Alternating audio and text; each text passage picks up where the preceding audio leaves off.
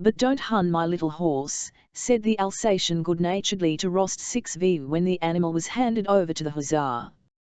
Rost 6v smilingly reassured the dragoon and gave him money. "Ali! Ali!" said the Cossack, touching the prisoner's arm to make him go on. "The Emperor! The Emperor!" was suddenly heard among the hussars.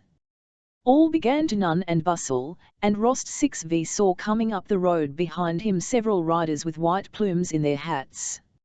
In a moment everyone was in his place, waiting. Rost 6v did not know or remember how he ran to his place and mounted instantly. His regret at not having been in action and his dejected mood amid people of whom he was weary had gone. Instantly every thought of himself had vanished. He was filled with happiness at his nearness to the Emperor. He felt that this nearness by itself made up to him for the day he had lost. He was happy as a lover when the longed-for moment of meeting _1 tie not daring to look round, and without looking round, he was ecstatically conscious of his approach. He felt it not only from the sound of the hoofs of the approaching cavalcade, but because as he drew near everything grew brighter, more _leuchtful, more significant, and more festive around him. Nearer and nearer to Rost 6v came that sun-shedding beams of mild and majestic light around, and already he felt himself enveloped in those beams. He heard his voice, that kindly, calm, and majestic voice that was yet so simple. And as if in accord with Rost 6v's feeling, there was a deathly stillness amid which was heard the Emperor _the Pavlograd Hussars. He inquired.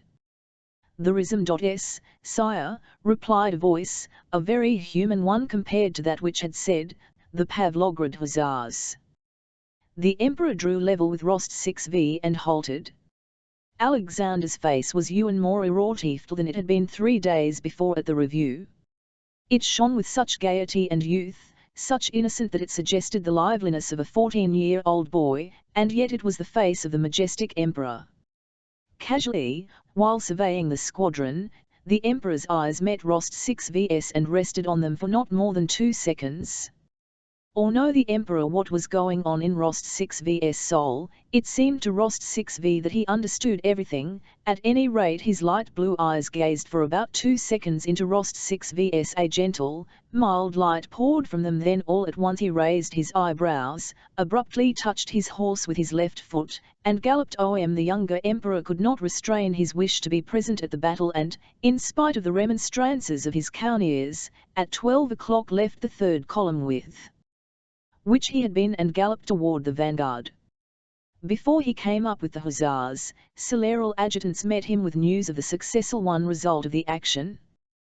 This battle, which consisted in the capture of a French squadron, was represented as a brilliant victory over the French, and so the Emperor and the whole army, especially while the smoke hung over the battlefield, believed that the French had been defeated and were retreating against their will.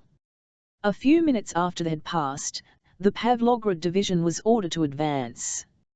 In Wischau itself, a German town, Rost 6v saw the Emperor again. In the marketplace, where there had been some rather heavy firing, the Emperor's altaville lay several killed and wounded soldiers whom there had not been time to move. The Emperor, surrounded by his suite of officers and courtiers, was riding a chestnut mare, a different one from that which he had ridden at the review, and bending to one side he gracefully held a gold lorgnette to his eyes and looked at a soldier who lay prone, with blood on his uncovered head. The wounded soldier was so dirty, coarse, and revolting that his proximity to the Emperor shocked Rost 6v.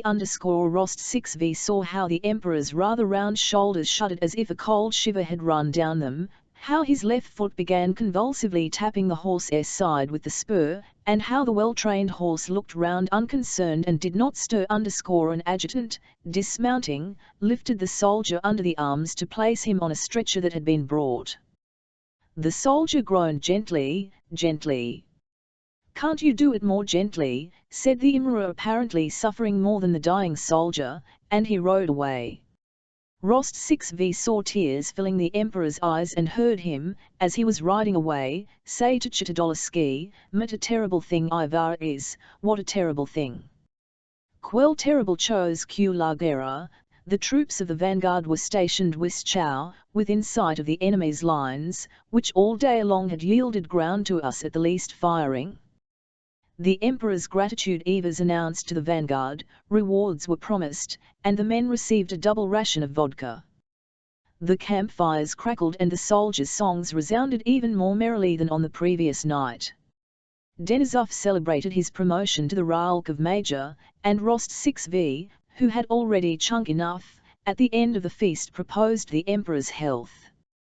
"Not our the Emperor as they say at official dinners," said he, "but the health of our that good, enchanting, and great man.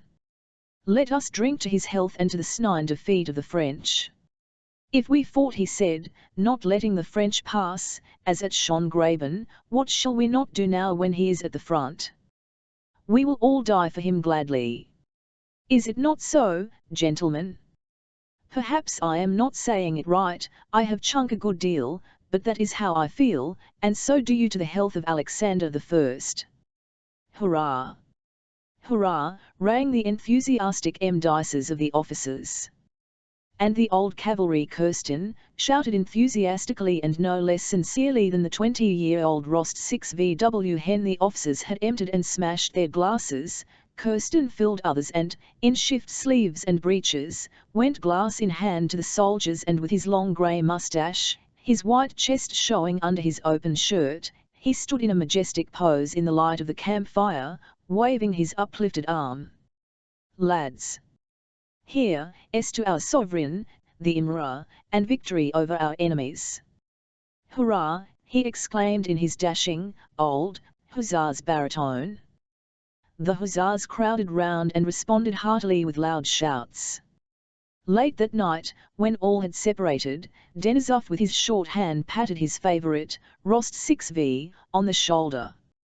"As there's no one to in love with on campaign, he's filling in Iowa with the Tsar," he said. Denisov, "Don't make of it," cried Rost 6V.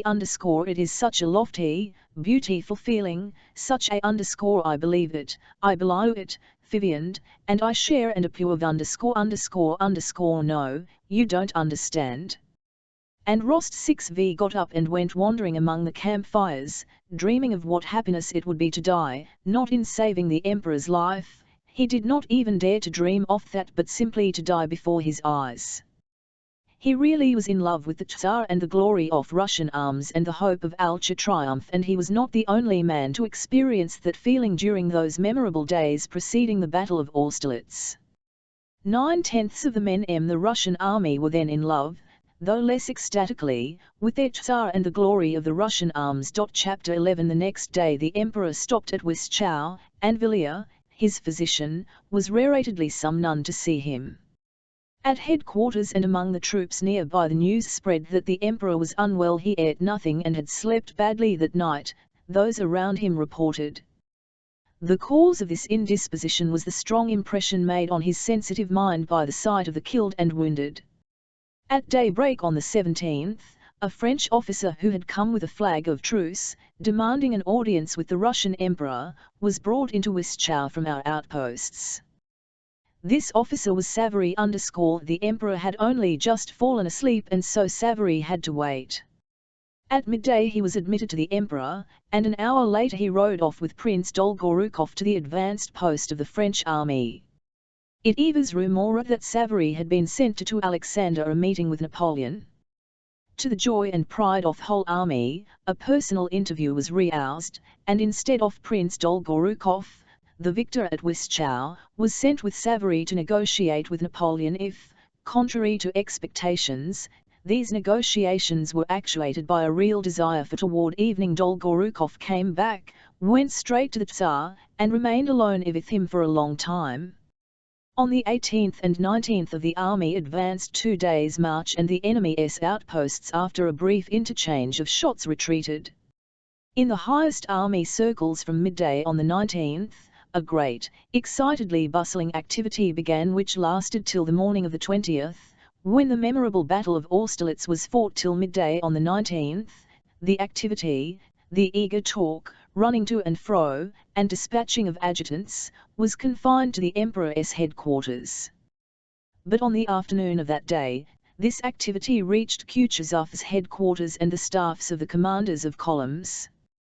By evening, the adjutants had spread it to all ends and parts of the army, and in the night from the 19th to the 20th, the whole 80,000 Allied troops rose from their bivouacs to the hum of voices, and the army swayed and started one enormous mass 6 miles long.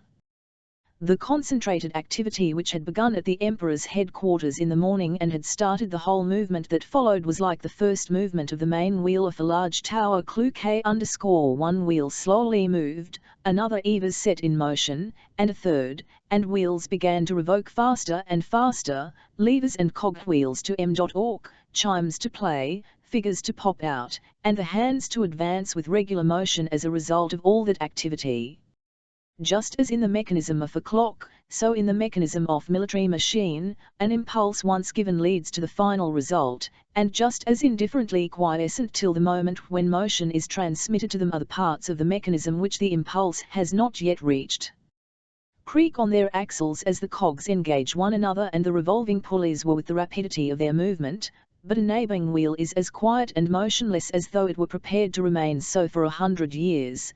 But the moment comes when the lever catches it, and obeying the impulse, that wheel begins to creak and joins the common motion, the result and aim of which are beyond its ken, just as in a clock, the result of the complicated motion of innumerable wheels and pulleys is merely a slow and regular movement of hands which show the time, so the result of all the complicated human activities of 160,000 Russians and French, all their passions, desires, remorse, humiliations, sufferings, outbursts of pride, fear, and enthusiasm, was only the loss of Battle of Austerlitz, the so-called Battle of the Three Emperors, that is to say, a slow movement of hand on the dial of human history. Prince Andrew was on duty that day and in constant attendance on the Commander-in-Chief. At 6 in the evening, Kutuzov went to the Emperor's headquarters, and after staying but a short time with the Tsar went to see the Grand Marshal of the Court, Count Tolstoy. 6y_Bokshinsky, the opportunity to go in to get some details of the coming action from Dolgorukov. He felt that Kutuzov was upset and dissatisfied about something, and that at headquarters they were dissatisfied with, and also that at the Emperor's headquarters everyone adopted toward him the tone of men who know something others do not know. He therefore wished to speak to Dolgorukov. Well, how do you do, my dear fellow, said Dolgorukov, who was sitting at tea with Bilibin. The feat is for tomorrow. How is your old fellow? Out of sons? I won't say he is out of sons, but I fancy he would like to be heard. But they heard him at the Council of War and will hear him when he talks sense, but to temporize and wait for something now. Ivan Bonaparte fears nothing so much as a general battle is impossible. Yes, you have seen him, said Prince Andrew. Well, what is Bonaparte like? How did he impress you?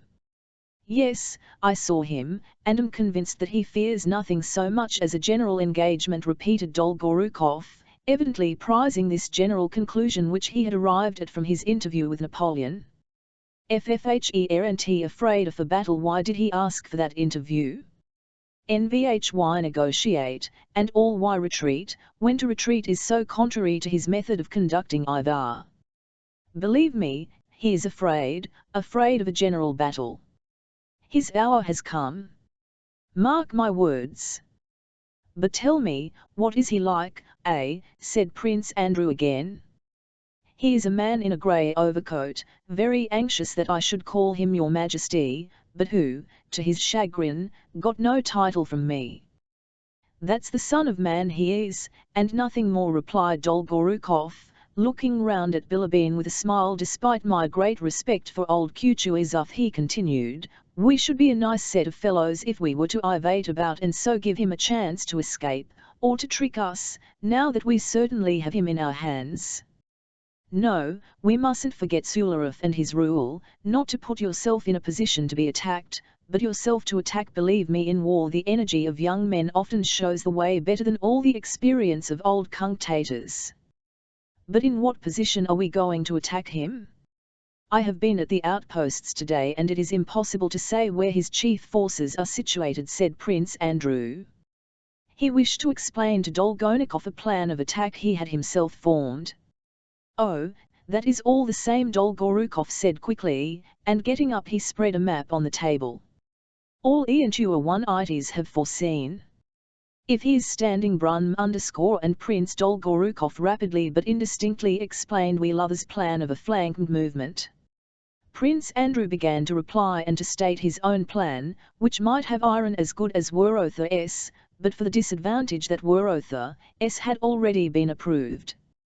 As soon as Prince Andrew began to demonstrate the defects of the latter and the merits of his own plan, Prince Dolgonikov ceased to listen to him and gazed absent-mindedly not at the map, but at Prince Andrew's face. "There will be a council of war at Kutuzov's tonight, though, you can say all this there," remarked Dolgorukov _ "I will do so," said Prince Andrew, moving away from the map. "Whatever are you bothering about, gentlemen?" said Bilibin, who, till few had listened with an amused smile to their conversation and now was evidently ready with a joke. "Whether tomorrow brings victory or defeat, the glory over Russian arms is secure. Except your Kutuzov, there is not a single Russian command of a column. The commanders are Hef General Wimpfen, Le Comte de Langren, Le Prince de Liechtenstein, Le Prince de Hohenlohe, and finally Pulsprich, and so on, like all those Polish names." "Be quiet, Backbitter," said Dolgonikov _ "it is not TME, there are now 2 Russians, Miloradovic, and Duke Lyrov, and there would be a third, Count Arabkiev, if his nerves were not too weak." "However, I think General Kutuzov has come out," said Prince Andrew. "I wish you luck and success, gentlemen," he added, and went out after shaking hands with Dolgorukov and Bilibin _ on the way home. Prince Andrew could not refrain from asking Kutuzov, who was sitting silently beside him, what he thought of tomorrow's battle. Kutuzov looked sternly at his adjutant and, after a pause, replied, "I think the battle will lost, and so I told Count Tolstoy and asked him to tell the Emperor." "Do you think?" he replied. "But, my dear General, I am engaged with rice and cutlets, look after military matters yourself." "Yes. That was the answer I got." Chapter 12. Shortly after 9 o'clock that evening, Werother drove with his plans to Kutuzov's quarters where the council of war was to be held. All the commanders of columns were summoned to the commander-in-chief's, and with the exception of Prince Bagration _ who declined to come, were all there at the time. Werother, who was in whole control of the proposed battle, by his eagerness and briskness presented a marked contrast to the dissatisfied and drowsy Kutuzov, who reluctantly played the part of chairman and president of Council of Ivar _ Werother evidently felt himself to be at the head of a movement that had already unrestrainable. He was like a horse running downhill harnessed to a heavy cart. Whether he was pulling it or being pushed by it he did not know, but rushed along at headlong speed, no time to consider what this movement might lead to. Werother had been twice that evening to the enemy's picket line to reconnoitre, and twice to the Emperor's, Russian and Austrian, to report and explain, and to his headquarters where he had dictated the dispositions in, and now, much exhausted, he rode at Kutuzov's. He was evidently so busy that he even got to be polite to the commander-in-chief. He interrupted, talked rapidly and indistinctly, without looking at the man he was addressing, and did not reply to questions put to him. He was bespattered with mud and had a pitiful, weary, and distracted air, though at the same time he was haughty and self-confident. Kutuzov was occupying a nobleman's castle of modest dimensions near Austerlitz _ in the large drawing-room which had the commander-in-chief's office. Were gathered Kutuzov himself, Werother, and the members of the Council of War _ they were drinking teas and only awaited Prince Bagration to begin the council. At last Bagration's orderly came with the news that the prince could not attend. Prince Andrew came in to inform the commander-in-chief of this, and, availing himself of permission previously given him by Kutuzov to be present at the council, he remained in the room. "Since Prince Bagration is not coming, we may begin," said Werother, hurriedly rising from his seat and going up to the table on which an enormous map of environs of Finn was spread out. Kutuzov, with his uniform unbuttoned so that his fat neck bulged over his collar as if escaping, was sitting almost asleep in a low chair, with his podgy old hands resting symmetrically on its arms. At the sound of Werother's voice, he opened his one eye with an yes, yes, if you please. It is already late, said he, and nodding his head he let it droop and again closed his eye. If at first the members of the council thought that Kutuzov was pretending to sleep, the sounds his nose emitted during the reading that followed proved that the commander-in-chief at that moment was absorbed by a more serious matter than a desire to show his contempt for the dispositions or anything else. He was engaged in satisfying the irresistible human need for sleep. He really was asleep. Werother, with the gesture of a man too busy to lose a moment, glanced at Kutuzov and, having convinced himself that he was asleep, took up a paper and in a loud, monotonous voice began to read out the dispositions for the impending battle, under a heading which he also read out dispositions for an attack on the enemy position behind Kabelnitz and Sokonitz, the 30th of November, 1805. The dispositions were very complicated and difficult. They began as follows: as the enemy's left wing rests on 0-0 hills and his right extends along and Sokonitz the ponds that are there, while we, on the other hand, our left wing by far outflank his right, it is advantageous to attack the enemy's latter wing, especially if we occupy the villages of Sokonitz and whereby we can infill on his flank and pursue him over the plain Schlapanitz and the Thuarasa forest, avoiding the defiles of Schlapanitz and Belmwitz which cover the enemy's front. For this object it is necessary that the first column marches the second column marches the third column marches and so on. Read Werother. The generals seemed to listen reluctantly to the difficult dispositions. The tall, fair-haired General Buxhouten stood, leaning his back against the wall, his eyes fixed on a bumming candle, and seemed not to listen or even to wish to thought to listen. Exactly Werother, with his glistening eyes fixed upon him and his moustache twisted upwards, sat the ruddy Miloradovic in a military pose, his elbows turned outwards, his hands on his knees, and his shoulders raised. He remained stubbornly silent, gazing at Werother's face, and only turned away his eyes when the Austrian chief of staff finished reading. Then Miloradovic looked round significantly at the other generals. But one could not tell from that significant look whether he agreed or disagreed and was satisfied or not with the arrangements. Next to Werother sat Count Langren, who with a subtle smile that never left his typically southern French face during the whole time of reading, gazed at his delicate fingers which rapidly twirled by its commas a gold snuff-box on which was in the middle a phone of the longest sentences. He stopped the rotary motion of the snuff-box, raised his head, and with mimicry lurking in the commas of his thin lips interrupted Werother, wishing to say something. But the Austrian general, continuing to read, frowned angrily and jerked his elbows, as if to say, "You can'll tell me your views later, but now be so good as to look at the map and listen." Langren lifted his eyes with an expression of perplexity, turned round to Miloradovic as if seeking an explanation, but meeting the latter's impressive but meaningless gaze drooped his eyes sadly and again to twirling his geography lesson, he muttered as if to himself, but loud enough to be heard. Bezukhov, with respect feel one but dignified, held his hand to his ear toward Werother, with the all of a man absorbed in attention. Dr. Lyrov, a little man, sat opposite Werother, with a assiduous and modest mien, and stooping over the outspread map conscientiously studied the dispositions and the unfamiliar locality. He asked Werother several times to repeat words he had not clearly heard and the difficult names of villages. Werother complied and Doktorov noted them down.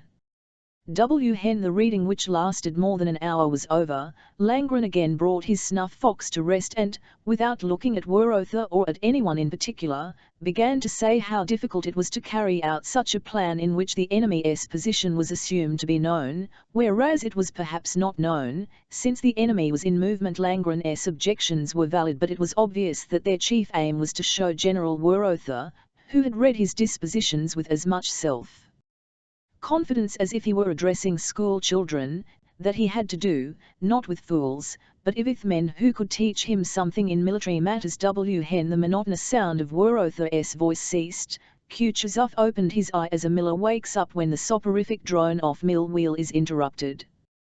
He listened to what Langren said, as if remarking, "So you are still at that silly business," quickly closed his eye again, and let his head sink still lower. Langren, trying as virulently as possible to sting we lover's vanity as author of the military plan, argued that Bonaparte might easily attack instead of being attacked, and so render the whole of this plan perfectly worthless. Werother met all objections with a firm and contemptuous smile, evidently prepared beforehand to meet all objections, be they what they might.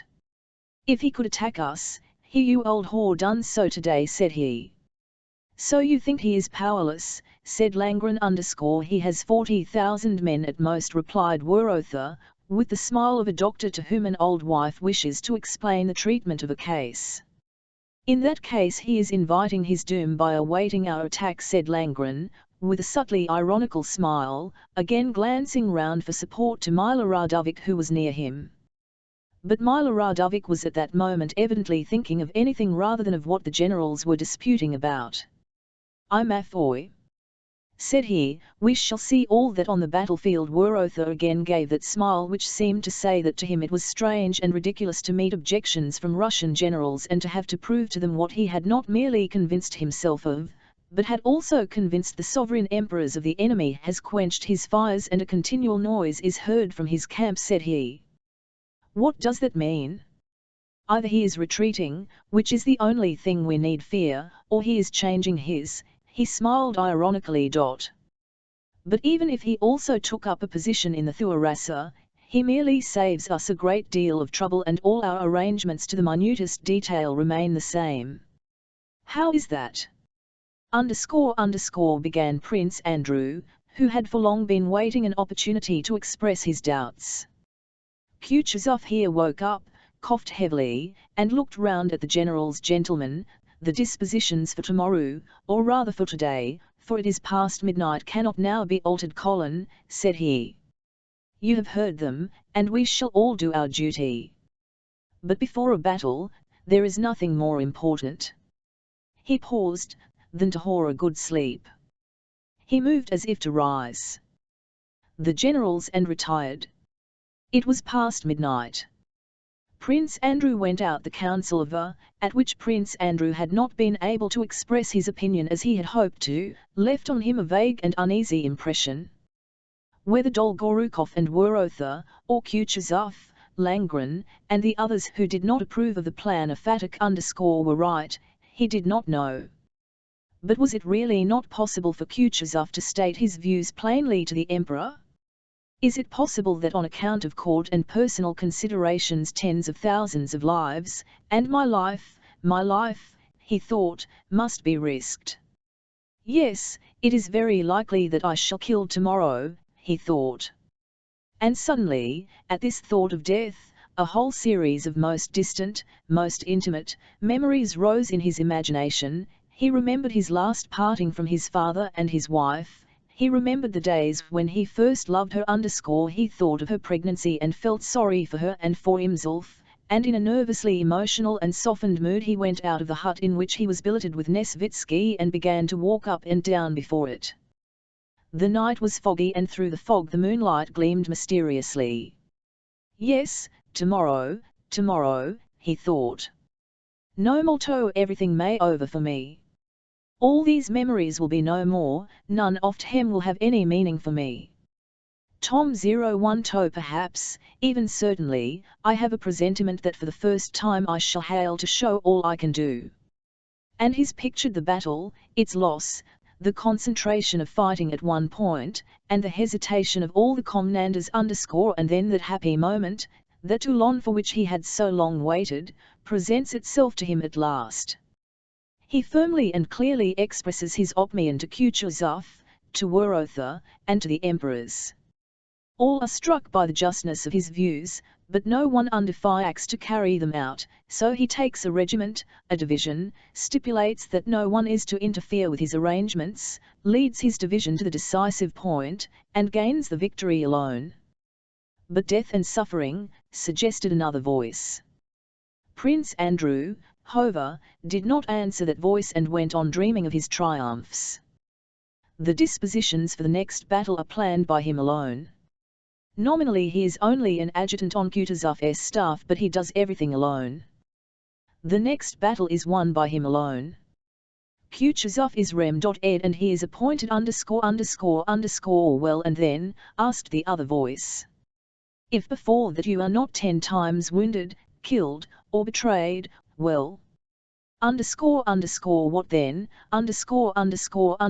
well then, Prince Andrew answered himself, don't know what will happen and don't want to know, and can't, but if I want this, want glory, want to be known to men, want to I are loved by them, it is not my fault that I want it and want nothing but that and live only for that.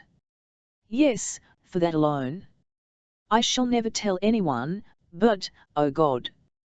What am I to do if I love nothing but fame and men's esteem? Death, wounds, the loss of family, I fear nothing. And precious and dear as many persons are to me, Atha, sister, wife, those dearest to me, yet dreadful and unnatural as it seems, I would give them all at once for a moment of glory, of triumph over men, of love from men I don't know and never shall know, for the love of these men here, he thought, as he listened to voices in Kutuzov's courtyard. The voices were those of the orderlies who were packing up. One voice, probably a coachman's, was Tsm Kutuzov's old, whom Prince Andrew knew, and who was called Tit. He was saying, Tit. I say, Tit. Well, returned the old man. Go, Tit, thresh a bit, said the wag. Oh, go to the devil, called out a Dice, drowned by the laughter of the orderlies and servants. All the same, I love and value nothing but triumph over them all, I value this mystic power and glory that is floating here above me in this mist. Chapter 13. That same night, Rost 6V was with a platoon on skirmishing duty in front of Bagratyi 6NS detachment. His hussars were placed along the line in couples and he himself rode along the line trying to master the sleepiness that kept coming over him. An enormous space, with our army's campfires dimly glowing in the fog, could be seen behind him. In front of him was misty darkness. Rost 6V could see nothing, peer as he ulked into that foggy distance, now something gleamed grey, now there was something black, now little lights seemed to glimmer where the enemy ought to be, now he fancied it was only something in his own eyes. His eyes kept closing, and in his fancy appeared, now the Emperor, now Denisov, and now Moscow memories, and he again hurriedly opened his eyes and saw close before him the head and ears of the horse he was riding, and sometimes, when he came within 6 paces of them, the black figures of hussars, but in the distance was still the same misty darkness. TVH high not, it might easily happen, thought Rost 6V, that the Emperor will meet me and give me an order as he would to any other officer. He'll say, go and find out what's there. There are many stories of his getting to know an officer in just such a chance way and attaching him to himself. What if he gave me a place near him? Oh, how I would guard him, how I'll tell him the truth, how I would unmask his deceivers. And in order to realize vividly his love devotion to the sovereign, Rost 6V pictured to himself an enemy or a Desertol German, whom he would not only kill pleasure but whom he would slap in the face before the Emperor. Suddenly a distant shout aroused him. He started and opened his eyes. Where am I? Oh yes, in the skirmishing line .. Pass and watchword, SHQFT, Omuts. A nuisance that our squadron will in reserve tomorrow, he thought. I-11 ask leave to go to the front, this may be my only chance of seeing the Emperor.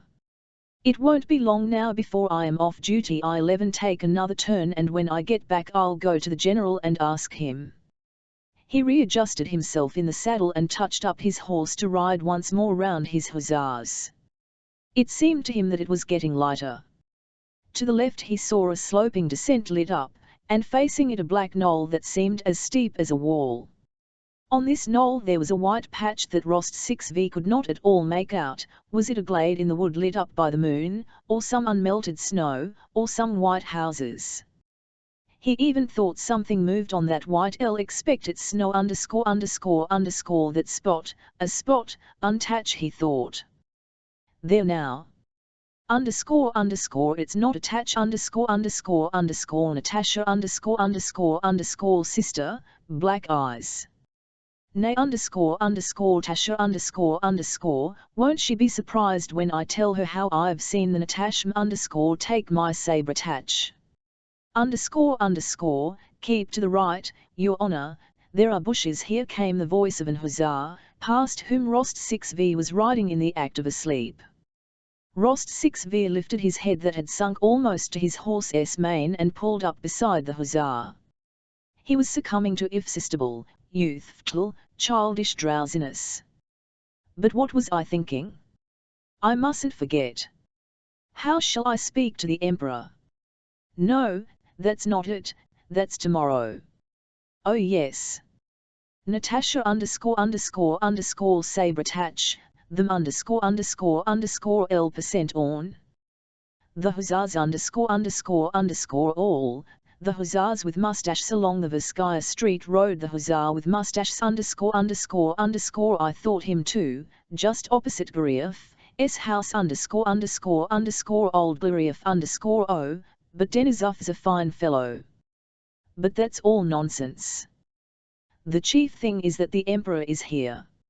How he looked at me and wished to say something, but dared not underscore no, it was I who dared not. But that's nonsense, the chief thing is not to forget the thing I was thinking of. Yes, Natasha, sabre attach, oh, yes, yes. That's right. And his head once more sulked to his horse's neck. All at once it seemed to him that he was being fired at. Lut. I've it. Cut them down. Ill height? Said Rost 6V, waking up. At the moment he opened his eyes he heard in front where the enemy was, the long-drawn shouts of thousands of voices underscore his horse and the horse of the hussar near him pricked their ears at these shouts. Over there, where shouting came a fire flared up and went out again, then another, and all along the French line on the hill fires flared up and the shouting grew louder and louder. Rost 6V could hear the sound of French words but could not distinguish them. The din of many voices was too great, all he could hear was, ah ha ha, and ah ah ah ah. What's that? What do you make of it? Said Rost 6V to the hussar beside him that must eye the enemy's camp. The hussar did not reply. Why, don't you hear it? Rost 6V asked again, after waiting for a reply. Who can tell your honour, replied the hussar reluctantly. From the direction, it must the enemy, repeated Rost 6V underscore it may be he or it may be nothing, muttered the hussar. It's dark. Steady, he cried to his fidgeting horse. Rost 6V's horse was also getting it pawed the frozen ground, pricking its ears at the noise and looking at the lights. The shouting grew still louder and merged into a general roar that only an army of 7,000 men could produce. The lights spread farther and farther, probably along the line of the French camp. Rost 6V no longer wanted to sleep. The gay triumphant shouting of the enemy army had a stimulating effect on him. Vive I Empereur! I Empereur! He now heard distinctly underscore they can't be far off, probably just beyond the strain you, he said to the hussar him. The hussar only sighed without replying and coughed angrily. The sound of horse's hoof approaching at a trot along the line of hussars was heard, and out of the foggy darkness the figure of a sergeant of hussars suddenly appeared, looming huge as an elephant. Your honour, the generals, said the sergeant, riding up to Rost 6V underscore Rost 6V, still looking round toward the fires and the shouts, rode with the sergeant to meet some mounted men who were riding along the line. One Evers on a white horse. Prince Bagration 6N and Prince Dolgorukov with their adjutants had come to witness the curious phenomenon of the lights and shouts in the enemy's camp. Rost 6V rode up to Bagration 6N, reported to him, and then joined the adjutants listening to what the generals were saying. Believe me, said Prince Dolgorukov, addressing Bagration 6N, "it is nothing but a trick. He has retreated and ordered the rearguard to kindle fires and make a noise to deceive us." "Hardly," said Bagration 6N. "Saw them this evening on that knoll. If they had retreated they would have withdrawn from that officer," said Bagration 6N to Rost 6V, "Are the enemy's skirmishers still there?" "They were there this evening, but now I don't know, Your Excellency." "Shall I go with some of me hussars to see?" replied Rost 6V Bagration 6N stopped and, before replying, tried to see Rost 6V's face in the mist. "Well, go and see," he said, after a pause. "Yes, sir." Rost 6V spurred his horse, called to Sergeant Fedchenko and 2 other hussars, told them to follow him, and trotted downhill in the direction from which the shouting came. He felt frightened and pleased to be riding alone with 3 hussars into that mysterious and dangerous misty distance where no one had been before him. Bagration 6N called to him from the hill not to go beyond the but Rost 6V pretended not to hear him and did not stop but rode on and on, continually mistaking bushes for trees and gullies for men and continually discovering his mistakes. Having descended the hill at a trot, he no longer saw either our own or the enemy's fires, but heard the shouting of the French more loudly and distinctly in the valley. He saw before him something like a river, but when he reached it he found it was a road. Having come out onto the road he reined in his horse, hesitating whether to ride along it or cross it and ride over the black field up the hillside. To keep to the road which gleamed white in the mist would have been safer because it would easier to see come along it. "Follow me," said he, crossed the road, and began riding up the hill at a gallop toward the point where the French pickets had been standing. "That even Your Honour, there he is," cried one of the hussars behind him. And Rost 6V had time to make out what the black thing was that had suddenly appeared in the fog. There was a flash, followed by a report, and a bullet whizzing high up in the mist with a plaintive sound passed out of hearing. Another musket missed fire but flashed in the pan. Rost 6V tummed his horse and galloped back. 4 more reports followed at intervals, and the bullets passed somewhere in the fog singing in different tones. Rost 6V reined in his horse, whose spirits had risen, like his own, at the firing, and went back at a foot pace. "Well, some more. Some more," a merry voice was saying in his soul, but no more shots came. Only when approaching Bagration 6N did Rost 6V let his horse gallop again, and with his hand at the salute rode up to the General. Dolgorukov was still insisting that the French had retreated and had only lit fires. "To what does that prove?" he was saying as Rost 6V rode up. "He might retreat and leave the pickets. It is plain that they have not all gone yet," Prince said. Bagration 6M, "Wait till tomorrow morning, we'll find out everything tomorrow." "The picket is still on the hill, Your Excellency, just where it was in the evening," reported Rost 6V, stooping forward with his hand at the salute and unable to repress the smile of delight induced by his ride and especially by the sound of the bullets. Very good," said Bagration 6N "Thank you, Officer Your Excellency," said Rost 6V, "may I ask a fax?" "What is it?" "Tomorrow our squadron is to lie in reserve. May I ask to be attached to the 1st Squadron?" "What's your name?" "Count Rost 6V_O, very well, you may stay in attendance on me." "Count Ilya Rost 6V's son?" asked Dolgonikov but Rost 6V did not reply. "Then I may reckon on it, Your Excellency. I will give the order tomorrow. Very likely I may send with some message to the Emperor," thought Rost 6V "Thank God." The fires and shouting in the enemy's army were occasioned by that while Napoleon's proclamation was being read to the troops the Emperor himself rode round his bivouacs. The soldiers, on seeing him, lit wisps of straw and ran after him, shouting, "Vive Empereur!" Napoleon's proclamation was as follows: "Soldiers! The Russian army is advancing against you to avenge the Austrian army of Ulm. They are the same battalions you broke at Hollbrunn and have pursued ever since to this place. The position we occupy is a strong one, and while they are marching to go round me on the right they will expose a flank to me. Soldiers! I will myself direct your battalions. I will keep out of fire if you with your habitual valor carry disorder and confusion into the enemy's ranks, but should victory be in doubt, even for a moment, you will see your Emperor exposing himself to the first blows of the enemy, for there must no doubt of victory, especially on this day when what is at stake is the honour of the French infantry, so necessary to the honour of a nation. Do not break your ranks on the plea of removing the wounded. Let every man be fully imbued with the thought that we must defeat these hirelings of England, inspired by such hatred of our nation.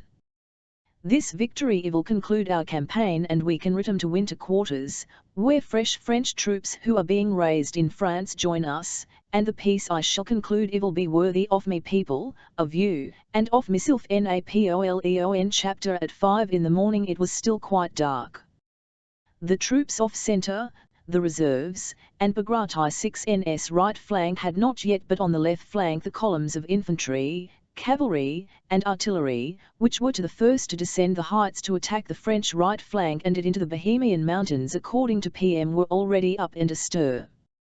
The smoke of the campfires, into which they were throwing everything superfluous, made the eyes smart.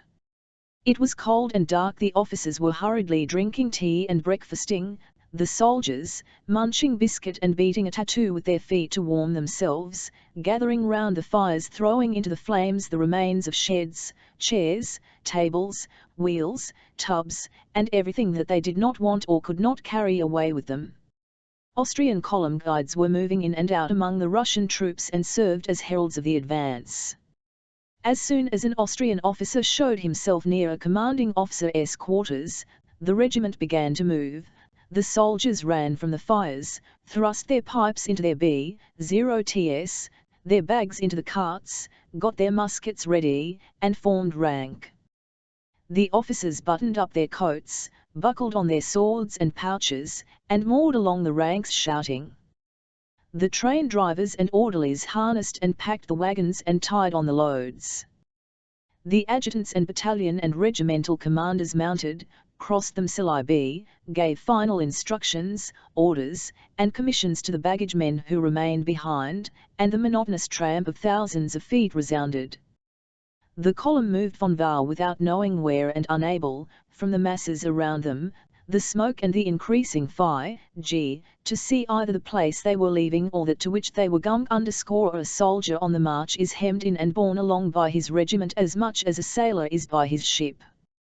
However far he has walked, whatever strange, unknown, and dangerous places he reaches, just as a sailor is always surrounded by the same decks, masts, and rigging of his ship, so the soldier always has around him the same comrades, the same ranks, the same Sergeant Major Ivan Mitrich, the same company dog Jack, and the same commanders.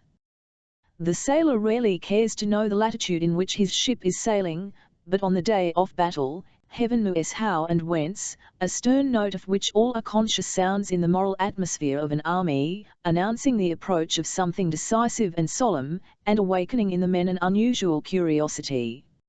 On the day of battle the soldiers excitedly try to get beyond the interests of their regiment, they listen intently, look and eagerly ask concerning what is going on around them. The fog had grown so dense that though it was growing light they could not see 10 paces ahead. Bushes looked like gigantic trees and lay E7E1 ground like cliffs and slopes. Anywhere, on any side, one might encounter ATL enemy invisible 10 paces off, but the columns advanced for a long time, always in the same fog, descending and ascending hills, avoiding gardens and enclosures, going over new and unknown ground, and nowhere encountering the enemy. On the contrary, the soldiers became aware that in front, behind, and on all sides, other Russian columns were moving in the same direction. Every soldier felt glad to know that to the unknown place where he was going, many more of our men were going there now. The Kurskis have also gone past, was being said in the ranks. It's wonderful what a lot of our troops have gathered, lads. Last night I looked at the campfires and there was no end of them. Irregular Moscow. Though none of the column commanders rode up to the ranks or talked to the men, The commanders, as we saw at the council of war, were out of humour and dissatisfied with the affair, and so did not exert themselves to cheer the men but merely carried out the orders. Yet the troops marched gaily, as they always do when going into action, especially to an attack. But when they had marched for about 80 hours in the dense fog, the greater part of the men had to halt, and an unpleasant consciousness of some dislocation and blunder spread through the ranks. How such a consciousness is communicated is very difficult to define, but it certainly is communicated very surely, and flows rapidly, imperceptibly, and irrepressibly, as water does in a creek. Had the Russian army alone without any allies, it might perhaps have been a long time before this consciousness of mismanagement became a general conviction, but as it was, the disorder was readily and naturally attributed to the stupid Germans, and everyone was convinced that a dangerous muddle had been by the sausage-eaters. Why have we stopped? Is the way blocked? Or have we already come up against the French? No, one can't hear them. They'd be firing if we had. They were in a hurry enough to start us, and now here we stand in the middle of a field without rhyme or reason. It's all those damned Germans, muddling. What stupid devils! Yes, I'd send them on in front, but no fear, they are crowding up behind. And now here we stand hungry. I say, shall we soon be clear? They say the cavalry are blocking the way, said an officer. All those damned Germans. They don't know their own country, said another. What division are you? Shouted an adjutant, riding up. The 18th. Then why are you here? You should have gone on long ago. Now you won't get there till what stupid orders? They don't themselves know what they are doing, said the officer, and rode off. Then a general rode past shouting something angrily, not in Russian. To Falafel. But I've his jabbering no one can make out, said a soldier, mimicking the general who had ridden away. 12D shoot them, the scoundrels. We were ordered to be at the place before 9, but we haven't got half of A_fine orders, was being repeated on different sides, and the feeling of energy with which the troops had started began to tumble into vexation and anger at the stupid arrangements and at the Germans. The cause of the confusion was that while the Austrian cavalry was moving toward our left flank, the higher command found that our centre was too far separated from our right flank, and the cavalry were all ordered to turn back to the right. Several thousand cavalry crossed in front of the infantry, who had to wait. At the front an altercation occurred between an Austrian guide and a Russian general. The general shouted a demand that the cavalry should halted. The Austrian argued that not he, but the higher command, was to blame. The troops meanwhile stood growing listless and dispirited. After an hour's delay they at last moved on, descending the hill. The fog that was dispersing on the hill lay still more densely below, where they were descending. In front in the fog a shot was heard, and then another, at first irregularly at varying intervals, then more and more regularly and rapidly, and the action at the Goldback stream began. Not expecting to come on the enemy down by the stream, and having stumbled on him in the fog, hearing no encouraging word from their commanders, and with a consciousness of being too late spreading through the ranks, and above all being unable to see anything in front or around them in the thick fog, the Russians exchanged shots with the enemy lazily and advanced and again halted, receiving no timely orders from the officers or adjutants who wandered in the fog in those unknown surroundings, unable to find their 01.VN regiments. In this way the action began for the 1st, 2nd, and 3rd columns, which had gone down into the valley.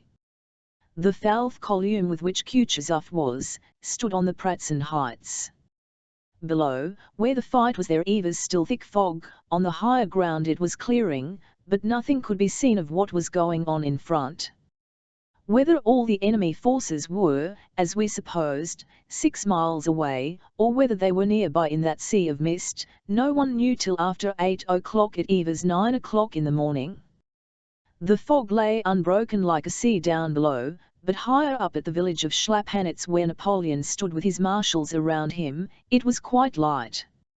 Ab0 him was a clear blue sky, and the sun's vast orb quivered like a huge hollow, crimson float on the surface of that milky sea of mist. The whole French army, and even Napoleon himself with his staff, were not on the far side off streams and hollows of Sokenitz and Schlappanitz beyond which we intended to take up our position and the action, but were on this side, so close to our old forces that Napoleon the naked eye could distinguish a mounted man from one on foot. Napoleon, in the blue cloak which he had worn on his Italian campaign, sat on his small grey Arab horse a little in front of his marshals. He gazed silently at the hills which seemed to rise out of the sea of mist and on which the Russian troops were moving in the distance, and he listened to the sounds of firing in the valley. Not a single muscle of his face, which in those days was still thin, moved. His gleaming eyes were fixed intently on one spot. His predictions were justified. Part of the Russian force had already descended into the valley toward the ponds and lakes, and part were leaving these Pratzen heights which he intended to attack and regarded as the key to the. He saw over the mist that in a hollow between two hills near the village of Pratzen, the Russian columns, their bayonets glittering, were moving continuously in one direction toward the valley and disappearing one after another into the mist from information he had received the evening before, from the sound of wheels and footsteps heard by the outposts during the night, by the disorderly movement of Russian columns, and from all indications, he saw clearly that the Allies believed him to be far away in front of, and that the columns moving near Pratzen constituted the center of Russian army, and that that center was already sufficiently weakened to be successfully attacked. But still he did not begin the engagement. Today was a great day for him, the anniversary of his coronation. Before .n he had slept for a few hours, and refreshed, vigorous, and in good spirits, he mounted his horse and rode out into the field in that happy mood in which everything seems and everything succeeds. He sat motionless, looking at the heights visible the mist, and his cold face wore that special look of confident, self-complacent happiness that one sees on the of a boy happily in love. The marshals stood behind him, not venturing to distract his attention. He looked now at the Pratzen heights, now at the sun floating up out of the mist. When the sun had entirely emerged from the fog, and fields and mist were aglow with dazzling light, as if he had only awaited this to begin the action, he drew the glove from his shapely white hand, made a sign with it to the marshals, and ordered the action to begin. The marshals, accompanied by adjutants, galloped off in different directions, and a few minutes later the chief forces of the French army moved rapidly toward those Pratzen heights which were more and more denuded by Russian troops moving down the valley to their left. Chapter 15 At 8 Kutuzov rode to Pratzen at the head of Found column, Mila Radovica's, the one that was to take the place of Pierre and Langren's columns which had already gone down into the valley. He greeted the men of the foremost regiment and gave them the order to march, thereby indicating that he intended to lead that column himself. When he had reached the village of Pratzen he halted. Prince Andrew was behind, among the immense number forming the commander-in-chief's suite. He was in a state of suppressed excitement and irritation, though controlledly calm as a man is at the approach of a long-awaited moment. He was firmly convinced that this eve was the day of his Toulon, or his bridge of Arcola. How it would come about he did not know, but he felt sure it will do so. The locality and the position of our troops were known to him as far as they could be known to anyone in our army. His OU.N strategic plan, which obviously could not now carried out, was forgotten. Now, entering into Werotha's PM, Prince Andrew considered possible contingencies and formed new projects such as might call for his rapidity of perception, and to the left down below in the mist, the musketry fire of unseen forces could be heard. It was there Prince Andrew thought the fight would concentrate. There we shall encounter difficulties, and there, thought he, shall I ascend with a brigade or division, and there, standard in hand, I shall go forward and break whatever is in front of me. He could not look calmly at the standards of the passing battalions. Seeing them he kept thinking, that may the very standard with which I shall lead the army. In the morning all that was left of the night mist on the heights was a hoar frost now turning to dew, but in the valleys it still lay like a milk-white sea. Nothing was visible in the valley to the left into which our troops had descended and from whence came the sounds of firing. Above the heights eaves the dark clear sky, and to the right the vast orb of the sun in front, far off on the farther shore of that sea of mist, some wooded hills were discernible, and it eaves there the enemy probably was, for something could be descried.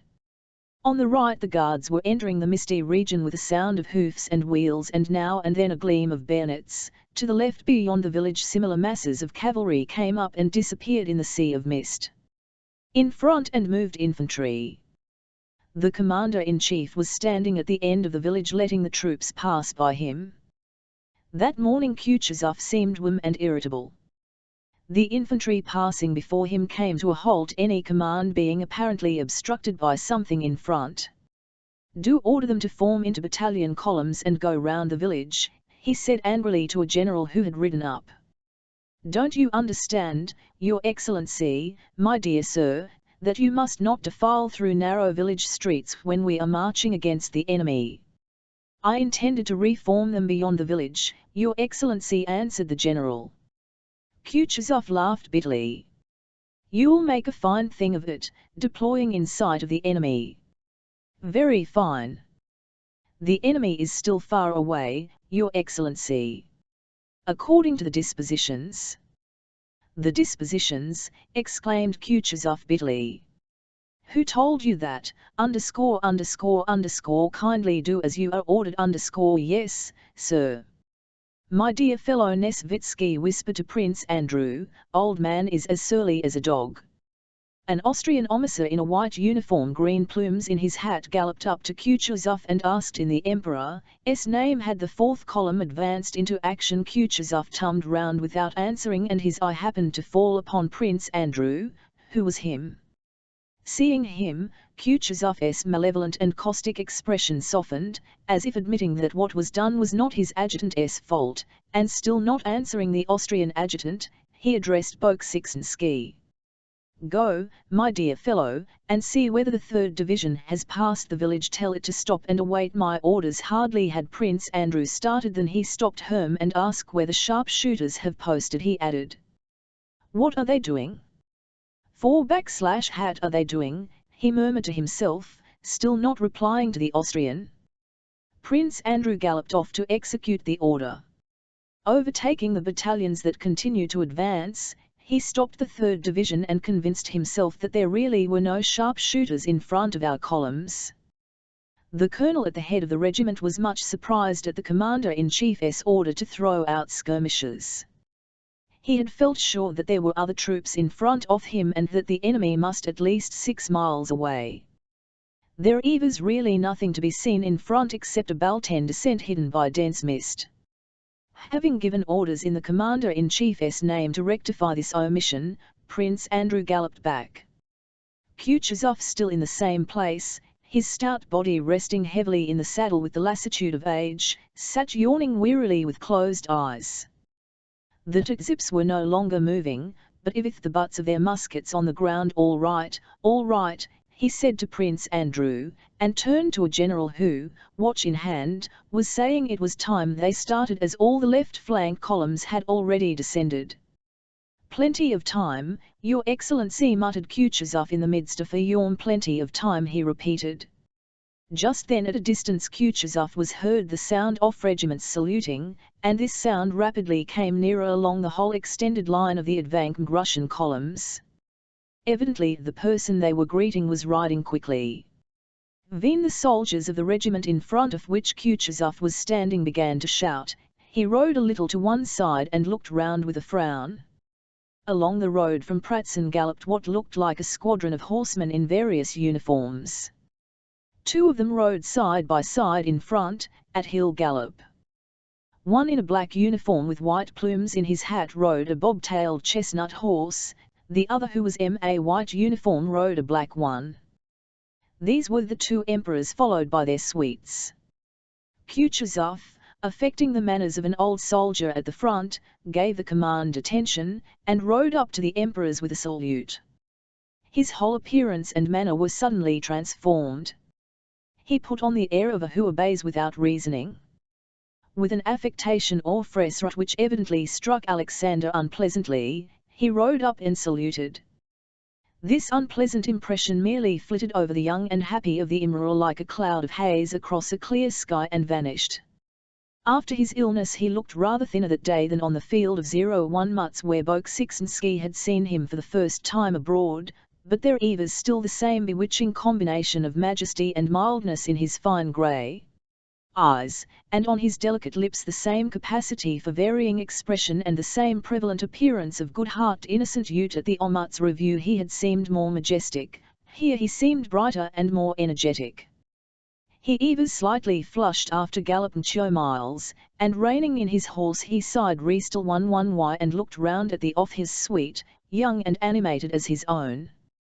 Chutodolsky, Novoziltsev, Prince Volk 6 NSKY, STR 6 Ganov, and the others, all richly dressed gay young men on splendid, well-groomed, fresh, only slightly heated horses, exchanged remarks and smiling, had stopped the Emperor.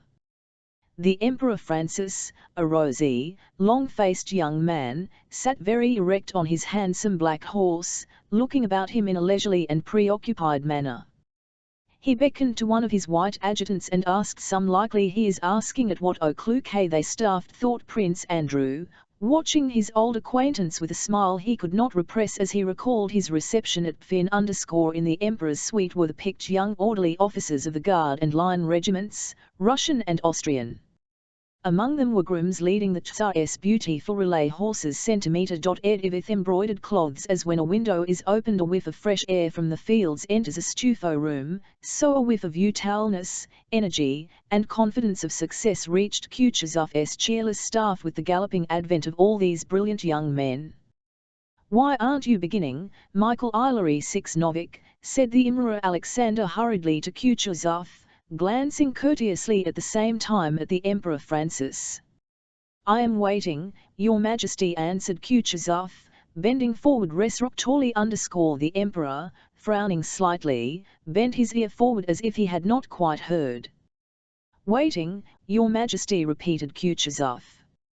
Prince Andrew noted that Kutuzov's upper lip twitched unnaturally as he said the word waiting. Not all the columns HAL 7E formed up yet, Your Majesty." The Tsar heard but obviously did not reply. He shrugged his rather round shoulders and glanced at Novoziltsev who was near as if complaining of Kutuzov. "You know, Michael Ilary Sixnovik, we are not on the Empress field where a parade does not begin till all the troops are assembled," said the Tsar with another glance at the Emperor Francis, as if inviting him if not to join in at least to listen to what he was saying. But the Emperor Francis continued to look about him and did not listen. "That is just why I do not begin, sire," said Kutuzov in a resounding dice, apparently to preclude the possibility of not being heard, and again something in his face twitched. "That is just why I do not begin, sire, because we are not on parade and not on the Empress field," said he clearly and distinctly. In the Emperor's suite all exchanged rapid looks that expressed dissatisfaction and reproach. Although he should not, he certainly should not, speak like that, their glances seemed to say. The Tsar looked intently and observantly into Kutuzov's eye, waiting to hear whether he would say anything more. But Kutuzov, with respectfully head, seemed also to eye waiting. The silence lasted for a minute. "However, if you command it, Your Majesty," said Kutuzov, lifting his head and again assuming his former tone of a dull, unreasoning, but submissive general. He touched his horse and, having called the commander of the column, gave him the order to advance. The troops again began to mow, and 2 battalions of the N6 of Gorod and 1 of the Apsheron regiment went forward past the Emperor. As this Apsheron battalion marched by, the red-faced without his great coat, with his orders on his breast and an enormous tuft of plumes in his cocked hat on one side with its comers front and back, galloped strenuously forward, and a dashing salute reigned in his horse before the Emperor. "God with you, General," said the Imra _I sire, now sferens ce qui sera dans notre possibilite, sire, he answered gaily, raising any affairless ironic smiles among the gentlemen of the Tsar's suite. By his poor French Mila Radovic wheeled his horse sharply and stationed himself a little. The Imra the Apsheron men, excited by the Tsar's presence, passed in step for the emperors and their suites at a bold, brisk pace.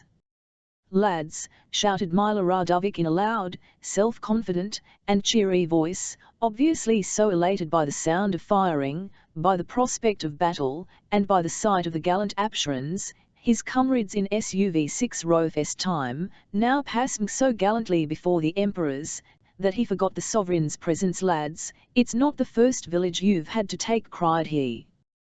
"Glad to do our best," shouted the soldiers. The emperor's horse stand at the sudden cry. This horse that had carried the sovereign at reviews in Russia bore him also here on the field of Austerlitz, enduring the heedless blows of his left foot and pricking its ears at the sound of shots just as it had done on the Empress field, not understanding the significance of firing, nor of nearness of the Imra Francis Black Cob, nor of all that was being said, thought, and felt that day by its rider. The emperor turned with a smile to one of his followers and made a remark to him, pointing to the gallant Apsherons. "I ended, sire, we shall do everything that is possible to do, sire." Chapter W. Kutuzov, accompanied by his adjutants, rode at a walking pace behind the carabineers. When he had gone less than half a mile in the of the column, he stopped right at a solitary, deserted house that had probably once been an inn, where two roads parted. Both of them led downhill and troops were marching along both. The fog had begun to clear and enemy were already dimly visible about a mile and a half off on the opposite heights. Down below, on the level, the firing became more distinct. Kutuzov had stopped and was speaking to an Austrian general, Prince Andrew, who was a little behind, looking at to an adjutant to ask him for a field glass. "Look, look," said this adjutant, looking not at the troops in the distance, but down the hill before him. "It's the French." The two generals and the adjutant took hold of the field glass, trying to snatch it from one another. The expression on all their faces suddenly changed to one of horror. The French were supposed to be a mile and a half away, but had suddenly and unexpectedly appeared just in front of us. "It's the enemy, no. Yes, see it is, for certain." "But how is that?" said different voices. With the naked eye Prince Andrew saw below them to the right, not more than 500 paces from where Kutuzov was standing, a dense French column coming up to meet the Apsherons. "Here it is. The decisive moment has arrived. My turn has come," thought Prince Andrew, and strucing his horse he rode up to Kutuzov. "The Apsherons must be, your excellency," cried he. But at that very instant a cloud of smoke spread all round, firing was heard quite close at hand, and a voice of terror barely 2 steps from Prince Andrew shouted, "Brothers! All's lost!" And at this, as if at a command, everyone began to run Konalst, and ever-increasing crowds were running back to where 5 minutes before the troops had passed the emperors. Not only would it have difficult to stop that crowd, it was even impossible not to be carried back with it oneself. Bolkonsky only tried not to lose touch with it, and looked around bewildered and unable to grasp what was happening in front of him. Nesvitsky, with an angry face, red and unlike himself, was shouting to Kutuzov that if he did not ride away at once he would certainly be taken prisoner. Kutuzov remained in the same place and without answering drew out a handkerchief. Blood was flowing from his cheek. Prince Andrew forced his way to him. "You are wounded?" he asked, hardly able to master the trembling of his lower jaw. "The wound is not here, it is there," said Kutuzov, pressing the handkerchief to his wounded cheek and pointing to the fleeing soldiers. "Stop them!" he shouted, and at the same moment, probably realizing that it was impossible to stop them, spurred his horse and rode to the right. A fresh of the flying mob caught him and him back with it. The troops were running in such a dense mass that once surrounded by them it was difficult to get out again. One was shouting, "Get on! Why are you hindering us?" Another in the same place turned round and fired in the air. A third was stützing the horse Kutuzov himself rode. Having by a great effort got away to the left from that flood of men, Kutuzov, with his suite diminished by more than halt, rode toward a sound of artillery fire nearby. Having forced his way out of the crowd of Prince Andrew, trying to keep near Kutuzov, saw on the other hill amid the smoke a Russian battery that was still firing and Frenchmen run toward it. Higher up stood some Russian infantry, neither moving forward to protect the battery nor backward with the fleeing crowd. A mounted general separated himself from the infantry and approached Kutuzov. Of Kutuzov's suite only 4 remained. They were all pale and exchanged looks in silence. "Stop those wretches," gasped Kutuzov to the regimental commander, to the flying soldiers, but at that instant, as if to punish him for those words, bullets flew hissing across the regiment and across Kutuzov's suite like a flock of little birds. The French had attacked the battery and, seeing Kutuzov, were firing at him. After this volley the regimental commander clutched at his leg, soldiers fell, and a second lieutenant who was holding the flag let it fall from his hands. It swayed and fell, but caught on the muskets of the nearest soldiers. The soldiers started firing without orders. "Oh, oh, oh," groaned Kutuzov despairingly and looked around. "Bolkonsky," he whispered, his voice trembling from a consciousness of the feebleness of age. "Bolkonsky," he whispered, pointing to the disordered battalion and at the enemy, "what's that?" But before he had finished speaking, Prince Andrew, feeling tears of shame and anger choking him, had already leapt from his horse and run to the standard. "Forward, lads," he shouted in a voice piercing as a child's. "Here it is," thought he, seizing the staff of the standard and hearing pleasure the whistle of bullets evidently aimed at him. Several soldiers fell. "Hurrah!" shouted Prince Andrew, and, scarcely able to hold up the heavy standard, he ran forward with confidence that the whole battalion would follow him, and really he only ran a few steps alone. One soldier moved and then another, and soon the whole battalion ran forward shouting hurrah, and overtook him. A sergeant of the battalion ran up and took the flag that was swaying from its weight in Prince Andrew's hands, but he was immediately killed. Prince Andrew again seized the standard and, dragging it by the staff, ran on with the battalion in front. He saw our artillerymen, some of whom were fighting, while others, having abandoned their guns, were running toward him. He also saw French infantry soldiers who were seizing the artillery horses and tumming the guns round. Prince Andrew and the battalion were already within 20 paces off cannon. He heard the whistle of bullets him unceasingly, and to right and left of him soldiers continually groaned and dropped. But he did not look at them, he looked only at what was going on in front of him, at the battery. He now saw clearly the figure of a red-haired gunner with his charreau knocked awry, pulling one end of a mop while a French soldier tugged at the other. He could distinctly see the distraught yet angry expression on the of these 2 men, who evidently did not realize what they were doing. "What are they about?" thought Prince Andrew as he gazed at them. "Why doesn't the red-haired gunner run away as he is unarmed? Why doesn't the Frenchman stab him? He will not get away, for the Frenchman remembers his bayonet and stabs him." And really another French soldier, trailing his musket, ran up to the struggling men, and the fate of the red-haired gunner, who had triumphantly secured the mop and still did not realize what awaited him, was about to be decided. But Prince Andrew did not see how it ended. It seemed to him as though one of the soldiers near him hit him on the head with the frill swing gopher bludgeon. It hurt a little, but the worst of it was that the pain distracted him and prevented his seeing what he had been looking at. "What's this?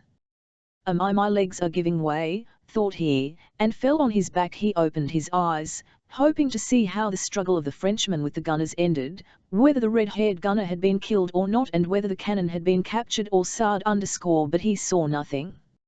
Above him there was now nothing but the sky, the lofty sky, not clear yet still immeasurably lofty, with grey clouds gliding slowly across it. How quiet, peaceful, and solemn, not at all as I ran, thought Prince as we ran, shouting and fighting, not at all as the gunner and the Frenchman with frightened and angry faces struggled for the mop. How differently do those clouds glide across that lofty infinite sky! How was it I did not see that lofty sky before? And how happy I am to have found it at last! yes. All is vanity, all falsehood, except that infinite sky. There is nothing, nothing, but that. But even it does not exist, there is nothing but quiet and peace. Thank God. Chapter We on our right flank commanded by Bagration 6N, at 9 o'clock the battle had not yet begun. Not wishing to agree to Dolgorukov's demand to commence the action, and wishing to responsibility from himself, Prince Bagration 6N proposed to Dolgorukov to send to inquire of the commander-in-chief. Bagration 6N knew that as the distance between the two flanks was more than 6 miles, even if the messenger were not killed, which he very likely would be, and found the commander-in-chief, which would be very difficult, he would not be able to get back evening.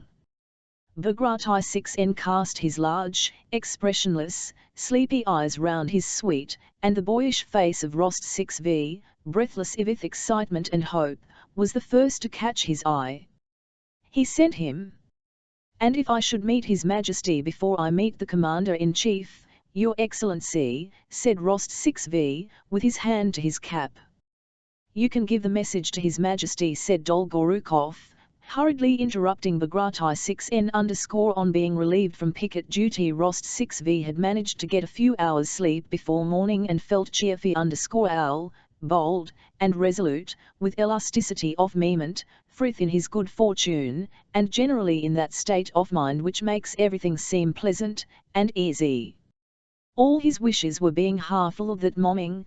There was to a general engagement in which he was taking part. More than that, he was orderly to the bravest general, and still more, he was gummed with a message to Kutuzov, perhaps even to the sovereign himself.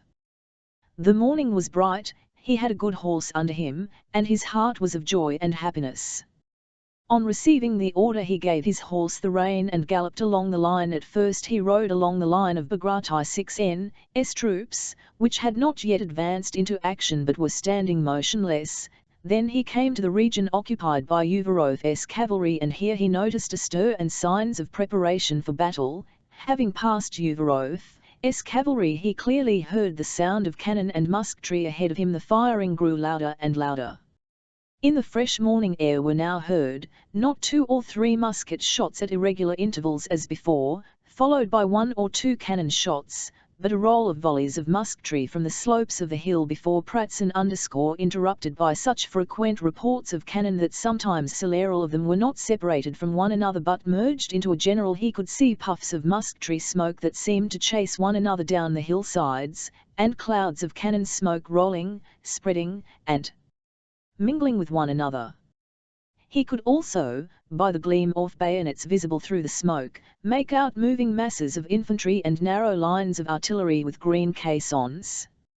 Rost 6V stopped his horse for a moment on a hillock to see what was going on, but strain his attention as he would he could not understand or make out anything of what was happening. There in the smoke men of some sort were moving about, in front and moved lines of troops, but why, whither, and who they were, it was impossible to make out. These sights and sounds had no depressing or intimidating effect on him, on the contrary, they stimulated his energy and determination. Go on! Go on! Give it them, he mentally exclaimed at these sounds, and again proceeded to gallop along the line, penetrating further and farther into the region where the army was already in action. How it will there I don't know, but all will be well, thought Rost 6V. After passing some Austrian troops he noticed that the next part of the line, the Guards, was already in action. So much the I shall see it close, he thought. He was riding almost along the front line. A handful of men came galloping toward him. They were our Uhlans who with disordered ranks were returning from the attack. Rost 6V got out of their way, involuntarily noticed that one of them was bleeding, and galloped on.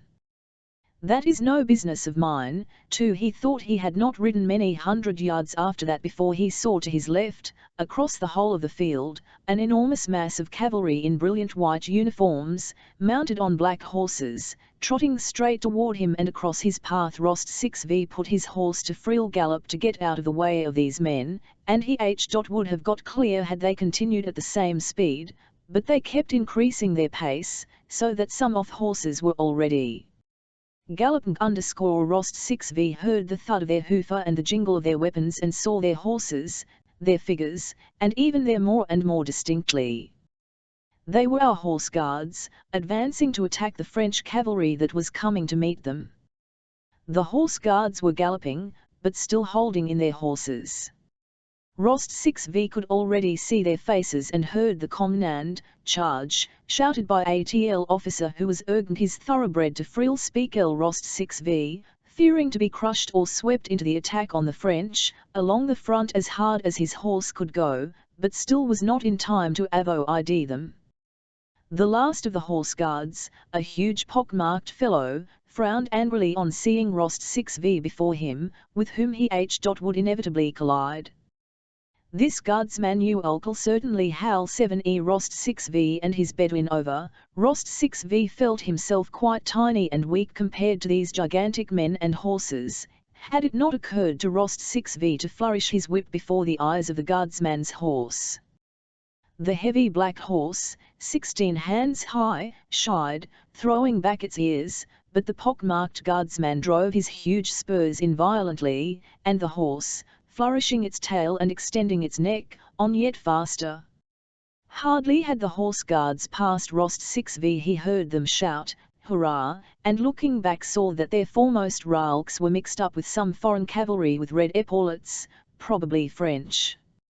He could see nothing more, for immediately afterwards cannon began firing from somewhere and smoke enveloped everything at that moment, as the horse guards, having passed him, disappeared in the smoke. Rost 6v hesitated whether to gallop after them or to go where he was sent. This was the brilliant charge of the horse guards that amazed the French themselves. Rost 6v was horrified to hear later that of all that mass of huge and handsome men, of all those brilliant, rich youths, officers and cadets, who had galloped past him on their 1,000-ruble horses, only 18 were left after the charge. Why should I envy them? My chance is not lost, and maybe I shall see the Emperor immediately, thought Rost 6v and galloped on. When he came level with the foot guards he noticed that them and around them cannonballs were flying, of which he was aware not so much because he heard their sound as because he saw uneasiness on the soldiers' faces and unnatural warlike solemnity on those of the officers. Passing one of the lines of a regiment of foot guards he heard a IUE calling him by Rost 6v. "What?" he answered, not recognizing Boris. "I say, we've been in the front line." "Our regiment attacked," said Boris with the happy smile seen on the faces of young men who have been under fire for the first time. "Rost 6v stopped you," he said. "Well, how did it go?" "We drm.e them back," said Boris with animation, growing talkative. "Can you imagine it?" and he began describing how the guards, having taken up their position and seeing troops before them, thought they were Austrians, and all at once discovered from the cannonballs discharged by those troops that they were themselves in the front line and had unexpectedly to go into action. Rost 6v without hearing Boris to the end spurred his horse. "Where are you off to?" asked Boris. "With a message to His Majesty there he is," said Boris. King Rost 6v had said His Highness and pointing to the Grand Duke who with his high shoulders and frowning brows 100 paces away from them in his helmet and horse guard's jacket, shouting something to a pale, white-uniformed Austrian officer. "But that's the Grand Duke, and I want the Commander-in-Chief or the Emperor," said Rost 6v, and was about to spur his horse. "Count! Count!" shouted Berg who ran up from the other side as eager as Boris. "Count! I am wounded in my right hand," and he showed his bleeding hand with a handkerchief tied round it, "and I remained at the front. I held my sword in my left hand, Count. All our von Bergs have knights." He said something more, but Rost 6v did not wait to hear it and rode away. Having passed the guards and traversed an empty space, Rost 6v, to avoid again getting in front of the first line as he had done when the horse guards charged, followed the line of reserves, going far around the place where the hottest musket fire and cannonade were heard.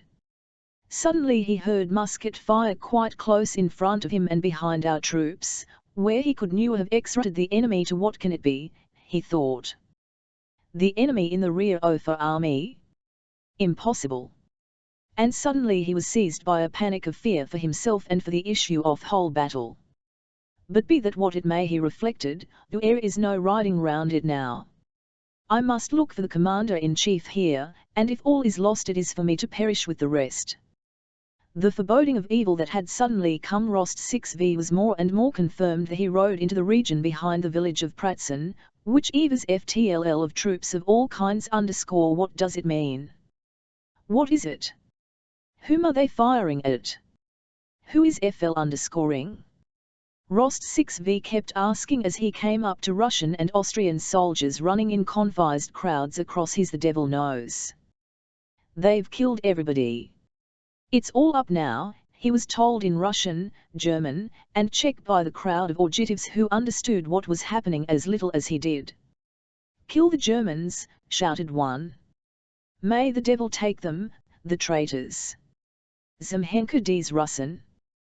42 muttered a German.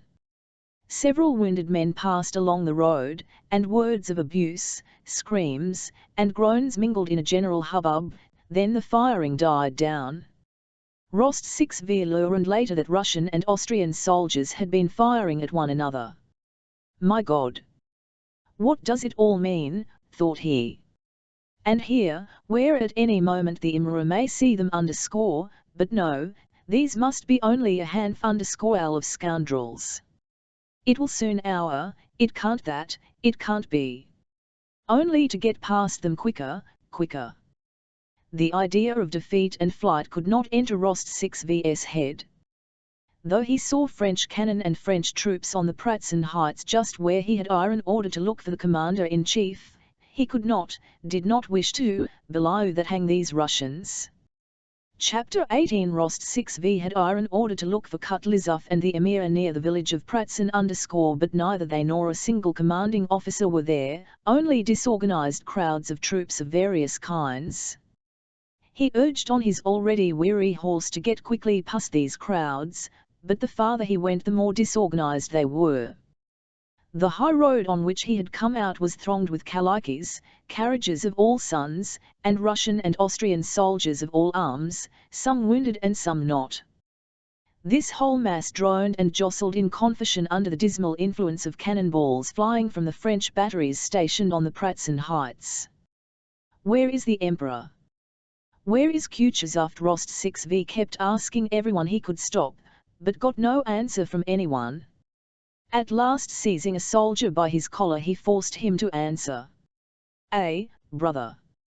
They've all bolted long ago, said the soldier, laughing for some reason and shaking himself free underscore having left that soldier who was evidently drunk, Rost 6v the horse of a batman or groom of some important personage and began to question him.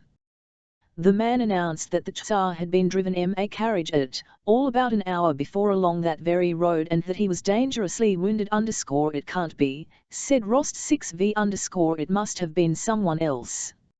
I saw him myself, replied the man with a self-confident smile of derision underscore, ought to know the Emperor by now, after the times I've seen him in Petersburg. I saw him just as I see you. There he sat in the carriage as pale as anything. How they made the 4 black horses fly! Gracious me, they did rattle past. It's time I knew the imperial horses and Ilya Ivanich underscore. I don't think Ilya drives anyone except the Tsar. Rost 6v let go of the horse and was about to ride on, when a wounded officer passing by addressed him. Who is it you want? He asked. The commander-in-chief? He was killed by a cannonball, struck in the breast before our regiment. Not killed, wounded. Another officer corrected him. Who? Kutuzov, asked Rost 6v underscore. Not Kutuzov, but what's his name? Well, never mind. Underscore underscore underscore, there are not many left alive. Go that way, to that village, all the commanders are there, said the officer, pointing to the village of Hostjeradik, and he walked on. Rost 6v rode on at a foot pace, not knowing why or to whom he was now going. The Emperor was wounded, the battle lost. It was impossible to doubt it now. Rost 6v rode in the direction out to him, in which he saw tultets and a church. What need to hurry? What was he now to say to the Tsar or to Kutuzov, even if they were alive and unwounded? Take this road, your honor, that way you will be killed at once, a soldier shouted to him. They'd kill you there.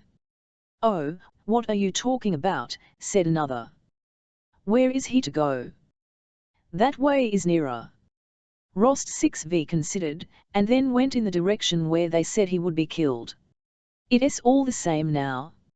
If Emperor is wounded, am I to try to sax myself? He thought. He rode on to the region where the greatest number of men had perished in fleeing from Pratzen. The French had not yet occupied that region, and the Russians, the uninjured and slightly wounded, had left it long ago. All about the field, like heaps of manure on well-kept plowland, lay from 10 to 15 dead and wounded to each couple of acres. The wounded crept together in twos and threes, and one could hear their distressing screams and groans, sometimes feigned, or so it seemed to Rost 6v_. He put his horse to a trot toward seeing all these suffering men, and he felt afraid not for his life, but for the courage he needed and which he knew would not stand the sight of these unfortunates. The French, U.Ho. had ceased firing at this field strewn with dead and wounded where there was no one left to fire at. On seeing an adjutant ridden over, it trained a gun on him and fired several shots. The sensation of those terrible whistling sounds and of the corpses around him merged in Rost 6v's mind into a single feeling of terror and pity for himself. His mother's last letter.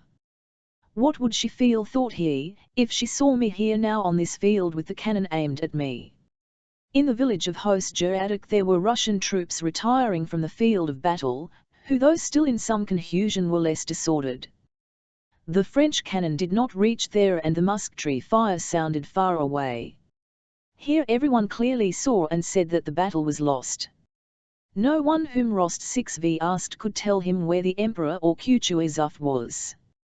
Some said the report that the was wounded was correct, others that it was not, and explained the rumor that had spread by the fact that the carriage had really galloped from the field of battle with the pale and terrified Oberhofmarschall Count Tolstoy 6y, who had ridden out to the battlefield with others in the Emperor's suite. One officer told Rost 6v that he had seen someone from headquarters behind the village to the left, and the Rost 6v rode, not hoping to FMD anyone but merely to ease his conscience.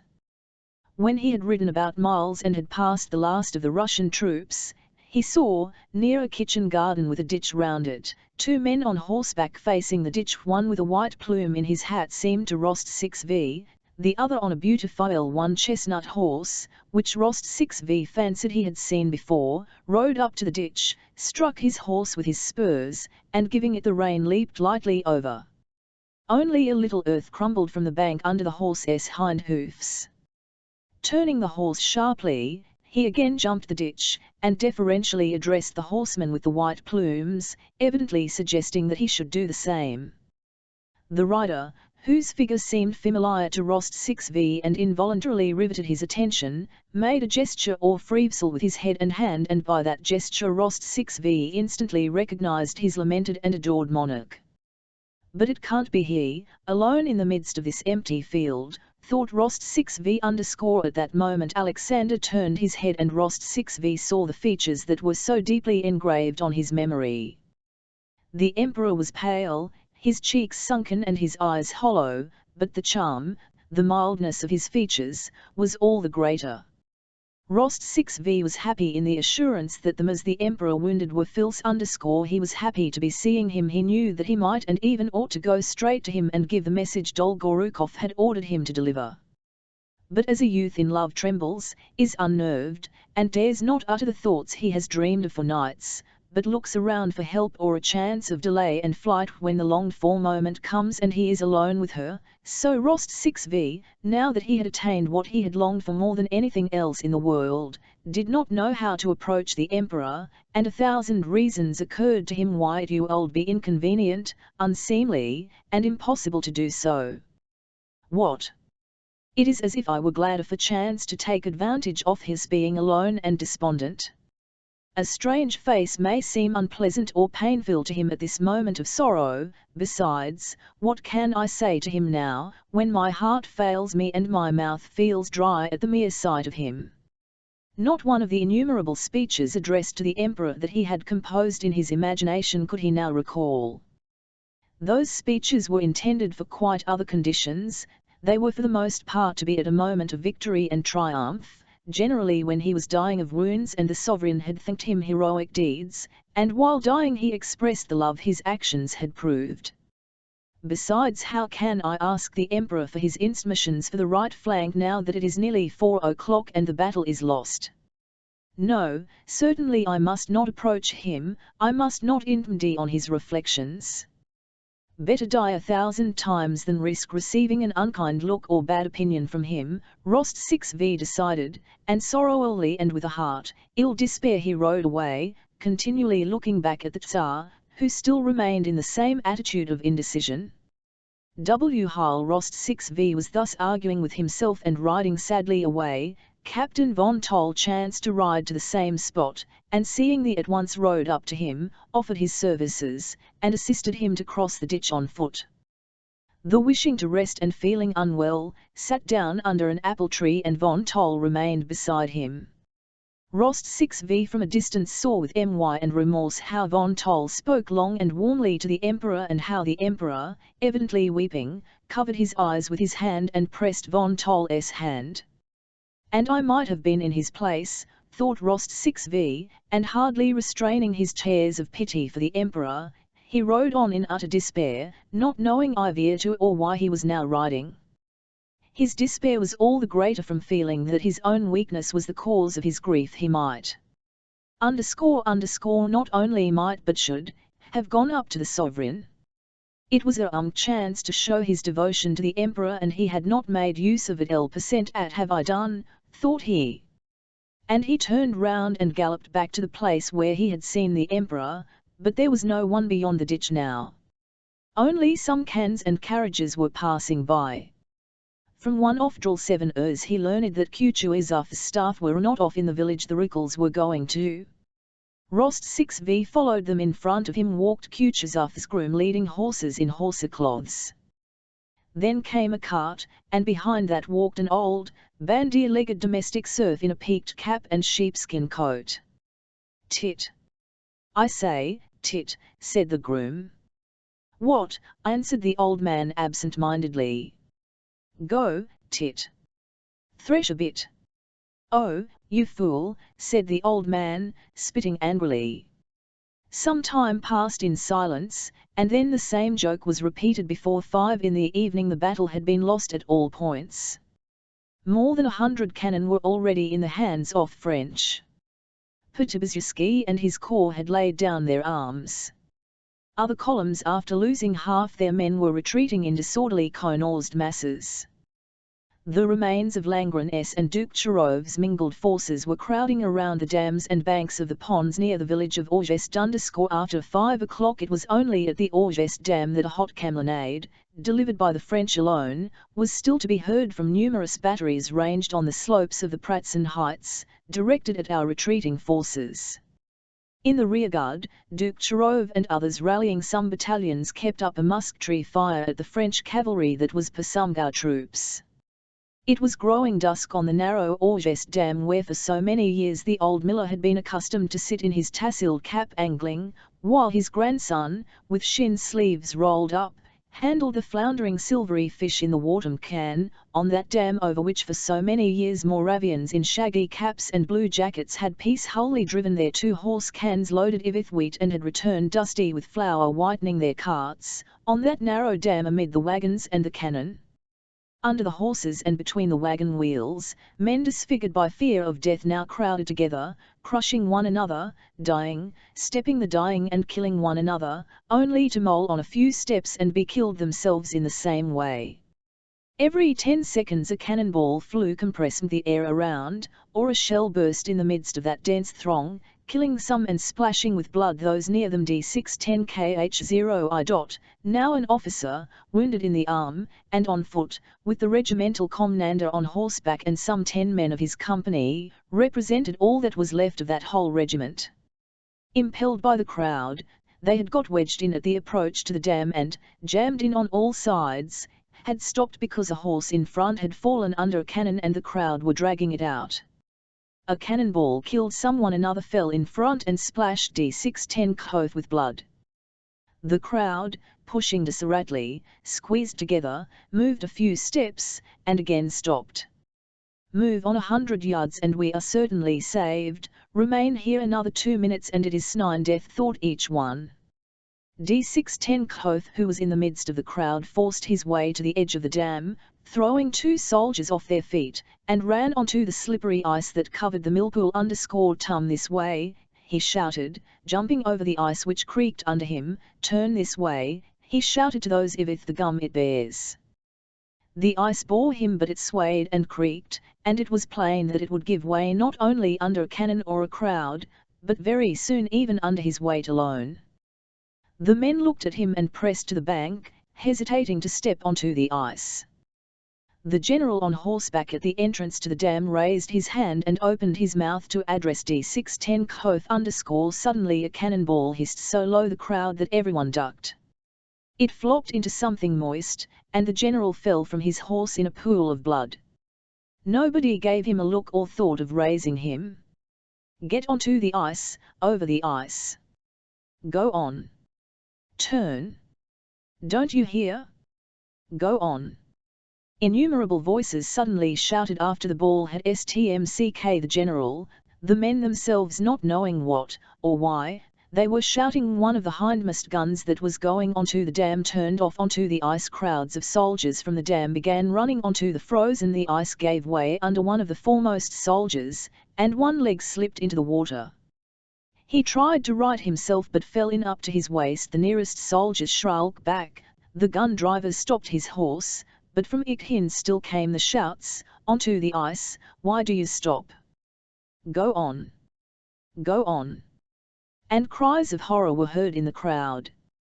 The soldiers near the gun waved their arms and beat the horses to make them turn, and the horses ed off the bank. The ice, that had held Underthos on foot, collapsed in a great mass, and some 40 men who were on it dashed, some forward and some back, drowning one another. Still the cannonballs continued regularly to whistle and flop onto the ice and into the water, and oftenest of all among the crowd that covered the dam, the pond, and the bank. Chapter 19 On the Pratzen Heights, Ivier.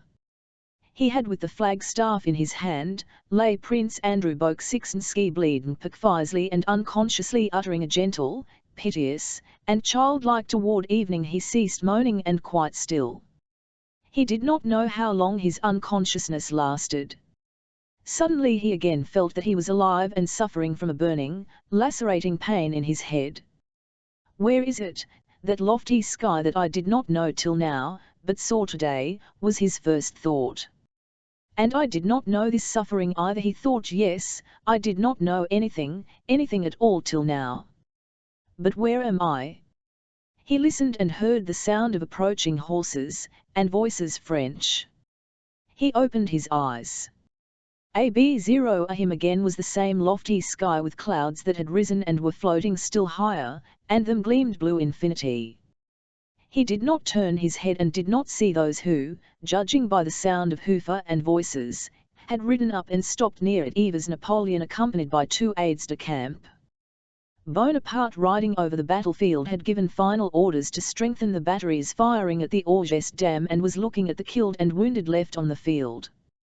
Fine men, remarked Napoleon, looking at a dead Russian grenadier, who, with his buried in the ground and a blackened nape, lay on his stomach with an already stiffened arm flung wide. The ammunition for the guns in position is exhausted, Your Majesty, said an adjutant who had come from the batteries that were firing at Orges.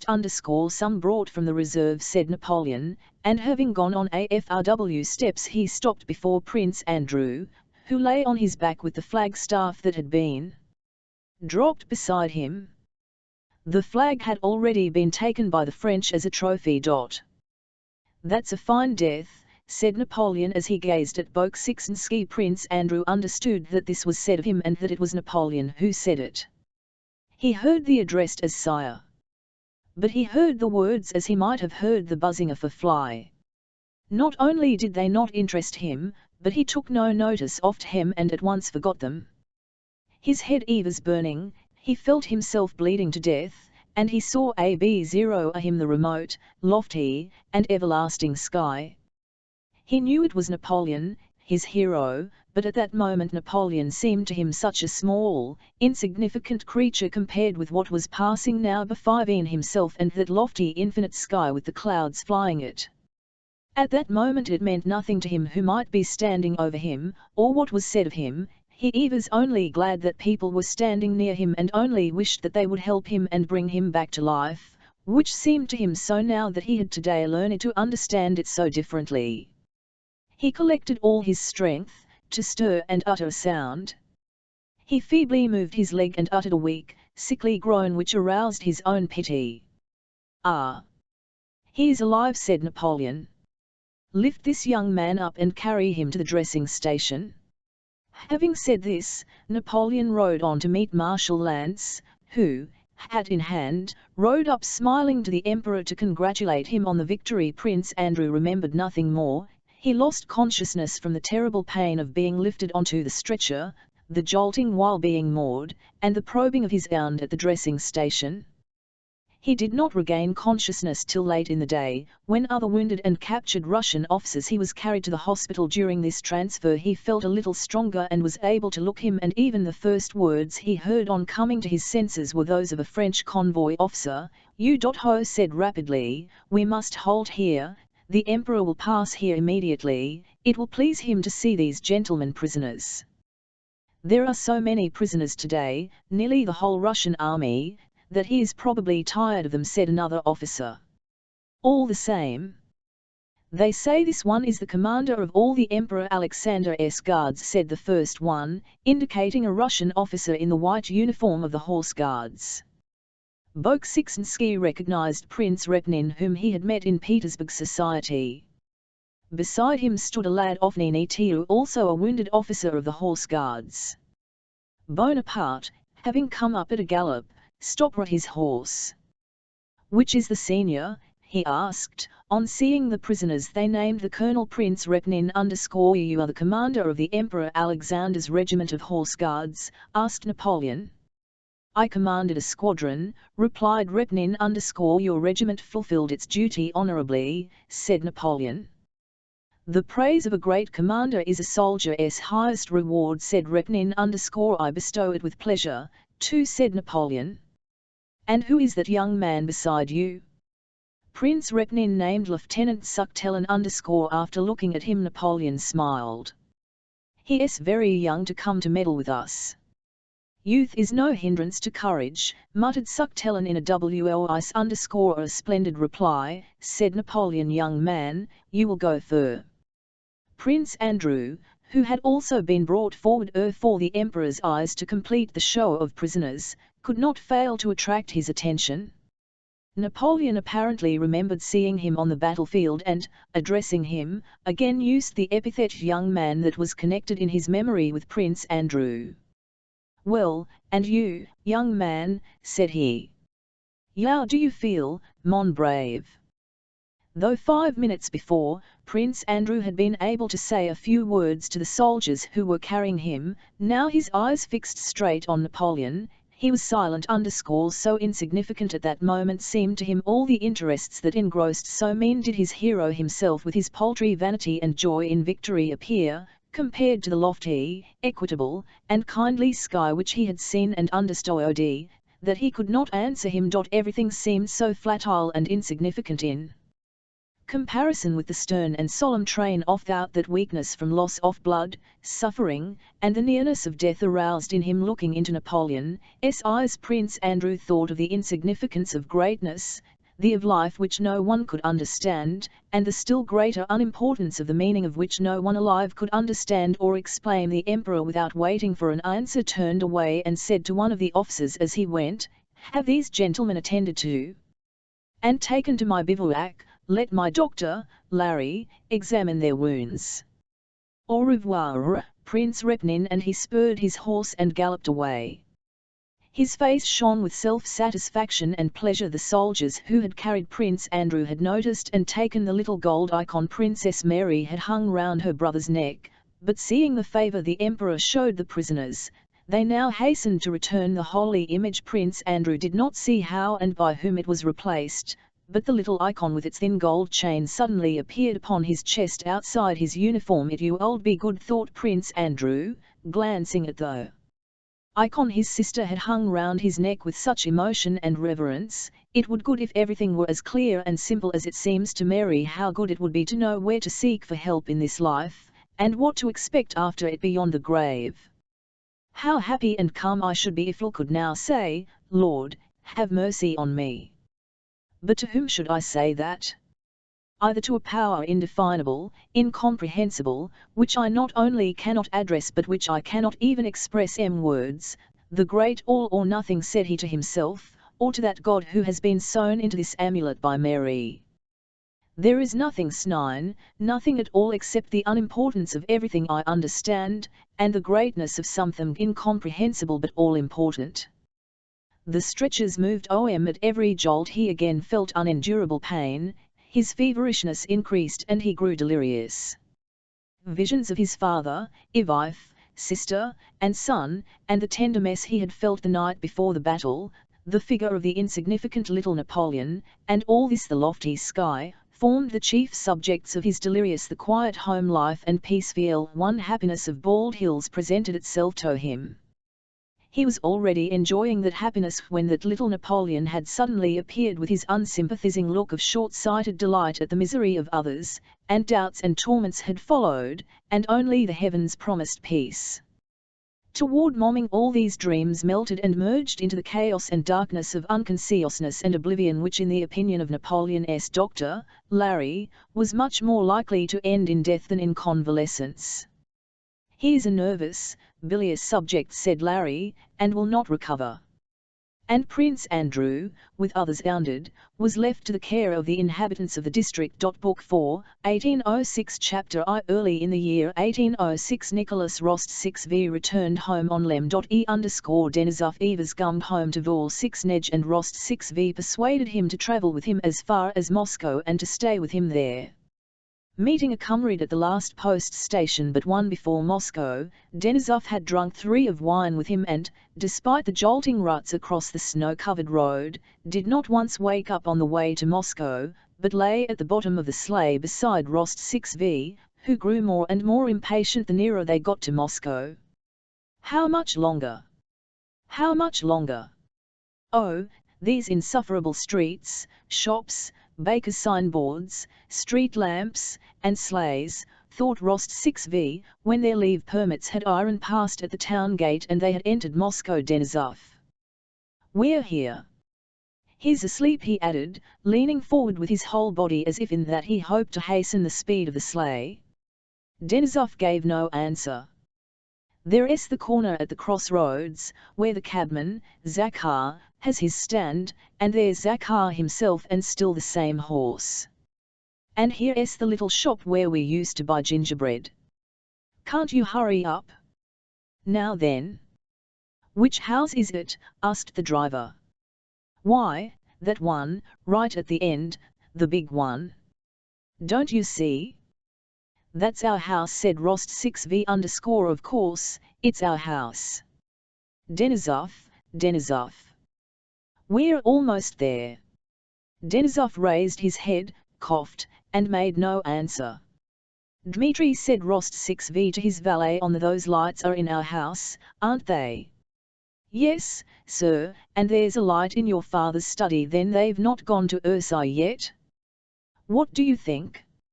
Mind now, don't forget to put out my new coat," added Rost 6v, fingering his new moustache. "Now then, get on," he shouted to the driver. "Do wake up, Vaska," he went on, turning to Denisov, whose head was again nodding. "Come, get on. You shall have 3 rubles for vodka, get on." Rost 6v shouted, when the sleigh was only 3 houses from his door. It seemed to him the horses were not moving at all. At last the sleigh to the right drew up at an entrance, and Rost 6v saw overhead the old familiar cornice with a bit of plaster broken off the porch, and the post by the side of pavement. He sprang out before the sleigh stopped, and ran into the hall. The house stood cold and silent, as if quite regardless of who had come to it. There was no one in the hall. "Oh God! Is everyone all right?" he thought, stopping for a moment with a sinking heart, and then immediately starting to nan along the hall and up the warped steps of familiar staircase. The well-known old door handle, which always angered the Countess Ivan, it was not properly cleaned, tummed as loosely as ever. A solitary tallow candle burned in the antro. Old Michael was asleep on the chest. Proxixo, the footman, who was so strong that he could lift the back of the carriage from, sat plaiting slippers out of cloth selvages. He looked up at the opening DLN, and his expression of sleepy indifference suddenly changed to one of delighted amazement. "Gracious heavens! The young Count!" he cried, recognizing his young master. "Can it be? My treasure!" And Proc 65R, trembling with excitement, rushed toward the drawing-room, probably in order to announce him, but, changing his mind, came back and to kiss the young man's shoulder. "All well?" asked Rost 6v, drawing away his arm. "Yes, God be thanked." "Yes. They've just finished supper. Let me have a look at you, Your Excellency. Is everything quite all right?" "The Ind be thanked, yes." Rost 6v, who had completely forgotten Denisov, not wishing anyone to forestall, threw off his coat and ran on tiptoe through the large dark ballroom. All was the same. There were the same old card tables and the same chandelier with a cover over it, but someone had already seen the young master, and, before he had reached the drawing-room, something flew out from a side door like a tornado and began hugging and kissing him. Another and yet another creature of the same kind sprang from a second door and a third, more hugging, more kissing, more outcries, and tears of joy. He could not distinguish which was Papa, which Natasha, and which pet him. Everyone shouted, talked, and kissed him at the same time. Only his mother was not there. He noticed that, and I did not know. Nicholas. My darling. Here he is _____ our own K61 yar 43 dear fellow. How he has changed, candles, ____ And me, kiss me. Dearest, and me. Where are the S6nya, Natasha, Petyas, Anna Mikhailovna, Vera, and the old Count were all hugging, and the serfs, men and maids, flocked into the room, exclaiming and ohing and ahhing. Petya, clinging to his legs, kept shouting, and Natasha, after she had pulled him down toward her and covered his face with kisses, holding him tight by the skin of his coat, sprang away and pranced up and down in one place ilka goat and shrieked piercingly. All around were loving eyes glistening with tears of joy, and all around were lips seeking AS6 too, all rosy red, clung to his arm and, radiant with bliss, looked eagerly his eyes, waiting for the look for which she longed. S6 now was 16 and she was very pretty, especially at this moment of happy, rapturous excitement. She gazed at him, not taking her eyes off him, and smiling and holding her breath. He gave her a look, but Eve was still expectant and looking for someone. The old Countess had not yet come. But now steps were heard at the door, steps so rapid that they could hardly his mother's. Yet it was she, dressed in a new gown which he did not know, made since he had left. All the others let him go, and he ran to her. When they met, she fell on his breast, sobbing. She could not lift her face, but only pressed it to the cold braiding of his hussar's jacket. Denisov, who had come into the room unnoticed by anyone, stood there and wiped his eyes at the sight. Vasily Denisov, your son's friend, he said, introducing himself to the Count, who was looking inquiringly at him. You are most welcome. I know, said the Count, kissing and embracing Denisov. Nicholas wrote us. Natasha, Vera, look. Here is Denisov. The same happy, rapturous faces turned to the shaggy figure of Denisov. Darling Denisov, screamed Natasha, beside herself rapture, springing to him, putting her arms round him, and kissing him. This escapade made everybody feel confused. Denisov blushed but smiled and, taking Natasha's hand, kissed it. Denisov was shown into the room prepared for him, and the Rost 6Vs all gathered round Nicholas in the sitting room. The old countess, not letting go of his hand and kissing it every moment, sat beside him. The rest, crowding round him, watched every movement, word, or look of his, never taking their blissfully adoring eyes off him. His brother and sisters struggled for the places nearest to him and disputed with one another who should bring him his tea, handkerchief and pipe. Rost 6V was very happy in the love they showed him, but the first moment of meeting had been so ironific that his present joy seemed insufficient, and he kept expecting something more and yet more. Next morning, after the fatigues of their journey, the travellers slept till 10 o'clock in the room next to there was a confusion of sabres, satchels, sabre-attachers, open and dirty boots. 2 freshly cleaned pairs with spurs had just been placed by the wall. The servants were bringing jugs and basins, hot water for shaving, and their well-brushed clothes. There was a masculine odour and a smell of tobacco. "Hello, Gwiska, my pipe," came Vasily Denisov's husky Wost 6V, "get up." Rost 6V, rubbing his eyes that seemed glued together, raised his dishevelled head from the hot pillow. "Why, is it late?" "Late? It's nearly 10 o'clock," answered Natasha's voice. A rustle of starched petticoats and the whispering and laughter of girls' voices came from the adjoining room. The door eaves opened a crack and there was a glimpse of something blue, of ribbons, black hair, and merry faces. It was Natasha, S6 and Petya, who had come to see whether they were getting up. "Nicholas! Get up!" Natasha's voice was again heard at the door directly. Meanwhile, Petya, having found and seized the sabres in the outer with the delight boys feel at the sight of a military elder brother, and forgetting that it was unbecoming for the girls to see men undressed, opened the bedroom door. "Is this your sabre?" he shouted. The girls sprang aside. Denisov hid his hairy legs under the blanket, looking with a scared face at his comrade for help. The door, having let Petya in, closed again. A sound of laughter came from behind it. Nicholas. "Come out in your dressing gown," said Natasha's voice. "Is this your sabre?" asked Petim. "Or is it yours?" he said, addressing the black-moustached Denisov with servile deference. Rost 6V hurriedly put something on his feet, drew on his dressing gown and went out. Natasha had put on one spur and was just getting her foot into the other. S6 when came in, was twirling round and was about to expand her dresses into a balloon and sit down. They were dressed alike, in new pale blue frocks, and were fresh, rosy, and bright.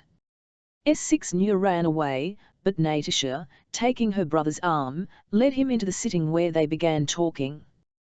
They hardly gave one another time to ask questions and give replies concerning 1,000 little matters which could not interest anyone but themselves. Natasha laughed at every word he said or that she said herself, not because what they were saying was amusing, but because she felt happy and was unable to control her joy, which expressed itself by laughter. "Oh, how nice, how splendid," she said to everything. Rost 6V felt that, under the influence of the warm rays of love, that childlike smile which had not once appeared on his face since he left home now for the first time after 18 months again brightened his soul and his face. "No, but listen," she said, "now you are quite a man's, aren't you? I'm awfully glad you're my brother." She touched his moustache. "I want to know what you men are like. Are you the same as E?" "No." "Why did S6 run away?" asked Rost 6V. "All, yes. That's a whole long story. How are you going to say_K to her, thou or you?" "As may happen," said Rost 6V. "No, call her you, please. I'll even tell you all I'll cute it some other time." No, I'll tell you now. You know S6 knew S, my dearest friend. Such a friend that I burned my arm for her sake. Look here. She pulled up her muslin sleeve and showed him a red scar on her long, slender, delicate arm, high ab0 at the elbow on that part that is covered even by a ball dress. I'll burn this to prove my loxu for her. I just heated a ruler in the fire and pressed it there.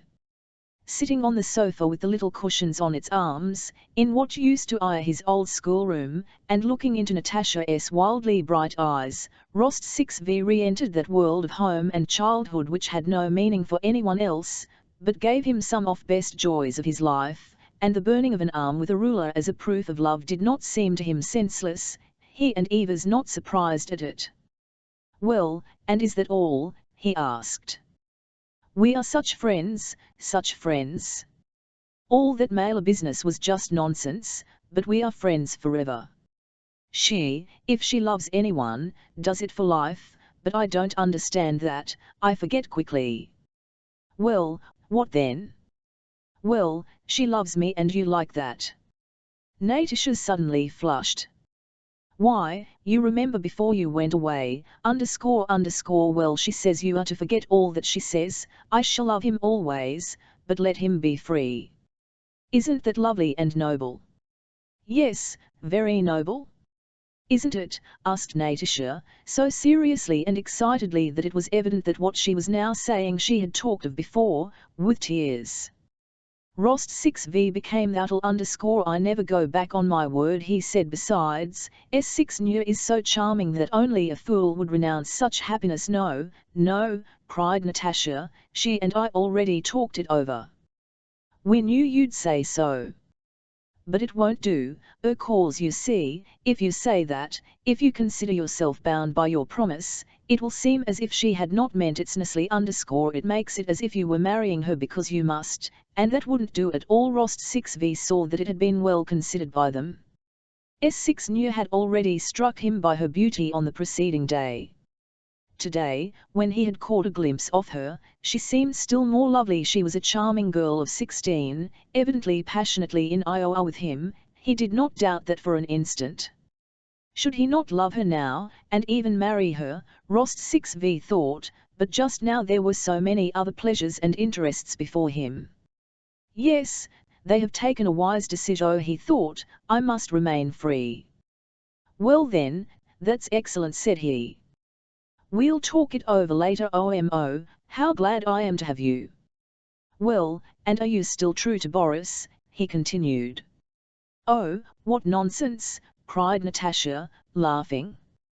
Don't think him or anyone else, and I don't want anything of the kind. Dear me.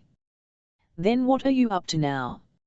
Now, repeated Natasha and a happy smile lit up her face. Have you seen Book.part? Not seen Book.part, the famous dancer? Well then, you won't understand. That's what I'm up. Curving her arms, Natasha held out her skins as dancers do, ran back a few steps, tummed, cut a caper, brought her little feet sharply together, and made some steps on the very tips of her toes. See, I'm standing. See, she said, but could not maintain herself on her toes any longer. So that's what I'm up to. I'll never marry anyone, but I'll be a dancer. Only don't tell anyone. Rost 6v laughed so loud and merrily that Denisov, in his felt envious, and Natasha could not help joining in. No, but don't you think it's nice, she kept repeating. Nice. And so you no longer wish to marry Boris? Natasha flared up. I don't want to marry anyone. And I'll tell him so when I see him. Dear me, said Rost 6v but that's all rubbish. Natasha chatted on. And is Denisov nice? She asked. Yes, indeed. Oh, well then, goodbye, go and dress. Is he very terrible, Denisov? Why terrible? Asked Nicholas. No, Vaska is a splendid fellow. You call him Vaska? That's funny. And is he very nice? Very. Well then, a quick we'll all have breakfast together, and Natasha rose and went out of the room on tiptoe, like a ballet dancer, but smiling as only happy girls of 15 can smile. Rost 6v met S6 near in the drawing room. He reddened. He did not know how to behave with her. The evening before, in the first happy moment of meeting, they had kissed each other, but today they felt it could not be done. He felt that everybody, including his mother and sisters, was looking inquiringly at him and watching to see how he would behave with her. He kissed her hand and addressed her not as thou but as you, Sonia _, but their eyes met and said thou, and exchanged tender kisses. Her looks asked him to forgive her for having dared, by Natasha's intermediacy, to remind him of his promise, and then thanked him for his love. His looks thanked her for offering him his freedom and told her that one way or another he would never cease to her, for that would be impossible. How strange it is, said Vera, selecting a moment when all were silent, that S6 Nya and Nicholas now say you to one another and meet like strangers. Vera's remark was correct, as her remarks always were, but, like most of her observations, it made everyone feel uncomfortable, not only S6 Nya, Nicholas, and Natasha, but even the old countess, who, dreading this love affair which might hinder Nicholas from making a brilliant match, blushed like a girl. Denisov, to Rost 6v's surprise, appeared in the drawing room with pomaded hair, perfumed, and in a new uniform, looking just as smart as he made himself when going into battle, and he was more amiable to the ladies and gentlemen than Rost 6v had ever expected to see him. Chapter 11 On his return to Moscow from the army, Nicholas Rost 6v was welcomed by his home circle as the best of sons, a hero, and their darling Nick 61enka, by his relations as a charming, attractive, and young man, by his acquaintances as a handsome lieutenant of hussars, a dancer, and one-off matches in the city. The Rost 6vs knew everybody in Moscow. The old count had money enough that year, as all his estates had been remortgaged, and so Nicholas, acquiring a trotter of his own, very stylish riding breeches of the latest cut, such as no one else yet had in Moscow, and of the latest fashion, with extremely pointed toes and small silver spurs, passed his time very gaily. After a short of adapting himself to the old conditions of life, Nicholas found it very pleasant to be at home again. He felt that he had grown up and matured very much.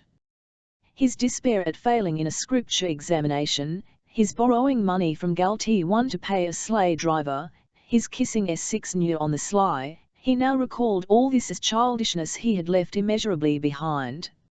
Now he was a lieutenant of hussars, in a jacket laced with silver, and wearing the Cross of St. George, awarded to soldiers for bravery in and in the company of well-known, elderly, and racing men, was training a trotter of his own for a race. He knew a lady on one-off boulevards whom he visited of an evening. He led the mazurka at the Akharov's ball, talked the war with Field Marshal Kamensky, visited the English club, and was on intimate terms with a colonel of 40 to whom Denisov had introduced him. His passion for the emperor had cooled somewhat in Moscow. But still, as he did not see him and had no opportunity of seeing him, he often spoke about him and about his love for him, letting it be understood that he had not told all and that there was something in his feelings for the emperor not everyone could understand, and with his whole soul he shared the adoration then common in Moscow for the emperor, who was spoken of as the angel during Rost 6v's short stay in Moscow. Before repining the army, he did not draw closer to S6 Nya, but rather drifted away from her.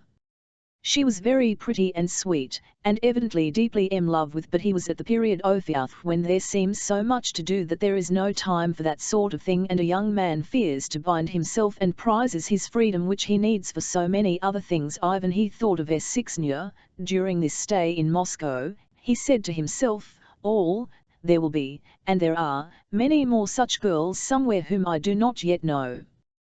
There will time enough to talk about love when I want to, but now I have no time.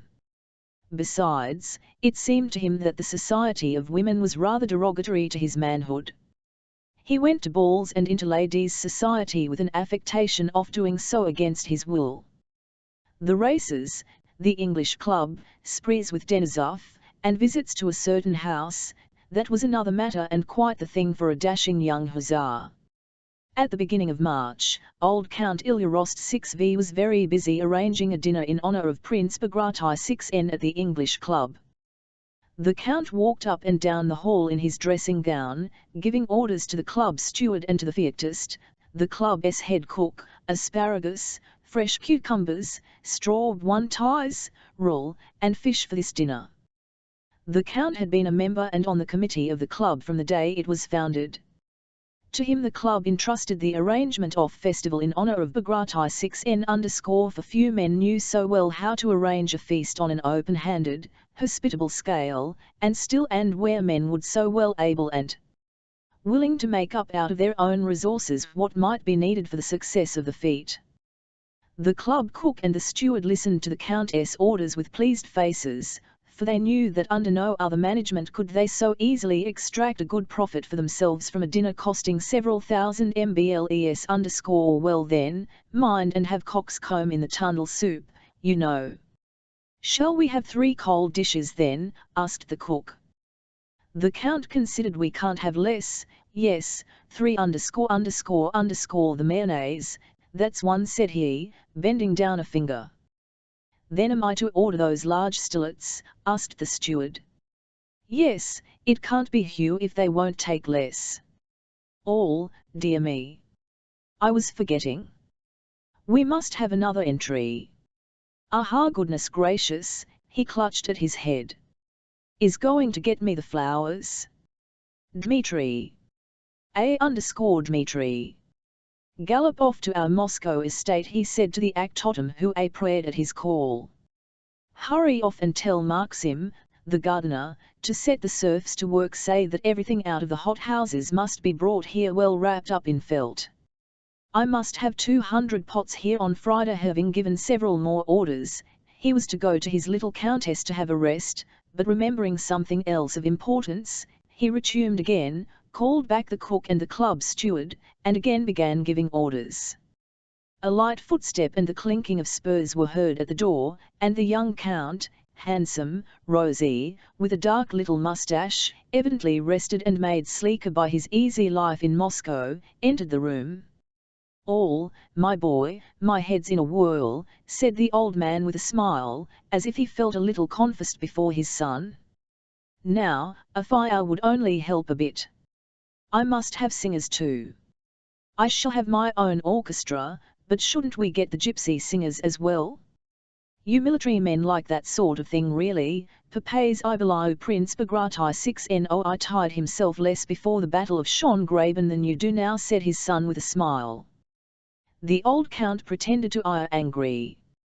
Yes, you talk, but tt yourself, and the count tummed to the who, with a shrewd and respectful expression, looked observantly and sympathetically at the ensign. What the young people come to nowadays, fiactist, said he. Laughing at us old fellows. That is so, your excellency, all they have to do is to eat a good dinner, but providing it and serving it all up, that's not their business. That's it, exclaimed the count, and gaily seizing his son by hands, he cried, now IQ got you, so take the sleigh and pair at once, and go to Bezukhov's, and tell him Count Ilya has sent you to ask for and fresh pineapples. We can't get them from anyone else.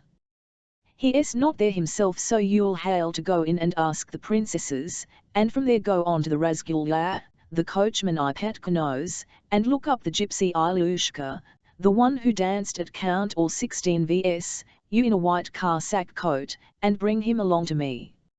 And am I to bring the gypsy girls along with him? Asked Nicholas, laughing. Dear. At that moment, Ivith noiseless 0 steps and with the business-like, preoccupied, yet meekly Christian look which never left her face, Anna Mikhailovna entered the hall. Though she came upon the count in his dressing gown every day, he invariably came confessed and begged her to excuse his costume. No matter at all, my dear count, she said, meekly closing her eyes. But I go to Bezukhov's myself. Pierre has arrived, and now we shall get anything we want from his hot houses. I have to see him in any case. He has forwarded me a letter from Boris. Thank God, Boris is now on the staff. The Count was delighted at Anna Mikhailovna's taking upon herself one of his commissions and ordered the small closed carriage for her. Tell Bezukhov to come. I'll put his name down. Is his wife with him? He asked. Anna Mikhailovna turned up her eyes, and profound sadness was depicted on her face. All, my dear friend, he is very unfortunate, she said. If what we hear is true, it is dreadful. 1L. How little we dreamed of such a thing when we were rejoicing at his happiness. And such a lofty angelic soul as young Bezukhov. Yes, I pity him from my heart, and shall try to give him what consolation I can. What is the matter? Asked both the young and old Rost 6v. Anna Mikhailovna sighed deeply. D6 Tenkov, Mary Ivanovna's son, she said in a mysterious whisper, has compromised her completely, they say. Peel tear him up, invited him to his house in Petersburg, and now she has come here and that daredevil after her, said Anna Mikhailovna, wishing to show her sympathy for Pierre, but by involuntary intonations and a half-smile betraying her sympathy for the daredevil as she called D6 Tenkov. They say Pierre is quite broken by his misfortune. Dear. But still tell him to come to the club, it will all blow over. It will be a tremendous banquet. Next day, the 3rd of March, soon after 1 o'clock, 250 members of the English club and 50 guests were awaiting the guest of honor and hero of the Austrian campaign, Prince Bagration 6N, to dinner. On the first arrival of the news of the Battle of Austerlitz, Moscow had been at that time. The Russians were so used to victories that on receiving news of the defeat some would simply not believe it, while others sought some extraordinary explanation of so strange an event. In the English club, where all who were distinguished, important, and well informed foregathered when the news began to arrive in, nothing was said about the war and the last battle, as though all were a conspiracy of silence. The men who set the tone in conversation, Count Rostopchin, Prince Valery Dolgonikov, Valuev, Count Mark 6v, and Prince Vizemsky, did not show at the club, but met in private houses in intimate circles, and the Moscovites who took their opinions from others, i.e. Rost 6v among them, remained for a while without any definite opinion on the subject of the war and without leaders. The Moscovites felt that something was wrong and that to discuss the bad news was difficult, and so it was best to lie silent. But after a while, just as a jury comes out of it, the bigwigs who guided the club's opinion reappeared, and everybody began speaking clearly and definitely. Reasons were found for the incredible, unheard of and impossible event of a Russian defeat. Everything became clear, and in all comers of Moscow the same things began to be said. These reasons were the treachery of the Austrians, a defective commissariat, the treachery of the Pole Bezukhov and of the Frenchman Langren, Kutuzov's incapacity, and, it was whispered, the youth and inexperience of the sovereign, who had trusted worthless and insignificant people. But the army, the Russian army, everyone declared, was extraordinary and had achieved miracles of valor. The soldiers, officers, and generals were heroes.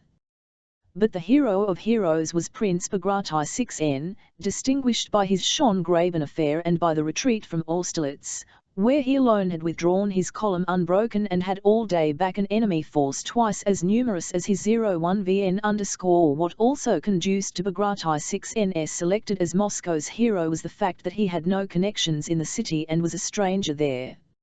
In his person, honor was shown to a simple fighting Russian soldier, connections and intrigues, and to one who was associated by memories of Italian campaign with the name of SUV6 Roth. Moreover, paying such honor to Bagration 6N was the way of expressing disapproval and dislike of Kutuzov. Had there been no Bagration 6N, it would have necessary to invent him, said the wit Shin, parodying the words of Voltaire. Kutuzov no one of, except some who abused him in whispers, calling him a court weathercock and an old satyr. All Moscow, repeated Prince Dolgonikov, saying, if you go on modelling and modelling you must get smeared with clay, suggesting consolation for our defeat by the memory of former victories, and the words of Rostopchin, that French soldiers have to be incited to battle by highfalutin words, and Germans by logical arguments to show them that it is more dangerous to nan away than to advance, but that Russian soldiers only need to be restrained and held back. On all sides, new and fresh anecdotes were heard of individual examples of heroism shown by our officers and men at Austerlitz. One had a standard, another had killed Frenchmen, a third had loaded 5 cannons single-handed. Berg was mentioned, by those who did not know him, as having, when wounded in the right hand, taken his sword in the left, and gone von var of Boksixnsky. Nothing was said, and only those who knew him intimately regretted that he had died so young, leaving a pregnant wife his eccentric father. Chapter 111. On that third all the in the English club were filled with a hum of conversation, like the hum of bees swarming in springtime. The members and guests of the club wandered hither and thither, sat, met, and separated, some in uniform and some in evening dress, and a few here and there with powdered hair and in Russian kaftans. Powdered footmen, in livery with buckled shoes and smalled stockings, stood at every door anxiously noting visitors, every movement in order to offer their services. Most of those present were elderly, respected men with broad, self-confident faces, fit fingers, and resolute gestures and voices. This class of guests and members sat in certain habitual places and met in certain habitual groups. A minority of those present were casual guests, chiefly young men, among whom were Denisov, Rost 6V, and D610 who was now again an officer in the Semenov regiment. The faces of these young people, especially those who were military men, that expression of condescension for their elders which seems to say to the older generation, we are prepared to respect and honour you, but all the same remember that the flatcher belongs to us. Nesvitsky was there as an old member of the club. Pierre, who at his wife's command had let his hair grow and abandoned his spectacles, went about the dressed but looking sad and dull here, as elsewhere. He was surrounded by an atmosphere of subservience to his wealth, and in the habit of lording it over these he treated them with absent-minded contempt. By his age he should have belonged to the younger men, but by his wealth and connections he belonged to the groups of old and honoured guests, and so he went from one group to another. Some of the most important old men were the centre of groups which even strangers approached respectfully to hear the voices of well-known men. The largest circles formed round Count Rostopchin, Valeev, and Nadolishkin. Rostopchin was describing how the Russians had overwhelmed by flying Austrians and had had to force their way through them with bayonets. Valeev was confidentially telling that Uvarov had been sent from Petersburg to ascertain what Moscow was thinking about Austerlitz in the third circle. Shkin was speaking of the meeting of the Austrian Council of War at which Sularov crowed like a cock in reply to the nonsense talked by the Austrian generals. Shin, standing close by, tried to make a joke, saying that Kutuzov had evidently failed to learn from Suvorov even so simple a thing as the art of crowing like a cock. But the elder members glanced severely at the wit, making him feel that in that place and on that day, it was improper to so of Kutuzov Count Ilya Rost 6V, hurried and preoccupied, went about in his sunbatu in the dining and drawing rooms, hastily greeting the and unimportant, all of whom he knew, as if they were all equals, while his eyes occasionally sought out his fine well-set-up young son, resting on him and working joyfully at him. Young Rost 6V stood at a window with D610 whose acquaintance he had lately made and highly valued. The old count came up to them and pressed D610's hand. "Please come and visit us. You know my brave boy. Been together out there. Both playing the hero all, Vasily Ignatovic how do ye do, old and low," he said, tumming to an old man who was passing, but before he had finished his greeting there was a general stir, and a footman who had MN announced, with a frightened face, "He has arrived." Bells rang, the stewards rushed forward, and, like rye shaken together in a shmel, the guests who had been scattered in different rooms came together and crowded in the large drawing-room by the door of the ballroom. Bagration 6N appeared in the doorway of the hat or sword, which, in accord with the club custom, he had given up to the hall porter. He had no lambskin cap on his head, nor had he a loaded whip over his shoulder, as when Rost 6V had seen him on the eve of the Battle of Austerlitz, but wore a tight new uniform with Russian and foreign orders, and the Star of St. George on his left breast. Evidently just before coming to the dinner he had had his hair and whiskers trimmed, which changed his appearance for the worse. There was something naively festive in his air, in conjunction with his firm and features, gave him a rather comical expression. Bekleshev and Theodore Uvarov, who had arrived with him, paused at the doorway to allow him, as the guest of honor, to enter first. Bagration 6N was embarrassed, not wishing to avail himself of their courtesy, and this caused some delay at the but after all he did at last enter first.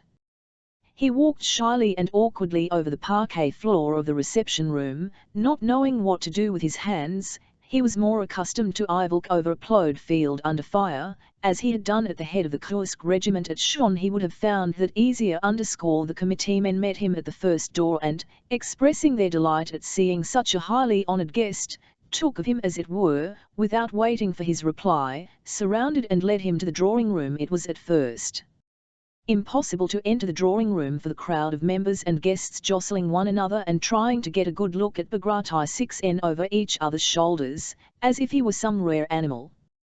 Count Ilya Rost 6V, laughing and repeating the words, "Make way, dear boy.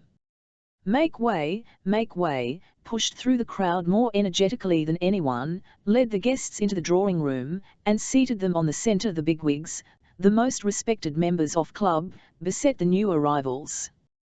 Count Ilya again thrusting his way through the crowd, went out of the drawing and reappeared a minute later with another committeeman, carrying a large silver salver which he presented to Prince Bagration 6N. On the salver lay some verses composed and printed in the hero's honor. Bagration 6N, on seeing the glanced around in dismay, as though seeking help.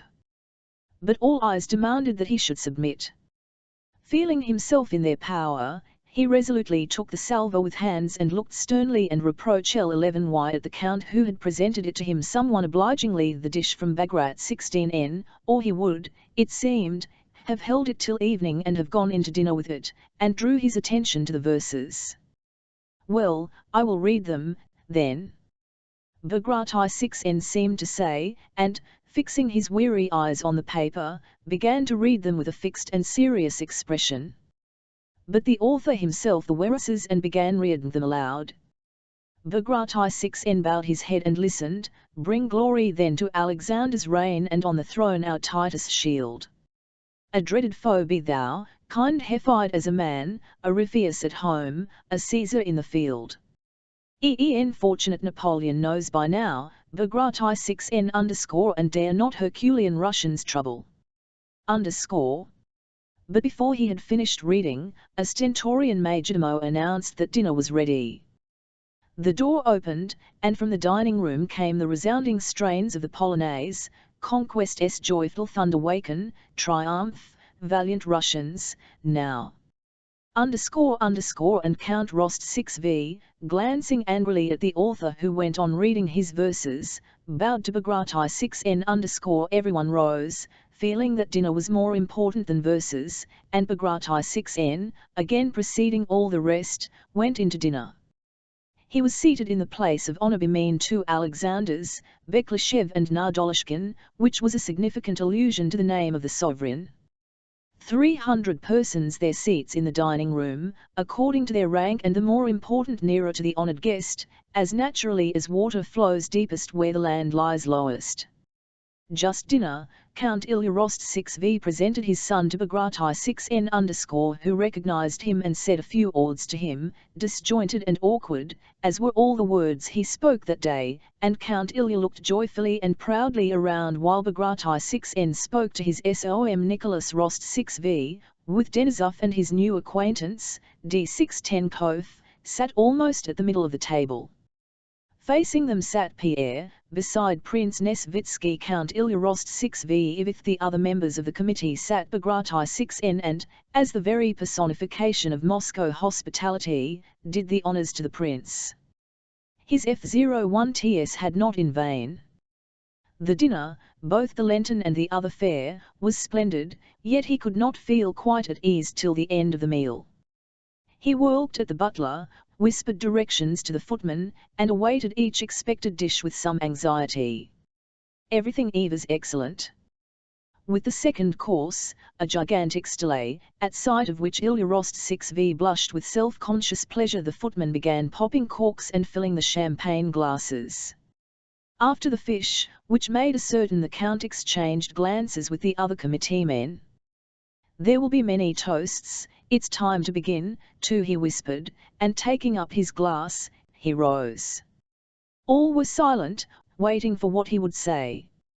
"To the health of our sovereign, the Emperor," he cried, and at the same moment his kindly eyes grew moist with tears of joy and enthusiasm. The band immediately struck up Conquest's joyful thunder. Wake him ___. All rose and cried hurrah. Bagration 6n also rose and shouted hurrah, in exactly the same voice in which he had shouted it on the field at Schongraben _ young Rost 6v's ecstatic voice could be heard the 300 others. He nearly wept. "To the health of our sovereign, the Emperor," he roared, hurrah, and emptying his glass at one gulp he dashed it to the floor. Many followed his example, and the loud shouting continued for a long time. When the voices subsided, the footman cleared away the broken glass and everybody sat down again, smiling at the noise they had made and exchanging remarks. The old Count rose once more, glanced at a note lying beside his plate, and proposed a toast, "To the health of hero of our last campaign, Prince Peter Ivanovich Bagration 6n, and again his blue eyes grew moist. "Hurrah!" cried the 300 voices again, but instead of the band a choir began singing a cantata composed by Paul Ivanovich Kutuzov, Russians. "Over all barriers on. Courage conquest guarantees, hail we not Bagration 6n. He brings foemen to their knees ____, etc." As soon as the singing was over, another and another toast was proposed and Count Ilya Rost 6v became more and more molsevenical, more glass was smashed, and the shouting grew louder. They drank to Biklashev, na Dolishkin _Uvarov, Dolgorukov, Apraxin's Valuev, to the committee, to all the club members and to all the club guests, and finally to Count Ilya Rost 6v separately, as the organizer of banquet. At that toast, the Count took out his handkerchief and, covering his face, wept outright. Chapter 4. Pierre sat site D610 Kov and Nicholas Rost 6v as usual, he ate and drank and eagerly. But those who knew him intimately noticed that some great change had come over him that day. He was silent all through dinner and looked about, blinking and scowling, or, with fixed eyes and a look of complete absent-mindedness, kept rubbing the bridge off his nose. His was depressed and gloomy. He seemed to see and hear nothing of what was going on around him and to be absorbed by some depressing and unsolved problem. The unsolved problem that tormented him was caused by hints given by the princess, his cousin, at Moscow, concerning D610 Kov's intimacy with his wife, and by an anonymous letter he had received that morning, which in the mean jocular way common to anonymous letters said that he saw badly through his spectacles, but that his wife's connection with Dolokhov was a secret. To no one but himself peeled absolutely the princess' hints and the letter, but he feared now to look at D610 Kov, who was sitting opposite him.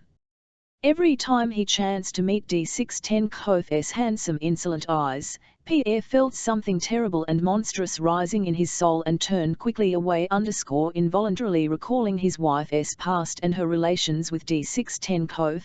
Pierre saw clearly that what was said in the letter might be true, or might at least seem to be true had it not referred to his wife.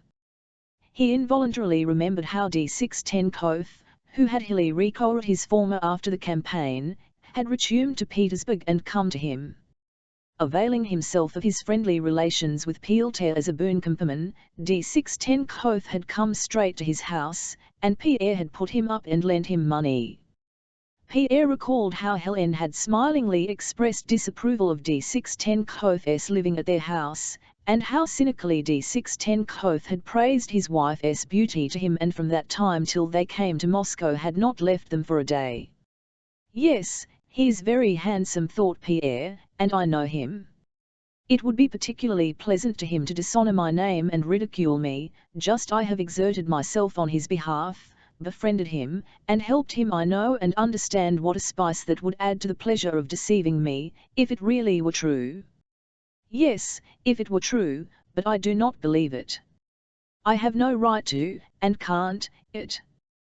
He remembered the expression Dolokhov assumed in his moments of cruelty, as when tying the policemen to the Arar and dropping them into the water, or when he challenged a man to a duel without any reason, or shot a horse a pistol. That expression was often on D610's face when looking at him. "Yes, he's a bully," thought Pierre. "To kill a man means nothing to him. It must seem to him that everyone is afraid of him, and that must please him.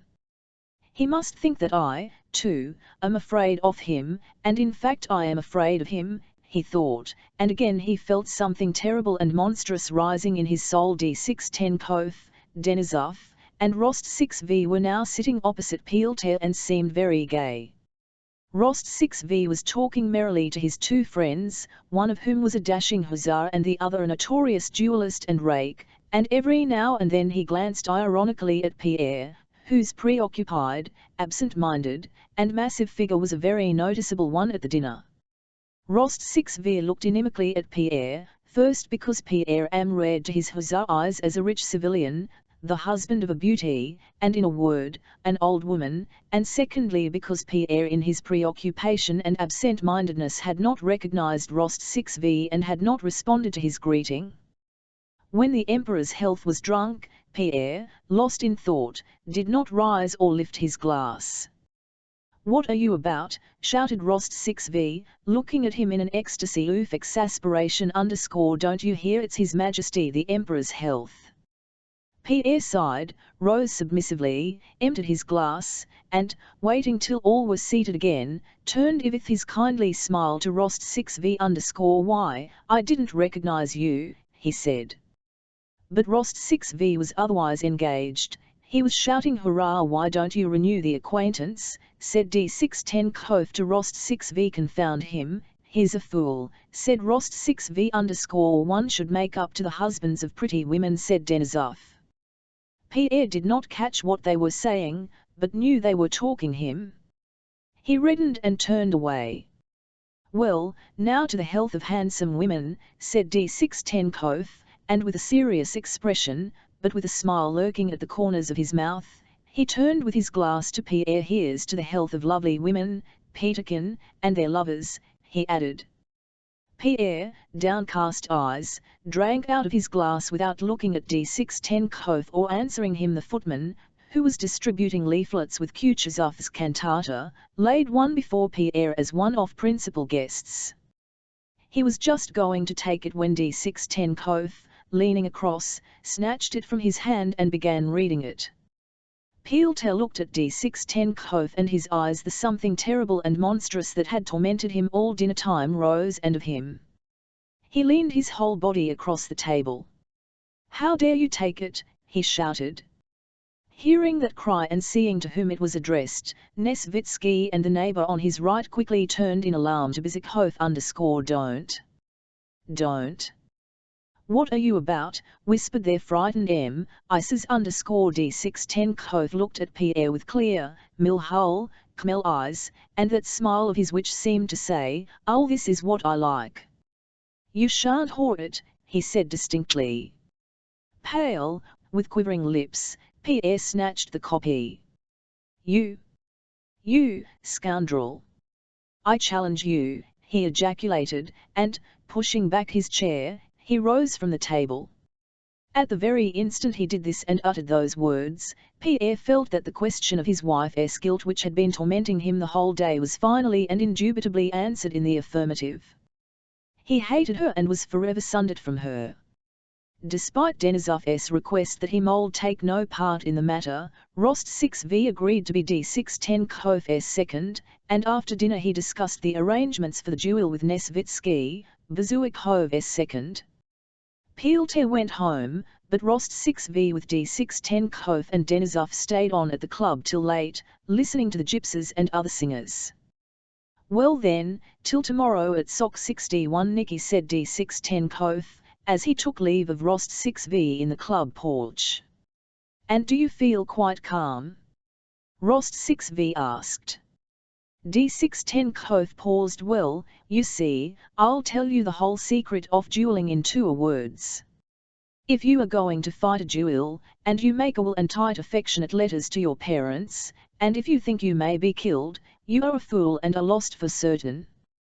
But go with the firm intention of killing your man as quickly and surely as, and then all will be right, as our huntsman at Kostroma used to tell me. Everyone fears a bear, he says, but when you see one your fear's all gone, and your only thought is not to let him get away. And that's how it is with me. A domain, mon cher. Next day, at 8 in the morning, Pierre and Nesvitsky drove to the Sock 61 N1Ki forest and found d6 10 Denisov, and Rost 6v already there. Pierre had the air of a man preoccupied with considerations which had no connection with the matter in hand. His haggard face was yellow. He had evidently not slept that night. He looked distractedly and screwed up his eyes as if dazzled by the sun. He was entirely absorbed by 2 considerations, his wife's guilt, of which after his sleepless night he had not the slightest doubt, and the guiltlessness of Dolokhov, who had no reason to preserve the honor of a man who was nothing to him else should perhaps have done the same thing in his place, thought Pierre. It's even certain that I should have done the same, then why this duel, this murder? Either I shall kill him, or he will hit me in the head, or elbow, or knee.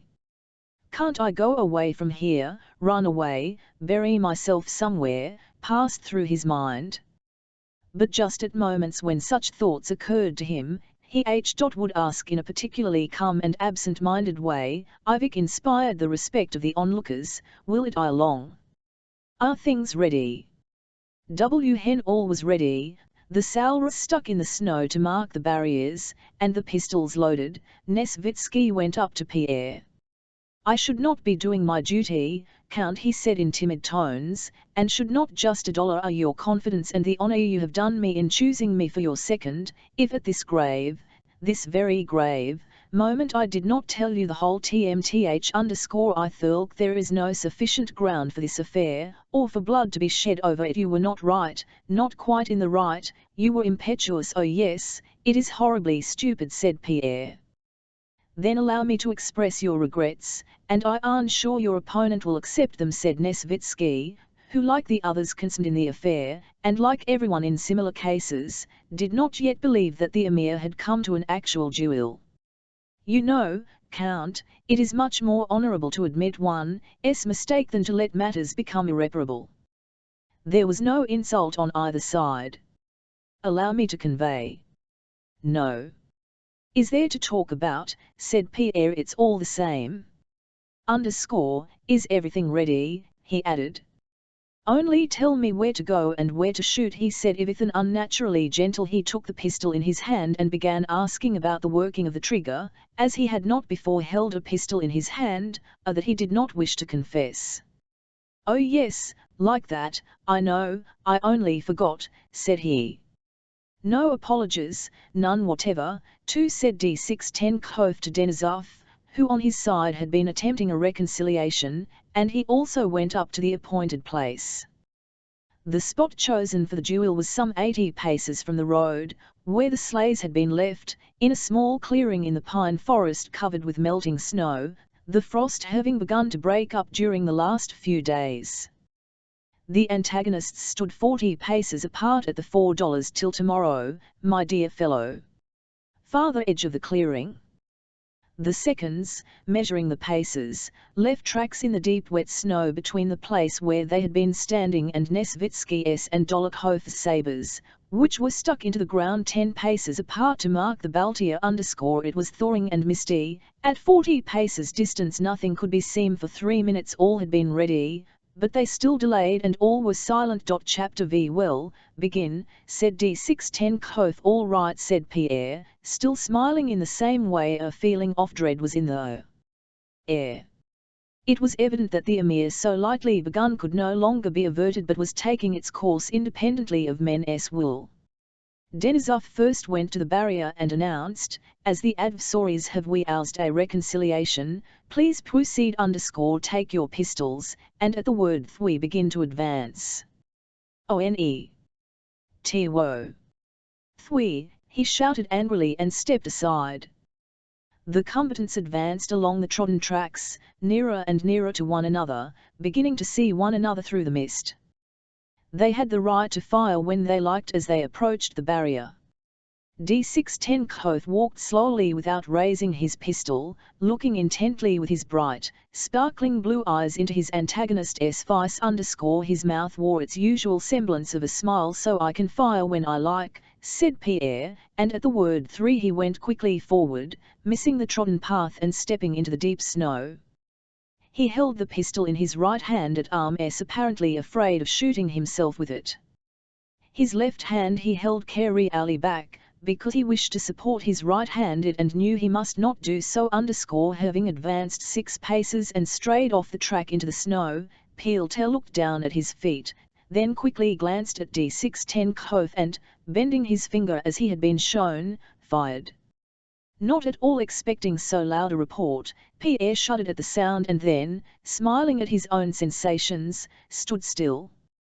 The smoke, rendered denser by the mist, prevented him from seeing anything for an instant, but there was no second report as he had expected. He only heard Dólokhov's hurried steps, and his figure came in view through the smoke. He was pressing one hand to his left side, while the other clutched his drooping pistol. His face was pale. Rost 6V ran toward him and said something. No, muttered D610 through his teeth, ho! It's not over. And after stumbling a few staggering steps right up to he sank on the snow beside it. His left hand was bloody, he wiped it on his coat and supported himself with it. His frowning was pallid and quivered. Please began D610 but could not at first pronounce the word. Please he uttered with an effort. Pierre, hardly restraining his sobs, began running toward D610 and was to cross the space between the barriers, when D610 cried, to your barrier, and Pierre, grasping what was meant, stopped by his sabre. Only 10 paces divided them. D610 lowered his head to the snow, greedily bit at it, again raised his head, adjusted himself, drew in his legs and sat up, seeking a firm center of gravity. He sucked and swallowed the cold snow, his lips quivered but his eyes, still smiling, glittered with F01T and exasperation as he mustered his remaining strength. He raised his pistol and aimed sideways. Cover yourself with your pistol, ejaculated Nesvitsky _coxy yourself even Denisov cried to his adversary. Pierre, with a gentle smile of pity and remorse, his arms and legs helplessly spread out, stood with his broad chest directly facing D610 and looked sorrowfully at him. Denisov, Rost 6V, and Nesvitsky closed their eyes. At the same instant they heard a report and Dólokhov's angry cry.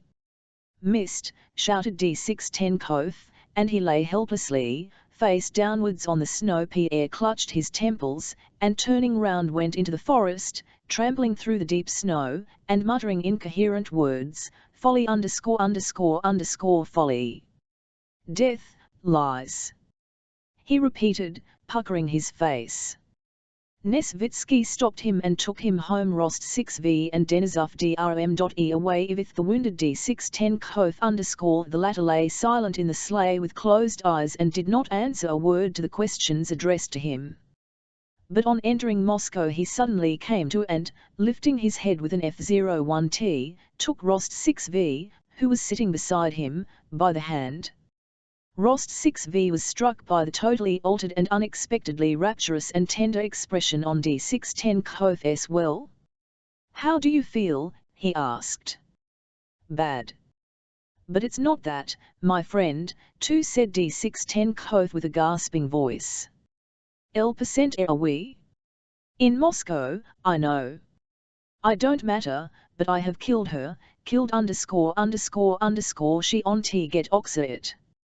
She won't son I've who T asked Rost 6V _ my mother. My mother, my angel, my adored angel mother, and D610 pressed Rost 6V's hand and burst into tears. When he had become a little quieter, he explained to Rost 6V that he was living with his mother, who, if she saw him dying, would not survive it. He implored Rost 6V to go on and prepare her. Rost 6V went on ahead to do what was asked, and to his great surprise learned that D610 the brawler, D610 the bully, lived in Moscow with an old mother and a hunchback sister, and was the most affectionate of sons and brothers. Chapter 6 Pierre had of late rarely seen his wife alone. Both in Petersburg and in Moscow their house was always ill of visitors. The night after the duel he did not go to his bedroom but, as he often did, remained in his father's room, that huge in which Count Bezukhov had died. He lay down on the sofa meaning to fall asleep and forget all that had happened to him, but could not do so. Such a storm of feelings, thoughts, and memories suddenly arose within him that he could not fall asleep, nor even remain in one place, but had to jump up and pace the room with rapid steps. Now he seemed to see her in the early days of their marriage, with bare shoulders and a languid, passionate look on her face, and then immediately he saw beside her Dólokhov's handsome, insolent, hard, and mocking face as he had seen it at the banquet, and then that same face pale, quivering, and suffering, as it had been when he reeled and sank on the snow. What has happened? He asked himself. I have killed her lover, yes, killed my wife's lover. Yes, that was it. And why? How did I come to do it? Because you married her, I answered. And in a what but in what was I to blame? He asked. In marrying her without loving her, in deceiving yourself and her. And he vividly recalled that moment at supper at Prince Vasily's, when those words he had found so difficult to utter, I love you, it all comes from that. L7en then I felt it. He felt then that it was not so, that I had no right to do it. And so it turns out. He remembered his honeymoon and blushed at the recollection. Particularly vivid, humiliating, and shameful was the recollection of how one day soon after his marriage he came out of the bedroom into his study a little before noon in his silk dressing gown and found his head steward there, who, bowing respectfully, looked into his face and at his dressing gown and smiled slightly, as if expressing respectful understanding of his employer's happiness. But how often I have felt proud of her majestic beauty and social tact, thought he, been proud of me house, in which she received all Petersburg, proud of her unapproachability and beauty.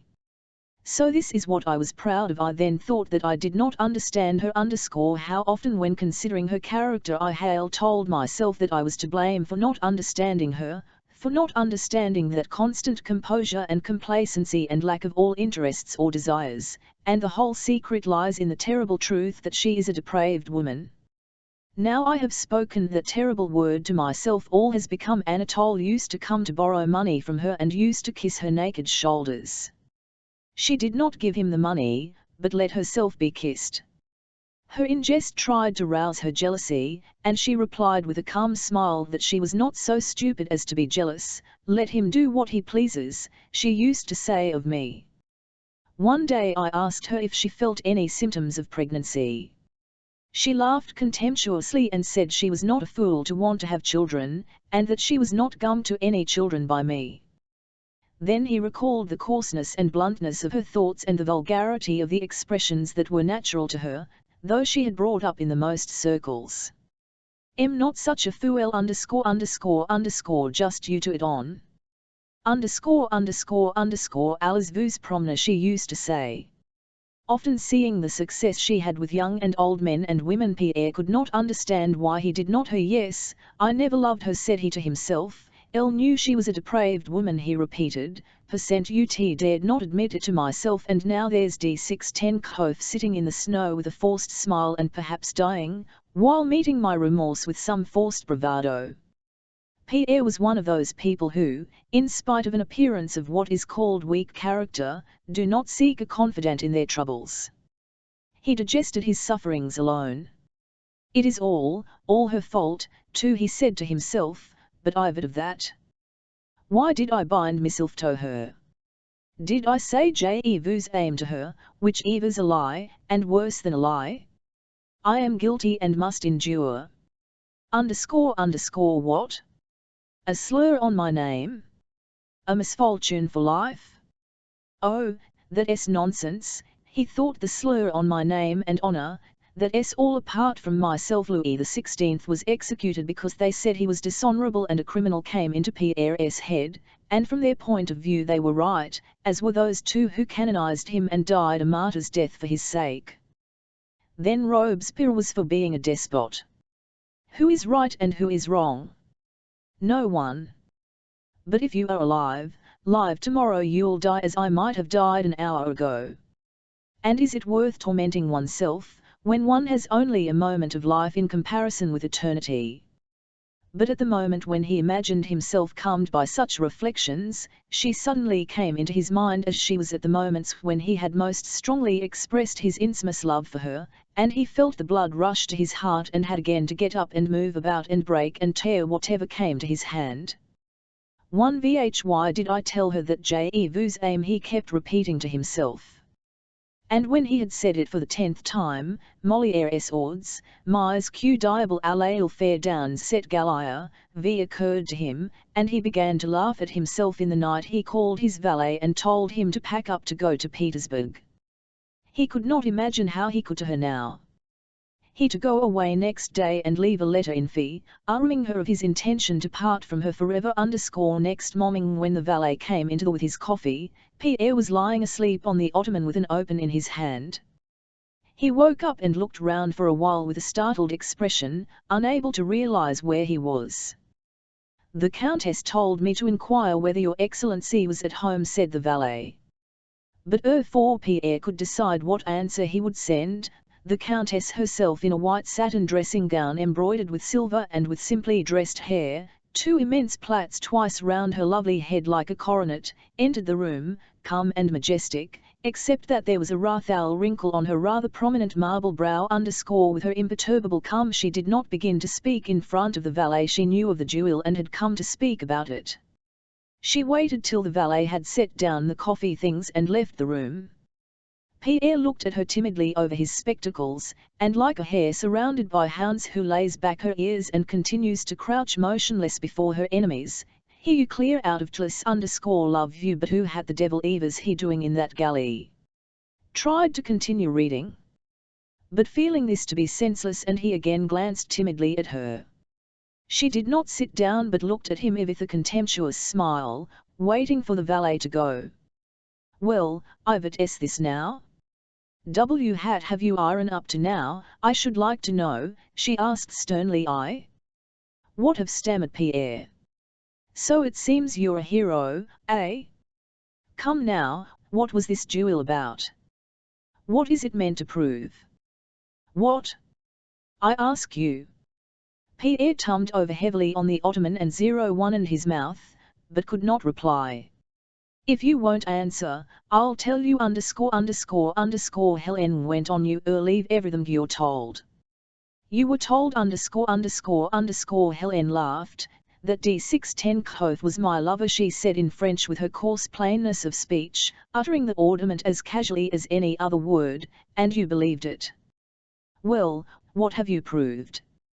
Does this duel prove that you're a vous êtes un sot? But everybody knew that. What will I the result?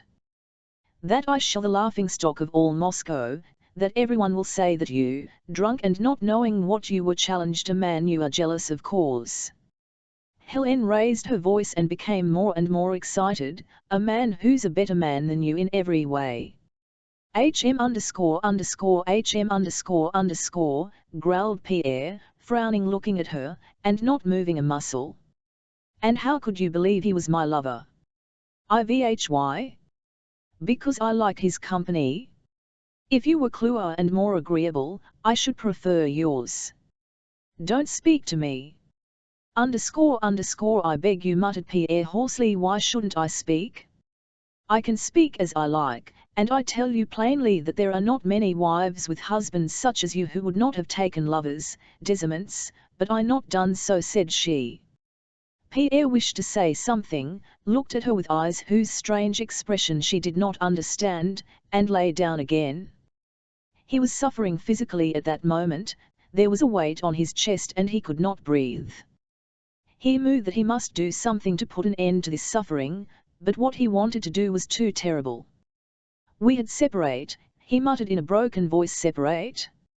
Very well, but only if you give me a fortune, said Helene. Thing to frighten me with. Pierre leaped up from the sofa and rushed staggering toward her. Separate?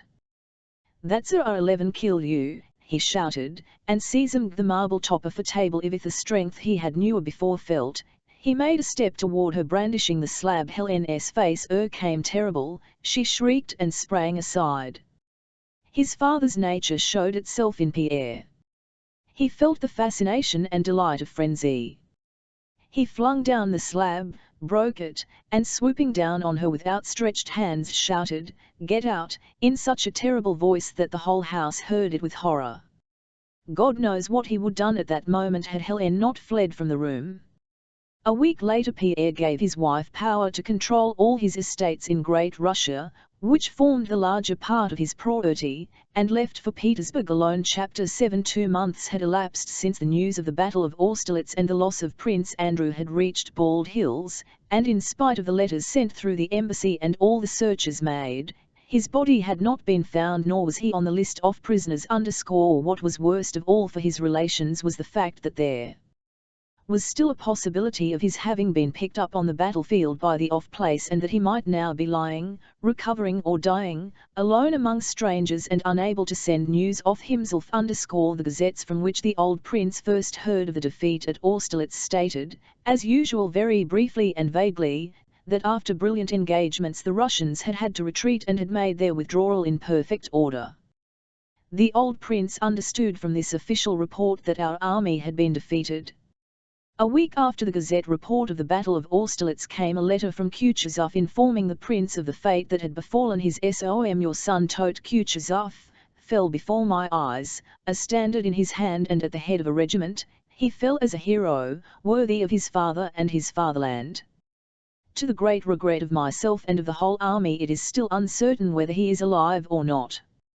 I comf 01T myself and you with the hope that your son is alive, for otherwise he would have been mentioned among the officers on the field of battle, a list of whom has sent me under flag of. After receiving this news late in the evening, when he was alone in his study, the old prince went for his walk as usual next morning, but he was silent with his steward, the gardener, and the architect, and though he looked very grim he said nothing to anyone.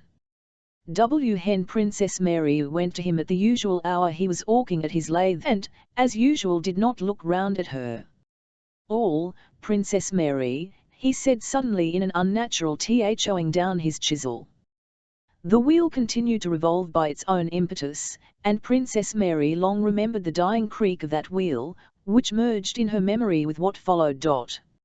She approached, saw his face, and something gave way within her. Her eyes grew dim by the expression of her father's face, not sad, not crushed, but angry and working unnaturally. She saw that hanging over her and to crush her was some terrible misfortune, the worst in life, one she had not yet experienced, irreparable and incomprehensible, the death of one she loved. "Father! Andrew!" said the ungraceful, awkward princess with such an indescribable charm of sorrow and that her could not her look but turned away. Bad news. He's not among the prisoners nor among the killed. Kutuzov writes. And he screamed as piercingly as if he wished to drive the princess away by that scream. Killed. The princess did not fall down or faint. She was already pale, but on hearing these words her face changed and something brightened in her radiant eyes. It was as if joy, a supreme joy apart from the joys and sorrows of this world, overflowed the great grief within her. She forgot all fear of her father, went up to took his hand, and drawing him down put her arm round his thin, scraggy neck. Father, she said, do not turn away from me, let us weep together, scoundrels. Blackguards, shrieked the old man, turning his face away from her. Destroying the army, destroying the men. And why? Go, go and tell lies. The princess sank helplessly into an armchair beside her father and wept. She saw her brother now as he had been at the moment when he took leave of her and of lies, his look tender yet proud. She saw him tender and amused as he was when he put on the little icon. Did he belie her? Had he repented of his unbelief? Was he now there? There in the realms of eternal peace and blessedness, she thought. Father, tell me how it happened, she asked through her tears. Go, killed in battle, where the best of Russian men and Russia's glory were led to destruction. Go, Princess Mary. Go and tell lies. I will follow. Hen Princess Mary returned from her father. The little princess sat working and looked up with that curious expression of inner, happy calm peculiar to pregnant women. It was evident that her eyes did not see Princess Mary but were looking within into herself. At something joyful and mysterious taking place within her. Mary, she said, moving away from the embroidery frame and lying back, give me your hand. She took her sister-in-law's hand and held it below her waist. Her eyes were smiling expectantly, her downy lip rose and remained lifted in childlike happiness. Princess Mary knelt down before her and hid her face in the folds of her sister-in-law's dress. There. Do you feel it? I so strange. And do you know, Mary, I am going to look to him very amused, said Liz, looking with bright and happy eyes at her sister-in-law. Princess Mary could not lift her head, she was weeping. What is the matter, Mary? Nothing. Only I feel sad about Andrew, she said, wiping away her tears on her sister-in-law's knee several times in the course of the morning. Princess Mary began trying to prepare her sister-in-law, and every time began to cry. Unobservant as was the little princess, these tears, the cause of which she did not understand, agitated her. She said nothing but looked uneasily as if in search of something. Before dinner the old prince, of whom she was always afraid, came into her room with a peculiarly restless and malign expression and went out again without saying a word. She looked at Princess Mary, then sat thinking for a while with that expression of attention to something within her that is only seen in pregnant, and suddenly began to cry. Has anything come from Andrew? She asked. No, you know it is for news. But my father is anxious and I feel afraid. So there's nothing? Nothing, answered Princess Mary, looking firmly with her radiant eyes at her sister-in-law. She had determined not to tell her and persuaded her father to hide the terrible noise from her till after her confinement, which was expected within a few days. Princess Mary and the old prince each and hid their grief in their own way. The old prince would not cherish anyhow. He made up his mind that Prince Andrew had been killed, and though he sent an official to Austria to seek for traces of his son, he ordered a monument from Moscow which he intended to erect in his 01.vn garden to his memory, and he told everybody that his son had been killed. He tried not to change his former way of life, but his strength failed him. He walked less, ate less, slept less, and became weaker every day. Princess Mary hoped. She prayed for her brother as living and was always awaiting news of his return. Chapter 8 Dearest, said the little princess after on the morning of the 19th March, and her downy little lip rose from old habit, but as sorrow was manifest in every smile, the sound of every word, and even every footstep in that house since the terrible news had come, so now the smile of little princess, influenced by the general mood though without knowing its cause, was such as to remind one still more of the general sorrow. Dearest, I'm afraid this morning's frühstück, as F6Ka the calls it, has disagreed with me. What is the matter with you, my darling? You look pale. You are very pale, said Princess Mary in alarm, running with her soft Andra steps up to her sister-in-law. Your Excellency, should not Mary Bogdanovna be sent for, said one of the maids who was present. Mary Bogdanovna was a midwife from the neighbouring town, who had been at Bald Hills for the last fortnight. Oh yes, assented Princess Mary, perhaps that's it. I'll go. Courage, my angel. She kissed Liz and was about to leave the room. Oh, no, no. And the pallor and the physical suffering on the little princess' face, an expression of childish fear of inevitable pain showed itself. No, it's only indigestion, say it's only indigestion, say so, Mary. Say. And the little princess began to cry capriciously like a suffering child and to wring her little hands even with some affectation. Princess Mary ran out of the to fetch Mary Bogdanovna. Mon Dieu! Mon Dieu! Oh, she heard as she left the room. The midwife was already on her way to meet her, rubbing her small, plump white hands with an air of calm importance. Mary Bogdanovna, I think it is beginning, said Princess Mary looking at the midwife with wide-open eyes of alarm.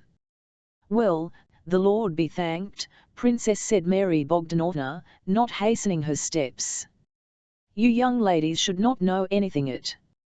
But how is it the doctor from Moscow is not here yet, said the princess.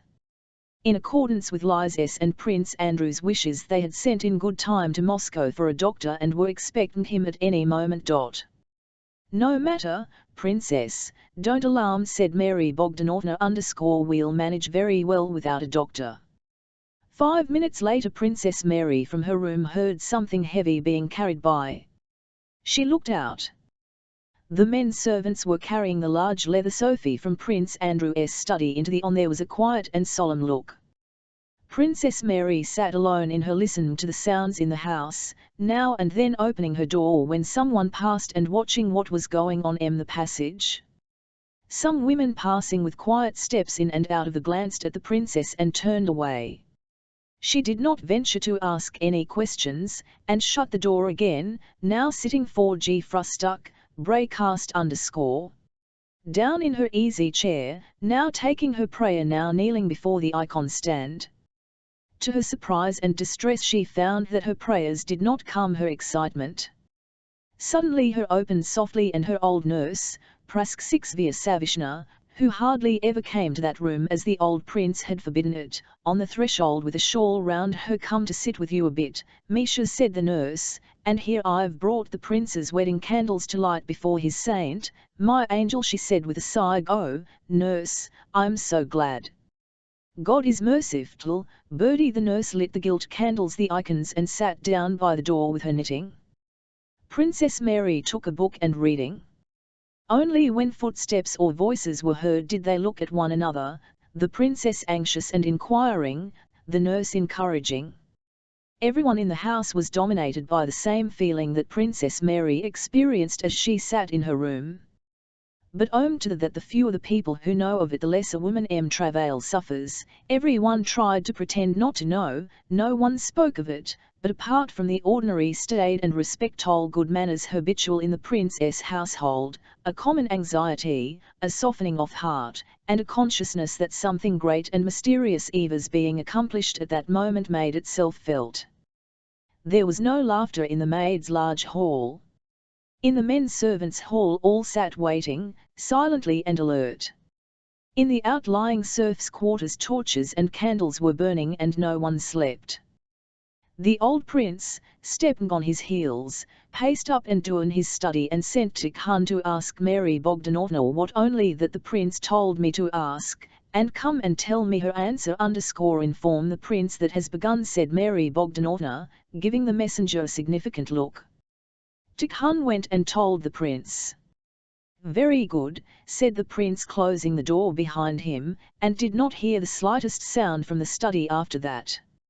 After a while he re-entered it as if to snuff the candles, and, seeing the prince was lying on the sofa, looked at him, noticed his face, shook his head, and going up to him silently kissed him on the shoulder and left the room, snuffing the candles or saying why he had entered. The most solemn mystery the world continued its course.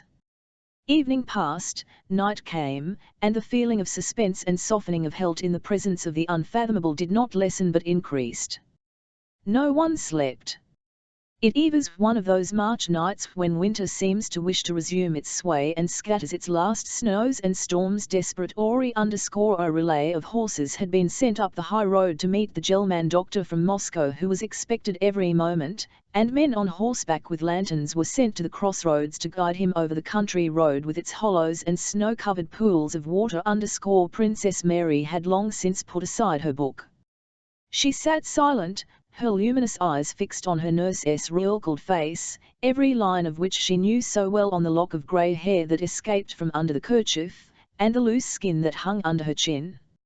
Nurse Savishna, knitting in hand, was telling in low tones, scarcely hearing or understanding her own words, what she had told hundreds of times, how the late princess had given birth to Princess Mary in Kishinev with only a Moldavian irosant woman to help instead of a midwife. God is merciful, doctors are needed, she said suddenly. A gust of wind beat violently against the casement of the window, from which the double frame had iron removed. By order of the prince, one window frame was removed in each room as soon as the larks returned, and, forcing open a loosely closed latch, set the damask curtain flapping and blew out the candle with its chill, snowy draught. Princess Mary shuddered. Her nurse, putting down the stocking she was knitting, went to the window and leaning out tried to catch the open casement.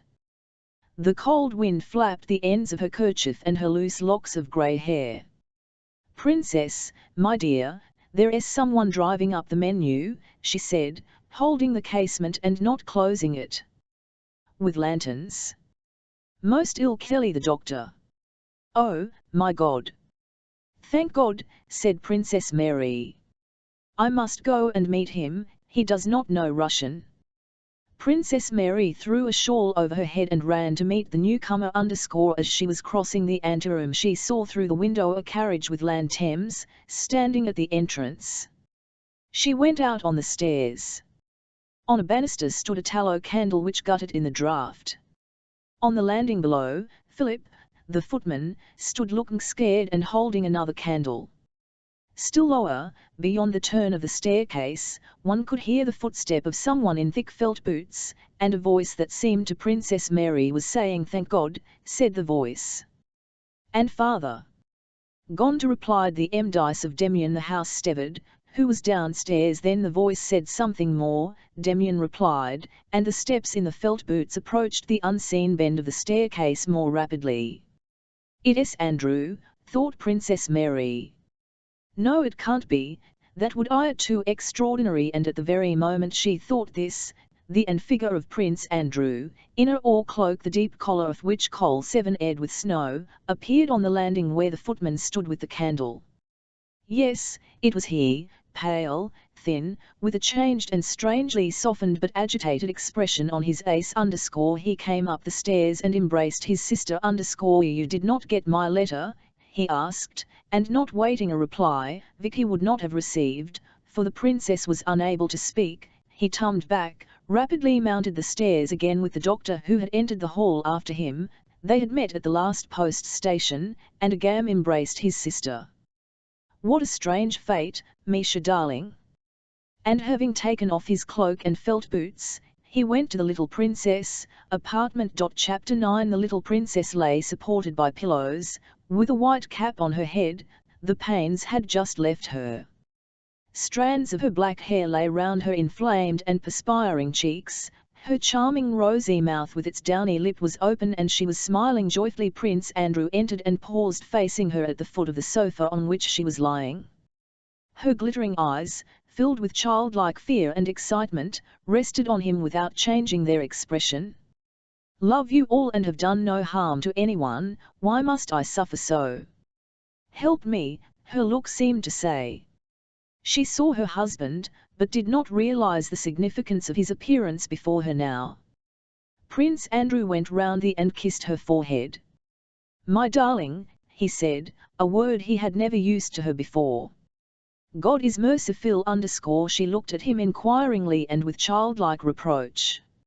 I expected help from you and I get none, none from you either, said her eyes. She was not surprised at his having come, she did not realize that he had come. His coming had nothing to do with her sufferings or with their relief. The pangs began again and Mary Bogdanovna advised Prince Andrew to leave. The doctor entered. Prince Andrew went out and, meeting Princess Mary, again joined her. They began talking in whispers, but their talk broke off at every moment. They waited and listened. Go, dear, said Princess Mary. Prince Andrew went again to his wife and sat waiting in the room next to hers. A woman came from the bedroom with a frightened face and became confused when she saw Prince Andrew. He covered his with his hands and remained so for some minutes. Piteous, helpless, animal moans came through the door. Prince Andrew got up, went to the door, and tried to open it. Someone was holding it shut. You can't come in. You can't, said a terrified voice from within. He began pacing the room. The screaming ceased, and a few more seconds went by. Then suddenly a terrible shriek, "Lt could not be hers, she could not scream like that," came from the Prince Andrew ran to the scream ceased and he heard the I veil of and what they taken a baby in there for, thought Prince Andrew in the first second. A baby? Illit baby. Ivhy, is there a baby there? Or is the baby born? Then suddenly he realized the joyful significance of that wail, tears choked him, and leaning his elbows on the windowsill he began to cry, sobbing like a child. The door opened. The doctor, with his shirt sleeves tucked up, without a coat, pale and with a trembling jaw, came out of the room. Prince Andrew turned to him, but the doctor gave him a bewildered look and passed by without a yokel. A woman rushed out and seeing Prince Andrew stopped, hesitating on the threshold. He went into his wife as she was lying dead, in the same position he had seen her in 5 minutes before and, despite the fixed eyes and the pallor of the cheeks, the same expression was on her charming childlike face with its upper lip covered with tiny black hair. I love you all, and have done no harm to anyone, and what have you done to me? Said her charming, pathetic, dead ace. In a corner of the room something red and tiny gave a grunt and squealed in Mary Bogdanovna's trembling white hands. 2 hours later Prince Andrew, stepping softly, went into his father's. The old man already knew everything. He was standing close to the door and as soon as his rough old arms closed like a vice round his son's neck and without a word he began to sob like a child. 3 days later the little princess was buried, and Prince Andrew went up the steps to where the coffin stood, to give her the farewell kiss. And there in the coffin was the same though with closed eyes. Ah, what have you done to me, it still seemed to say, and Prince Andrew felt that something gave way in his soul and that he was guilty of a sin he could neither remedy nor forget. He could not weep. The old man too came up and kissed the waxen little hands that lay quietly crossed one on the other on her breast, and to him, too, her face seemed to say, ah, what have you done to me, and why? And at the sight the old man turned angrily away. Another 5 days passed, and then the young Prince Nicholas Andreevich was baptized. The wet nurse suspected the coverlet with her chin, while the priest with a goose feather anointed the boy's little red and wrinkled soles and palms. His grandfather, who was his godfather, trembling and afraid of dropping him, carried the infant round the battered tin font and handed him over to the godmother, Princess Mary. Prince Andrew sat in another room, faint with fear lest the baby should be drowned in the font, and awaited the termination of the ceremony. He looked up Joel 11y at the baby when the nurse brought it to him and nodded approval when she told him that the wax with the baby's hair had not sunk in the font but had floated. Chapter X Rost 6 vs share in D610 Kof's duel with Bezukhov was hushed up by the efforts of the old count, and instead of being degraded to the ranks as he expected, he was appointed an adjutant to the Governor-General of Moscow. As a result, he could not go to the country with the rest of the but was kept all summer in Moscow by his new duties. D6 Tenkov recovered, and Rost 6v became very friendly with him during his convalescence. D6 Tenkov lay ill at his mother's, who loved him passionately and tenderly, and old Mary Ivanovna, who had grown fond of Rost 6v for his friendship to her Fedya, often talked to him about her som. Yes, Count, she would say, he is too noble and pure-souled for our present, depraved world. No one now 101b virtue, it seems like a reproach to everyone. Now tell me, Count, was it right, was it honourable, of Bezukhov?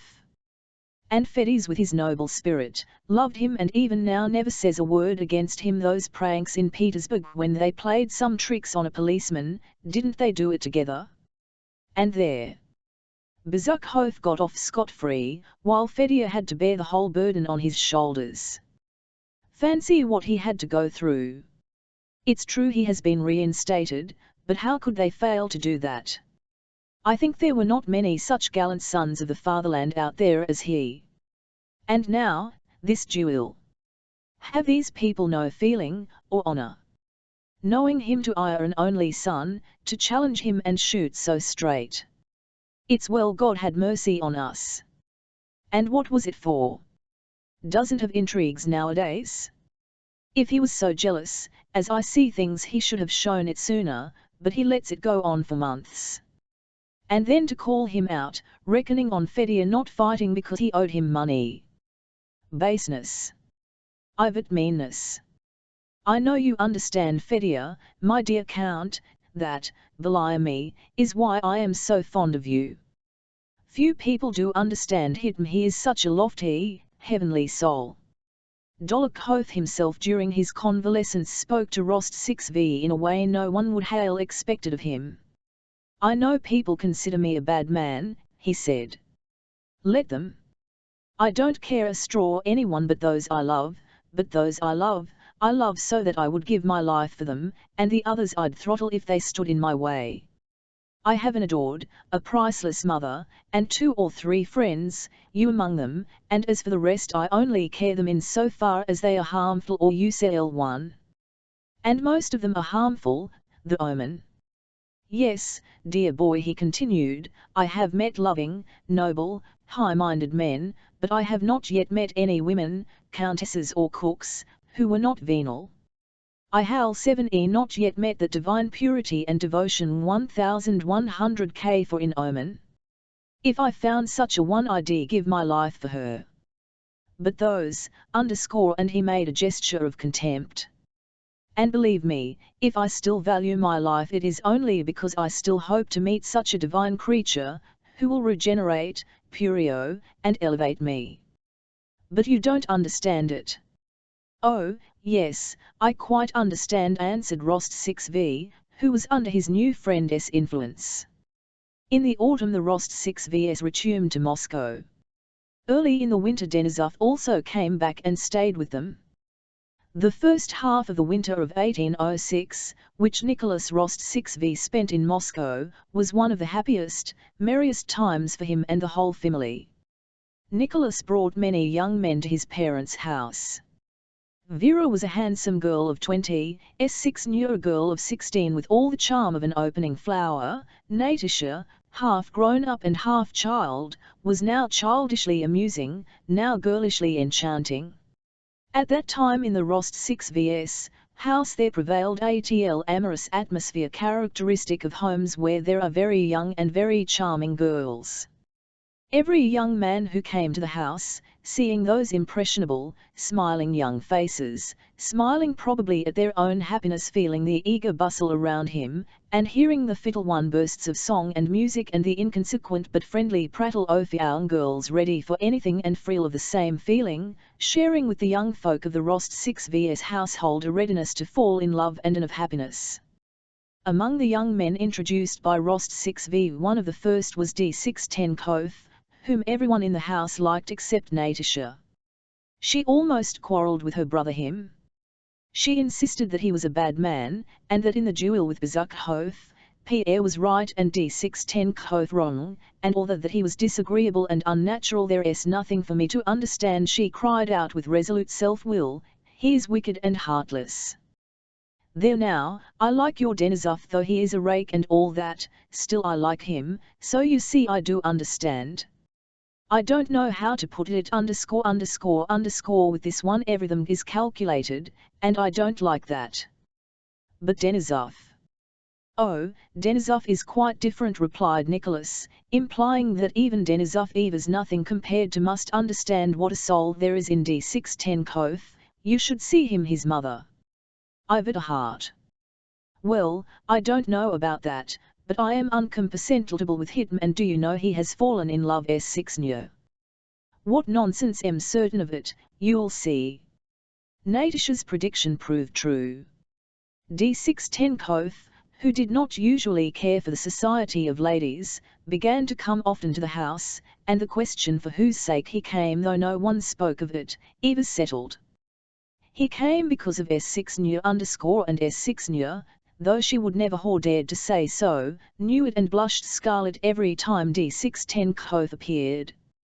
Dolokhov often dined at the Rost 6 never missed a performance at which they were present, and went to loge balls for young people which the Rost 6 always attended. He was pointedly attentive to S6 and looked at her in such a way that not only could she not bear his glances without culling, but even the old countess and Natasha blushed when they saw his looks. It was evident that this strange, strong man was under the irresistible influence of the dark, graceful one. Girl who loved another Rost 6 noticed something new in D610's relations with S6, but he did not explain to himself what these new relations were. They are always in love with someone, he thought of S6 and Natasha. But he was not as much at ease with S6 and D610 as before, and was less frequently at home. In the autumn of 1806 everybody had again begun talking of the war with Napoleon with even greater warmth than the year before. Orders were given to raise recruits, 10 men in every 1,000 for the regular army, and this, NME men in every 1,000 for the militum. Everywhere Bonaparte was anathematized, and in Moscow nothing but the coming war was talked of. For the Rost 6 family the whole interest of these preparations for Ivar lay in the fact that Nicholas would not hear of remaining in Moscow, and only awaited the termination of Denisov's Herluff after Christmas to return with him to their regiment. His approaching departure did not prevent his amusing himself, but rather gave zest to his pleasures. He spent the greater part of his time away from home, at dinners, parties, and balls. Chapter 11. On the third day after Christmas Nicholas dined at home, a thing he had rarely done of late. It was a grand farewell dinner, as he and Denisov were leaving to join their regiment after Epiphany. About 20 people were present, including D610 and Denisov. Never had love been so much in the air, and never had the amorous atmosphere made itself so strongly felt in the Rost 6's house as at this holiday time. Seize the moments of happiness, love, and I loved. That is the only reality in the world, all else is phi, LLY_. It is the one thing we are interested in here, said the spirit of the place. Nicholas, having as usual exhausted 2 pairs of horses, without visiting all the places he meant to go to and where he had been invited, returned home just before dinner.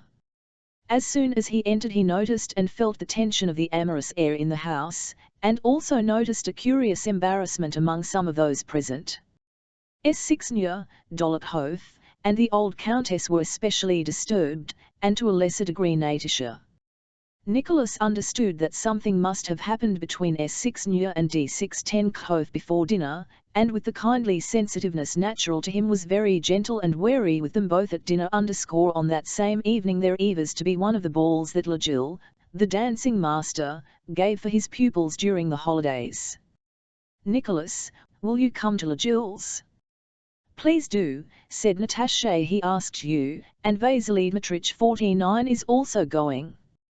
Where would I not go at the Countess' command, said Denisov, who at the Rost 6 had jocularly assumed the role of Natasha's knight. I'm even ready to dance the pas de châle if I time, answered Nicholas. But I promised the Ukharovs, they hail a party. And you, he asked D610 Koth, but as he had asked the question he noticed that it should not have been put. Perhaps coldly and angrily replied D610 Koth, glancing at S6 Nya, and, scowling, he gave Nicholas just such a look as he had given Pierre at the club dinner. There is something up, thought Nicholas, and he was confirmed in this conclusion by that D610 Koth left immediately after dinner. He called Natasha and asked her what was the matter. And I was looking for you, said Natasha, running out to him. Il told you, but you old not believe it, she said triumphantly. He has proposed to S6 Nya. Little as Nicholas had occupied himself with S6 Nya of late, something seemed to give way within him at this news. D610 Koth was a suitable and in some respects a brilliant match for the dowerless, orphan girl from the view of old countess and of society. It was out of the question for her to refuse him. And therefore Nicholas' first feeling on hearing the news was one of anger with S6 Nya. He tried to say, that's capital, of course she'll forget her childish promises and accept the offer, but before he had time to say it Natasha began again and she raised him quite definitely, adding, after a pause, she told him she loved. Yes, my S6 Nya could not have done otherwise, thought Nicholas. Much as Mama pressed her, she railed, and I know she won't change once she has said and Mama pressed her, said Nicholas reproachfully. Yes, said Natasha. Do you know, Nicholas, don't be angry, but I know you will not marry her. I know, heaven knows how, but I know for certain that you won't marry her. Now you don't know that at all, said Nicholas. But I must talk to her. What a darling S6 Nya is, he added with a smile. She is indeed a darling. I'll send her to you. And Natasha kissed her brother and ran away. A minute later S6 Nya came in with a frightened, guilty, and scared look. Nicholas went up to her and kissed her hand. This was the first time since his return that they had talked alone and their love. Sophie, he began, timidly at first and then more and more boldly, if you wish to refts one who is not only a brilliant and advantageous match but a splendid, noble fellow. He is my friend. S6 Nya interrupted him. I have already railed, she said hurriedly. If you are asing for my sake, I am afraid that S6 Nya again interrupted. She gave him an imploring, frightened look. Nicholas, don't tell me that, she said. No, but I must. It may be arrogant of him, but still it is best to say it. If you reels him on my account, I must tell you the whole TMTH_IIORU, and I think I love you more than anyone. That is enough for me, too, said S6 Nya, blushing. No, but I have iron in love 1,000 times and shall fall in again, though no one have I such a feeling of friendship, confidence, and love as I hail for you. Then I am young. Mama does not wish it. In a word, I make no promise. And I beg you to consider D610 Koth's offer, he said, articulating his friend's name with difficulty. Don't say that to me. I want nothing. I owe you as a brother and always shall, and I want nothing more. You are an angel, I am not worthy of you, but I am afraid of misleading you. And Nicholas again kissed her hand. Chapter 12. Legils were the most enjoyable balls in Moscow. So said the mothers as they watched their young people executing their newly learned steps, and so said the youths and maidens themselves as they danced till they were ready to drop, and so said the grown-up young men and women who came to these balls with an awe of condescension and found them most enjoyable. That year 2 marriages had come off these balls. The 2 pretty young princesses Gorkak 6V met suitors there and were married, and so increased the fame of these dances. What distinguished them from others was the absence of host or hostess and the presence of the good-natured Legil, flying like a feather and bowing according to the rules of his art, as he collected the tickets from all his visitors. There was that only those came who wished to dance and amuse themselves as girls of 13 and 14 do who are wearing long dresses for the first time. With scarcely any exceptions they all were, or seemed to be, pretty, so rapturous were their smiles and so sparkling their eyes. Sometimes the best of the pupils, of whom Natasha, who was exceptionally graceful, was first, even danced the pas de seashell, but at this last ball only the écossaise, the anglais, and the mazurka, which was just coming into, were danced. Logil had taken a ballroom in Bezukhov's house, and the ball, as everyone said, was a great success. There were many pretty girls, and the Rost 6v girls were among the prettiest. They were both particularly happy and gay. That evening, proud of D610's proposal, her rehearsal, and her explanation with Nicholas, S6 knew twirled about before she left home so that the maid could hardly get her hair plaited, and she was transparently radiant with impulsive joy. Natasha, no less proud of her first long dress and of being at a real ball, was even happier. They were both dressed in white muslin with pink Natasha frll in IOR the very moment she entered the ballroom. She was not in love with anyone in particular, but with everyone. Whatever person she happened to look at, she was in love with for that moment. "Oh, how delightful it is," she kept saying, running up to S6. Knew Nicholas and Denisov were walking up and down, looking with kindly patronage at the dancers. "How sweet she is, she will a real beauty," said Denisov. "Countess Natasha," answered Denisov. "And how she dances! What grace," he said again after a pause. "Who are you talking about?" "Your sister," ejaculated Denisov testily. Rost 6v smiled. "My dear Count, you were one of my pupils, you must dance," said little Logil, coming up to Nicholas. "Look how many charming young ladies, too." He turned the same request to Denisov, who was also a former pupil of his. "No, my dear fellow, I live in a wallflower," said Denisov. "Don't you recollect what bad use I made of your lessons?" "Oh no," said Logil, hastening to reassure her. "You were only in a tentacle, but you had talent. Oh yes, you had talent." The band struck up the newly introduced mazurka. Nicholas could not refuse Logil and asked S6 New to dance.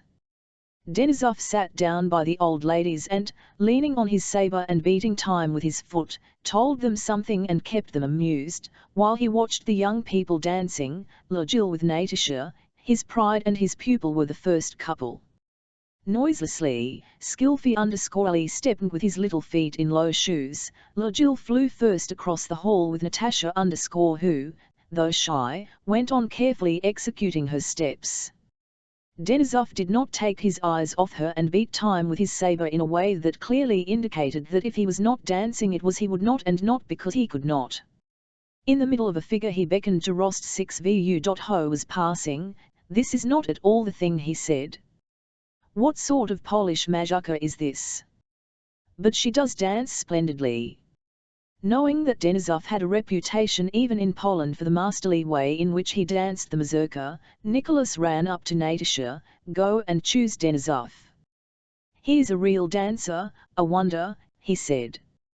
It came to Natasha's turn to choose a partner. She rose and, tripping rapidly across in her little shoes trimmed with, ran timidly to the corner where Denisov sat. She saw that was looking at her and waiting. Nicholas saw that Denisov was refusing, though he smiled delightedly. He ran up to them. "Please, Vasily Dmitrich," Natasha was saying, "do come." "Oh no, let me off, Countess," Denisov replied. "Now Thu Vaska said Nicholas. "They coax me as if I were Vaska the cat," said Denisov jokingly. "R11 sing for you a whole evening," said Natasha "Oh, the she can do anything with me," said Denisov, and he unhooked his sabre He came out from behind the chairs, clasped his partner's hand firmly, threw back his head, and advanced his foot, waiting for the beat. Only on horseback and in the mazurka was Denisov's short stature not noticeable, and he looked the fine fellow he felt himself to be. At the right beat of the music he looked sideways at his partner with a merry and triumphant air, suddenly stamped with one foot, from the floor like a ball, and flew round the room taking his partner with him. He glided silently on one foot half across the room, and seeming not to notice the chairs Eva's dashing straight at when suddenly, clinking his spurs and spreading out his legs, he stopped short on his heels, stood so a second, stamped on the spot clanking his spurs, whirled rapidly round. and, striking his left heel against his right, flew round again in a circle. Natasha guessed what he meant to do, and abandoning herself to him followed his lead, hardly knowing how. First he spun her round, holding her now with his left, now with his right hand, then falling on one knee he whirled her round him, and again jumping up, dashed so impetuously von Var that it seemed as if he would rush through the whole suite of rooms without drawing breath, and then he suddenly stopped and performed some new and unexpected steps. When at last, smartly whirling his partner round in front of her chair, he drew up with a click of his spurs, and to her, Natasha did not even make him a curtsy. She fixed her eyes on him in amazement, smiling as if she did not recognize what does this mean. She brought out, although Legil did not acknowledge this to be the real mazurka, everyone was delighted with Denisov's skill. He was asked again and again as a partner, and the old men began smilingly to talk about Poland and the good old days. Denisov, flushed after the mazurka and mopping himself with his handkerchief, sat down by Natasha and did not leave her for the rest of the chapter 13. For 2 days after that Rost 6v did not see D610 at his or at D610's home. On the 3rd day he received a note from him: as I do not intend to be at your house again for reasons you know of, and am going to rejoin my regiment, I am giving a farewell supper tonight to my friends. Come to the English Hotel. About 10 o'clock Rost 6v went to the English Hotel straight from the theatre, where he had been with his family and Denisov. He was at once shown to the best room, which D610 had taken for that evening. Some 20 men were gathered round a table at which D610 sat between 2 candles. On the table was a pile of gold and paper money, and he was keeping the bank. Rost 6v had not seen him since his proposal and Sonia's refusal, and felt uncomfortable at the thought of how they would meet. D610's clear, cold glance met Rost 6v as soon as he entered as though he had long expected him. "It's a long time since we met," he said. "Thanks for coming. I'll just finish dealing, and then Ilyushka will come." His chorus. "I called once or twice at your house," said Rost 6v. D610 made no reply. "You may punt," he said. Rost 6v recalled at that moment a strange conversation he had once had with D610 "None but fools thrust to luck in play," D610 had then said. "Or are you afraid to play with me?" D610 now asked, as if guessing Rost 6v's thought. Beneath his smile Rost 6v saw in him the mood he had shown at the club dinner and at other times, when, as if tired of everyday life, he had felt a need to escape from it by some strange, and usually cruel, action. Rost 6v felt ill at ease. He tried, but failed, to find some joke with which to reply to Dólokhov's words.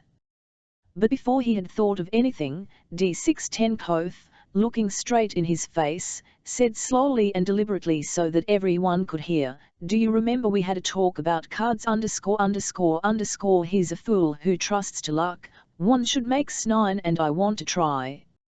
To try his luck or the certainty." Rost 6v asked himself, "Well, you'd better not play," D610 added, and springing a new pack of cards said, "Bank, gentlemen." Moving the money forward he prepared to deal. Rost 6v sat down by his side and at first did not play. D610 kept glancing at him. "Why don't you play?" he asked, and strange to say Nicholas felt that he could not help taking up a card, putting a small stake on it, and beginning to play. "I have no money with me," he said. "R11 trust you." Rost 6v staked 5 rubles on a card and lost, staked again, and again lost. D610 killed, that is, beat, 10 cards of Rost 6v's running. "Gentlemen," said D610 after he had dealt for some time, "please place your money on the cards or I may get muddled in the reckoning." One of the players said he might trusted. "Yes, you might, but I aren't afraid of getting the accounts mixed. So I ask you to put the money on your cards," replied D610 "Don't stint yourself, we'll settle afterwards," he added, Turning to Rost 6v _ the game continued, a waiter kept handing round champagne. All Rost 6v's cards were irate and he had 800 rubles scored up against him. He wrote 800 rubles on a card, but while the waiter filled his glass he changed his mind and altered it to his usual stake of 20 rubles _ leave it, said D6 Tenkov, though he did not seem to be looking at it. Rost 6v, you'll win it back all the sooner. I lose to the others but win from you. Or are you afraid of me? He asked again. Rost 6v submitted. He let the 800 remain and laid down a 7 of hearts with a torn corner, which he had picked up from the floor. He well remembered that 7 afterwards. He laid down the 7 of hearts, on which with a broken bit of chalk he had written 800 rubles in clear upright figures. He emptied the glass of warm champagne that was handed him, smiled at D6 Tenkov's words, and with a sinking heart, waiting for a 7 to turn up, gazed at D6 Tenkov's hands which held the pack. Much depended on Rost 6v's winning or losing on that 7 of hearts. On the previous Sunday the old count had given his son 1000 mbles, and though he always disliked of money difficulties had told Nicholas that this was all he could let him have till May, and asked him to be more economical this time. Nicholas had replied that it would be more than enough for him and that he gave his word of honor not to take anything more till the spring. Now only 1200 rubles was left of that money, so that this 7 of hearts meant for him not only the loss of 1600 mbles, but the necessity of going back on his word. With a sinking heart he watched D6 Tenkov's hands and thought, now then, make haste and let me have this card and I'll take my cap and draw 7e home to supper with Denisov, Natasha, and S6nya, and will certainly never touch a card again _ at that moment his home life, jokes with Petya, talks with S6nya, duets with Natasha, piquet with his and even his comfortable bed in the house on the Pavarskaya rose before him with such vividness, clearness, and charm that it seemed as if it were all a lost and unappreciated bliss, long past. He could not conceive that a stupid chance, letting the 7 dealt to the right rather than to the left, might deprive him of all this happiness, newly appreciated and newly illumined, and plunge him into the depths of unknown and undefined misery that could not yet. He awaited with a sinking heart the movement of D6 Tenkov's hands. Those broad, reddish hands, with hairy wrists visible from under the shirt cuffs, laid down the pack and took up a glass and a pipe that were handed him. So you are not afraid to play with me, repeated D6 Tenkov, and as if about to tell a good story he put down the cards, leaned back in his chair, and began deliberately with a smile. Yes, gentlemen, I've been told there's a rumor going about Moscow that I'm a sharper, so I advise you to carry Al _ come now, deal, exclaimed Rost 6v _ those Moscow gossips, said D6 Tenkov, and he took up the cards with a smile. Ah! Rost 6v almost screamed, lifting hands to his head. The 7 he needed was lying uppermost, the first card in the pack. He had lost more than he could pay.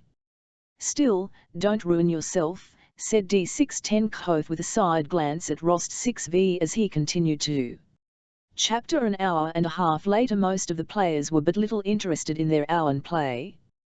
The whole interest was concentrated on Rost 6v _ instead of 1600 rubles he had a long column of figures scored against him, which he had reckoned up to 10,000, but that now, as he vaguely supposed, must have risen to 15,000. In reality it already exceeded 20,000 rubles. D6 Tenkov was no longer listening to stories or telling them, but followed every movement of Rost 6v's hands and occasionally ran his eyes over the score against whom he had decided to play until that score reached 43,000. He had fixed on that number because 43 was the sum of his and S6's joint ages. Rost 6v, leaning his head on both hands, sat at the table which was scrawled over with figures, wet with spilled wine, and littered with cards. One tormenting impression did not leave him, that those broad-boned reddish hands with hairy wrists visible from under the shin sleeves, those hands which he imical and hated, held him in their power. 600 nobles, ace, a corner, a 9. Winning it back's impossible. Oh, how pleasant it was at home, the knave, double or quits, it can't bet. And why is he doing this to me? Rost 6v pondered. Sometimes he staked a large sum, but d6-10 Koth refused to accept it and fixed the stake himself. Nicholas submitted to him, and at one moment prayed to God as he had done on the battlefield at the bridge over the Inns, and then guessed that the card that came first to hand from the crumpled heap under the table would save him, now counted the cords on his coat and took a card of that number and tried staking the total of his losses on it. Then he looked round for aid from the other players, or peered at the now cold of d6-10 Koth and tried to read what was passing in his mind. He knows of course what this loss means to me. He can't want my Mim, wasn't he my friend? Wasn't I fond of him? But it's not his lat's he to do if he has such luck, and it's not my fault either, he thought to himself. I have done nothing wrong. Have I killed anyone, or insulted or I wished harm to anyone? Why such a telltale misfortune? And when did it begin? Such a little while ago I came to this table with the thought of winning 100 rubles to buy that casket for Mama's name day and then going home. I was so happy, so free, so light-hearted. And I did not realize how happy I was. When did that end, and when did this new, terrible state of things begin? Marked the change. I sat all the time in this same place at this table, chose and placed cards, and watched those broad-boned agile hands in the same way. When did it happen, and what has happened?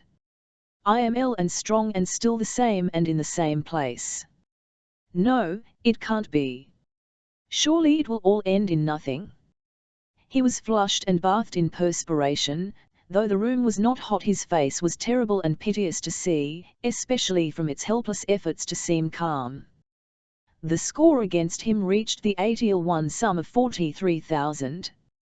Rost 6v had just prepared a card, by bending the corner of which he meant to double the 3,000 just put down to his score, when Bolkonsky, slamming down the pack of cards, put it aside and began rapidly adding up the total of Rost 6v's debt, breaking the chalk as he marked the figures in his clear, indled hand. Supper, it's time for supper. And here are the gypsies. Some swarthy men and women were really entering from the cold outside and saying something in their gypsy accents. Nicholas understood that it was all our, but he said in an indifferent tone, well, won't you go on? I had a splendid card all ready, as if it were the of the game which interested him most. It's all up. I'm lost, thought he. Now a bullet through my brain, that's all that's left me. And at the same time he said in a cheerful voice, come now, just this one more little card. All right, said d6-10 Koth, having finished the addition. All right. 21 rubles, he said, pointing to the figure 21 by which the total exceeded the round sum of 43,000, and taking up a pack he prepared to deal.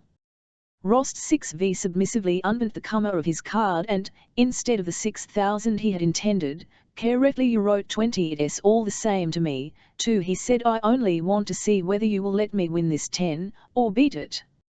Bolkonsky began to deal seriously. Oh, how Rost 6v detested at that moment those hands with their shorn reddish fingers and hairy U-tists, which held him in their power. The 10 fell to U05, RTY 3000, count, said d6-10 Koth, and stretching himself he rose from the table. One does get tired sitting so long, he added. Yes, I'm tired too, said Rost 6v d6-10 Koth cut him short, as if to remind him that it was not for him to jest. When am I to receive the money, Count? Rost 6v, flushing, drew d6-10 Koth into the next. I cannot pay it all immediately. Will you take it, he said. I say, Rost 6v, said d6-10 Koth clearly, smiling and looking Nicholas straight in the eyes. You know the saying, lucky in love, unlucky at cards. Your cousin is in love with you. It's terrible to feel oneself so in this man's power, thought Rost 6v_. He knew what a shock he would inflict on his father and mother by the news of this loss. He knew what a relief it would be to escape it all, and felt that D610 knew that he could save him from all this shame and sorrow, but wanted now to play with him as a cat does with a mouse, your cousin. D610 started to say, but Nicholas interrupted him. My cousin has nothing to do with this, and it is not necessary to mention her, he exclaimed fiercely. Then when am I to have it? Tomorrow, replied Rost 6V, and left the room. Chapter 15. To say and keep up a dignified tone was not difficult, but to go home alone, see his sisters, brother, mother, and Fither, confess and ask for money he had no right to after giving his word of honor, was terrible. At home, they had not yet gone to Erd. The young people, after returning from the theatre, had had supper and were grouped round the clavichord.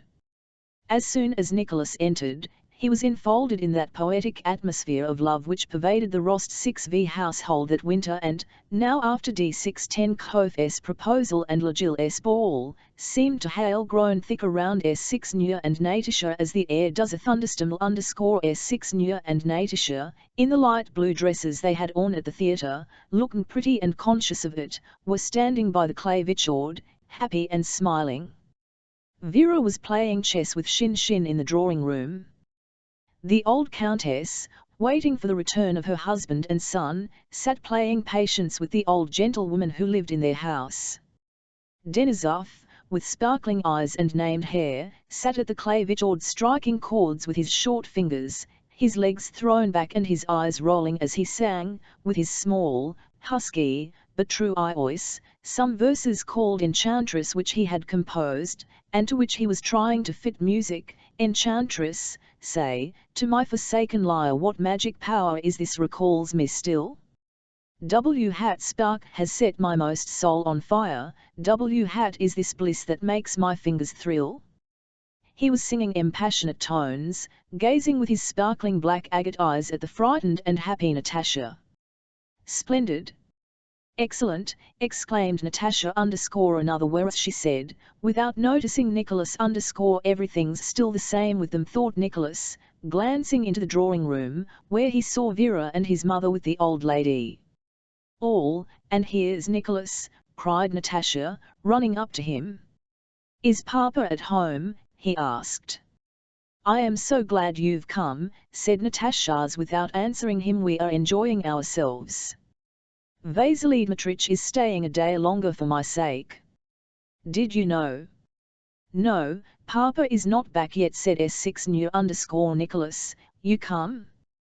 Come here, dear, called the old countess from the drawing. Nicholas went to her, kissed her hand, and sitting down silently at her table began to watch her hands arrange the cards. From the dancing-room, they still heard the laughter and merry voices trying to persuade Natasha to sing.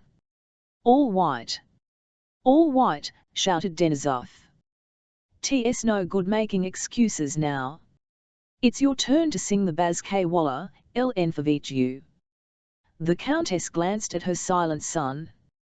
What is the matter? She asked. Oh, nothing, said he, as if weary of being continually asked the same question. Will Papa be back soon? I expect so. Everything's the same with them, they know nothing about it. Where am I to go? Thought Nicholas, and went again into the dancing-room where the clavichord stood. S6 was sitting at the clavichord, playing the prelude to Denisov's favourite barcarolle. Natasha was preparing to sing. Denisov was looking at her with enraptured eyes. Nicholas began packing up and down the why do they Ivan to make her sing. How can she sing? There is nothing to be happy, thought he. S6 struck the first chord of the prelude. My God, I'm a mind and dishonoured man. A bullet through my brain is the only thing left me, not singing. His thoughts ran go away. But where to? It is one, let them sing. He continued to pace the room, looking gloomily at Denisov and the girls and avoiding their neck. 61 Enka, what is the matter? S6's eyes fixed on him seemed to ask. She noticed at once that something had happened to her. Nicholas turned away from her. Natasha too, with her quick instinct, had instantly noticed her brother's condition. But, though she noticed it, she was herself in such high spirits at that moment, so from sorrow, sadness, or self-reproach, that she purposely deceived herself as young people often do. "No, I am too happy now to spoil my enjoyment by sympathy with anyone's sorrow," she felt, and she said to herself, "No, I must mistaken, he must be feeling happy, just as I am now." S6 near, she said, gummed to the very middle of the where she considered the resonance was having lifted her head and let her arms droop lifelessly, as ballet dancers do, Natasha, rising energetically from her heels to her toes, to the middle of the room and stood still. "Yes, that's me," she seemed to say, answering the rapt gaze with which Denisov. "And what is she so pleased about?" thought Nicholas, looking at his sister. "Why isn't she dull and ashamed?" Natasha took the first note, her throat swelled, her chest rose, her eyes serious. At that moment she was oblivious of her surroundings, and from her smiling lips flowed sounds which anyone may produce at the same intervals and hold for the same time, but which you cold 1,000 times and the 1,001st time thrill you and make you weep. Natasha, that winter, had for the first time begun to sing seriously, mainly because Denisov so delighted in her singing. She no longer sang as a child, there was no longer in her singing that comical, childish, painstaking effect that had been in it before, but she did not yet sing well, as all the connoisseurs who heard her said, is not trained, but it is a beautiful one voice that must be trained. Only they generally said this some time after she had finished singing. Hull that untrained voice, its incorrect breathing and red transitions, was sounding, even the connoisseurs said nothing, but only delighted in it and wished to hear it again. In her voice there was a virginal freshness, an unconsciousness of her own powers, and an as yet untrained velvety softness, which so mingled with her lack of art in singing that it seemed as if nothing in that voice could be altered without spoiling it. "What is this?" thought Nicholas, listening to her with widely opened eyes. "What has happened to her? How she is singing today!" And suddenly the whole world centered for him on anticipation of the next note, the next phrase, and everything in the world was divided into 3 beats, "Oh mio crudel kveto."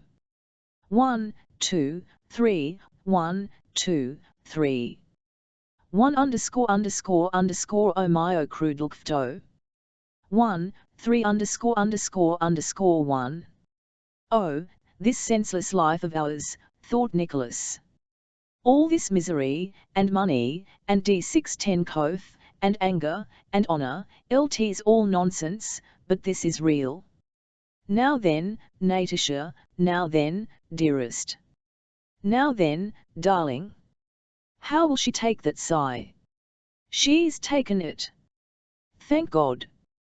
And without noticing that he was singing, to strengthen the sigh he sung a second, a third below the high note.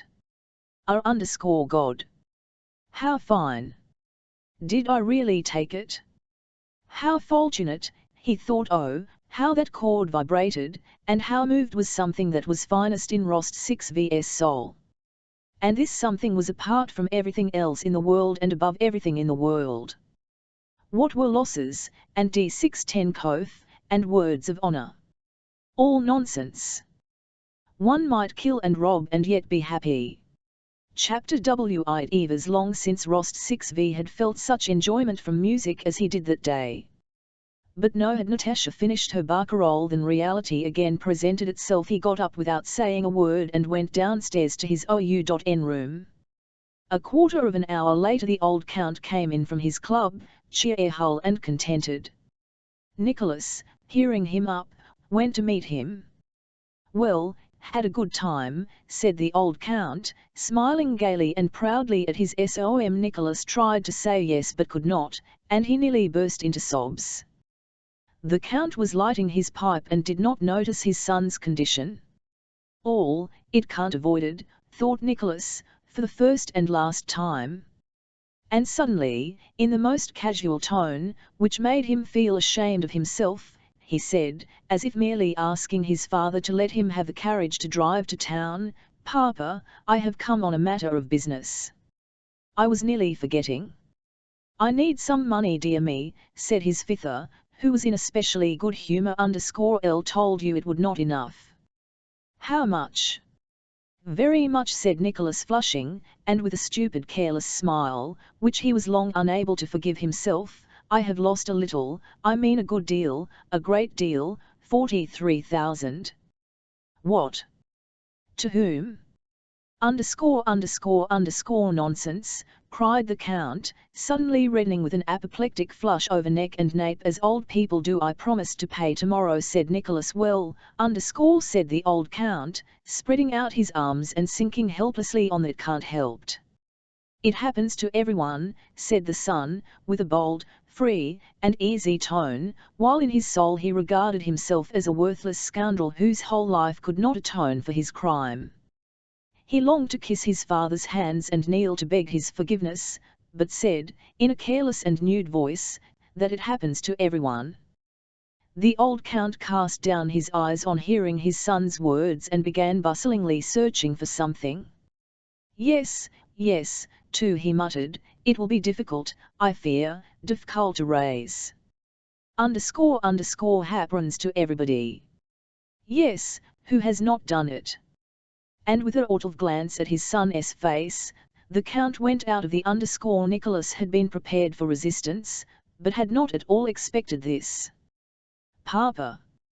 Papa! He called after him, sobbing, forgive me. And seizing his father's hand, he pressed it to his lips and burst into tears. While father and son were having their explanation, the mother and daughter were having one not less important. Natasha came running to her mother, quite excited. Mama, Mama, he has made me. Made me an offer, Mama, she exclaimed. The Countess did not believe her ears. Denisov had proposed. To whom? To this chit of a girl, Natasha, who not so long ago was playing with dolls and who was still having lessons. Don't, Natasha. /hat nonsense, she said, hoping it was a joke. Nonsense, indeed.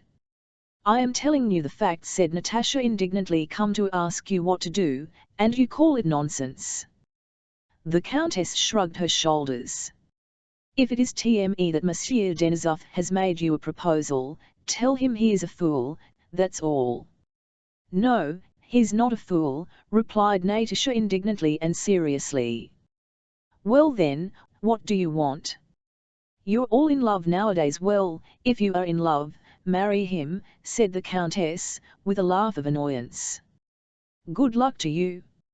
No, Mama, I'm not in love with him, I'm not in love with him. Well then, tell him so. Mama, are you cross? Don't be cross, dear. Is it my fault? No, but what is it, my dear? Do you want me to go and tell him, said the Countess smiling. No, I will do it myself, only tell me what to say. It's all very well for you, said Natasha, with a responsive smile. You should have seen how he said it. I know he did not mean to say it, but it came out accidentally. Well, all the same, you must release him. No, I mustn't. I am so sorry for him. He's so nice. Well then, accept his offer. It's high time for you to be married, answered the Countess sharply and sarcastically. No, Mama, but I'm so sorry for him. I don't know how I'm to say it. And there's nothing for you to say. I shall speak to him myself, said the Countess, indignant that they should have dared to treat this little Natasha as grown up. No, not on any account. I will tell him myself, and you'll listen at the door. And Natasha ran across the drawing room to the dancing hall, where Denisov was sitting on the same chair by the clavichord with his face in his hands. He up at the sound of her light step. Natalie, he said, moving with rapid steps toward her, decide my fate. It is in your hands, Vasily Dmitrich. I'm so sorry for you, no, but you are so nice. But it won't, but as a friend, I shall always love you. Denisov bent over her hand and she heard strange sounds she did not understand. She kissed his rough curly black head. At this instant, they heard the quick rustle of the Countess' dress. She came up to them. Vasily Dmitrich, I thank you for the honor, she said, with an embarrassed voice, though it sounded severe to my daughter is so young, and I thought that, as my son's friend, you would have addressed yourself first to me. In that case you would not have obliged me to give this Countess, said Denisov, with downcast eyes and a guilty face. He tried to say more, but faltered. Natasha could not remain calm. Seeing him in such a plight she began to sob aloud. Countess, I hail Ong, Denisov went on in an unsteady voice, but believe me, I so adore your daughter and all your family that I would give my life twice over. He looked at the Countess, and seeing her severe said, well, goodbye, Countess, and kissing her hand, he left with quick resolute strides, without looking at Natasha. Next day Rost 6v saw Denisov off. He did not wish to stay another day in Moscow. All Denisov's Moscow friends gave him a farewell entertainment at the gypsies, with the result that he had no recollection of how he was put in the sleigh or of the first 3 stages of his journey. After Denisov's departure, Rost 6v spent another fortnight in Moscow, without going out of the house, waiting for the money he could not at once raise, and he spent most of his time in the girls' room. 6 knew Eva's more tender and ted to him than ever. It was as if she wanted to show him that his losses were an achievement that made her love him all the more, but Nicholas now considered himself unworthy of her. He filled the girls' albums with verses and music, and having at last sent D610 the whole 43,000 rubles and received his receipt, he left at the end of November, without taking leave of any of his acquaintances, to overtake his regiment which was already in Poland. Book 5, 1806, 07 Chapter I. After his interview with his wife, Pierre left for Petersburg. At the Tours 6K station, either there were no horses or the postmaster would not supply them. Pierre was obliged to wait. Without undressing, he lay down on the leather sofa in front of a round table, put his big feet in their overboots on the table, and began to reflect. Will you have the brought in? And got ready, and tea, asked his valet. Pierre gave no answer, he neither heard nor saw anything. He had begun to think of the last station and was still pondering on the same question, one so important that he took no notice of what went on around him. Not only was he indifferent as to whether he got to Petersburg earlier or later, or whether he secured accommodation at this station, but compared to the thoughts that now occupied him it was a matter of indifference whether he remained there for a few hours or for the rest of his life. The postmaster, his wife, the valet, and a peasant woman selling Tours 6K embroidery came into the room offering their services. Without changing his careless attitude, Pierre looked at them over his spectacles, unable to understand what they wanted or how they could go on living without having solved the problems that so absorbed him. He had engrossed by the same thoughts ever since the day he returned from Sok 61 Niki after the duel and had spent that first agonizing, sleepless night. But now, in the solitude of journey, they seized him with special force. No matter what he thought, he always returned to these same questions which he could not solve and yet could not cease to ask himself. It was as if the thread of the chief screw which held his life together was stripped, so that the screw could not get in or out, but went on turning uselessly in the same place. The postmaster came in and began obsequiously to beg His Excellency to wait only 2 hours, when, come what might, he would let His Excellency have the courier horses. It was plain that he was lying and only wanted to get more money from the Taramilla. Is this good or bad? Pierre asked himself. It is good for me, bad for another traveller, and for himself it's unavoidable, because he needs money for food. The man said an officer had once given him a thrashing for letting a private triller hail the courier horses. But the officer thrashed him because he had to get on as quickly as, and I, continued Pierre, shot D610 because I considered myself injured, and Louis XVI was executed because they considered him a criminal, and a year later they executed those who executed him, also for some reason. What is bad? What is good? What should one love and what hate? Does one live for? And what am I? What is life, And what is death? What power governs all? There was no answer to any of these questions, except one, and that not a logical answer and not at all a reply to them. The answer was, you'll die and all will end. You'll die and know all, or cease asking. But dying was also dreadful. The Tours 6K peddler woman, in a whining voice, went on offering her wares, especially a pair of goatskin slippers. I have hundreds of rubles I don't know what to do with, and she stands in her tattered cloak looking timidly at me, he thought. And what does she want the money for? As if that money could add a hair's breadth to happiness or peace of mind. Can anything in the world make her or me less a prey to evil and death, death which ends all and must come today or tomorrow, at any rate, in an instant as compared with eternity? And again he fisted the screw with the stripped thread, and again it turned uselessly in the same place. His servant handed him a half-cut novel, in the form of letters, by Madame de Souza. He began reading the sufferings and virtuous struggles of a certain Emily de Mansfeld and why did she resist her seducer when she loved him, he thought. God could not have put into her heart an impulse that was against his will. My wife, as she once was, did not struggle, and she was right. Nothing has been found out, nothing discovered. Pierre again said to himself, all we can know is that we know nothing. And that's the height of human wisdom.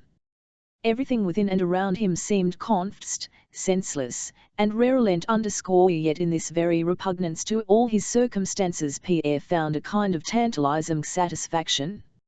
I make to ask your excellency to move a little for this gentleman, said the postmaster, entering the room followed by another traveller, also detained for lack of horses.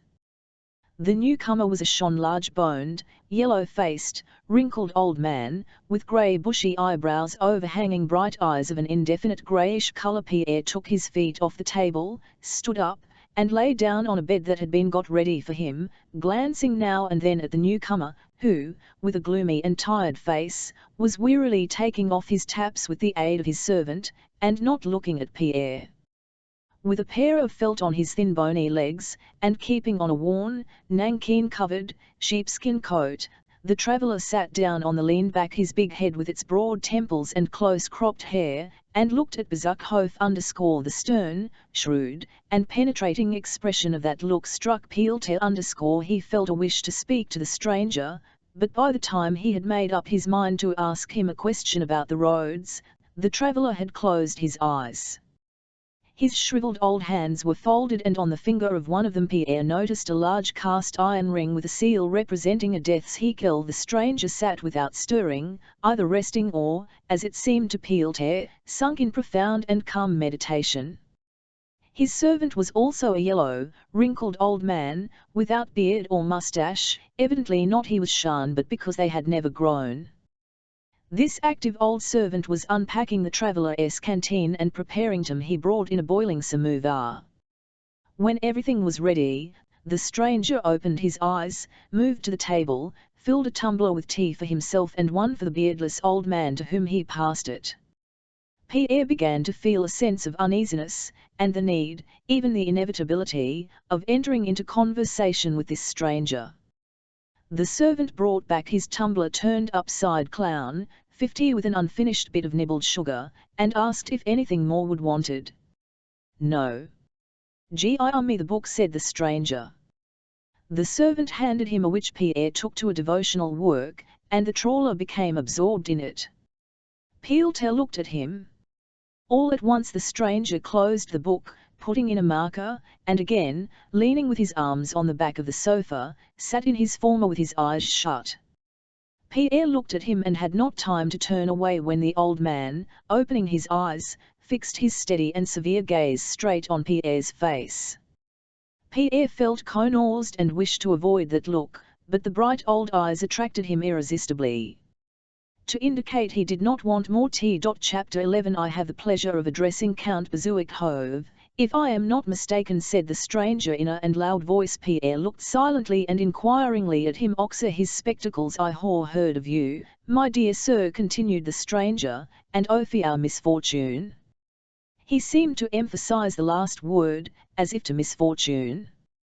Call it what you please. I know that what happened to you in Moscow was a regret it very much, my dear sir. Pierre flushed and, hurriedly putting his legs down from the bed, bent forward toward the old man with a forced and timid smile. I have not referred to this out of curiosity, my dear sir, but greater reasons. He paused, his gaze still on Pierre, and moved aside on the by way of inviting the other to take a seat beside him. Pierre felt reluctant to enter into conversation with this old man, but, submitting to him involuntarily, came up and sat down beside him. You are unhappy, my dear sir, the stranger continued. You are young and I am old. I should like to help you as far as lies in my power. Oh, yes, said Pierre, with a forced smile. I am very grateful to you. TV% are you travelling from? The stranger's face was not genial, it was cold and severe, but in spite of this, the face and words of his new acquaintance were irresistibly attractive to Pierre. But if for any reason you don't feel inclined to talk to me, said the old say so, my dear sir and he suddenly smiled, in an unexpected and tenderly paternal way. Oh no, not at all. On the contrary, I am very glad to make your acquaintance, said Pierre. And glancing at the stranger's hands, he looked more closely at the ring, with its skull, a Masonic sign. Allow me to ask, he said, are you a Mason? Yes, I belong to the Brotherhood of the Freemasons, said the stranger, looking deeper and deeper into Pierre's eyes. And in their name and my own I hold out a brotherly hand to you. I am afraid, said Pierre, smiling, and wavering between the confidence the personality of the Freemason inspired in him and his zero-VN habit of ridiculing the Masonic. I'm afraid I am very far from understanding, how am I to put it, I am afraid my way of looking at the world is so opposed to yours that we shall not understand one another. I know your outlook, said the Mason, and the view of life you mention, and which you think is the result of your own mental F01TS, is the one held by the majority of people, and is the invariable fruit of pride, indolence, and ignorance. Forgive me, my dear sir, but if I had not known it I should not have addressed you. Your view of life is a regrettable delusion, just as I may suppose you to deluded, said Pierre, with a faint smile. I should dare to say that I know the truth, said the Massow, whose words struck Pierre more and more by their precision and firmness. No one can attain to truth by himself. Only by laying stone on stone with the cooperation of all, by the millions of generations from our forefather Adam to our OU.N times, is the temple reared which is to be a worthy dwelling place of the great God, he added, and closed his eyes. I ought to tell you that I do not believe do not believe God, said Pierre, regretfully and with an effort, feeling it essential to speak the whole truth. The Mason looked intently at Pierre and smiled as a rich man with millions in hand might smile at a poor fellow who told him that he, poor man, had not the 5 rubles that would make him happy. Yes, you do not know him, my dear sir, said the Mason. You cannot know him, you do not know him, and that is why you are unhappy. Yes, yes, I am unhappy, assented Pierre. But what aren't I to claw? You know him not, my dear sir, and so you are very unhappy. You do not know him, but he is here, he is in me, he is in my words, he is in thee, and even in those blasphemous words thou hast just uttered, pronounced the Mason in a stern and tremulous voice. He paused and sighed, evidently trying to calm himself if he were not. He said quietly, you and I would not be speaking of him, my dear sir. Of what, of whom, are we speaking? Whom hast thou denied? He suddenly asked with exulting austerity and authority in his nice. Who entered him, if he did not exist? Whence came thy conception of the existence of such an incomprehensible being? Didst thou, and why did the whole world, conceive the idea of the existence of such an incomprehensible being, a being all-powerful, eternal, and infinite in all his attributes? He stopped and remained silent for a long time. Pierre could not and did not wish to break this silence. He exists, but to understand him is hard. The Mason began again, looking not at Pierre but straight before him, and turning the leaves of his book with his old hands which from excitement he could not keep still. If it were a man whose existence thou didst doubt, I could bring him to thee, could take him by the hand and show him to thee. But how can I, an insignificant mortal, show his omnipotence, his infinity, and all his mercy to one who is blind, or who shuts his eyes that he may not see or understand him, and may not see or understand his own vileness and sinfulness? He paused again. Who and thou? Thou dreamest that thou art wise because thou couldst utter those blasphemous words, too, he went on, with a sombre and scornful smile. And thou art more foolish and unreasonable than a little child, who, playing the parts of a skillfully made watch, dares to say that, as he does not understand its use, he does not believe in the master who made it. To know him is Harkel for ages. From our forefather Adam to our own day, we labour to attain that knowledge and are still infinitely far from our aim, but in our lack of understanding we see only our weakness and his greatness. Pierre listened with swelling heart, gazing into the mason's face with shining eyes, not interrupting or questioning him, but believing with his whole soul what the stranger said.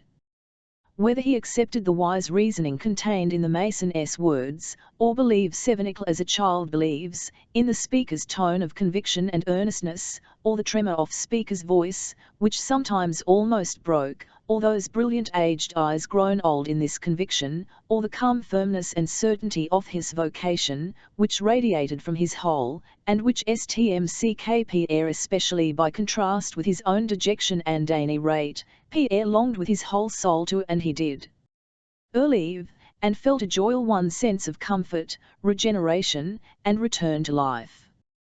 He is not to be apprehended by reason, but by life, said the mason. I do not understand, said Pierre, feeling with dismay doubts reawakening. He was afraid of any want of clearness, any weakness, in the mason's arguments. He dreaded not to be able to believe in him. Don't understand, he said, how it is that the mind of man cannot attain the knowledge of which you speak. The mason smiled with his gentle smile. The highest wisdom and truth are like the purest liquid we may wish to imbibe, he said. Can I receive that pure liquid into an impure vessel and judge of its purity? Only by the inner purification of myself can I retain in some degree of purity the liquid I receive. Yes, yes, that is so, said Pierre joyfully. The highest wisdom is not founded on reason alone, not on those worldly sciences of physics, history, chemistry, and the like, into which intellectual knowledge is divided. The highest wisdom is one. The highest wisdom has but one science, the science of the whole, the science explaining the whole creation and man's place in it. To receive that science it is necessary to purify and renew one's inner self, and so before one can know, it is necessary to believe and to perfect one's self. And to attain this end, we have the light called conscience that God has implanted in our souls. Yes, yes, assented Pierre. Look then at thy inner self with the eyes of the Spirit, and ask thyself whether thou art content with thyself. What hast thou attained relying on reason only? I've and thou? You are young, you are rich, you are clever, you are well educated. And what you done with all these good gifts? Are you content with yourself and with your life? No, I hate my life, Pierre muttered, wincing. Thou hatest it? Then change it, purifier thyself, and as thou art purified, thou wilt gain wisdom. Look at your life, my dear sir. How have you it? In riotous orgies and debauchery, receiving everything from society and giving nothing in return. You have become the possessor of wealth. How have you used it? Have you done for your neighbor? Have you ever thought of your tens of thousands of slaves? Have you helped them physically and morally? No. You have profited by their toil to lead a profligate life. That is what you have done. Have you chosen a post in which you might be of service to your neighbor? No. You have spent your life in idleness. Then you married, my dear sir, took on yourself responsibility for the guidance of a young woman, and what have you done? You have not helped her to find the way of truth, my dear sir, but have thrust her into an abyss of deceit and misery. A man offended you and you shot, and you say you do not know and hate your life. There is nothing strange in that, my dear sir. After these words, the mason, as if tired by his long discourse, again leaned his arms on the back of the sofa and closed his eyes. Pierre looked at that aged, stern, motionless, almost lifeless face and mouldy his lips without uttering a sound. He wished to say, yes, a vile, idle, vicious life, but dared not break the silence. The mason cleared his throat huskily, as old men do, and called his servant. How about the horses? He asked, without looking at Pierre. The exchange horses just come, answered the servant. Will you not rest here? No, tell them to harness. Can he really be going away leaving me alone without having told me all, and without promising to help me, thought Pierre, rising with downcast head, and he began to pace the room, glancing occasionally at the mason. Yes, I never thought of it, but I have led a contemptible and profligate life, though I did not like it and did not want to, thought Pierre. But this man knows the truth and, if wished to, could disclose it to me. Pierre wished to say this to the mason, but did not dare to. The traveller, having packed his things with his practised hands, began fastening his coat. When he had finished, he turned to Bezukhov, and said in a tone of indifferent politeness, Where are you going to now, my dear sir? I'm going to Petersburg, answered Pierre, in a childlike, hesitating voice. Thank you. I agree with all you have said. But do not suppose me to be so bad. With my whole soul I wish to be what you would hail me be, but I have never had help from anyone but it is I, all, who am to blame for everything. Help me, teach me, and perhaps I may. Pierre could not go on. He gulped and turned away. The mason remained silent for a long time, evidently considering. Help comes from God alone, he said, but such measure of help as our order can bestow it will render you, my dear sir. You are going to Petersburg. Hand this to Count Willaski. He took out his notebook and wrote a few words on a large sheet of paper folded in four. Allow me to give you a piece of advice. When you reach the capital, first of all devote some time to solitude and self-examination, and do not resume your former way of life. And now I wish you a good journey, my dear sir, he added, seeing that his servant had entered. And success. The traveller was Joseph Alexievich Bazdev. As Pierre saw from the S-book, Bazdev had been one of the best-known Freemasons and Martinists, even in Novikov's time.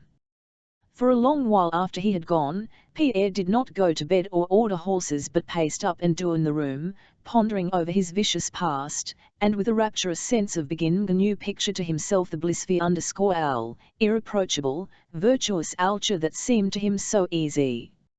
It seemed to him that he had iron vicious only because he had somehow forgotten how it is to virtuous. Not a trace of his former doubts remained in his soul. He firmly believed in the possibility of the brotherhood of men united in the aim of supporting one another in the path of virtue, and that is how Freemasonry presented itself to him. Chapter 111. On reaching Petersburg, Pierre did not let anyone know of his arrival. He went nowhere and spent whole days in reading Thomas A. Kempis, whose book had sent him by someone unknown. One thing he continually realized as he read, that the joy, hitherto unknown to him, of believing in the possibility of attaining perfection, and in the possibility of active brotherly love among men, which Joseph Alexievich had revealed to him. A week after his arrival, the young Polish Count Willaski, whom Pierre had known slightly in Petersburg society, came into his room one evening in the official and ceremonious manner in which Dolokhov II had called on, and, having closed the door behind him and satisfied himself that there was nobody else in the room, addressed Pierre.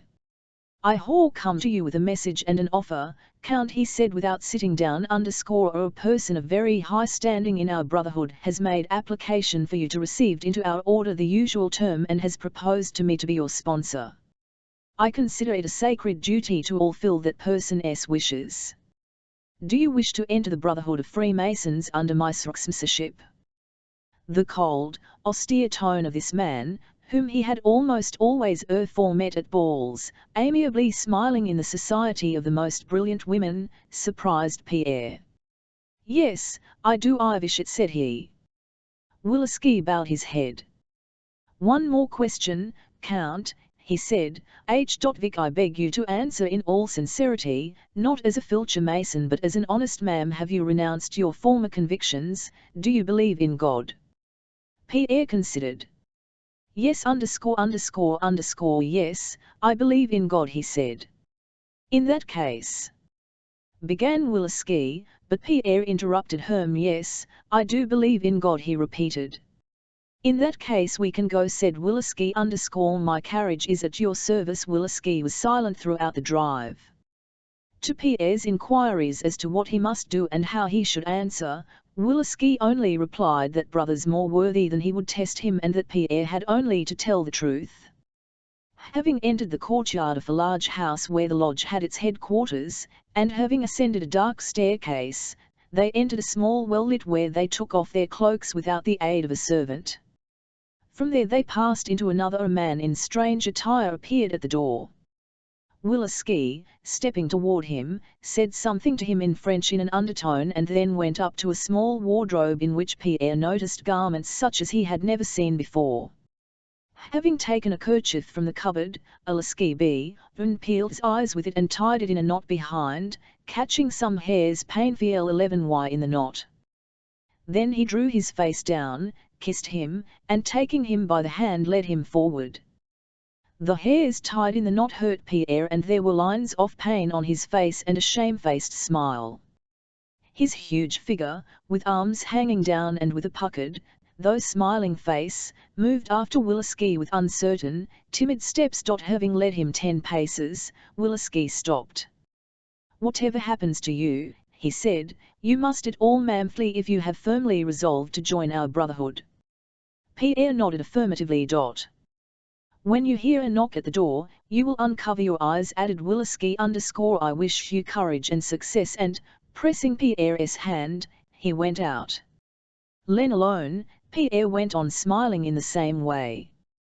Once or twice he shrugged his shoulders and raised his hand to the kerchief, as if wishing to take it off but let it drop again. The 5 minutes spent with his eyes bandaged seemed to him an hour. His arms felt numb, his legs almost gave way, it seemed to him that he was tired out.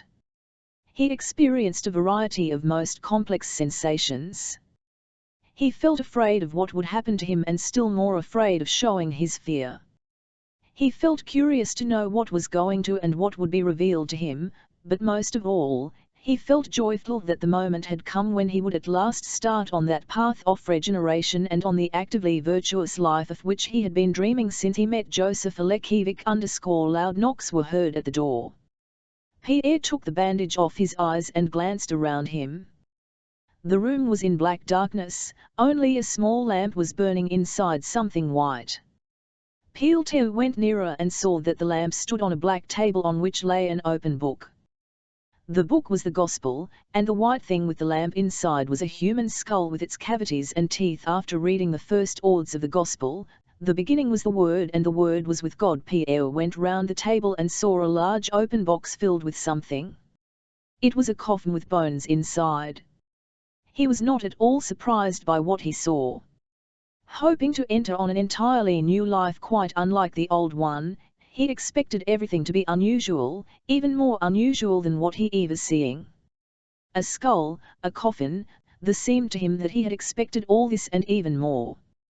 To stimulate his emotions he looked around. God, death, the brotherhood of man, he kept saying to himself, associating these words with vague yet joyful ideas. The door opened and someone came in. By the dim light, to which Pierre had already accustomed, he saw a rather shorn man having evidently come from the light into the darkness.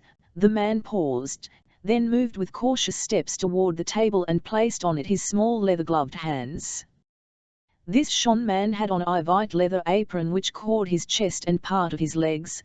He had on a kind of necklace which rose a high white knuckle, outlining his rather long ace which was lit up from below. "For what have you come hither?" asked the newcomer, turning in Pierre's direction at a slight rustle made by the latter. "Have you, who do not believe in the truth of the light and who have not seen the light, come here? What do you seek from us?" "Wisdom, virtue, enlightenment." At the moment the door opened and the stranger came in. Pierre felt a sense of awe and veneration such as he had experienced in his boyhood at confession. He felt himself in the presence of one socially a complete stranger, yet nearer to him through the brotherhood of man. With bated breath and beating heart he moved toward the Ritter, by which name the brother who prepared a seeker for entrance into the brotherhood was known. Drawing nearer, he recognized in the Ritter a man he knew, Smolyaninoff, and it mollified him to think that the newcomer was an acquaintance. He wished him simply a brother and a virtuous instructor.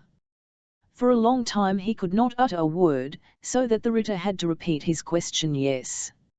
I desire regeneration," Pierre uttered with difficulty.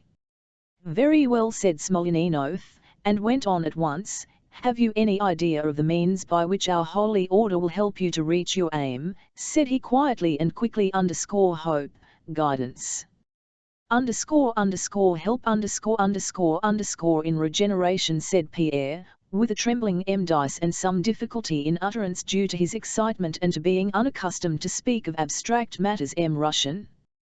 "What is your conception of Freemasonry?"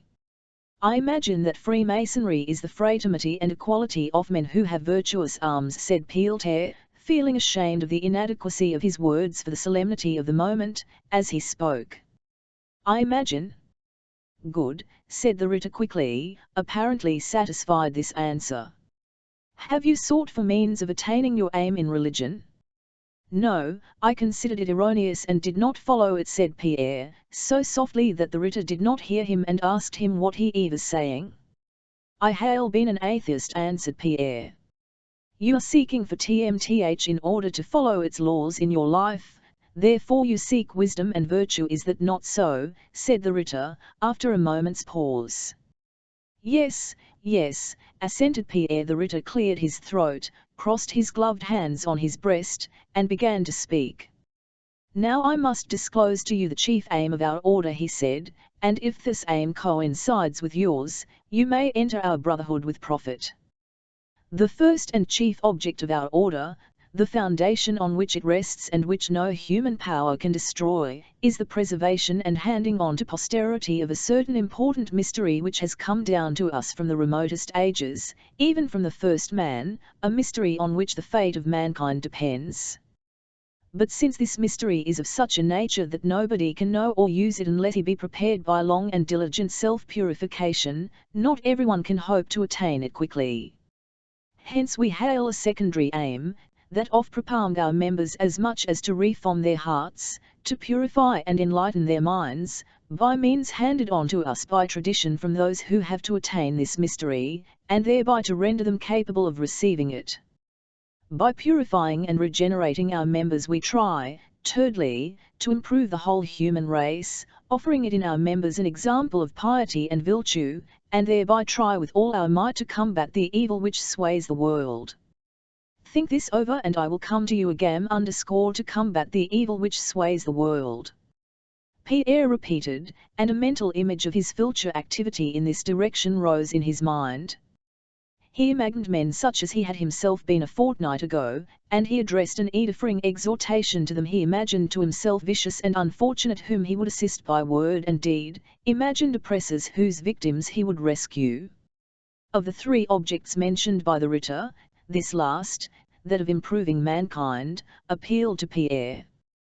The important mystery mentioned by the Ritter, though it aroused his curiosity, did not seem to him essential, and the second aim, that of purifying and regenerating himself, did not much interest him at that moment. He felt with delight that he was already perfectly cured of his former faults and was ready for all that was good.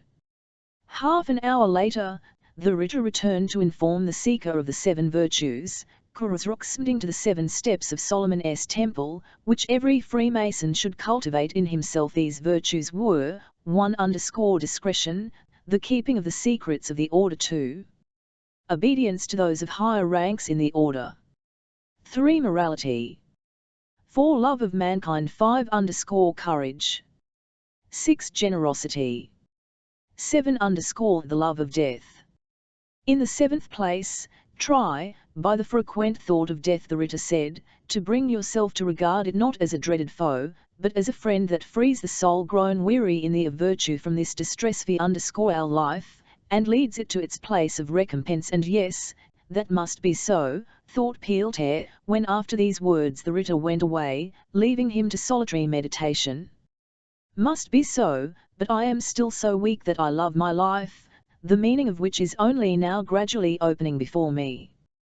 But 5 other virtues which Pierre recalled, counting them on his fingers, he felt already in his soul: courage, generosity, morality, love of mankind, and especially obedience, which did not even seem to him a virtue, but a joy.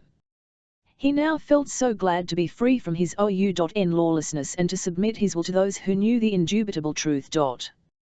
He forgot what the 7th virtue was and could not recall it. The 3rd time the writer came back more quickly and asked Pierre whether he was still firm in his intention and determined to submit to all that I required of him. I am ready for everything, said Pierre. I must also inform you, said the writer, that our order delivers its teaching not in words only but also by other means, which may perhaps have a stronger effect on the sincere seeker after wisdom and virtue than mere words. This chamber with what you see therein should already have suggested to your heart, if it is sincere, more than words could do. You will also see in your the initiation a like method of enlightenment. Our order imitates the ancient societies that explain their teaching by hieroglyphics. A hieroglyph, said the writer, is an emblem of something not cognizable by the senses but which possesses qualities resembling those of the symbol. Pierre knew very well what a hieroglyph was, but dared not speak. He listened to the writer in silence, feeling from all he said that his ordeal was to begin. If you are resolute, I must begin your initiation, said the writer, coming closer to Pierre. In token of generosity I ask you to give me all your valuables. But I have nothing here, replied Pierre, supposing that he was asked to give up all he possessed. What you haul with you money, rings Pierre quickly out his purse and watch, but could not manage for some time to get the wedding ring off his fat finger. That had been done, the writer said, in token of obedience, I ask you to undress. Pierre took off his coat, waistcoat, and left according to the writer's instructions. The mason drew the shirt back from Pierre's left breast, and stooping down pulled up the left leg of his trousers to above the knee. Pierre hurriedly began taking off his right also, and Eva's going to tuck up the other trouser leg to save this stranger the trouble, but the mason told him that Eva's not necessary and gave him a slipper for his left foot.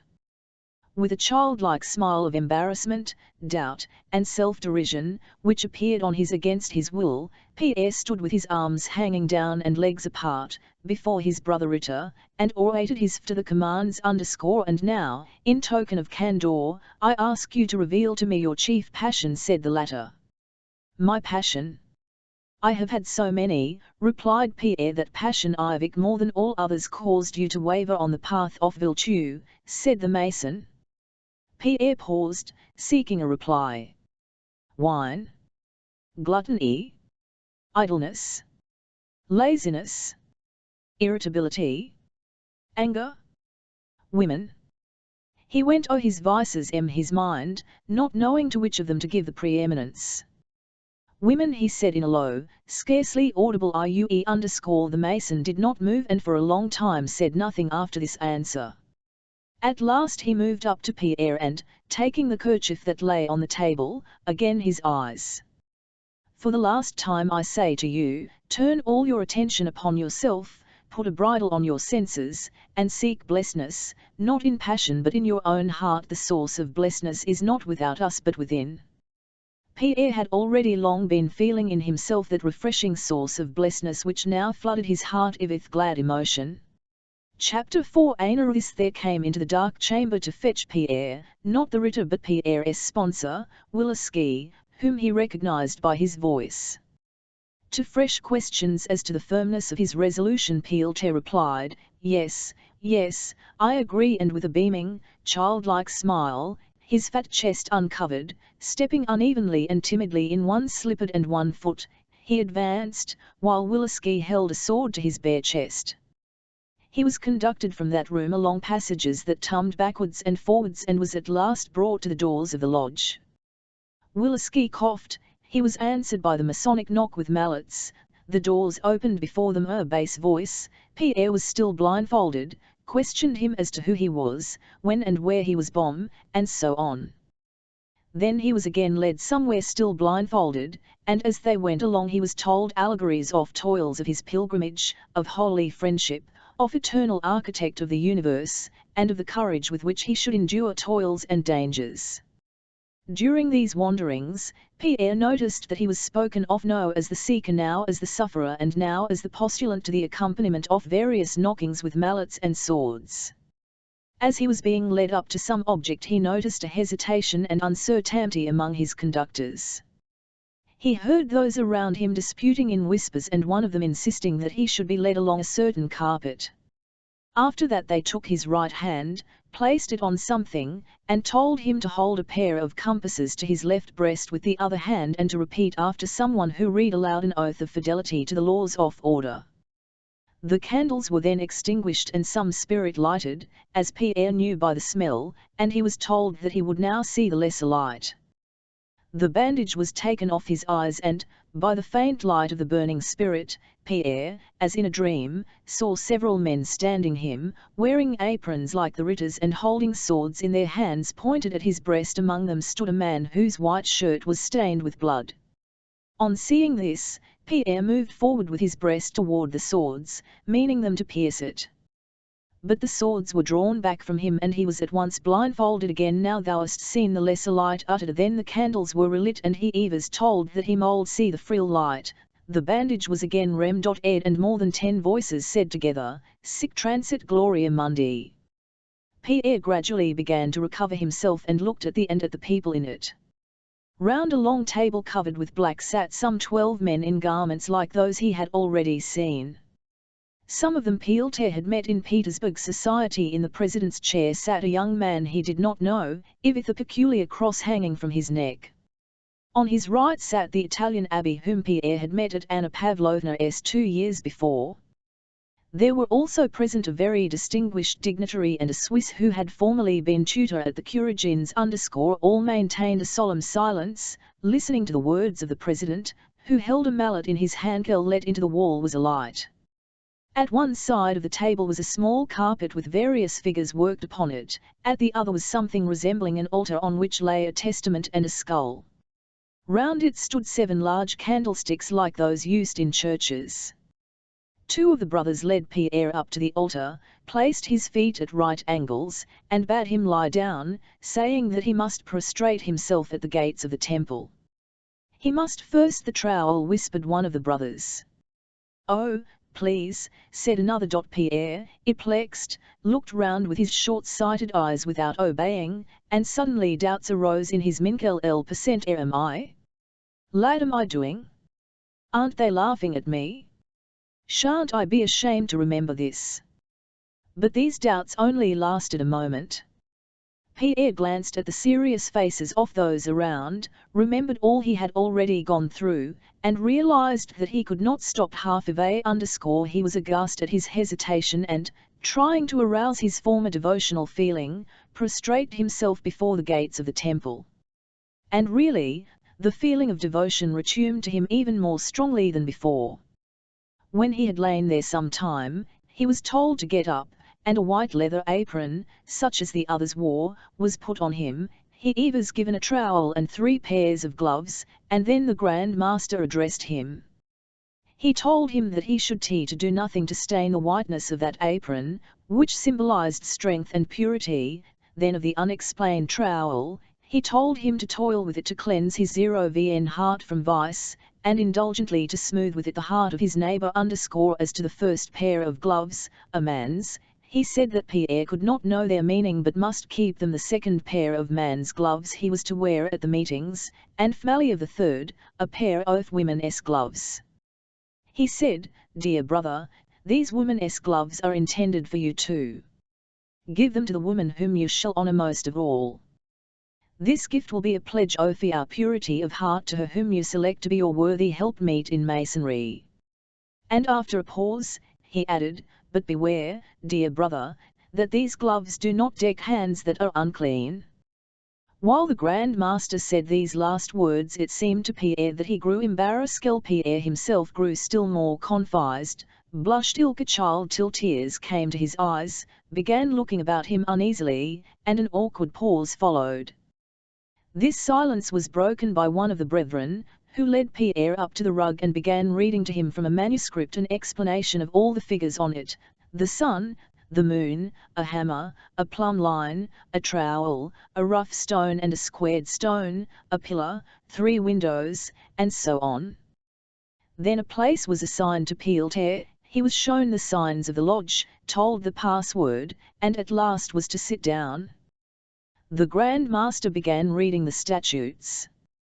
They were very long, and Pierre, from joy, agitation, and embarrassment, was not in a state to understand what was being read.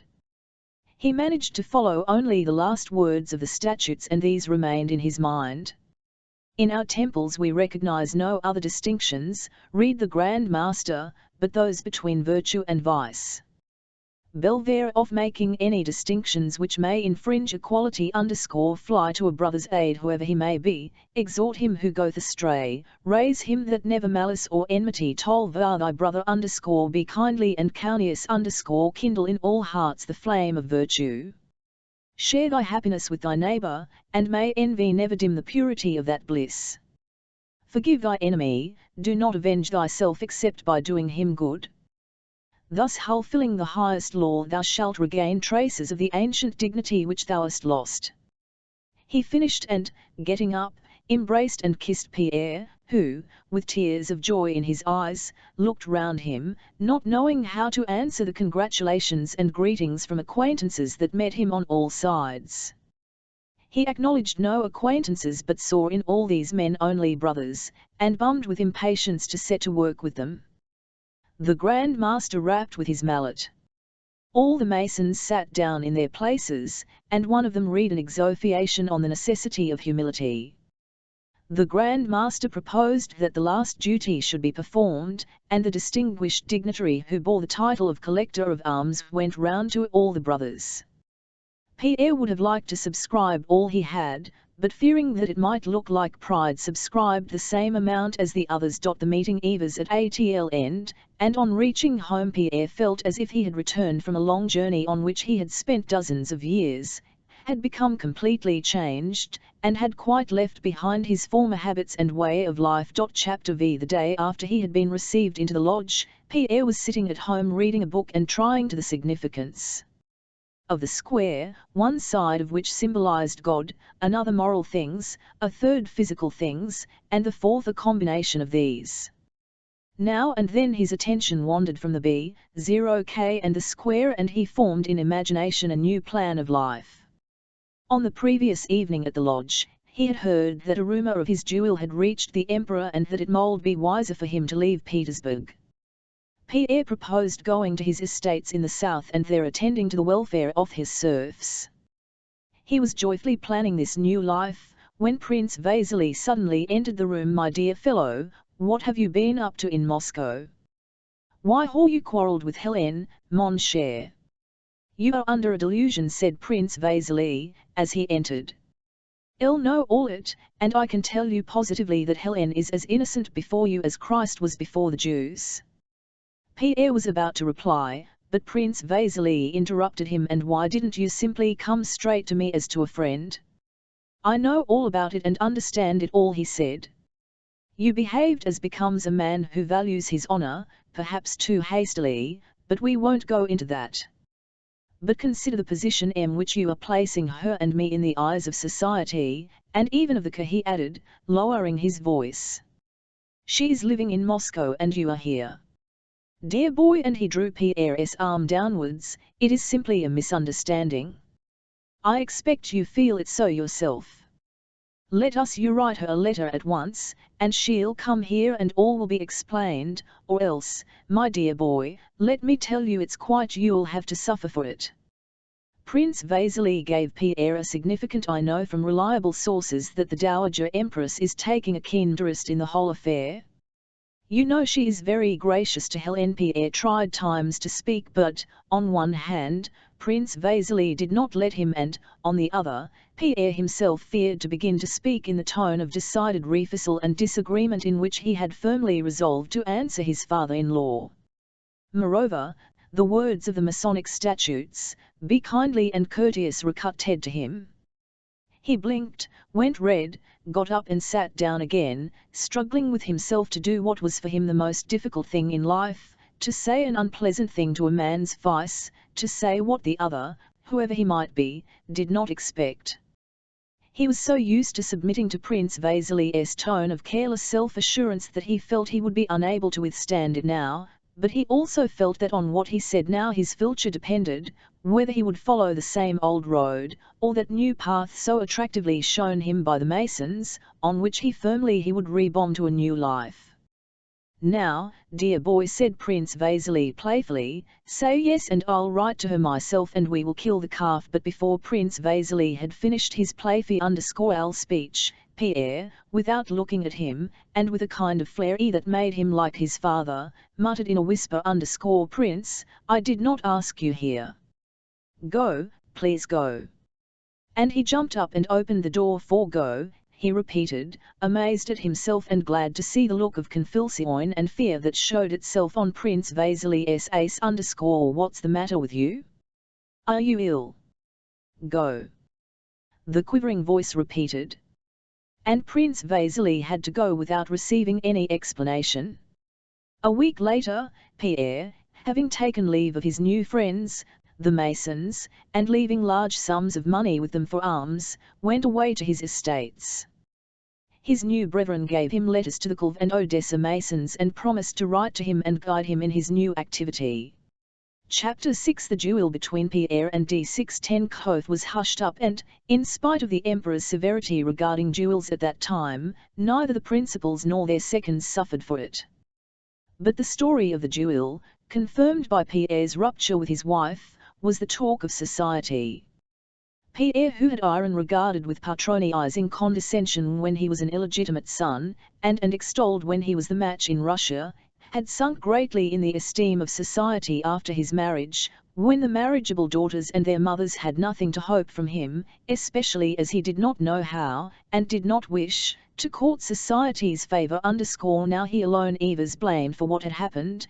He was said to insanely jealous and subject like his father to fits of bloodthirsty rage. And when after Pierre's departure Hélène returned to Petersburg, she was received by all her acquaintances not only cordially, but even with a shade of deference due to her misfortune.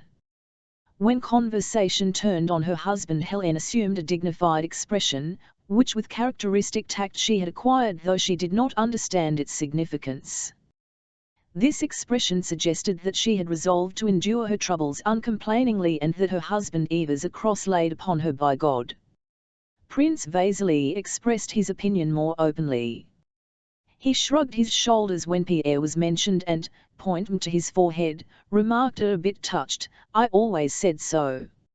I said from the first," declared Anna, referring to Pierre. "I said at the time and before anyone else," she insisted on her priority, that senseless young man was spoiled by the depraved ideas of these days.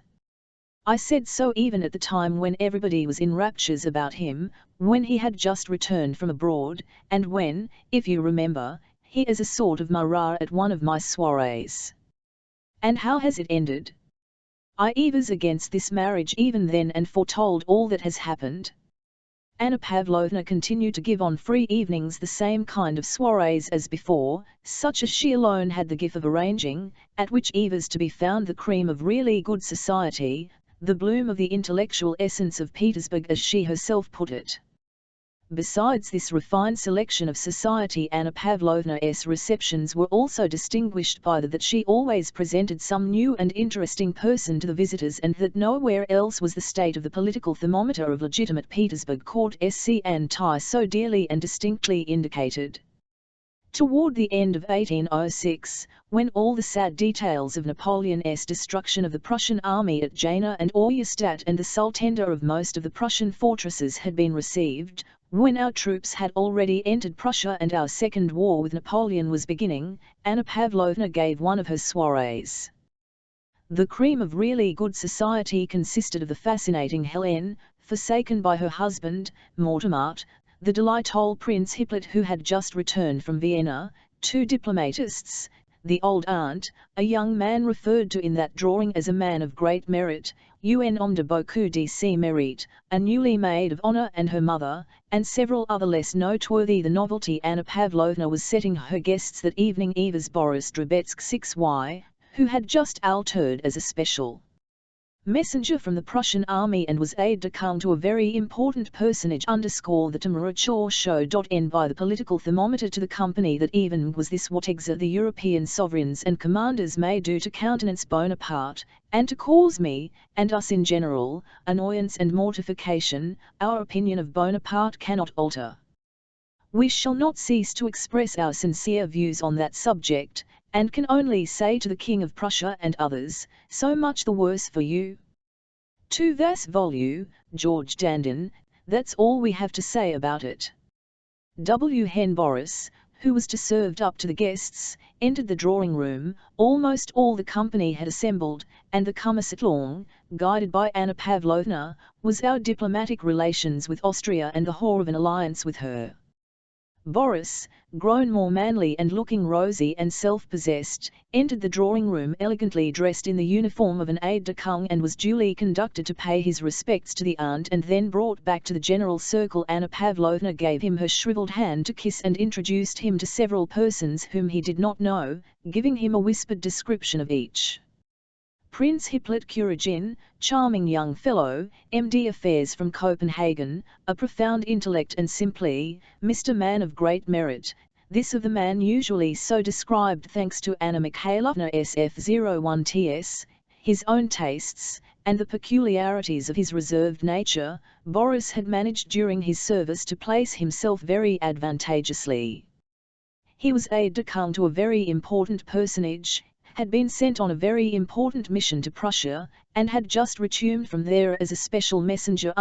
He had become thoroughly conversant with that unwritten code with which he had so pleased at Olmutz, and according to which an ensign might rank incomparably higher than a general, and according to which what was needed for success in the service was not effort or work or courage, or perseverance, but only the knowledge of how to get on with those who can grant rewards, and he was himself often surprised at the rapidity of his success and at the inability of others to understand these things.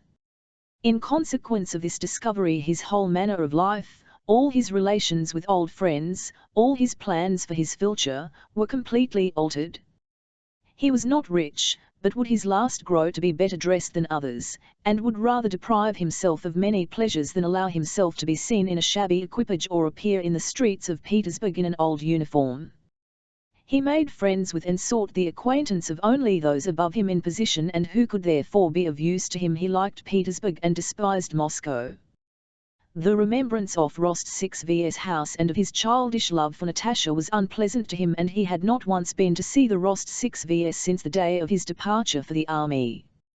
To be in Anna Pavlovna's drawing-room he considered an important step up in the service, and he at once understood his role, letting his hostess make use of whatever interest he had to offer.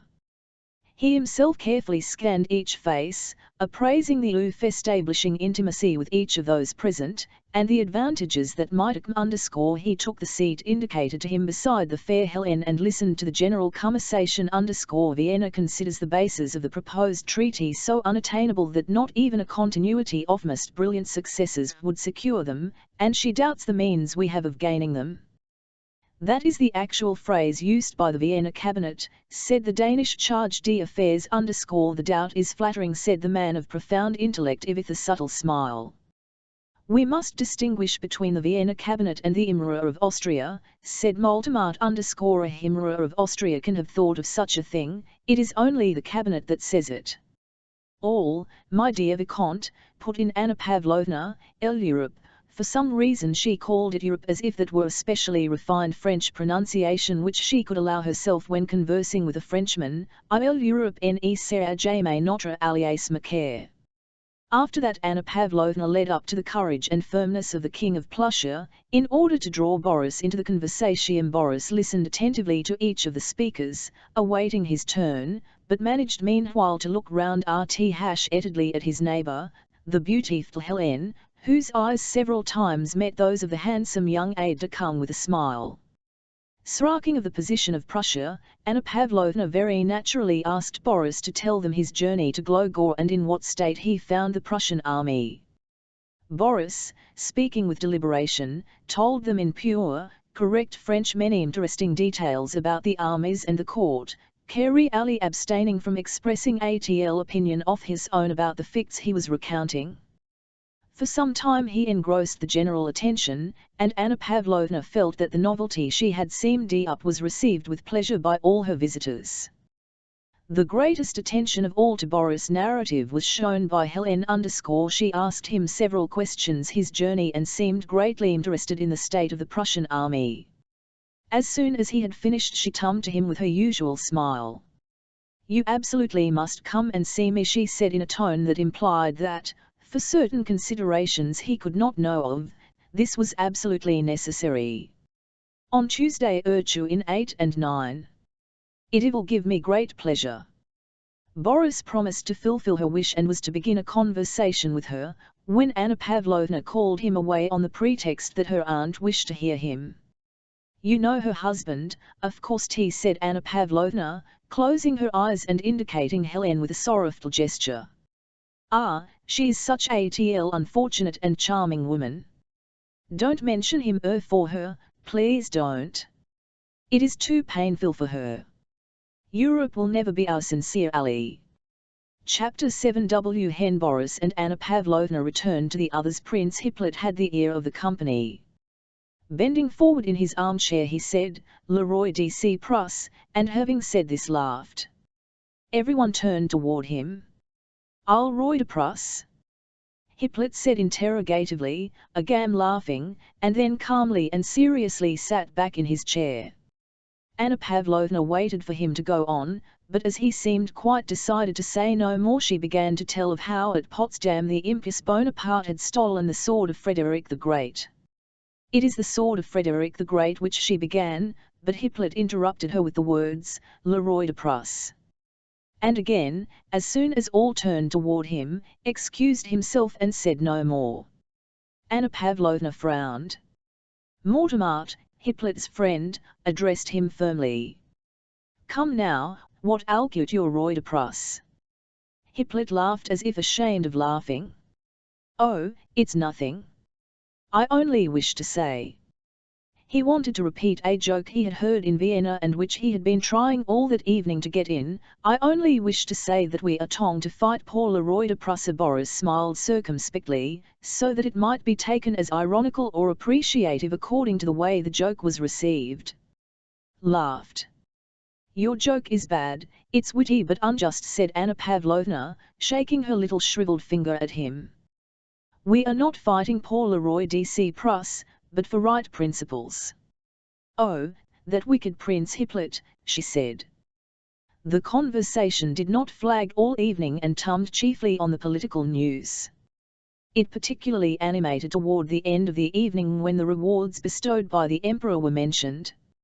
"You know N. received with the portrait last year," said the man of profound intellect. "Why shouldn't S. get the same distinction?" "Pardon me. A smix with the Emperor's portrait is a reward but not a distinction," said the diplomatist. "A gift, rather. There are precedents. I may mention Schwarzenberg." "It's impossible," replied another. "Will you bet?"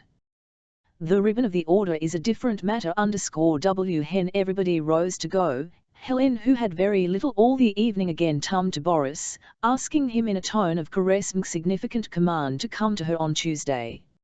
"It is of great importance to me," she said, turning with a smile toward Anna Pavlovna, and Anna Pavlovna, the same sad smile which she spoke of her exalted patroness, supported Helen's voice. It seemed as if from some words Boris had spoken that evening about the Prussian army, Helen had suddenly found it necessary to see him. She seemed to promise to explain that necessity to him when he came on Tuesday. But on Tuesday evening, having come to Helen's splendid salon, Boris received no clear explanation of why it had been necessary for him to come.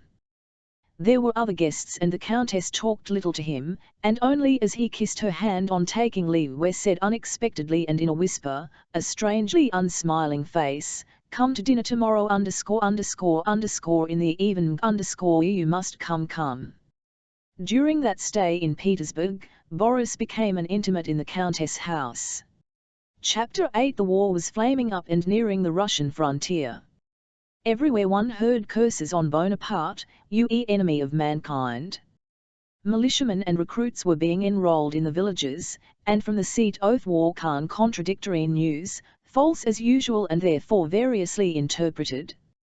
The life of old Prince Bolkonsky, Prince Andrew, and Princess Mary had greatly changed since 1805. In 1806 the old prince was made one of the 8 commanders-in-chief appointed to supervise the enrollment decreed throughout Russia.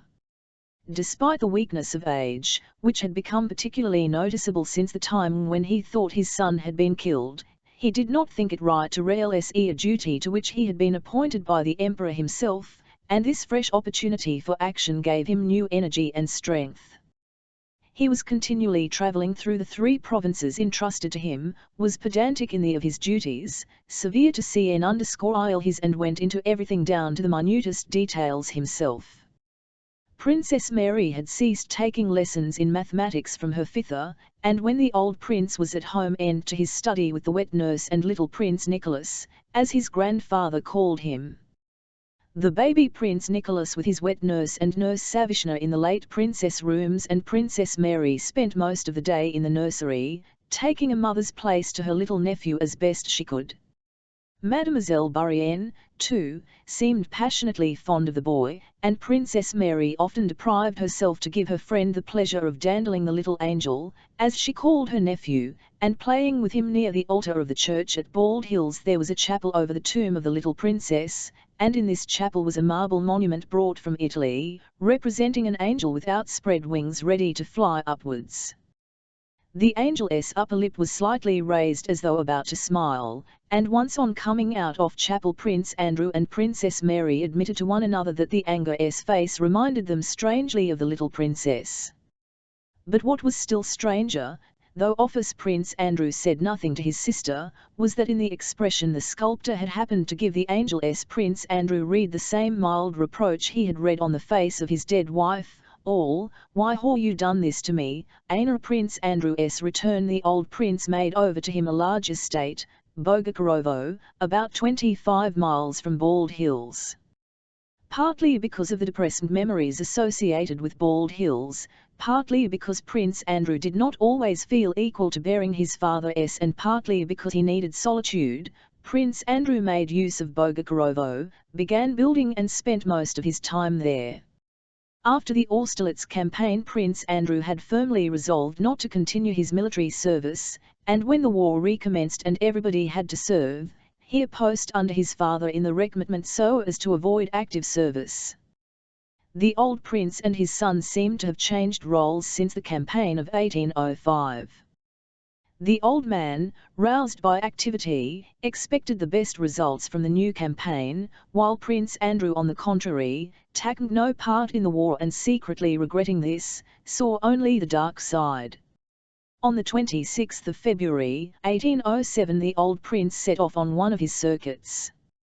Prince Andrew remained at Bald Hills as usual during his father's absence. Little Nicholas had been unwell for 4 days. The coachman who had driven the old prince to town returned bringing papers and letters. Prince Andrew not finding the young prince in his study, the valet went with the letters to Princess Mary's apartments, but did not find him there. He was told that the prince had gone to the nursery. "If you please, Your Excellency, Petmshar has brought some papers," said one of the nursemaids to Prince Andrew, who was sitting on a child's little chair while, frowning and with trembling hands, he poured drops from a medicine into a wineglass half full of. "What is it?" he said crossly, and, his hand shaking unintentionally, he poured too many drops into the glass. He threw the mixture onto the floor and asked for some more. The maid brought it. There were in the room a child's cot, 2 boxes, 2 armchairs, a table, a child's table, and the little chair on which Prince Andrew was sitting. The curtains were drawn, and a single candle was burning on the table, screened by a bound music book so that the light did not on the cot. "My dear," said Princess Mary, addressing her brother from beside the cot where she was standing, "wait a bit later." "Oh, leave off, you always talk nonsense and keep putting things off, and this is what comes of it," said Prince Andrew in a whisper, evidently meaning to wound his sister. "My dear, really, it's better not to wake him." He's asleep," said the princess in a tone of entreaty. Prince Andrew got up and went on tiptoe up to the little wineglass in hand. "Perhaps we'd really better not wake him," he said hesitating. "As you please, really I think so but as you please," said Princess Mary, evidently intimidated and confessed that her opinion had prevailed. She drew her brother's attention to the maid who was calling him a whisper. It was the second night that neither of them had slept, watching the boy who was in a high fever. These last days, mistrusting their household doctor and expecting another for whom they had sent to town, they had trying first one remedy and then another. Worn out by sleeplessness and anxiety, they threw their burden of sorrow on one another and reproached and disputed with each other. "Petmshar has come with papers from your father," whispered the maid. Prince Andrew went out. "Devil take them," he muttered, and after listening to the verbal instructions his Atha had sent and taking the correspondence and his Atha's letter, he returned to the nursery. "Well," he asked. "Still the same?" "Wait, for heaven's sake. Karl Ivanek always says that sleep is more important than anything," whispered Princess Mary with a sigh. Prince Andrew went up to the child and felt him. He was bumming hot. "Confound you and your Karl Ivanek." He took the glass with the drops and again went up to the cot. "Andrew, don't," said Princess Mary. But he scowled at her angrily, though also with suffering in his eyes, and stored glass in hand over the infant. "But I wish it," he said. Give it him." Princess Mary shrugged her shoulders but the glass submissively, and calling the nurse began giving the medicine. The child screamed hoarsely. Prince Andrew winced and, clutching his head, went out and sat down on a sofa in the next. He still had all the letters in his hand. Mechanically he began reading. The old prince, now and then using abbreviations, wrote in his large elongated hand on blue paper as follows: "Just this moment received by special messenger very _loyal news, if it is not Benigzen seems to have obtained a complete victory over Bonaparte at Lau _in Petersburg. Everyone is rejoicing, and the rewards sent to the army are innumerable. Though he is a German, I congratulate him. I can't make out what the commander at K6 are certain up to, till now the additional men and provisions have not arrived. Gallop off to him at once and say I'll have his head off if everything is not here in a York _Hale." Received another letter. The Priuses Shalau battle from Petenkar, he part in it, and it's all TME when mischief makers don't meddle. Even a German beats Bonaparte.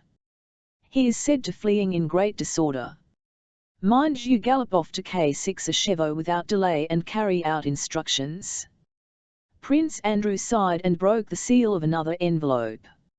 It was a closely written letter of 2 sheets from Bilibin _. He folded it up without reading it and reread his father's letter, ending with the words, "Gallop off to K6 and carry out instructions." "No, pardon me, I won't go now till the child is better," thought he, going to the door and looking into the nursery. Princess Mary was still standing by the cot, gently rocking the baby. "Ah yes, and what else did he say that is unpleasant?" thought Prince Andrew, recalling his father's letter. Yes, we have gained a victory over Bonaparte, just when I am not serving. Yes, yes, he's always poking at me all, well. Let him. And he began reading Bilibin's letter, which was written in French. He read without understanding half of it, read only to forget, if but for a moment, what he had too long been thinking of so painfully to the exclusion of all else. Chapter 9. Bilibin was now at army headquarters in a diplomatic capacity, and though he wrote in French and used French jests and French idioms, he the whole campaign with a fearless self-censure and self-derision genuinely Russian. Bilibin wrote that the obligation of diplomatic discretion tormented him, and he was happy to hail 7e in Prince Andrew, a reliable correspondent to whom he could pour out the bile he had accumulated at the sight of all that was being done in the army. The letter was old, having written the battle at Preussisch-Ey-1 or. Since the day of our brilliant success at Austerlitz, wrote Bilibin, as you know, my dear Prince, I never leave headquarters. I have certainly acquired a taste for Ivar, and it is just as well for me. What I have seen during these last 3 months is incredible. I begin ab ovo.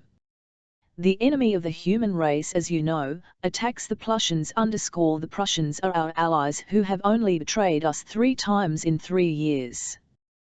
We take up their cause, but it turns out that the enemy of the human race pays no heed to our FME speeches, and in his nude and savage way throws himself on the Prussians without giving them time to finish the parade they had begun, and in 2 twists of the hand he breaks them to smithereens and installs himself in the palace at Potsdam.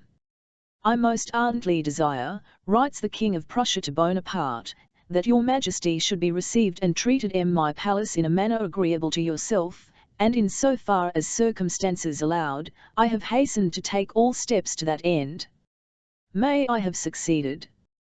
The Prussian generals pride on being polite to the French and lay down their arms at the first demand.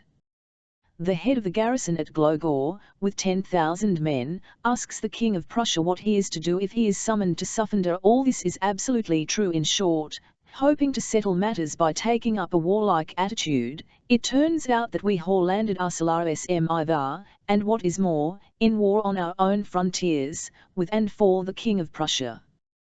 We have everything in order, only one little thing is lacking, namely, a commander-in-chief, as it was considered that the Austerlitz success might have been more decisive had the commander-in-chief not been so young. All our octogenarians were reviewed, and of Prozorovsky and Kamensky the latter was preferred.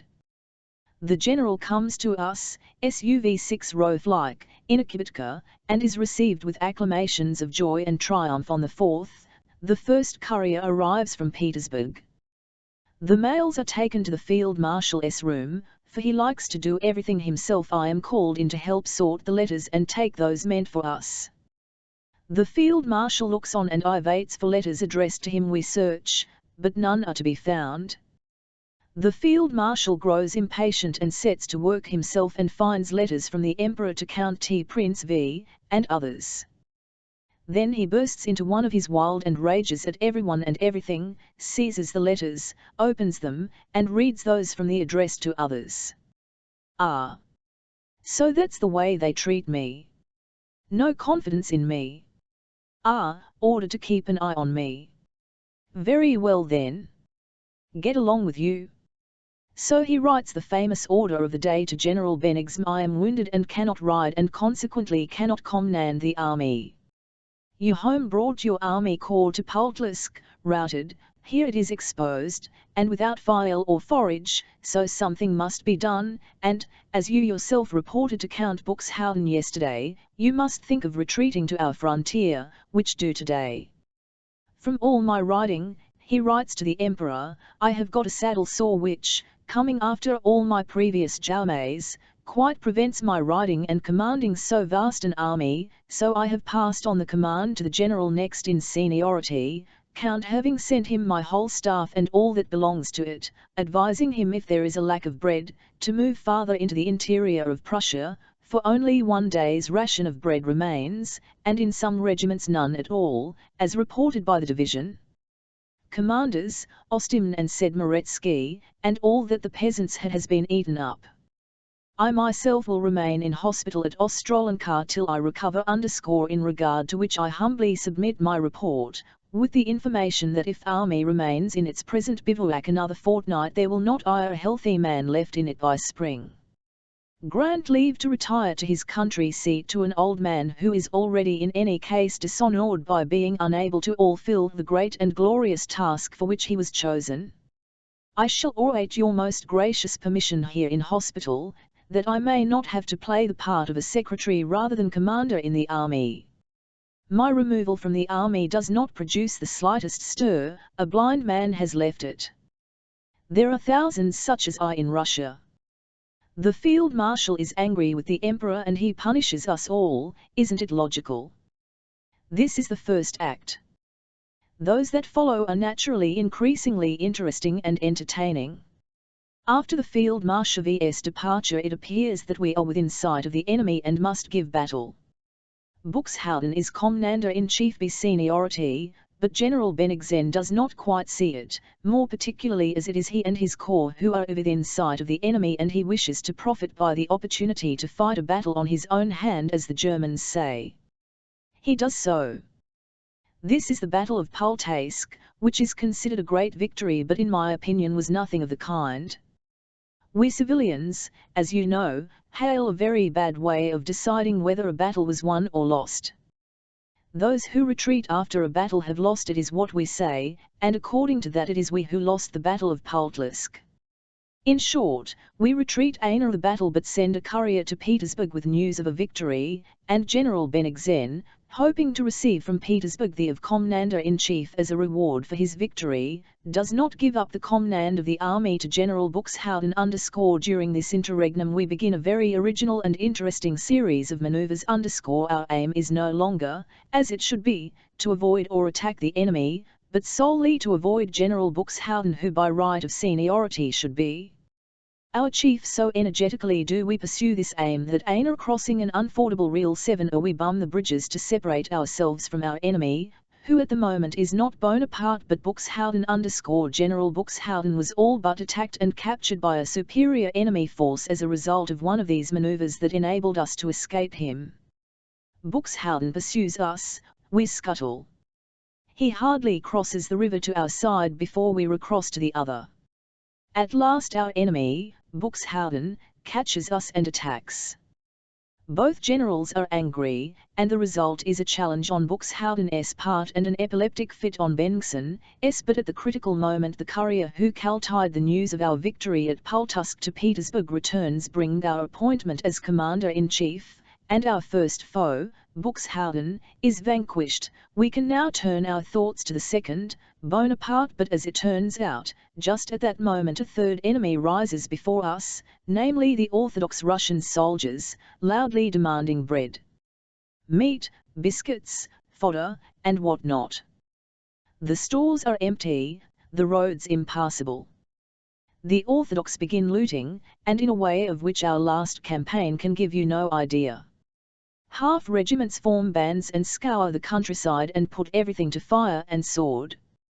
The inhabitants are totally ruined, the hospitals overflow with sick, and famine is everywhere. Twice the marauders even attack our headquarters, and the Commander-in-Chief has to ask for a battalion to disperse them. During one of these attacks they carried off my empty portmanteau and my dressing gown. The Emperor proposes to give all commanders of divisions the right to shoot marauders, but I much fear this will oblige one half the army to shoot the other. At first Prince Andrew read with his eyes only, but after a while, in spite of himself, although he knew how far it was safe to trust Bilibin, what he had read began to interest him more and more.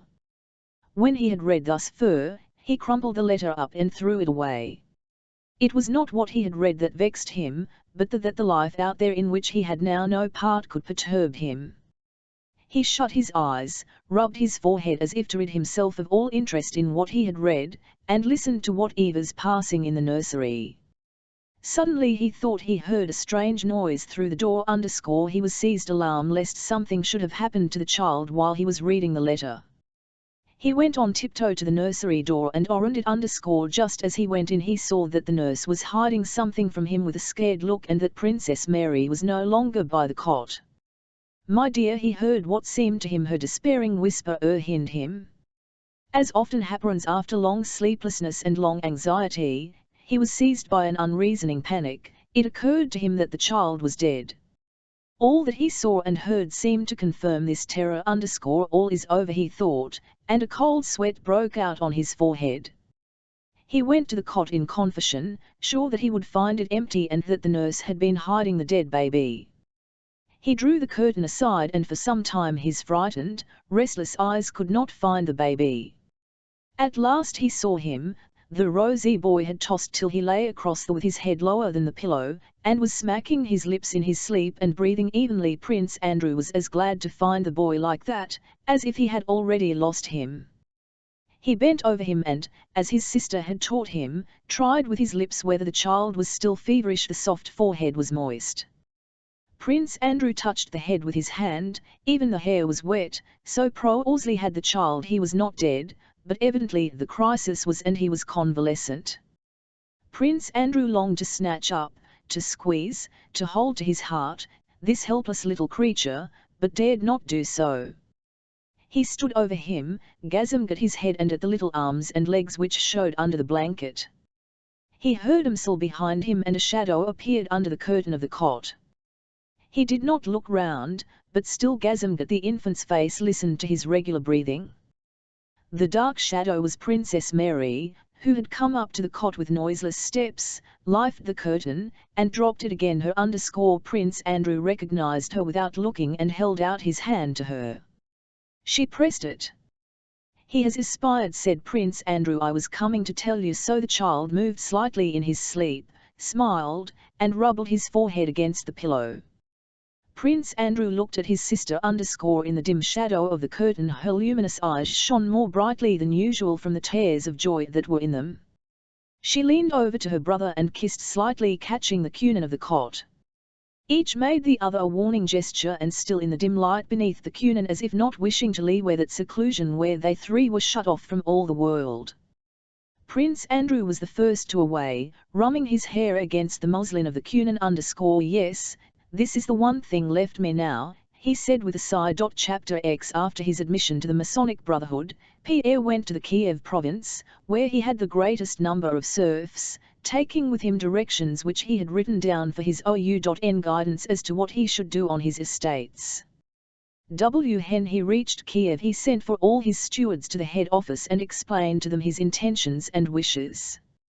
He told them that steps would be taken immediately to free his serfs, and that till then they were not to be overburdened with women while nursing their babies, were not to be sent to work, assistance was to be given to the serfs, punishments were to be admonitory and not corporal, and hospitals, asylums, and schools were to be established on all the estates.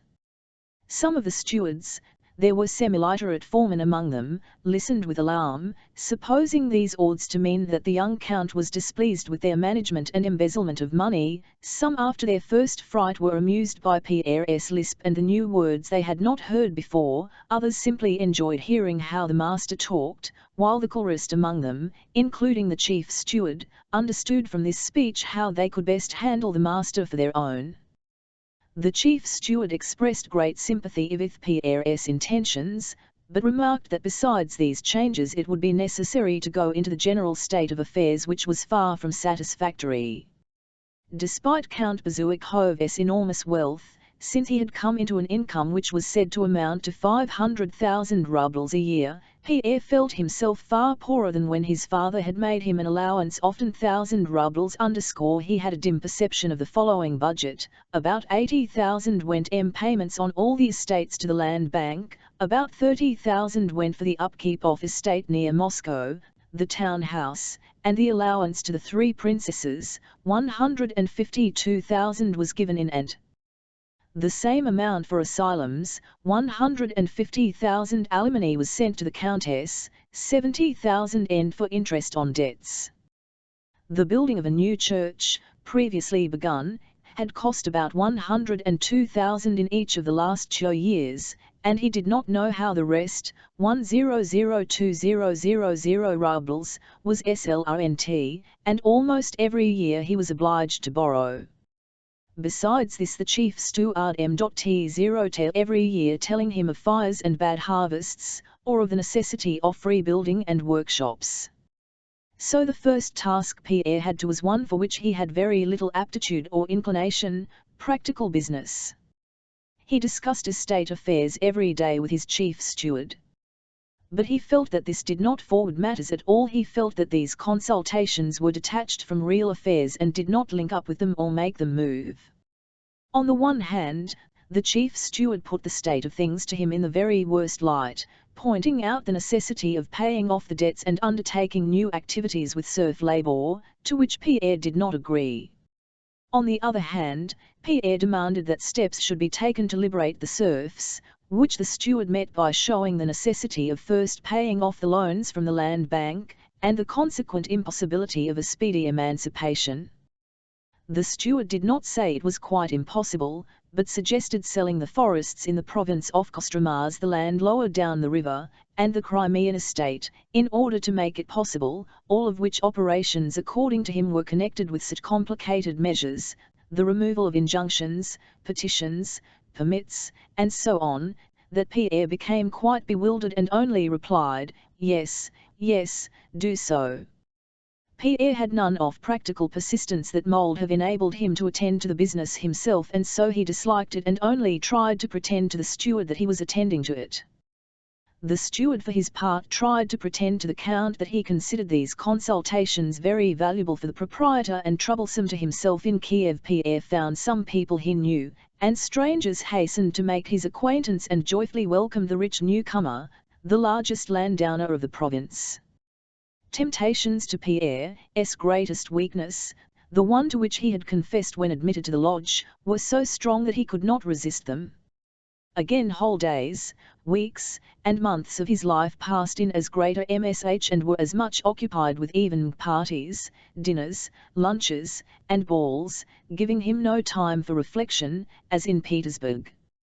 Instead of the new life he had hoped to lead, he still lived the old life, only in new surroundings. Of 3 precepts of Freemasonry, Pierre realized that he did not fulfill the one which enjoined every Mason to set an example of moral life, and that of the 7 virtues he lacked 2, morality and the love of death. He consoled himself with the thought that he had fulfilled another of the precepts, that of reforming the human race, and had other virtues, of his and especially generosity. In the spring of 1807 he decided to return to Petersburg. On the way he intended to visit all his estates and see for himself how his orders had been carried out and in what state were the serfs and whom God had entrusted to his care and whom he intended to benefit. The chief steward, who considered the young countess' attempts almost insane, unprofitable to himself, to the count, and to the serfs, made some concessions. Continuing to represent the liberation of serfs as impracticable, he arranged for the erection of large buildings, schools, hospitals, and asylums, on all the estates the master of. Everywhere preparations were made not for ceremonious welcomes, which he knew Pierre would not like, but for just such great religious ones, with offerings of icons and the bread and salt of hospitality, as, according to his understanding of his master, would touch and delude him. The southern spring, the comfortable rapid travelling in a Vienna carriage, and the solitude of the road, all had a gladdening effect on Pierre. The estates he had not before visited were each more picturesque than the other, the serfs everywhere seemed thriving and touchingly grateful for the benefits conferred on them. Everywhere were receptions, which though they embarrassed Pierre awakened a joyful feeling in the depth of his heart. In one place they presented him with bread and salt and an icon of St. Peter and St. Paul, asking as a mark of gratitude for the benefits he had conferred on them, to build a new chantry to the church at their own expense in honor of Peter and Paul, his patron saints. In another place the women infants in arms met him to thank him for releasing them from hard work. On a third estate the priest, bearing a cross, came to meet him surrounded by children whom, by the countess' generosity, he was instructing in reading, writing, and religion. On all his estates Pierre saw with his own eyes brick buildings erected or in course of erection, all on one plan, for hospitals, schools, and almshouses, which were soon to opened.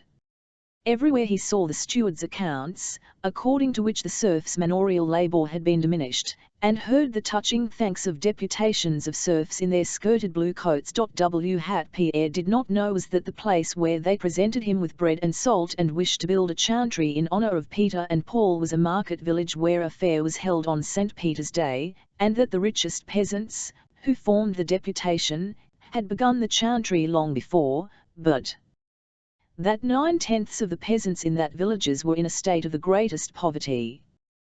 He did not know that since the nursing mothers were no longer sent to work on his land, they did still harder work on their own land. He did not know that the priest who met him with the cross oppressed the peasants by his exactions, and that the pupils' parents wept at having to let him take their children and secured their release by heavy payments. He did not know that the brick buildings, built to plan, were built by seer whose manorial labour was thus increased, though lessened on paper. He did not know that where the steward had shown him in the accounts that the payments had diminished by a third, their obligatory manorial work had been increased by a half, and so Pierre was delighted with his visit to his estates and quite recovered the philanthropic mood in which he had left Petersburg, and wrote enthusiastic letters to his brother instructor as he called the Grand Master. How easy it is, how little effort it needs, to do so much good, thought Pierre, and how little attention we pay to it. He was pleased at the gratitude he received, but felt abashed at receiving it. This gratitude reminded him of how much more he might do for these simple, kindly people. The chief steward, a very stupid but cunning man who saw perfectly through the naive and intelligent count and played with him as with a toy, seeing the effect these prearranged receptions had on Pierre, pressed him still harder with proof of and all the uselessness of freeing the serfs, who were quite happy as it was. Pierre in his secret soul agreed with the steward that it would be difficult to imagine happier and that God only knew what would happen to them when they were free, but he insisted, though reluctantly, on what he thought right. The steward promised to do all in his power to carry out the Count's wishes, seeing clearly that not only would the Count never be able to find out whether all measures had taken for the sale of the land and forests and to release them from the land bank, but you old probably never even inquire, and you old never know that the newly erected buildings were standing empty and that the seer continued to give in money and work all that other people's serfs gave, that is to say, all that could be got out of them. Chapter 11. Returning from his journey through South Russia in the happiest state of mind, Pierre carried out an intention he had long had of visiting his friend Bolkonsky, whom he had not seen for 2 years. Bogucharovo lay in a flat uninteresting part of the country among fields and forests of fir and birch, which were partly cut down. The house lay behind a newly dug field with water to the brink and with banks still bare of grass. It was at the end of a village that stretched along the high road in the midst of a young copse in which were a few fir trees. The homestead consisted of a threshing floor, outhouses, stables, a bathhouse, a lodge, and a large brick house with semicircular facade still in course of construction. Around the house was a garden newly laid out. The fences and gates were new and solid, two fire pumps and a water can, painted green, stood in a shed, the paths were straight, the bridges were strong and had handrails. Everything bore an impress of tidiness and good management. Some domestic seer Pierre met, in reply to inquiries as to where the prince lived, pointed out a small newly built lodge close to the pond. And 6N, a man who had looked after Prince Andrew in his boyhood, Pierre out of his carriage, said that the prince was at home, and showed him into a clean little anteroom. Pierre was struck by the modesty of the small though clean house after the brilliant surroundings in which he had last met his friend in Petersburg. He quickly entered the small reception room with its still unplastered wooden walls redolent of pine, and would have 7E gone farther, but and 6N ran ahead on tiptoe and knocked at a door. "Well, what is it?" came a sharp, unpleasant voice. "A visitor," answered, and 6N asked him to wait, and the sound Eva's heard of a chair being pushed back. Pierre went with rapid steps to the door and suddenly came face to with Prince Andrew, who came out frowning and looking old. Pierre embraced him and lifting his spectacles kissed his friend on the cheek and looked at him closely. "Well, I did not rush you, I am very glad," said Prince Andrew. Pierre said nothing, he looked fixedly at his friend with surprise. He was struck by the change in him. His words were kindly and there was a smile on his lips and face, but his eyes were dull and lifeless, and in spite of his evident wish to do so he could not give them a joyous and glad sparkle. Prince Andrew had grown thinner, paler, and more manly-looking, but what amazed and estranged Pierre till he got used to it were his inertia and a wrinkle on his brow indicating prolonged concentration on some one thought. As is usually the case with people meeting after a prolonged separation, it was long their conversation could settle on anything. They put questions and gave brief replies, things they knew ought to be talked over at length. At last the conversation gradually settled on some of the topics at first lightly touched on, their past life, plans for the future, Pierre's journeys and occupations, the war, and so on. The preoccupation and which Pierre had noticed in his friend's look was now still more clearly expressed in the smile with which he listened to Pierre, especially when he spoke. Joyful animation of past or the future underscore it was as if Prince Andrew would have liked to sympathize with what Pierre was saying, but could not. The latter began to feel that it was in bad taste to speak of his enthusiasms, dreams, and of happiness or goodness. In Prince Andrew's presence he was ashamed to express his new Masonic views, which had been particularly and strengthened by his late tour.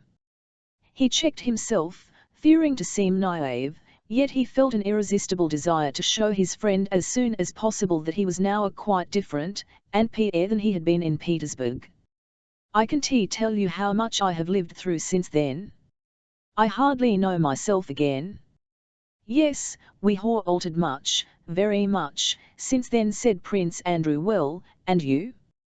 What are your plans?" "Plans?" reiterated Prince Andrew ironically. "My plans," he said, as if astonished at the word. "Well, you see, I'm building. I mean to settle here altogether next year." Pierre looked silently and searchingly into Prince Andrew's face, which had grown much older. "No, I meant to ask," Pierre began, but Prince Andrew interrupted him. "But why talk of me? Talk to me, yes, tell me about your travels and all you have been doing on your estates." Pierre began describing what he had done on his estates, trying as far as possible to conceal his own part in the improvements that had been made. Prince Andrew several times prompted Pierre's story of what he had been doing, as though it were all an old-time story, and he listened not only without interest but even as if ashamed of what Pierre was telling him. Pierre felt uncomfortable and even depressed in his friend's company, and at last came silent. "11 Tell you what, my dear fellow," said Prince Andrew, who evidently also felt depressed and constrained with his visitor, "I am only bivouacking here and have just come to look round. I am going back to my sister today. I will introduce you to her." "But of course you know her already," he said, evidently trying to entertain a visitor with whom he now found nothing in common. "We go to dinner. And would you now like to look round my—" They went out and walked till dinner time, talking of the political news and common acquaintances like people who do not know each other intimately. Prince Andrew spoke with some animation and interest only of the new homestead he was constructing and its buildings, but even here, while on the scaffolding, in the midst of a talk explaining the arrangements of the house, he interrupted himself. "However, this is not at all interesting. Let us have dinner, and then we 11 set off." At dinner, conversation turned on Pierre's marriage. "I was very much surprised when I heard of it," said Prince Andrew. Pierre blushed, as he always did when it was mentioned, and said hurriedly, "I will tell you some time how it all happened." "But you know it is all over, and for your forever," said Prince Andrew. "Nothing's forever." "But you know how it all ended, don't you? You heard of the duel. And so you had to go through that. One thing I thank God for is that I did not kill that man, too," said Pierre. "Why so?" asked Prince Andrew. To kill a vicious dog is a very good thing really. No, to kill a man is bad, wrong. Why is it wrong? Urged Prince Andrew. It is not given to man to know what is right and what is wrong. Men always did and always will err, and in nothing more than in what they consider right and wrong. What does harm to another is wrong, said Pierre, feeling with pleasure that for the first time since his arrival Prince Andrew was roused, had begun to talk, and wanted to express what had brought him to his present state. And who has told you what is bad for another man? He asked.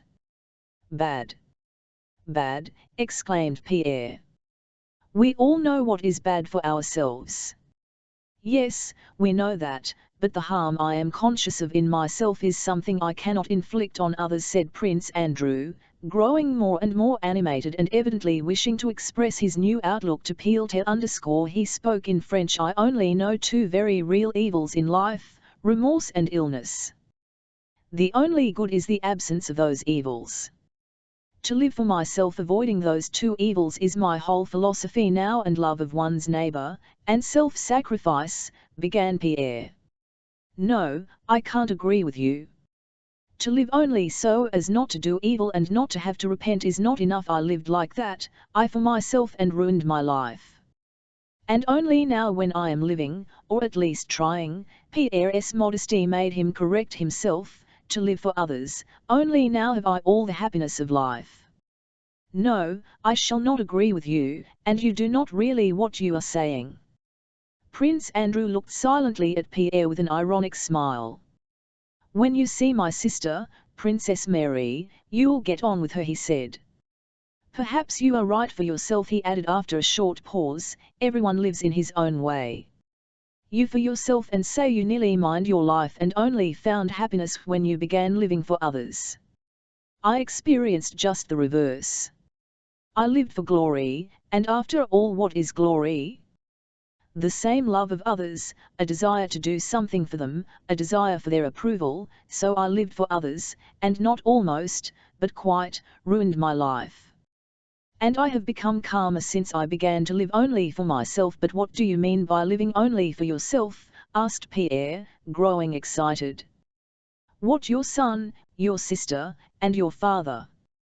But that is just the same as myself, they are not others, explained Prince Andrew. The others, one's neighbors, le prochain, as you and Princess Mary call it, are the chief source of all error and evil. Le prochain, your Kiev peasants to whom you invent to do good. And he looked at Pierre with a mocking, challenging expression. He evidently wished to draw him. You are joking, replied Pierre, growing more and more excited. What error or evil can there be in my wishing to do good, and even doing a little, though I did very little and did it very badly? What evil can there be in it if unfortunate people, our serfs, people like ourselves, were growing up and dying with no idea of God and truth beyond ceremonies and meaningless prayers, and are now instructed in a comforting belief in ultra life, retribution, recompense, and consolation? What evil and error are there in it, if people were dying of disease without help while material assistance could so easily be rendered, and I supplied them with a doctor, a hospital and an asylum for the aged? And is it not a palpable, unquestionable good if a peasant, or a woman with a baby, has no rest day or night, and I give them rest and leisure, said Pierre, hurrying and lisping. And I home done that, though bad lion to a small extent, but I have done something toward it, and you cannot persuade me that it was not a good action, and more than that, you can't make me that you do not think so yourself. And the main thing is, he continued, that I know, and know for certain that the enjoyment of doing this good is the only sure happiness in life. Yes, if I put it like that, it's quite a different matter, said Prince Andrew. Build a house and lay out a garden, and you build hospitals. The one and the other may seem as a pastime. But what's right and what's good must be judged by one who knows all, but not by us. Well, you want an argument, he added. Come on them. They rose from the table and sat down in the entrance porch, which seemed as a veranda. Come, let's argue you, said Prince Andrew. You talk of schools, he went on, crooking a finger, education and so forth. That is, you want to raise him, pointing to a peasant who passed by them taking off his cap, from his animal condition and awaken in him spiritual needs, while it seems to me that animal happiness is the only happiness possible. And that is just what you want to deprive him of.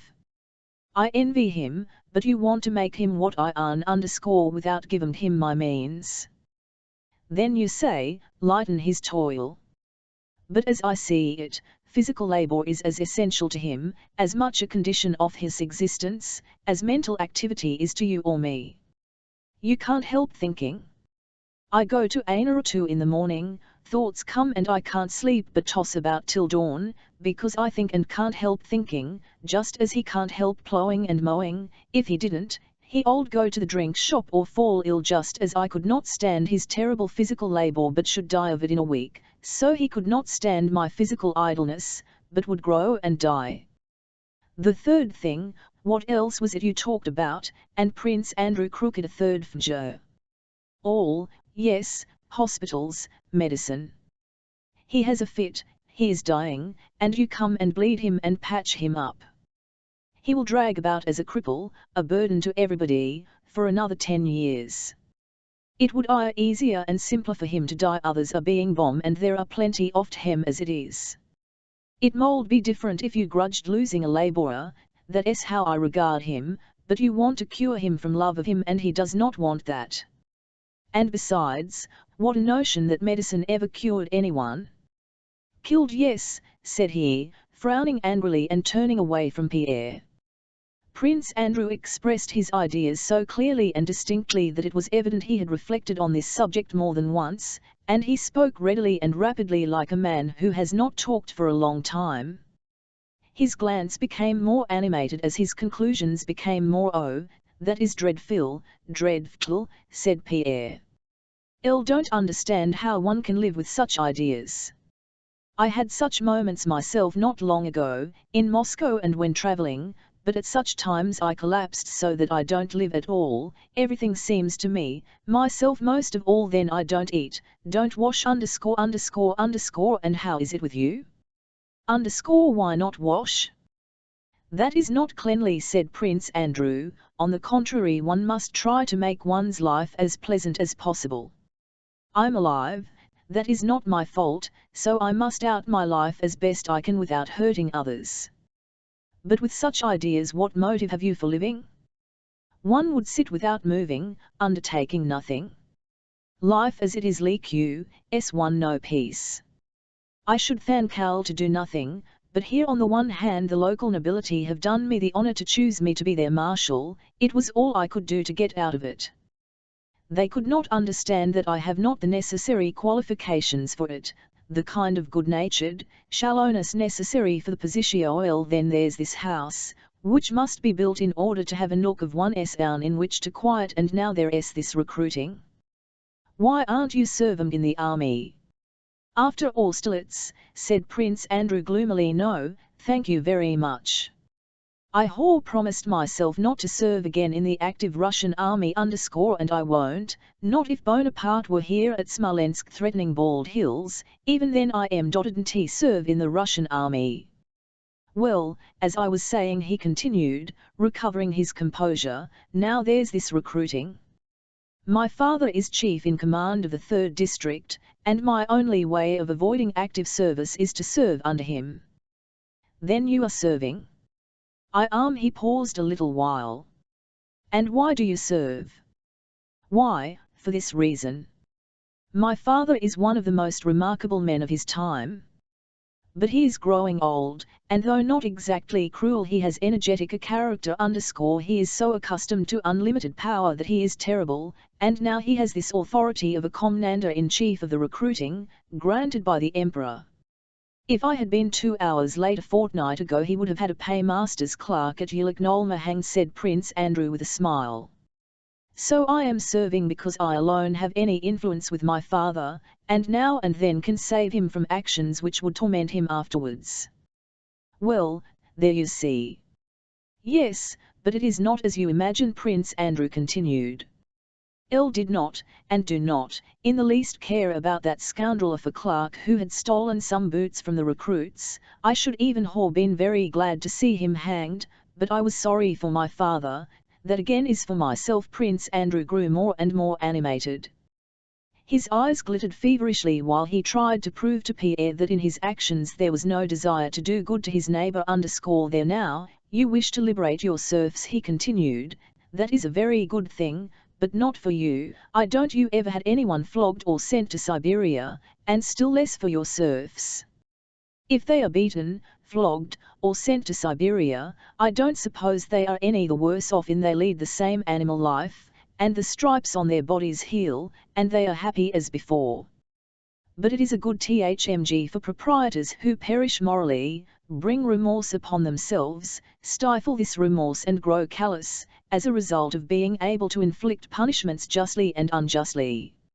It is those people I pity, and for their sake I should like to liberate the. You may not have seen, but I have seen, how good men brought up in those traditions of unlimited power, time when they grow more irritable, become cruel and are conscious of it, but cannot restrain themselves and grow more and more miserable.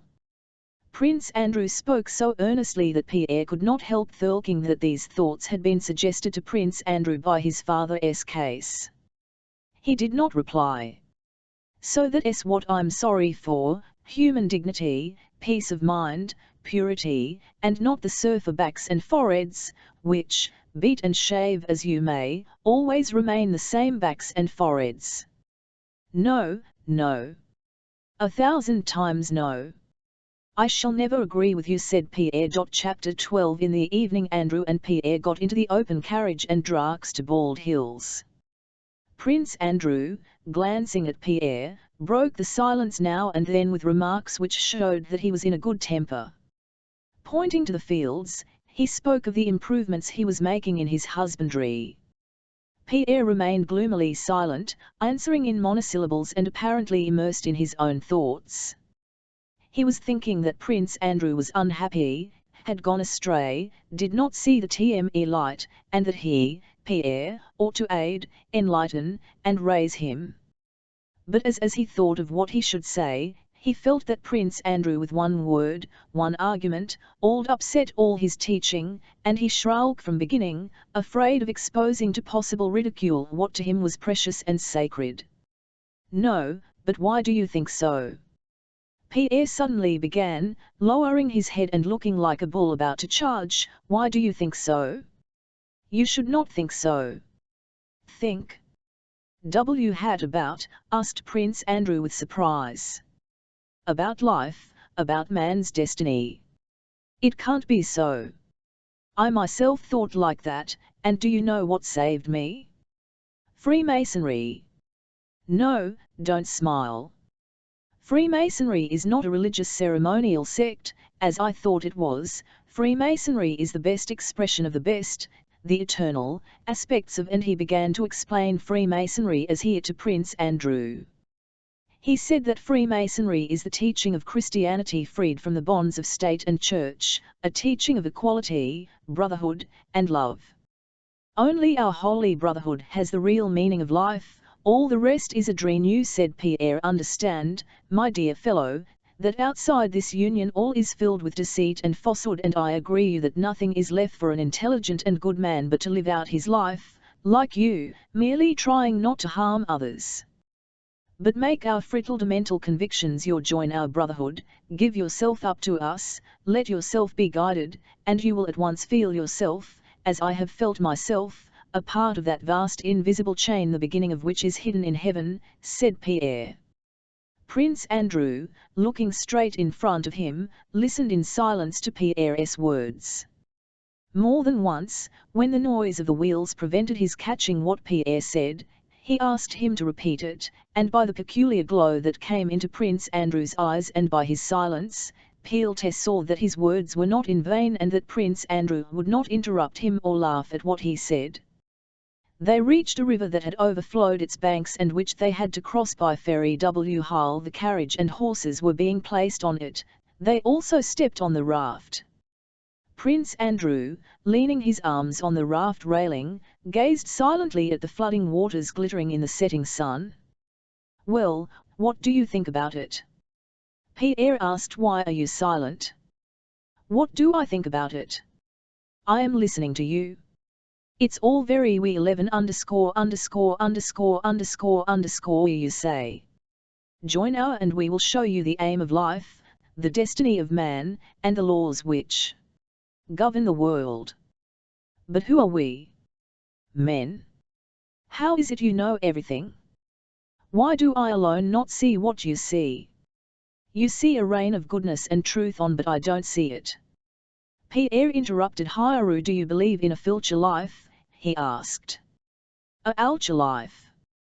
Prince Andrew repeated, but Pierre, giving him no time to reply, took the repetition for a denial, the more readily as he knew Prince Andrew's former atheistic convictions. "You say you can't see a reign of goodness and truth on earth. Nor could I, and it cannot be seen if one looks on our life here as the end of everything. On earth, here on this earth," Pierre pointed to the fields, "there is no truth, all is false and evil, but in the universe, in the whole universe there is a kingdom of truth, and we who are now the children of earth are, eternally, children of the whole universe. Don't I feel in my soul that I am part of this vast harmonious whole? Don't I feel that I form one link, one step, between the lower and higher beings, in this vast harmonious multitude of beings in whom the deity, the supreme power if you prefer the term, is manifest? If I see, clearly see, that ladder leading from plant to man, why should I suppose it breaks off at me and does not go farther and further? That I cannot vanish, since nothing vanishes in this world, but that I shall always exist and always have existed. I feel that beyond me and I'll give me there are spirits, and that in this Yule there is truth." "Yes, that is Herder's theory," said Prince Andrew, "but it is not that which can convince me, dear friend. Life and death are what convince. What convinces is when one sees a being dear to one, bound up with one's own life, before whom one was to blame and had hoped to make it right." Prince Andrew's voice trembled and he turned away, "And suddenly that being is seized with pain, suffers, and ceases to exist ivhy. It cannot be that there is no answer. And I believe there is. That's what convinces, that is what has convinced me, too," said Prince Andrew. "Yes, yes, of course," said Pierre, "isn't that what I'm saying?" "No. All I say is that it is not argument that convinces me of the necessity of a life, but this, when you go hand in hand with someone and all at once that person vanishes there, into nowhere, and you yourself are left facing that abyss, and look in. And I have looked in. Well, that's it then. You know that there is a there and there is a someone. There is the future life. The someone is God." Prince Andrew did not reply. The carriage and horses had long since been taken off onto the farther bank, and reharnessed. The sun had sunk half below the horizon and an evening frost was stirring the puddles near the ferry, but Pierre and Andrew, to the astonishment of the footman and ferryman, still on the ran and talked.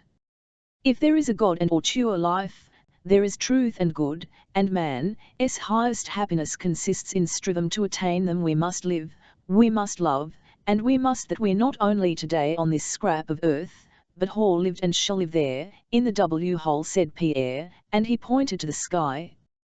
Prince Andrew stood leaning on the railing of the raft listening to Pierre, and he gazed with his eyes fixed on the red reflection of the sun gleaming on the blue waters.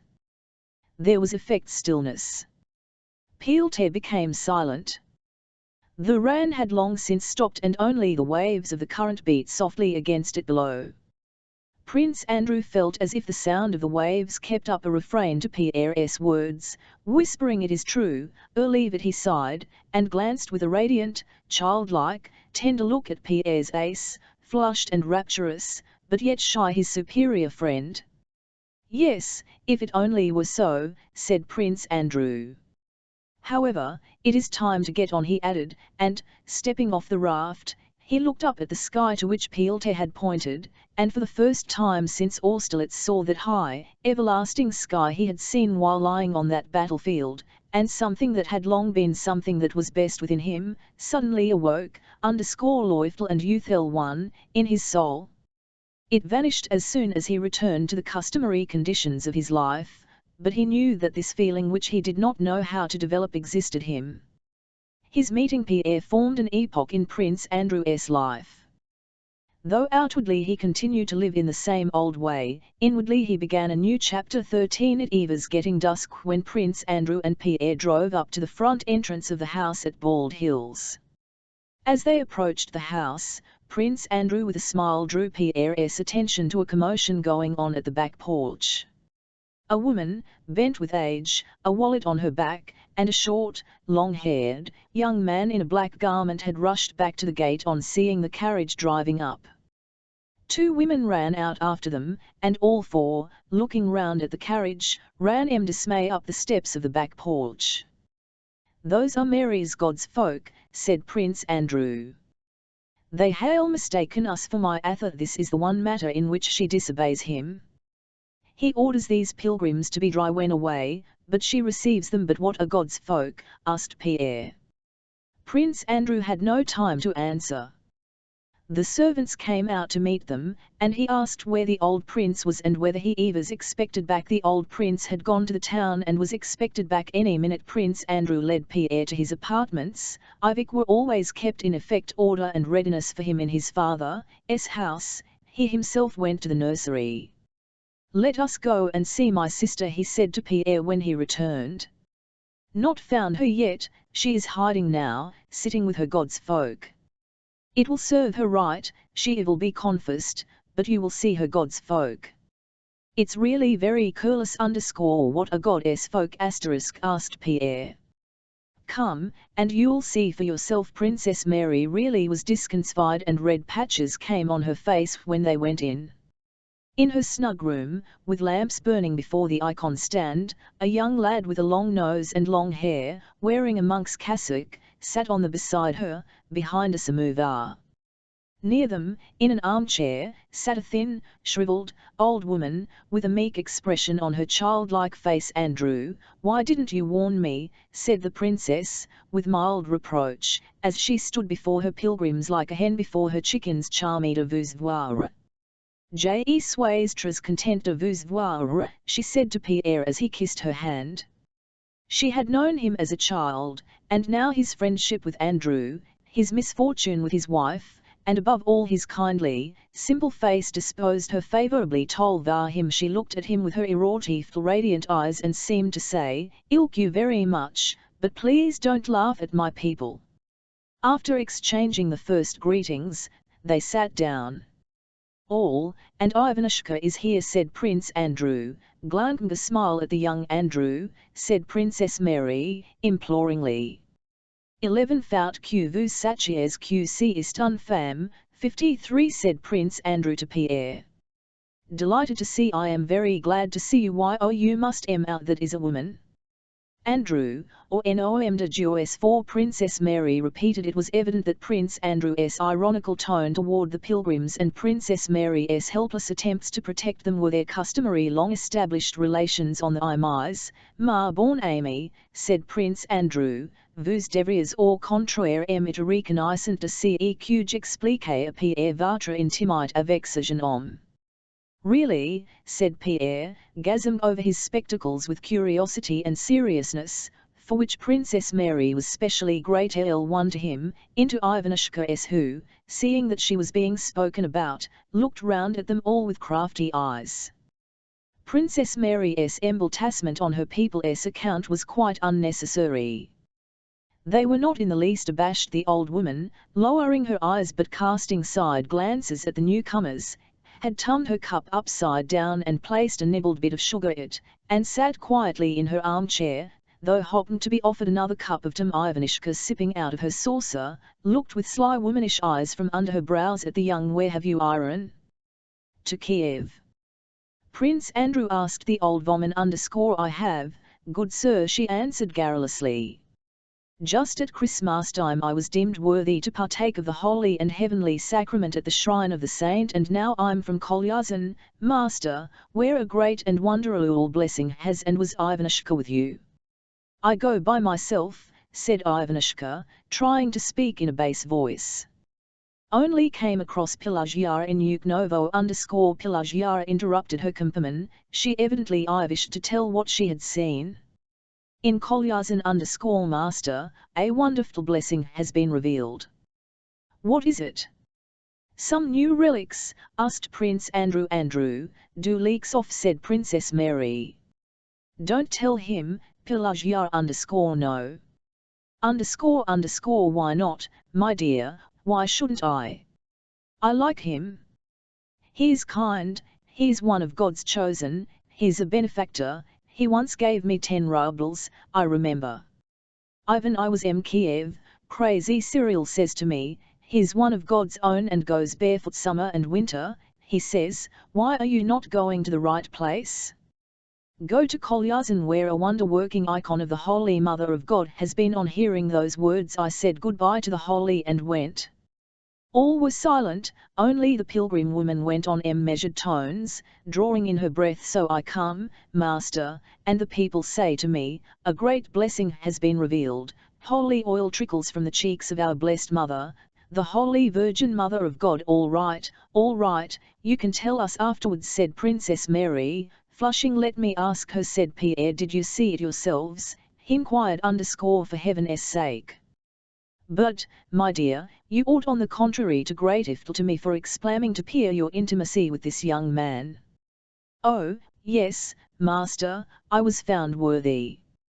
Such a brightness on the face like the light of heaven, and from the blessed mother's cheek it drops and drops. But, dear me, that must be a fraud, said Pierre, naively, who had listened attentively to the "Oh, master, what are you saying?" exclaimed the horrified Pelagias, turning to Princess Mary for support. They impose on the people he rerated _ Lord Jesus Christ, exclaimed the pilgrim woman, crossing herself. Oh, don't speak so, master. There was a general who did not believe, and said, the monks cheat, and as soon as he'd said it he went blind. And he dreamed that the Holy Virgin Mother of the Kiev catacombs came to him and said, believe in me and I will make you whole. So he begged, take me to her, take me to her. It's the real truth I'm telling you, I saw it myself. So he was brought, quite blind, straight to her, and he goes up to her and falls down and says, make me whole, says he, and I'll give thee what the Tsar bestowed on me. I saw it myself, master. The star is fixed into the icon. Well, and what do you think? He received his sight. It's a sin to swear _ so. God will punish you, she said admonishingly, tongue to Pierre. How did the star get into the icon? Pierre asked. And Eva's the Holy Mother promoted to the rank of general, said Prince Andrew, with a Pelagia suddenly grew quite pale and clasped her hands. Oh, master, what a sin! And you who home a son, she began, her pallor sudden turning to a vivid red. Master, what have you said? God forgive you. And she crossed herself. Lord forgive him. My dear, what does it mean? She asked, turning to Princess Mary. She got up and, almost crying, began to arrange her wallet. She evidently felt frightened and ashamed to have accepted charity in a house where such things could be said, and was at the same time sorry to have now to forego the charity of this house.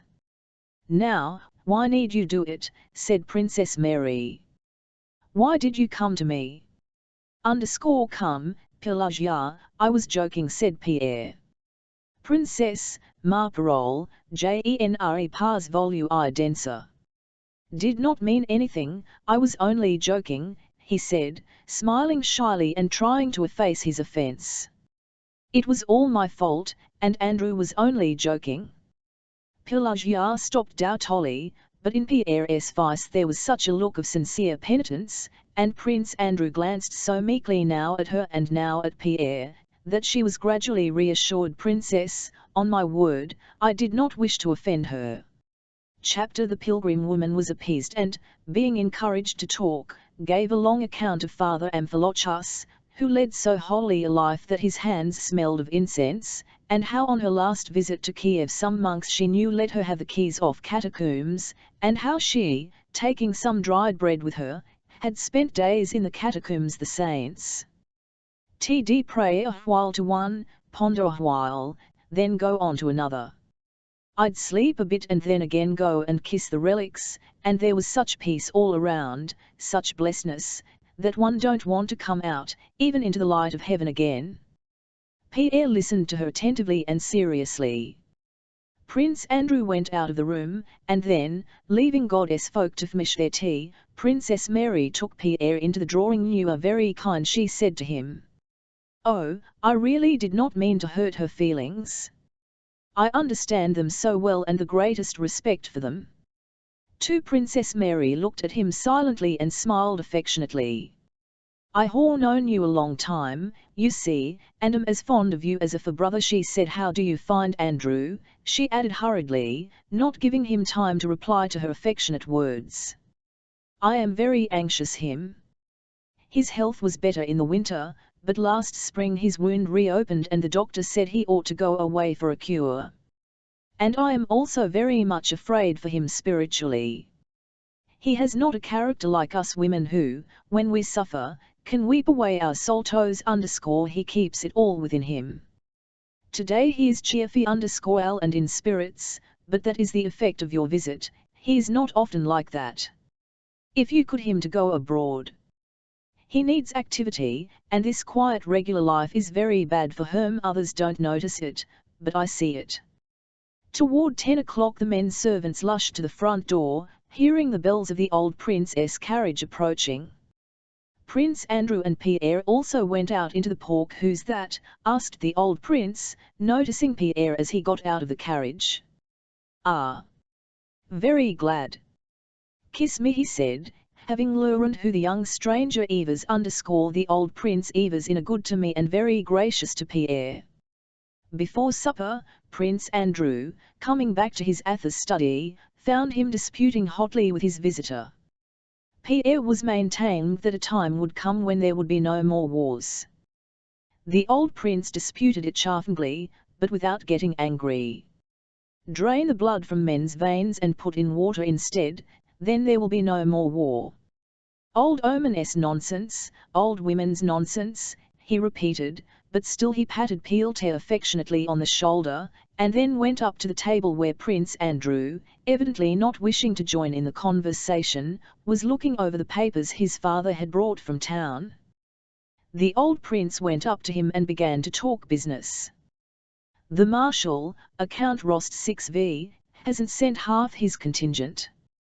He came to town and wanted to invite me to dinner. I gave him a pretty dinner.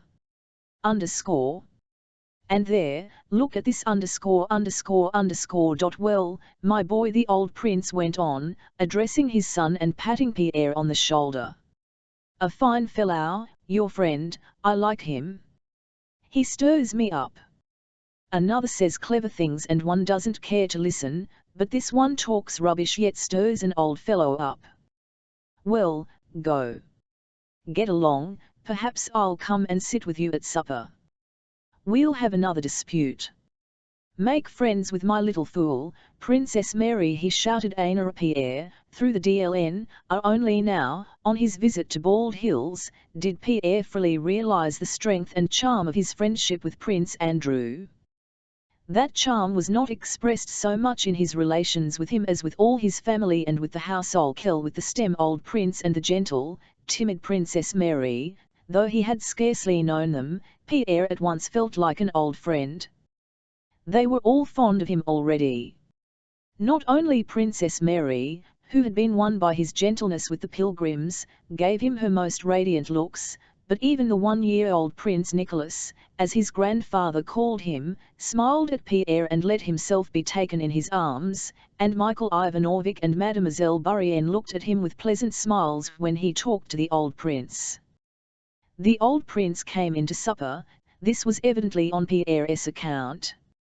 and during the 2 days of the young man's visit he was extremely kind to him and told him to visit them again. When Pierre had gone and the members of household met together, they began to express their opinions of him as people always do after a new acquaintance has left, but as seldom happens, no one said anything but what was good of him. Chapter 15. When returning from his leave, Rost 6v felt, for the first time, how close was that united him to Denisov and the whole regiment.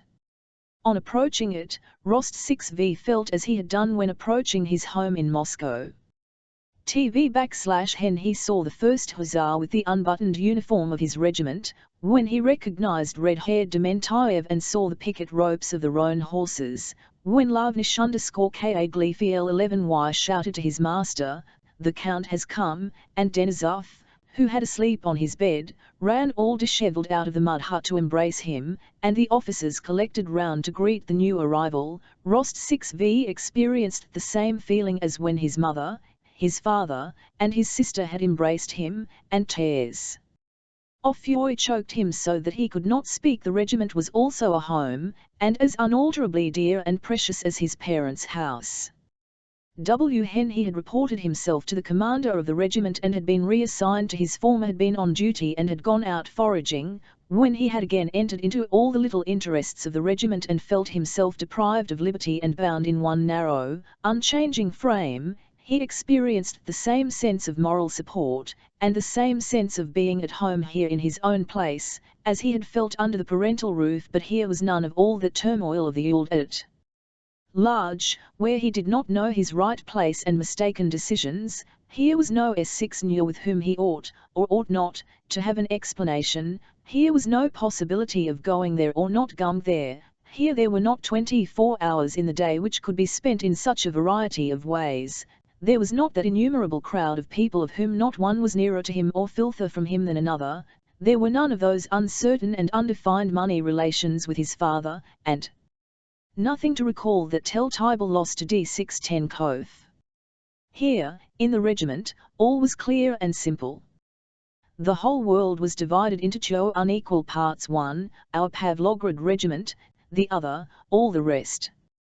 And the rest was no concern of his. In the regiment, everything was definite: who was lieutenant, who captain, who was a good fellow, who a bad one, and most of all, who was a comrade. The canteen keeper gave one credit, one's pay came every 4 months, there was nothing to think out or decide, you had only to do nothing that was considered bad in the Pavlograd regiment and, when given an order, to do what was clearly, distinctly, and definitely ordered, and all would be well. Having once more entered into the definite conditions of this regimental life, Rost 6v felt the joy and relief a tired man feels on lying down to rest. Life in the regiment, during this campaign, was all the pleasanter for him, after his loss to D6 Tenkov, for which, in spite of all his family's efforts to console him, he could not forgive himself. He had made up his mind to atone for his fault by serving, not as he had done before, but really well, and by being a first-rate comrade and officer, in a word, a splendid man altogether, a thing which seemed so difficult out in the Uld, but so in the regiment. After his losses, he had determined to pay back his debt to his parents in 5 years. He received 10,000 rubles a year, but now resolved to take only 2,000 and leaks the rest to repay the debt to his parents. Our army, after repeated retreats and advances and battles at Pultusk and Preussisch-Schlau, was concentrated near Bartenstein. It was awaiting the Emperor's arrival and the beginning of a new campaign. The Pavlograd regiment, belonging to that part of the army which had seemed in the 1805 campaign, had been recruiting up to strength in Russia, and altive too late to take part in the first actions of the campaign. It had iron neither at Pultusk nor at Preussisch-Schlau and, when it joined the army in the field in the second half of the campaign, was attached to Platov's division. Platov's division was acting independently of the main army. Several times parts of the Pavlograd regiment had exchanged shots with the enemy, had taken prisoners, and once had even captured Marshal Oudinot's carriages. In April the Pavlograds were stationed immovably for some weeks near a totally ruined and deserted German village. A thaw had set in, it was muddy and cold, the ice on the river broke, and the roads became impassable. For days neither provisions for the men nor fodder for the horses had been issued. As no transports could arrive, the men dispersed the abandoned and deserted villages, searching for potatoes, but found few even of these. Everything had been eaten up and the inhabitants had all fled. If any remained, they were worse than beggars and nothing more could be taken from them. Even the soldiers, usually pitiless enough, instead of taking anything from them, often gave them the last of their. The Pavlograd regiment had had only 2 men wounded in action, but had lost nearly half its men from hunger and sickness. In the hospitals, death was so nigh that soldiers suffering from fever, or the swelling that came from bad food, preferred to remain on duty, and hardly able to drag their legs went to the front rather than to the hospitals. When spring came on, the soldiers found a plant just showing out of the ground that looked asparagus, which, for some reason, they called mashka sweet root. It was very bitter, but they wandered the fields seeking it and dug it out with their and ate it, though they were ordered not to do so, as it was a noxious plant. That spring a new disease broke out among the soldiers, a swelling of the arms, legs, and face, which the doctors attributed to eating this root. But in spite of all this, the soldiers of Denisov's squadron fed chiefly on mashka's sweet root, because it was the second week that the last of the biscuits were being doled out at the rate of half a pound a man, and the last potatoes received had sprouted and frozen. The horses also had been fed for a fortnight on straw from the thatched roofs and had terribly thin, though still covered with tufts of felty winter hair. Despite this destitution, the soldiers and officers went on living just as usual despite their pale swollen faces and tattered uniforms. The hussars formed line for roll call, kept things in order, their horses, polished their arms, brought in straw from the thatched in place of fodder, and sat down to dine round the cauldrons from which they rose up hungry, joking about their nasty food and their hunger. As usual, in their spare time, they steamed themselves before them naked, smoked, picked out and baked sprouting rotten, told and listened to stories of Potemkin's and Suv6 campaigns, or to legends of Alicia the Sly, or the priestess Lakira NM61Ka. The officers, as usual, lie wakeful in 2s and 3s in the roofless, half-mined houses. The seniors tried to collect straw and potatoes and, in general, food for the meth. The younger ones occupied themselves as before, some playing cards, there was plenty of money, though there was no food, some with more innocent games, such as quoits and skittles. The general trend of the campaign was rarely spoken of, partly because nothing certain was known about it, partly because there was a vague feeling that in the main it was going badly. Rost 6v lived, as for, with Denisov, and since their orlok they had more friendly than Denisov never spoke of Rost 6v's family, but by the tender friendship his commander showed him, Rost 6v felt that the elder hussar's luckless Loksu for Natasha played a part in strengthening their friendship.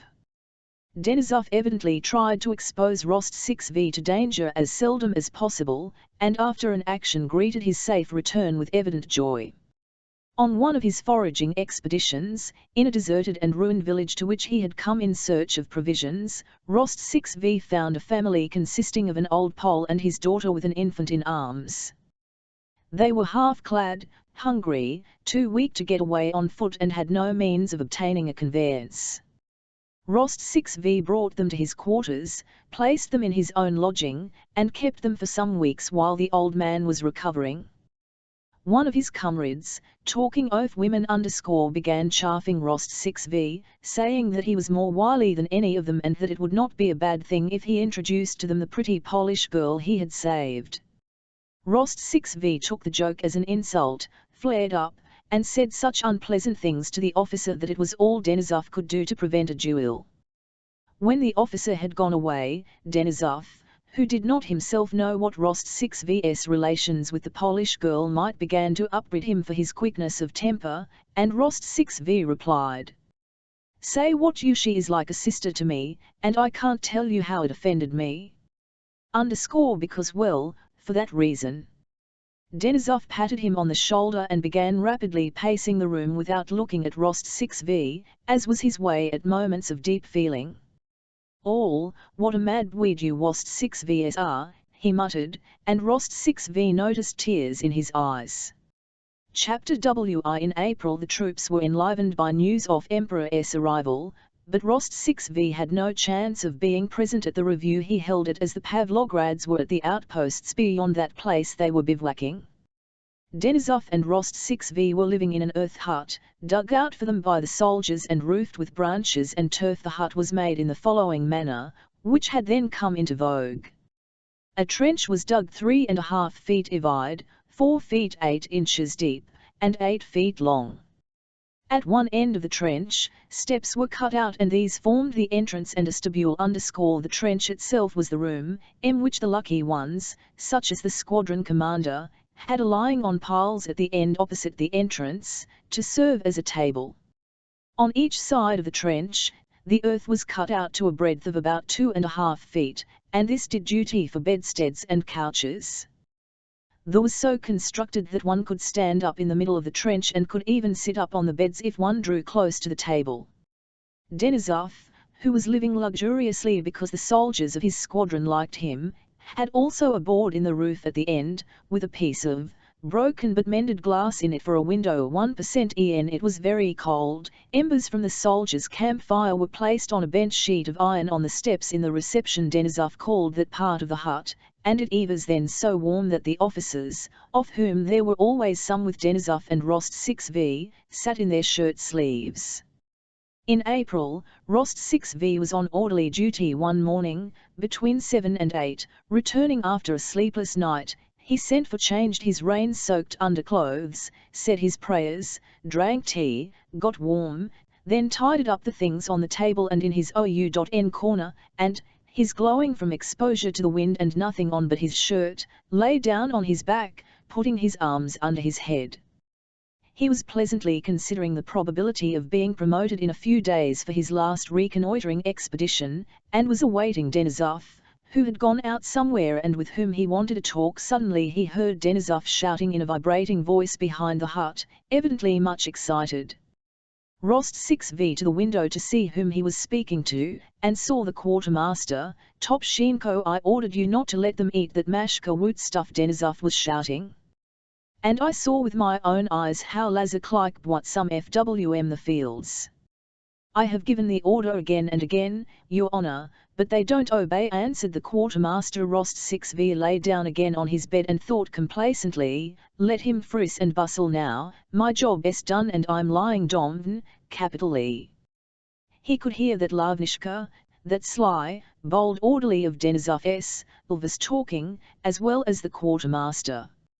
Lanishka was saying something about loaded wagons, biscuits, and oxen he had seen when he had gone out for provisions. Then Denisov's voice was heard shouting farther and farther away. "Saddle! Second platoon! Where are they off to now?" Thalgal Rost 6V. 5 minutes later, Denisov came into the hut, climbed with muddy on the lid his pie, furiously scattered his things about, took his leaded whip, buckled on his sabre, and went out again. In answer to Rost 6V's inquiry where he was going, he answered vaguely and crossly that he had some business. "Let God and our Gwet monarch judge me afterwards," said Denisov going out, and Rost 6V heard the hoofs of several horses splashing through the mud. He did not even trouble to find out where Denisov had gone.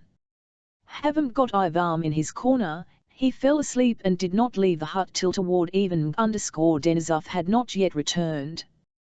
The weather had cleared up, and near the next hut 2 officers and a cadet were playing sveka, laughing as they threw their missiles which buried in the soft muck. Rost 6V joined them. In the middle of game, the officers saw some wagons approaching with 15 hussars on their skinny horses behind them. The wagons escorted by the hussars drew up to the picket ropes and a crowd of hussars surrounded them. "There now, Denisov has been worrying," said Rost 6V, "and here are the provisions." "So they are," said the officers. "Won't the soldiers be glad?" A little behind the hussars came Denisov, accompanied by 2 infantry officers with whom he was talking. Rost 6V went to meet them. "I warn you, Captain," one of the officers, a short thin man, evidently very angry, was saying. I told you I won't give them up, replied Denisov. You will answer it, Captain. It is mutiny, seize them the transporter phone our army. Our men hail had nothing to eat for 2 days. And mine have had nothing for 2 weeks, said Denisov. It is robbery. You'll answer for it, sir, said the infantry officer, raising his voice now. What are you pestering me for, cried Denisov, suddenly losing his temper. Shall answer for it and not you, and you'd better not buzz about here till you get half be off or go, he shouted at the officers. Very well, then, shouted the little officer, undaunted and not riding away. If you are determined to rob, I-11. Go to the devil. Quick march, while you're safe and sound, and Denisov tummed his horse on the officer. Very well, muttered the officer, threateningly, and turning his horse he trotted away, jolting in his saddle. A dog as twice a fence. A wheel dog as twice a fence, shouted Denisov after him, the most insulting expression a cavalryman can address to a mounted infantryman, and riding up to Rost 6V, he burst out laughing. Taken transports from the infantry by force, he said. After all, can't let our men. The wagons that had reached the hussars had been consigned to an infantry regiment, but learning from that the transport was unescothed, Denisov with his hussars had seized it by force. The soldiers had biscuits dealt out to them freely, and they even shared them with the other squadrons. The next day the regimental commander sent for Denisov, and holding his fingers spread out before his eyes said, "This is how I look at this affair. I know nothing it and won't begin proceedings, but I advise you to ride over to the staff and settle the business there in the commissariat department, and if possible sign a receipt for such and such stores received. If not, as the demand was against ATL infantry regiment, there will be a row and the affair may end from the regimental commander S." Denisov rode straight to the staff with a sincere desire to act on this advice. In the evening he came back to his dugout in a state such as Rost 6V had never yet seen him in. Denisov could not speak and gasped for breath. Rost 6V asked what was the matter. He only uttered some incoherent oaths and threats in a hoarse, feeble alarmed at Denisov's condition. Rost 6V suggested that he should undress, drink some water, and send for the doctor. TWY me for wobbly.__o. Some more water. Let them TWY me, but I'll always thwash scoundrels ____ and I'll tell the ice. He muttered. The regimental doctor, when he came, said it was absolutely necessary to bleed Denisov. A deep saucer of black blood was taken from his hairy arm and only then was he able to relate what had happened to him. I get there, began Denisov. Now where's your chief's quarters? They were pointed out. Please to I are within 20 miles and have duties to attend to and no time to wait. Announce me. Very well, so out comes their head chief, also took it into his head to lecture me. It's wobbly, I say, is not done by man who seizes provisions to feed his soldiers, but by him who takes them to fill his own pockets. Will you please be silent? Very good. Then he says, go and give a receipt to the commissioner, but your affair will pass on to headquarters. I go to the commissioner. I enter, and at the table. Who do you think? No, but wait a bit. Who is it that's starving us? Shouted Denisov, hitting the table the fist of his newly bled arm so violently that the table nearly broke down and the tumblers on it jumped about. Nelyanin. Lat. So it's you who's starving us to death. Is it? Take this, and I hit him so pat, straight on his snout. Ah, I've at what and I stated for vashing him well, I could a bit of Hun I can tell you, cried Denisov, gleeful and yet angry, his white teeth showing under his black mustache. LD have killed him if they hadn't taken him away. But what are you shouting for? Calm yourself, said Rost 6V you've set your arm bleeding afresh. Wait, we must tie it up again. Denisov was bandaged up again and put to bed. Next day he woke calm and cheerful but at noon the adjutant of regiment came into Rost 6V's and Denisov's dugout with a grave and serious face and regretfully showed them a paper addressed to Major Denisov from the regimental commander in which inquiries were made yesterday's occurrence. The adjutant told them that the affair was likely to take a very bad turn, that a court-martial had been appointed, and that in view of severity with which marauding and were now regarded, degradation to the ranks would be the best that could be hoped for. The case, as represented by the offended parties, was that, after seizing the transports, Major Denisov, being chunk, went to the chief quartermaster and without any provocation called him a thief, threatened to strike him, and on being led out had lushed into the office and given 2 officials a thrashing, and dislocated the arm of one of them in answer to Rost 6V's renewed questions. Denisov said, laughing, that he thought that some other fellow had got mixed up in it, but that it was all nonsense and rubbish, and he did not in the least fear any kind of trial, and that if those scoundrels dared attack him he would give them an answer that they would not easily fire. Denisov spoke contemptuously of the whole matter, but Rost 6V knew him too well not to detect that, while hiding it from others, at heart he feared a court-martial and was worried over the affair, which was evidently taking a bad turn. Every day, letters of inquiry and notices from the court arrived, and on the 1st of May, Denisov was ordered to hand the squadron over to the next in seniority and appear before the staff of his division to explain his violence at the commissariat office. On the previous day Platov reconnoitred with 2 Cossack regiments and 2 squadrons of hussars. Denisov, as was his wont, rode out in front of the outposts, parading his courage. A bullet fired by a French sharpshooter hit him in the fleshy part of his leg. Perhaps at another time Denisov would not have left the regiment for so slight a wound, but now he took advantage of it to excuse himself from appearing at the staff and went into hospital. Chapter We In June the Battle of Friedland was fought, in which the Pavlograds did not take part, and after that ATL armistice was proclaimed. Rost 6V, who felt his friend's absence very much, having no news of him since he left and feeling very anxious about his wound and the progress of his affairs, advantage of the armistice to get leeway to visit Denisov in hospital. The hospital was in a small Prussian town that had been twice devastated by Russian and French troops. Because it was summer, when it is so out in the fields, the little town presented a particularly dismal appearance with its broken roofs and fences, its foul streets, tattered inhabitants, and the sick and drunken soldiers wandering about. The hospital was in a brick building with some of the window frames and panes broken and a courtyard surrounded by the remains of a wooden fence that had been pulled to pieces.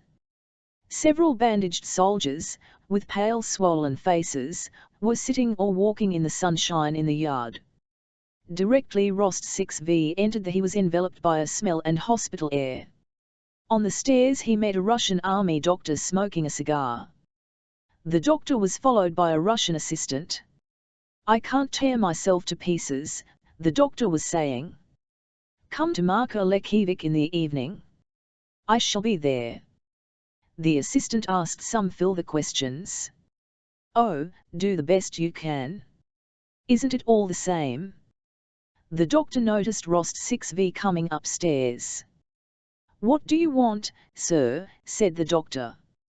"What do you want?" "The bullets having spared you, do you want to try typhus?" "This is a pest house, sir." "How so?" asked Rost 6V. "Typhus, sir. It's death to go only we two, Makeev and I," he pointed to the assistant, "keep on here. Some 5 of us doctors have died in this place. When a new one comes he is done for in a week," said the doctor with evident satisfaction. "Prussian doctors have been invited here, but our allies don't like it at all." Rost 6V explained that he wanted to see Major Denisov of the Hussars, who was wounded. "I don't know. I can't tell you, sir. Only think. I am alone in charge of 3 hospitals with more than 400 patients. It's well that the charitable Prussian ladies send us 2 of coffee and some lint each month or we should be lost. He laughed. 400, sir, and they are always sending me fresh ones." There are 400. He asked, turning to the assistant. The assistant looked fagged out. He was evidently vexed and impatient for the Talkative doctor to go. Major Denisov, Rost 6V said again. He was wounded at Moliton dead, I fancy A, Makiv, queried the doctor, in a tone of indifference. The assistant, however, did not confirm the doctor's odds. Is he tall and with reddish hair, asked the doctor. Rost 6V described Denisov's appearance. There was one like that, said the doctor, as if pleased. That one is dead. I'll look up our list. We had a list. Have you got it, Makiv? Marko Alekievich has the list, answered the assistant. But if I 11 step into the officers' wards you'll see for yourself, he added, turning to Rost 6V all, you'd not go, sir, said the doctor, or you may have to stay here yourself. But Rost 6V himself away from the doctor and asked the assistant to show him the way. Only don't blame me, they shouted up after him. Rost 6V and the assistant went into the dark corridor. The smell was so strong there that Rost 6V held his nose and had to pause and collect his strength before he could go. A door opened to the right, and an emaciated sallow man on crutches, barefoot and in underclothing, limped out and, leaning against the doorpost, looked with glittering envious eyes at those who were passing. Glancing in at the door, Rost 6V saw that the sick and wounded were lying on the floor on straw and overcoats. May I go in and look? What is there to see? Said the assistant. But, just because the assistant evidently did not want him to go in, Rost 6V entered the soldier's walk. The foul air, to which he had already begun to get used in the corridor, was still stronger here. It was a little different, more pungent, and one felt that this was where it originated. In the long room, brightly lit up by the sun through the large windows, the sick and wounded lay in 2 rows with their heads to the walls, and leaving a passage in the middle. Most of them were unconscious and paid no attention to the newcomers. Those who were conscious raised themselves or lifted their thin yellow and all looked intently at Rost 6V, the same expression of relief, reproach, and envy of another's health. Rost 6V went to the middle of the room and looking through the open doors into the 2 adjoining saw the same thing there. He stood still, looking silently around. He had not at all such a sight. Just him, almost across the middle of the passage on the bare floor, lay a sick man, probably a Cossack to judge by the cut off his hair. The man lay on his back, his huge arms and legs outstretched. His face was purple, his eyes were rolled back so that only the whites were seen, and on his bare legs and arms, which were still red, the rents stood out like cords. He was knocking the back of his head against the floor, hoarsely uttering some word which he kept repeating. Rost 6V listened and made out the word it was drink, drink, a drink. Rost 6V glanced round, looking for someone who would put this man back in his place and bring him water. Who looks after the sick here? He asked the assistant. Just then a commissariat soldier, a hospital orderly, came in from the next room, marching stiffly, and drew up in front of Rost 6V. Good day, Your Honor, he shouted, rolling his eyes at Rost 6V and evidently mistaking him for one of the hospital authorities. Get him to his place and give him some water, said Rost 6V, to the Cossack. Yes, Your Honor, the soldier replied complacently, and rolling his eyes more than ever he drew himself up still straighter, but did not moan. It's impossible to do anything here, thought Rost 6V, lowering his eyes, and he was going out, but became aware of an intense look fixed on him on his right, and he tumicel close to the comer, on an overcoat, sat an old, unshaven, grey-bearded soldier as thin as a skeleton. With a stem sallow face and eyes intently fixed on Rost 6V, the man's neighbour on one side whispered something to him, pointing at Rost 6V, who noticed that the old man wanted to speak to him. He drew nearer and saw that the old man had only one leg bent under him, the other had been amputated the knee. His neighbour on the other side, who lay motionless some distance from him with his head thrown back, was a young soldier with a snub nose. His pale waxen face was still freckled and his eyes were rolled back. Rost 6 VLCN, KED at the young soldier, and a cold chill ran down his back. Why, this one seems... He began, turning to the assistant. And how been begging, Your Honour, said the old soldier, his jaw quivering. He's been dead since morning. After all, we are men, not dogs. R11, send someone at once. He shall taken away at once, said the assistant hurriedly. Let us go, Your Honour. Yes, yes, let us go, said Rost 6V hastily, and lowering his eyes and shrinking, he tried to pass unnoticed between the rows of reproachful, envious eyes that were fixed upon him, and went out of the room. Chapter 18. Going along the corridor, the assistant led Rost 6V to the officers' wards, consisting of 3 rooms, the doors of which stood open. There were beds in these rooms, and the sick and wounded officers were lying or sitting on them. Some were walking the rooms in hospital dressing gowns. The first person Rost 6V met in the officers' ward was a thin little man with one arm, who was walking about the first room in a nightcap and hospital dressing gown with a pipe between his teeth. Rost 6V looked at him, trying to remember where he had seen him. 4_C where met again, said the little man. Tushin, don't you remember, who gave you a lift at Shon and IQ had a bit cut off, you see. He went on with a smile, pointing to the empty sleeve of his dressing gown. Looking for Vasily Dmitrich Denisov? My neighbour, he added, when he heard who Rost 6V wanted. Here, too, and Telushin led him into the next room, from whence came sounds of laughing voices. How can they laugh, or even live at all here, thought Rost 6V, still aware of that smell of decomposing flesh that had been so strong in the soldiers' ward, and still seemed to see fixed on him those envious looks which had followed him out from both sides, and the face of that young soldier with eyes rolled back. Denisov lay asleep on his bed, his head under the blanket, though it was nearly noon. All, Rost 6V. How are you, he called out, still in the same voice as in the regiment, but Rost 6V noticed sadly that under this habitual ease and animation some new, sinister, hidden feeling showed itself in the expression of Denisov's face and the intonations of his voice. His wound, though a slight one, had not yet healed even now, 6 weeks after he had been hit.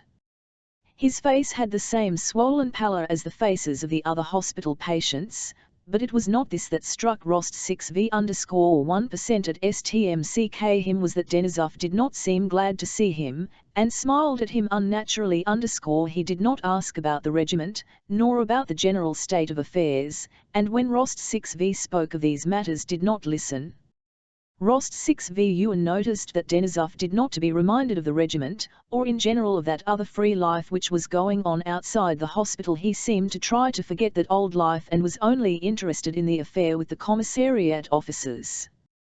On Rost 6V's inquiry as to how the matter, he at once produced from under his pillow a paper he had received from the commission and the rough draft of his answer to it. He became animated when he began reading his paper, and specially drew Rost 6V's attention to the stinging rejoinders he made to his enemies. His hospital companions, who had gathered round fresh arrival from the world outside, gradually began to disperse as soon as Denisov began reading his answer. Rost 6V noticed by there that all those gentlemen had already heard that story more than once and were tired of it. Only the man who had the next bed, a stout Ulan, continued to sit on his bed, gloomily frowning and smoking a pipe, and little one-armed Tushin still listened, shaking his head disapprovingly. In the middle of the reading, the Ulan interrupted Denisov. "But what I say is," he said, turning to Rost 6V, "it you old be best simply to petition the Emperor for pardon. They say great rewards will now be distributed, and surely a pardon would be granted." "Me petition the Emperor," exclaimed Denisov, in a voice to which he tried hard to give the old energy and fire, but which sounded like an expression of irritable impotence. "Illit for? If I were a wobber I would ask mercy, but I'm being court-martialed for bringing wobblers to let them twy me. I'm not afraid of anyone." I've circled the Tsar and my country honorably and have not stolen. And am I to be degraded, __? Listen, I'm writing to them straight _ this is what I say. If I had robbed the tweet _ it's certainly well written, said Telushin, but that's not the point, Vasily and he also turned to Rost 6v _ one has to submit, and Vasily doesn't want to. You know the auditor told you it was a bad business. Well, let it be bad, said Denisov. The auditor told out a petition for you, continued Tushin, and you ought to sign it and ask this gentleman to take it. No doubt he, indicating Rost 6v, has connections on the staff. You won't FMD a better opportunity. I said I am not going to grovel. Denisov interrupted him, went on reading his paper. Rost 6v had not the courage to persuade Denisov, though he instinctively felt that the way advised by Tushin and the other officers was the safest, and though he would have been glad to be of service to Denisov. He knew his stubborn will and straightforward hasty temper _W. Hen the reading of Denisov's virulent reply, which took more than an hour, Evas Oxa, Rost 6v said nothing, and he spent the rest of the day in a most dejected state of mind amid Denisov's hospital comrades, who had gathered round him, telling them what he knew and listening to their stories. Denisov was moodily silent all the evening. Late in the evening, when Rost 6v was about to leave, he asked Denisov whether he had no commission for him. Yes, wait a bit, said Denisov, glancing round at the officers, and taking his papers from under his pillow he went to the window, where he had an inkpot, and sat down to you.tight _ it seems it's no use knocking one's head against a wall, he said, coming from the window and giving Rost 6v a large envelope. In it Evas the petition to the Emperor drawn up by the auditor, in which Denisov, without alluding to the offences of the commissariat officials, simply asked for pardon. Handed him, it seems. He did not finish, but gave a painfully unnatural smile _ Chapter 19. Having returned to the regiment and told the commandant of the state of Denisov's affairs, Rost 6v rode to Tilsit with the letter to the Emperor. On the 13th of June the French and Russian emperors arrived in Tilsit. Boris Drobetsky 6y had asked the important personage on whom he was in attendance, to include him in the suite appointed for the stay at Tilsit. I should like to see the great man, he said, alluding to Napoleon, whom hitherto he, like everyone else, had always called Bonaparte. You are speaking of Bonaparte? Asked the general, smiling. Boris looked at his general inquiringly and immediately saw that he was being tested. I am speaking, Prince, of the Emperor Napoleon, he replied. The general patted him on the shoulder, with a smile. You will go, he said, and took him to Tilsit with him. Boris was among the few present at the yearning on the day the two emperors met. He saw the raft, decorated with monograms, saw Napoleon pass before the French guards on the farther bank of the river, saw the of the Emperor Alexander as he sat in silence in a tavern on the bank of the yearning awaiting Napoleon, _Fivel, saw emperors get into and saw how Napoleon, reaching the Rhine first, stepped quickly forward to meet Alexander and held out his hand to him, and how they both retired into the pavilion since he had begun to move in the highest circles. Boris had made it his habit to watch attentively all that went on around him and to note it down _ at the time of the meeting at Tilsit he asked the names of those who had come Napoleon and about the uniforms they wore, and listened attentively to words spoken by important personages. At the moment the emperors went into the pavilion he looked at his watch, and did not forget to look at it again when Alexander came out. The interview had lasted an hour and 53 minutes. He noted this down that same evening, among other he felt to be of historic importance. As the emperor's suite was a very small one, it was a matter of great importance, for a man who valued his success the service, to at Tilsit on the occasion office interview the two emperors, and having succeeded in this, Boris felt that henceforth his position was fully assured. He had not only become known, but had grown accustomed to him and accepted him.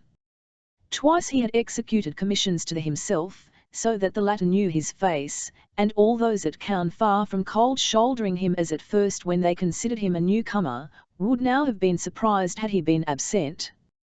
Boris lodged with another adjutant, the Polish Count Jilinski, a Pole brought up in Paris, was and passionately fond of the French, and almost every day of the stay at Tilsit, French officers of the Guard and from French headquarters were dining and lunching with him and Boris. On the evening of the 24th of June, Count Jilinski arranged a supper his French friends. The guest of honor was an aide-de-camp. There were also several French officers of the Guard, and a page of Napoleon, a young lad of an old aristocratic French that sound day, Rost 6v, profiting by the darkness to maid being recognized in civilian dress, came to Tilsit and went to the lodging occupied by Boris and Jilinski. Rost 6v, in common with the whole army from which he came, was far from having experienced the change of feeling toward Napoleon and the French, who from being had suddenly become friends, that had taken place at headquarters and in Boris. In the army, Bonaparte and the French were still regarded with mingled feelings of alger, contempt, and fear. Only recently, talking with one of Platov's Cossack officers, Rost 6v had argued that if Napoleon were taken prisoner he would be treated not as a sovereign, but as a criminal. Quite lately, happening to meet a wounded French colonel on the road, Rost 6v had maintained with heat that peace was impossible between a legitimate sovereign and the criminal Bonaparte. Rost 6v was therefore unpleasantly struck by the presence of French officers in Boris' lodging, dressed in uniforms he had been accustomed to see from quite a different point of view from the outposts of the flank. As soon as he noticed a French officer, who thrust his head out of the door, that warlike feeling of hostility which he always experienced at the sight of the enemy suddenly seized him. He stopped at the threshold and asked in Russian whether Drobetsky 6y lived there. Boris, hearing a strange voice in the anteroom, came out to meet him. An expression of annoyance showed itself for a moment on his face on first recognizing Rost 6v_all. It's you? Very glad to see you, he said, however, coming toward him with a smile. But Rost 6v had noticed his first impulse. Come at a bad time, I think. I should not have come, but I have business, he said coldly. No, I only wonder how you managed to get away from your regiment. Down's un moment je sways he said, answering someone who called him. I see I'm intruding, Rost 6v repeated. The look of annoyance had already from Boris. Having evidently reflected and decided how to act, he very quietly took both Rost 6v's hands and led him into the next room. His eyes, looking serenely and steadily at Rost 6v, seemed to be veiled by something, as if screened by blue spectacles of conventionality. So it seemed to Rost 6v_oh, come now. As if you could come at a wrong time, said Boris, and he led him into the room where the supper table was laid and introduced him to his guests, explaining that he was not a civilian, but an hussar officer, and an old friend of his. Count Jilinski, le Comte le Capitaine, said he, naming his guests. Rost 6v looked frowningly at the Frenchman, reluctantly, and remained silent. Jilinski evidently did not receive this new Russian person very willingly into his circle and did not _k to Rost 6v_. Boris did not appear to notice the constraint the newcomer produced and, with the same pleasant composure and the same veiled look in his eyes with which he had met Rost 6v, tried to enliven the conversation. One-off Frenchman, with the characteristic of his countrymen, addressed the obstinately taciturn Rost 6v, saying that the latter had probably come to Tilsit to see the Emperor. No, I came on business, replied Rost 6v. Briefly, Rost 6v had iron out of humour from the moment he noticed the look of dissatisfaction on Boris' face, and as always happens to those in a bad humour, it seemed to him that everyone regarded him with aversion and that he was in everybody's way. He really was in their way, for he alone took no part in the conversation which again became general. The looks in a mute "I shall be at your disposal" visitors cast on him seemed to say, and what is he sitting here for? He rose and went up to Boris. Anyhow, I'm in your way, he said in a low tone. Come and talk over my business and I'll even go away. Oh, no, not at all, said Boris. But if you are tired, come and lie down in my room and have yes, really. They went into the little where Boris slept. Rost 6v, without sitting down, began at once, irritably, as if Boris were to blame in some way, telling him about Denisov's affair, asking him whether, through his general, he could and would intercede with the emperor on Denisov's behalf and get Denisov's petition handed in. When he and Boris were alone, Rost 6v felt for the first time that he could not look Boris in the face without a sense of awkwardness. Boris, with one leg crossed over the other and stroking his left hand with the slender fingers of his right, listened to Rost 6v as a general listens to the report of a now looking aside and now gazing straight into Rost 6v's eyes, the same veiled look. Each time this happened, Rost 6v felt uncomfortable and cast down his eyes. I have heard of such cases and know that His Majesty is very severe in such affairs. I think it would be best not to bring it before the Emperor, but to apply to the commander of the corps _______, but in general, I think. So you don't want to do anything? Well then, say so.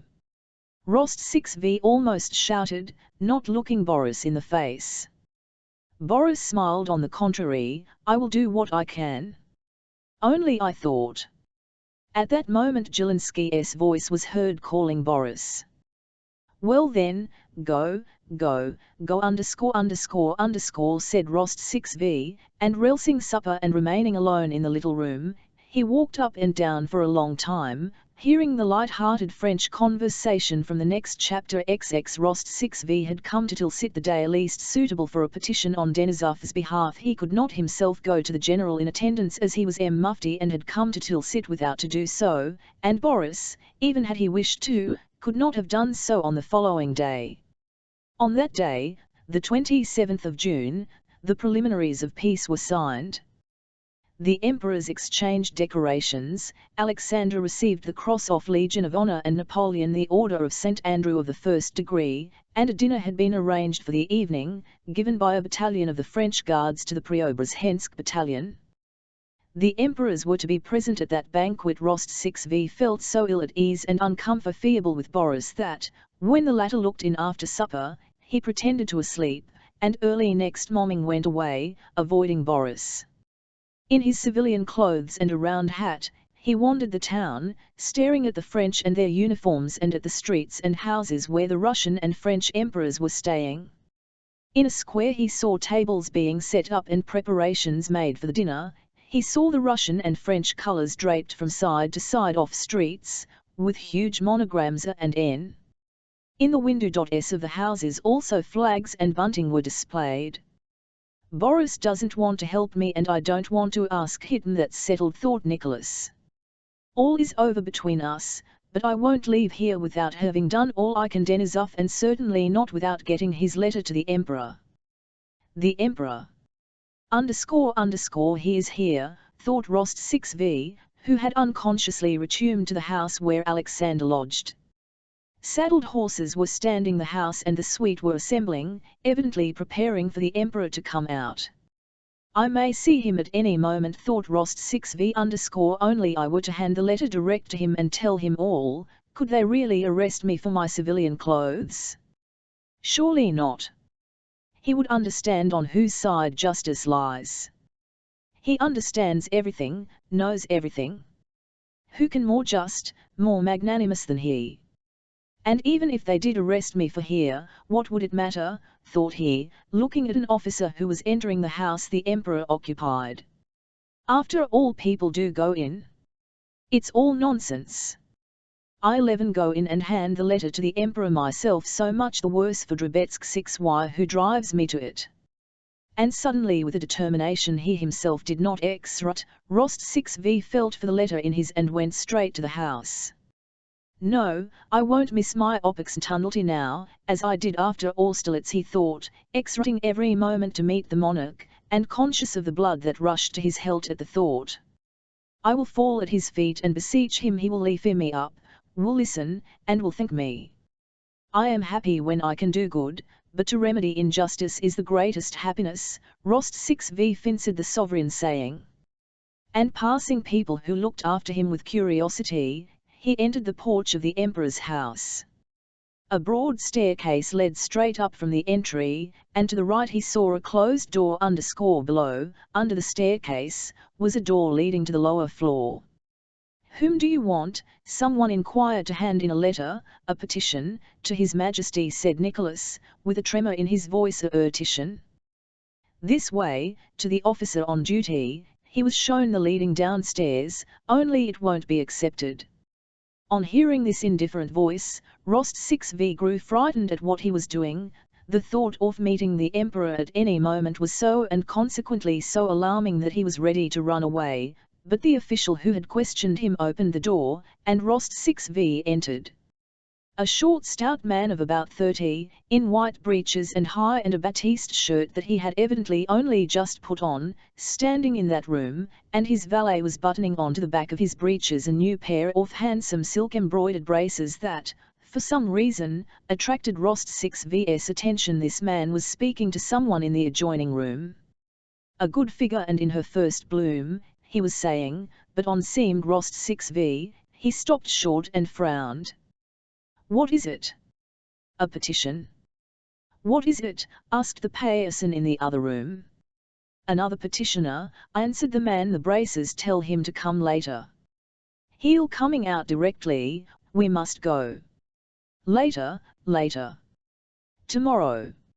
"It's late." Rost 6v tummed and was alcute to go, but the man in the braces stopped him. "Whom ho you come from?"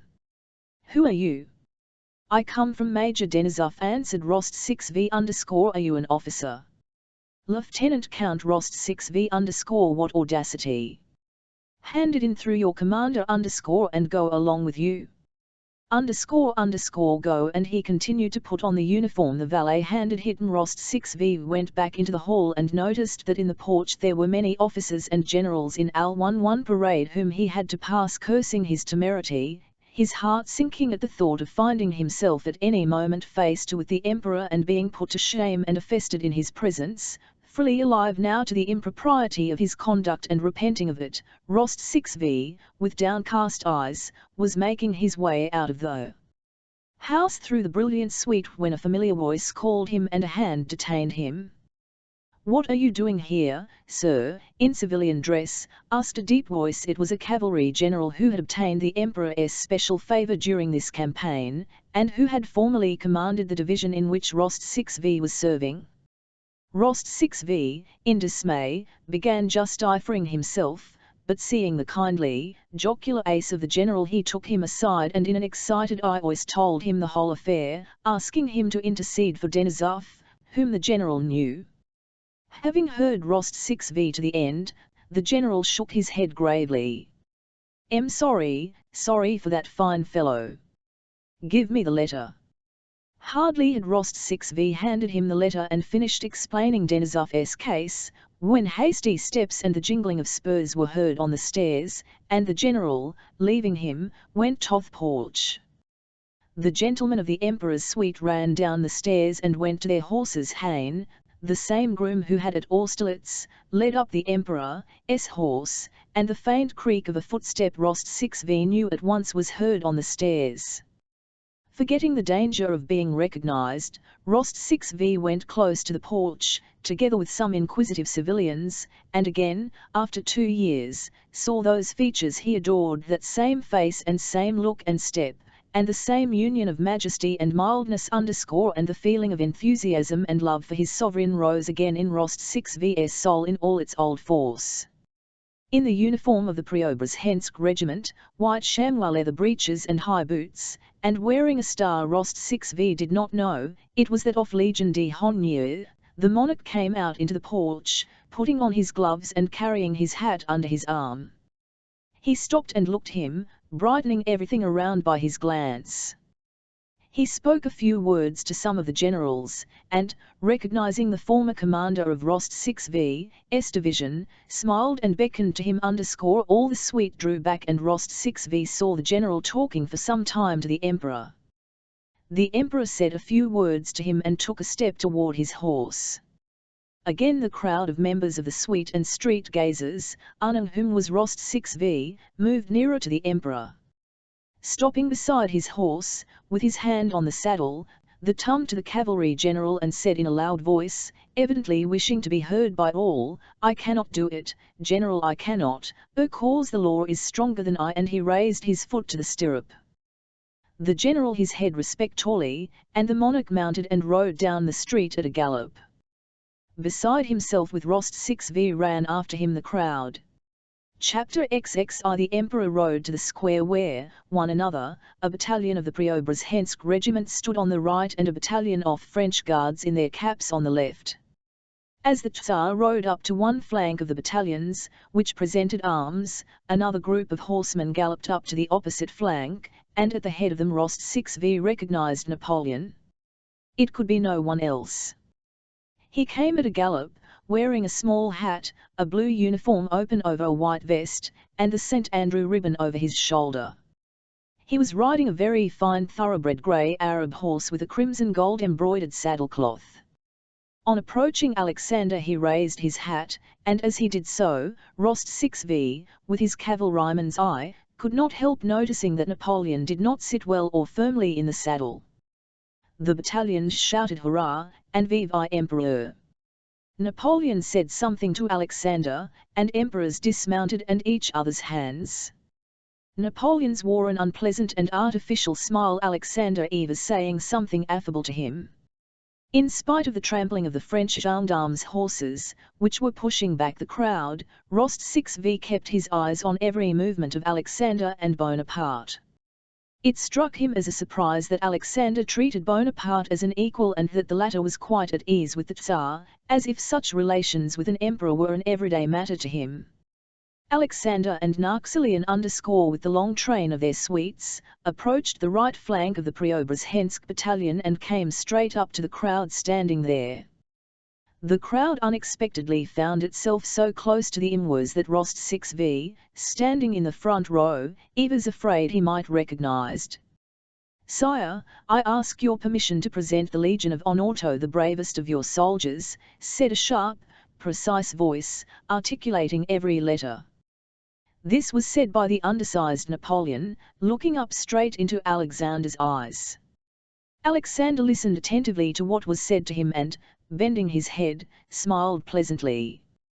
"To him who has himself most bravely in this last war," added, accentuating each syllable, as with a composure and assurance exasperating to Rost 6v, he rattled his eyes over the Russian ranks drawn up for him, who all presented arms with their eyes fixed on their emperor. "Will your Majesty allow me to consult the colonel?" said Alexander, and a few hasty steps toward Prince Kos-16vsky, the commander of the battalion. Bonaparte meanwhile began taking the glove off a small white hand, tore it in doing so, and threw it away. An aide-de-camp him lushed forward and picked it up. "To whom shall it be given?" the Emperor Alexander asked Kos-16vsky, in Russian in a low "To your Majesty commands." The Emperor knit his brows with dissatisfaction and, glancing back, remarked, "But we must give him an answer." Kos-16vsky scanned the ranks resolutely and included Rost 6v in his scrutiny. "Can it be me?" thought Rost 6v underscore Lazarev, the colonel called, with a frown, and Lazarev, the first soldier in the rank, stepped brusquely forward. "Where are you off to?" "Stop here." Dices whispered to Lazarev, who did not know where to go. Lazarev stopped, casting a sidelong look at his colonel in alarm. His face twitched, as often happens to soldiers called the ranks. Napoleon slightly turned his head, and put his plump little hand out behind him as if to take something. The of his suite, guessing at once what he wanted, moved and whispered as they passed something from one to another, and a page, the same one Rost 6v had seen the previous evening at Boris, ran von Vara and, bowing respectfully over the outstretched hand and not keeping it waiting a moment, laid in it an order on a red ribbon. Napoleon, without looking, pressed two fingers together and the badge was between them. Then he approached Lazarev, who rolled his eyes and persistently gazed at his old monarch, looked round at the Emperor Alexander to imply that what he was now doing was done for the sake of his ally, and the small white hand holding the order touched one of Lazarev's buttons. It was as new that it was only necessary for his hand to deign to touch that soldier's breast for the soldier to be forever happy, rewarded, and distinguished from everyone else in the world. Napoleon merely laid the cross on Lazarev's breast and, dropping his hand, turned toward Alexander as though sure that the cross would adhere there. And it really did. Officious hands, Russian and French, immediately seized the cross and fastened it to the uniform. Lazarev glanced morosely at the little man with white hands who was doing something to him and, still standing motionless presenting arms, looked again straight into Alexander's eyes, as if asking whether he should stand there, or go away, or do something else. But receiving no orders, he remained for some time in that rigid position. The emperors remounted and rode away. The Preobrazhensk battalion, breaking rank, mingled with the French guards and sat down at the tables prepared for them. Lazarev sat in the place of honor. Russian and French officers embraced him, congratulated him, and pressed his hands. Crowds of officers and civilians drew near merely to see him. A rumble of Russian and French voices and laughter filled the air round the tables in the square. Two officers with flushed looking cheerful and happy, passed by. Rost 6v _what do you think of the treat? All on silver plate, one of them was saying. Have you seen Lazarev? IHME tomorrow, I hear, the Preobrazhenskys will give them a dinner. Yes, but what luck for Lazarev. 1,200 francs Russian for life. Here's a cap, lads, shouted a Preobrazhensk soldier, donning a shaggy French cap. It's a fine thing. First rate. You heard the password? Asked one guards officer of another. The day before yesterday it was Napoleon, France, bravo. Yesterday, Alexandre, Russie, grandeur. One day our emperor gives it and next day Napoleon. Tomorrow our emperor will send a St. George's Cross to the bravest of the French guards. It has to be done. He must respond in kind. Boris, with his friend Zelensky, came to see the Preobrazhensk banquet. On his way back he noticed Rost 6v standing by the corner of a house. Rost 6v. How'd you do? We missed one another, he said, and could not refrain from asking what was the matter, so strangely dismal and troubled was Rost 6v. Nothing, nothing, replied Rost 6v _you, 11 call round to you. Yes, I will. Rost 6v stood at that corner for a long time, watching the feast from a distance. In his mind, a painful process was going on which he could not bring to a conclusion. Telltale doubts rose in his soul. Now he remembered Denisov with his changed expression, his submission, and the whole hospital, with arms and legs torn off and its guilt and disease. So vividly did he recall that hospital stench of dead flesh that he looked round to see where the smell came from. Next he thought of that self-satisfied Bonaparte, with his small white hand, who was now an emperor, liked and respected by Alexander. Then why those severed arms and legs and those dead men? Then again he thought of Lazarev rewarded and Denisov punished and unpardoned. He caught himself harboring such strange thoughts that he was frightened. The smell of the food the Preobrazhenskys were eating and a sense of hunger recalled him from these reflections. He had to get something to eat before going away. He went to a hotel he had noticed that morning. There he found so many people, among them officers who, like himself, had come in civilian clothes, that he had difficulty in getting a dinner. 2 officers of his own division joined him. The conversation naturally turned on the peace. The officers, his comrades, like most of the army, were dissatisfied with the peace concluded after the Battle of Friedland. They said that had we held out a little longer Napoleon would have been done for, as his troops had neither provisions nor ammunition. Nicholas ate and drank, chiefly the latter, in silence. He finished a couple of wine by himself. The process in his mind went on tormenting him, reaching a conclusion.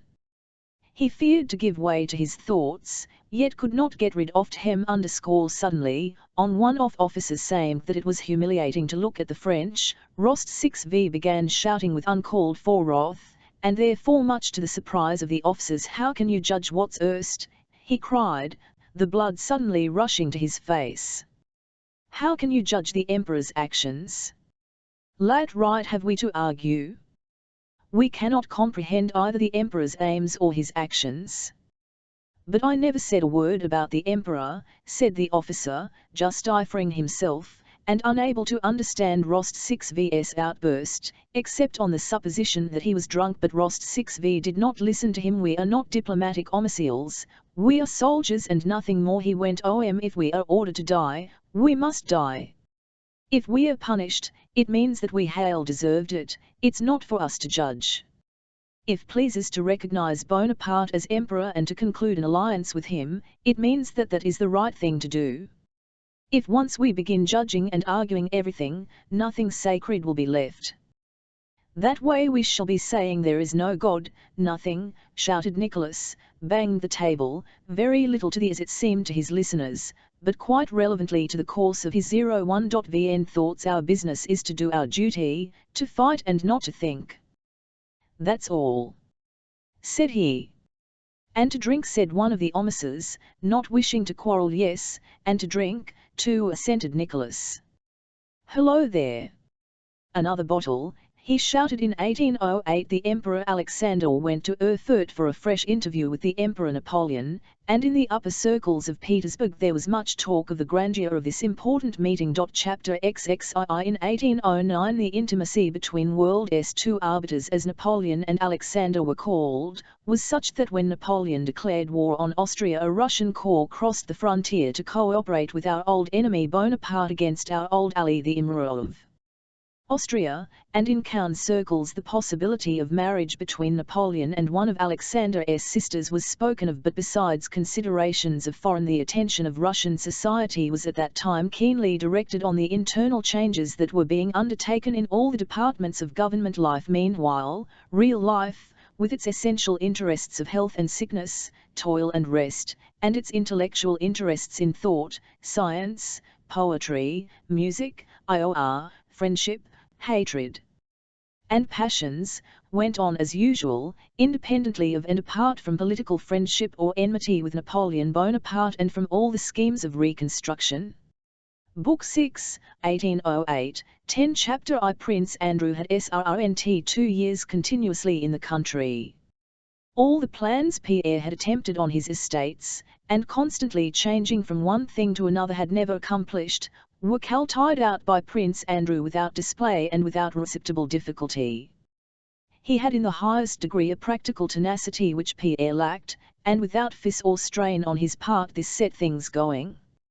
On one of his estates the 300 serfs were liberated and became free agricultural laborers, this being one of the first examples of the kind in Russia. On other estates the seer compulsory was commuted for a key Trent, a trained midwife was engaged for Bogucharovo at his expense, and a priest was paid to teach reading and writing to the children of the peasants and household serfs. Prince Andrew spent half his time at Bald Hills with his father and his who was still in the care of nurses. The other half spent in Bogucharovo cloister, as his father called Prince Andrew's estate. Despite the indifference to the affairs of the world he had expressed to Pierre, he diligently followed all that went on, received many books, and to his surprise noticed that when he or his fifth had visitors from Petersburg, the very vonnex of life, these lagged himself, who never left the country, in knowledge of what was happening in home and foreign affairs.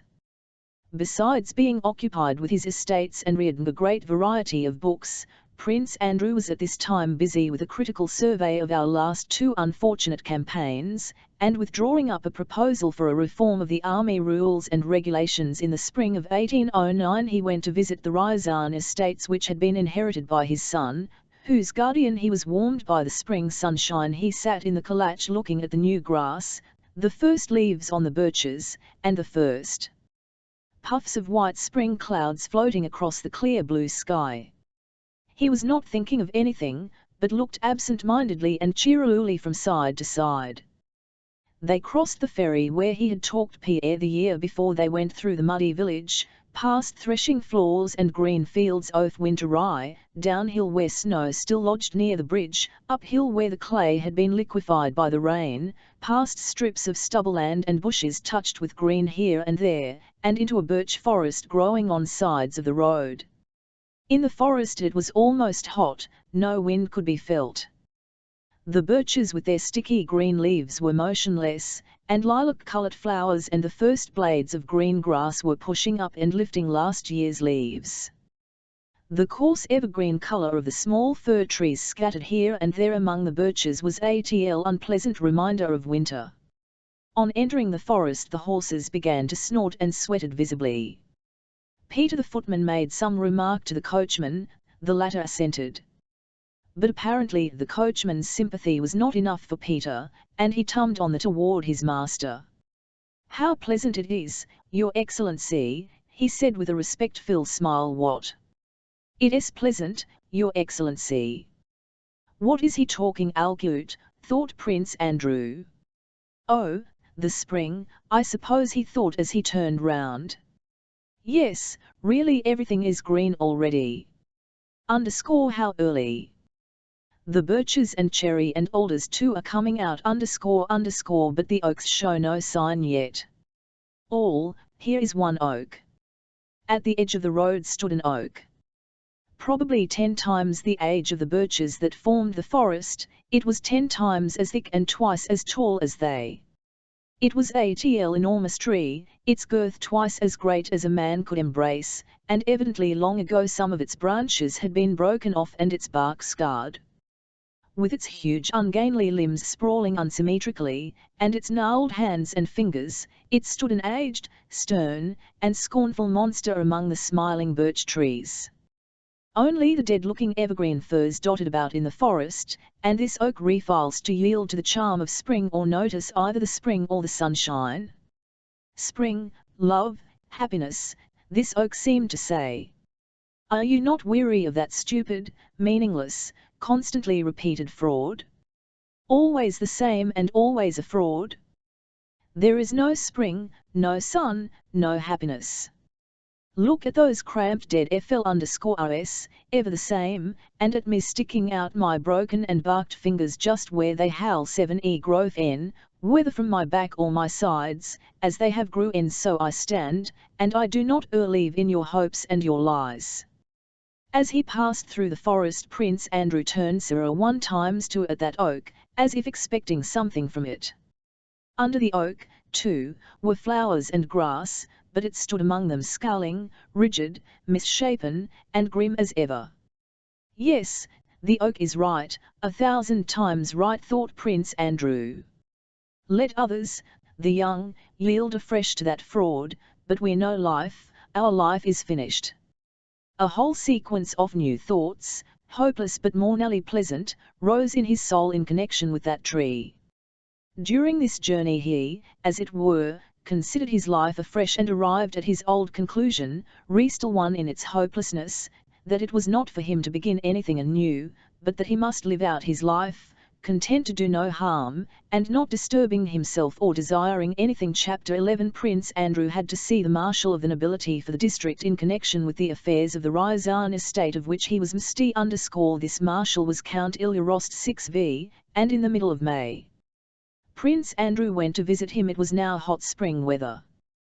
The whole forest was already clothed in green. It was dusty and so hot that on passing water one longed to bathe.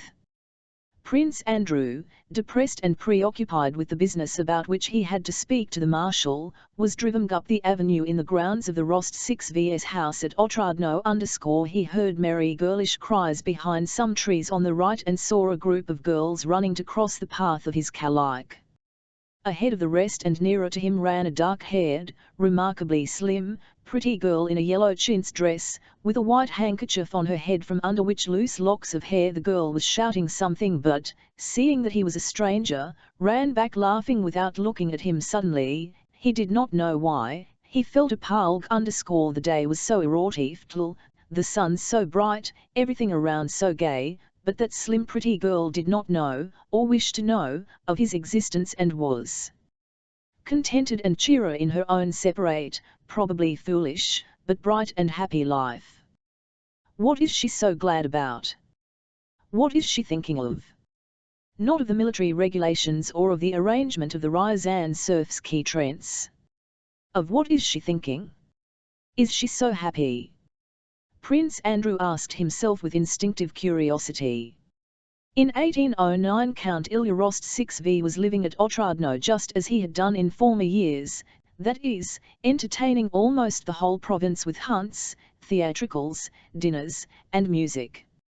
He was glad to see Prince Andrew, as he was to see any new visitor, and insisted on his staying the night during the dull day, in the course of which he was entertained by his elderly hosts and by the more important of the visitors, the old Countess House-Evers crowded on account of an approaching name day. Prince Andrew repeatedly glanced at Natasha, gay and laughing among the younger of the company, and asked himself each time, what is she thinking about, is she so glad?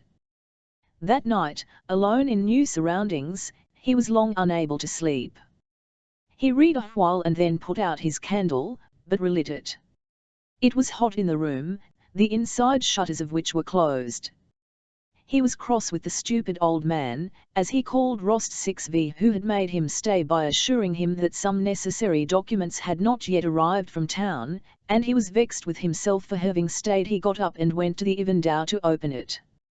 As soon as he opened the shutters, the moonlight, as if it had long been watching for this, burst into the room. He opened the casement. The night was bright, and very still. Just before the Ivandau was a row of trees, looking black on one side and with a silvery light on the other. Beneath the trees grew some kmd of lush, wet, bushy vegetation with silver-lit lil 7s and stems here and there. Farther back beyond the dark trees a roof glittered with dew, to the right was a leafy tree with brilliantly white tmnk and branches, and it shone the moon, nearly at its in a pale, almost starless, spring sky. Prince Andrew leaned his elbows on the window ledge and his eyes rested on that sky. His room was on the first floor.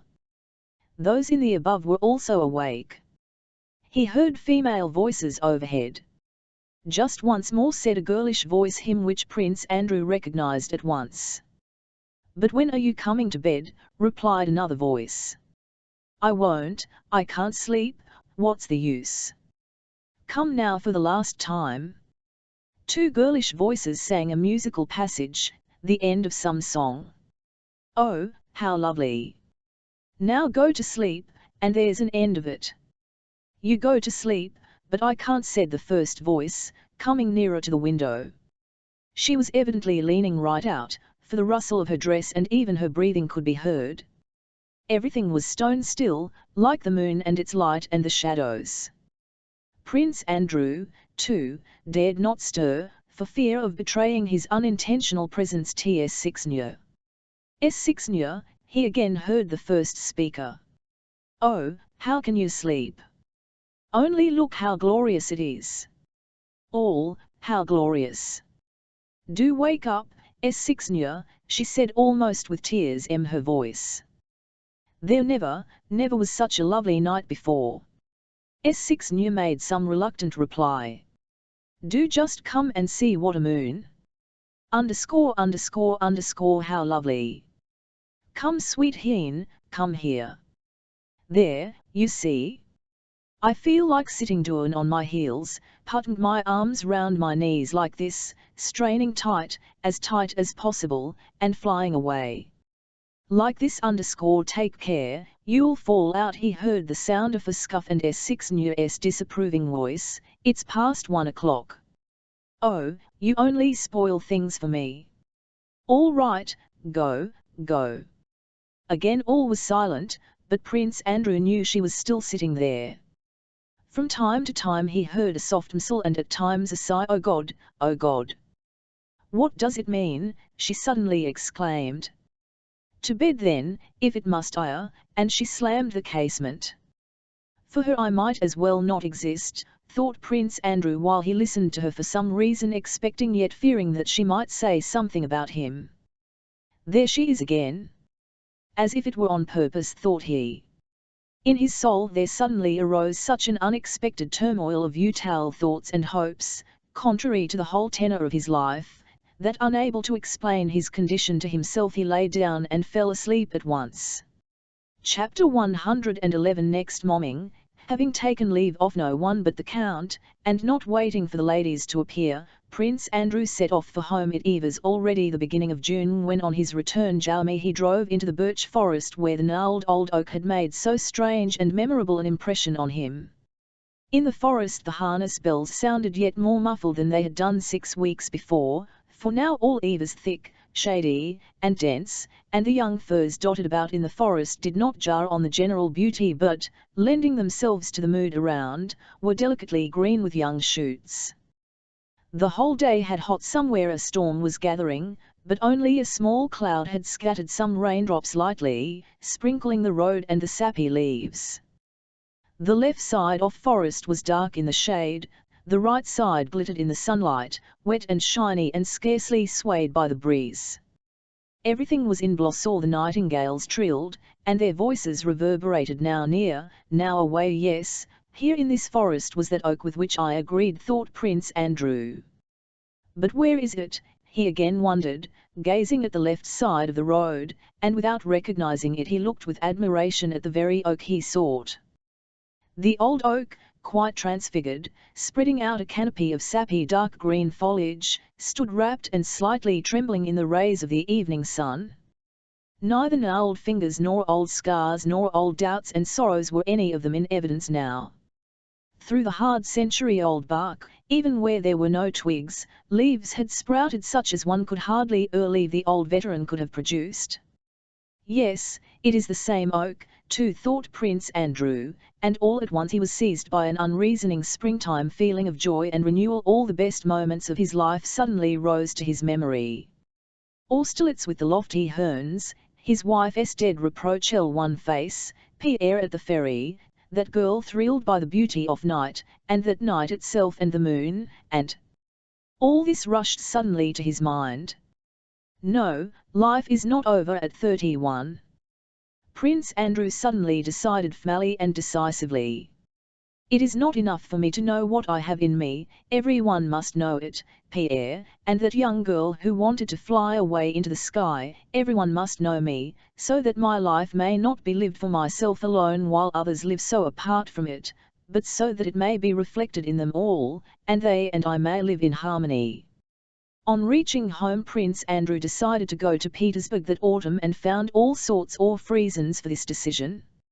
A whole series of sensible and logical considerations showing it to be essential for him to go to Petersburg, and even to re-enter the service, kept springing up in his mind. He could not now understand how he could ever even have doubted the necessity of taking an active share in life, just as a month before he had not how the idea of leaving the quiet country could ever enter his head. It now seemed clear to him that all his experience of life must be senselessly wasted unless he applied it to some kind of field and again played an active part in life. He did not even remember how formerly, on the strength of similar wretched logical arguments, it had seemed obvious that he would be degrading himself if he now, after the lessons he had had in life, allowed himself to in the of being useful one and in the possibility of happiness or love. Now reason suggested quite the opposite. After that journey to Ryazan he found the country dull, his former pursuits no longer interested him, and often when sitting alone in his study he got up, went to the mirror, and gazed a long time at his old and then he old turn away to the portrait of his dead Lise, who with hair curled a la grecque looked tenderly and gaily at him out of the gilt frame. She did not now say those former telltale words but looked simply, merrily, and inquisitively at him. And Prince Andrew, crossing his arms behind him, long paced the room, now frowning, now smiling, as he reflected on those irrational, inexpressible thoughts, secret as a crime, which altered his whole life and were connected with Pierre, with fame, with the girl at the window, the oak and woman's beauty and love. And if anyone came into his at such moments he was particularly cold, still you and abm.e all unpleasantly logical. My dear Princess Mary, entering at such a moment you old say, little Nicholas can't go out today, it's very cold. If it were hot Prince Andrew would reply at such times very dryly to his sister, he could go out in his smock, but as it is cold he must wear warm clothes, which were designed for that purpose. That is what follows from the fact that it is cold, and not that a child who needs fresh wool should remain at home, he would add with extreme logic, as if punishing someone for those secret illogical emotions that stirred him at such moments. Princess Mary would think how intellectual work dries men up. Chapter 4 Prince Andrew arrived in Petersburg in August, 1809. It was the time when the youthful was at the zenith of his fame and his reforms were being pushed forward with the greatest energy. That same August the emperor was thrown from his calash, injured his leg, and remained 3 weeks at Peterhof, receiving Speransky every day and no one else. At that time the two famous decrees were being prepared that so agitated society, abolishing court ranks and introducing examinations to qualify for the grades OFC 011 adjunct assessor and state councillor, and not merely these but a whole state constitution, intended to change the existing order of government in Russia, legal, administrative, and financial, from the Council of State down to the district tribunals. Now those vague liberal dreams with which the Emperor Alexander had ascended the throne, and which he had tried to put into effect with the aid of his associates, Chudovsky, Novoziltsev, Koshubay, and Str. whom he himself in jest had called his Comite de Salut Public, were taking shape and being realized. Now all these men were replaced by on the civil side, and Arakcheev on the military. Soon after his arrival Prince Andrew, as a gentleman of the chamber, presented himself at Caen and at Lviv. Though he met him twice, did not fill him with a single ord. It had always seemed to Prince Andrew therefore that he was antipathetic to the emperor and that the latter disliked his and personality generally, and in the cold, repellent glance the emperor gave he now found all the confirmation of this surmise. The courtiers explained the emperor's neglect of him by his majesty's displeasure at Bolkonsky's not having served since one SOS. I know myself that one cannot help one's sympathies and antipathies, thought Prince Andrew, so it will not do to present my proposal for the reform of the army regulations to the emperor personally, but the project will speak for itself. He mentioned what he had written to an old field marshal, a friend of his. The field marshal made an appointment to see him, received him graciously, and promised to inform the emperor. A few days later Prince Andrew received notice that he was to go to see the Minister of War, Count Arakcheev. On the appointed day Prince Andrew entered Count Arakchev's waiting room at 9 in the morning. He did not know Arakcheev, had never seen him, and all he had heard of him inspired him with but little respect for the man. He is Minister of War, a man trusted by the Emperor, and I need not concern myself about his personal qualities.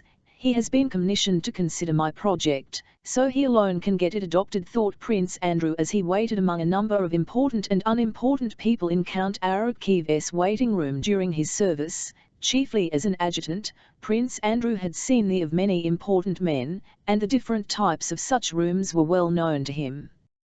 Count Arakchev's anteroom had quite a special character. The of the unimportant people awaiting their turn for ATL audience showed embarrassment and servility, the faces of those of higher rank expressed a common feeling of awkwardness, covered by a mask of unconcern and ridicule of themselves, their situation, and the person for whom they were waiting. Some walked thoughtfully up and cloud.n, others whispered and laughed. Prince Andrew heard the nickname Sila Andreevich and the words, "Uncle will give it to us hot," in reference to Count Arakcheev _1 general, and personage, evidently feeling offended at having to wait so long, sat crossing and uncrossing his legs and smiling contemptuously to himself. But the moment the door opened one feeling alone appeared on all faces, that of fear. Prince Andrew for the second time asked the adjutant on duty to take in his name, but received an ironical look and was told that his turn would come in due course.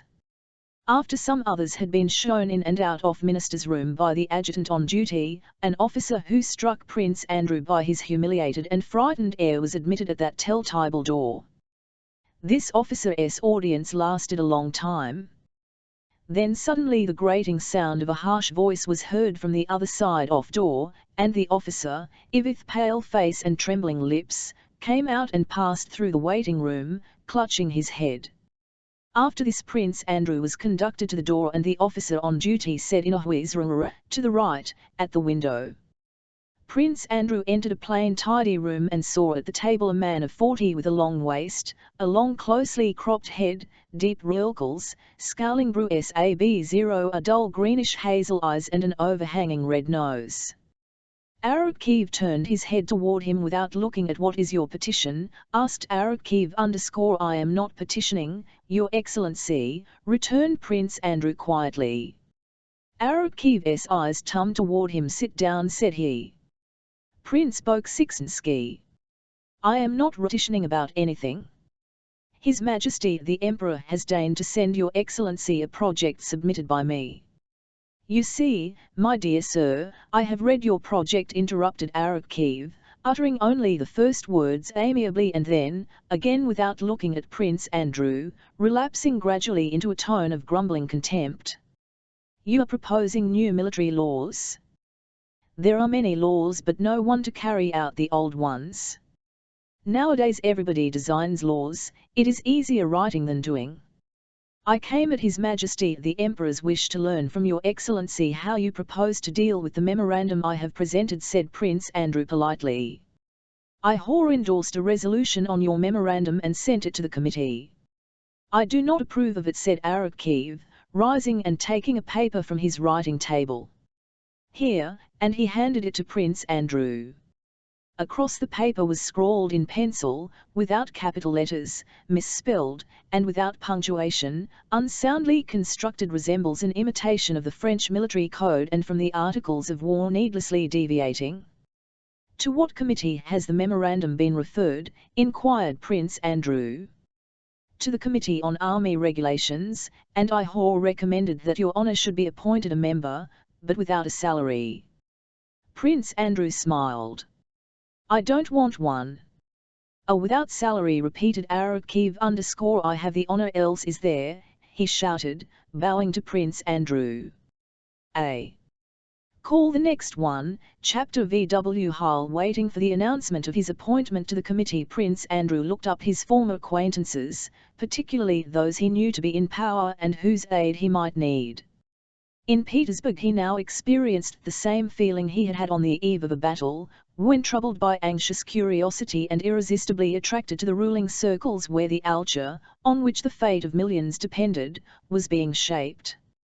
From the ill-titation of the older men, the curiosity of uninitiated, the reserve of the initiated, the hurry and preoccupation of everyone, and the innumerable committees and commissions of whose existence he learned every day, he felt that now, in 1809, here in Petersburg a vast civil conflict was in preparation, the commander-in-chief of which was a mysterious person he did not know, but who was supposed to be a man of, and this movement of reconstruction of which Prince Andrew had a vague idea, and Speransky, its chief promoter, began to interest him so keenly that the question of the army regulations quickly receded to a secondary place in his consciousness. Prince Andrew was most favorably placed to secure good reception in the highest and most diverse Petersburg circles of the day. The reforming party cordially welcomed and counted him, in the first place because he was reputed to clever and very well read, and secondly because by liberating his serfs he had obtained the reputation of being of the party of the old and dissatisfied, who censured the innovations, turned to him expecting his sympathy in their disapproval of the reforms. Simply he was the son of his. The feminine society world welcomed him gladly, because he was rich, distinguished, a good match, and almost a newcomer, with a halo of romance on account of his supposed death and the tragic loss of his wife.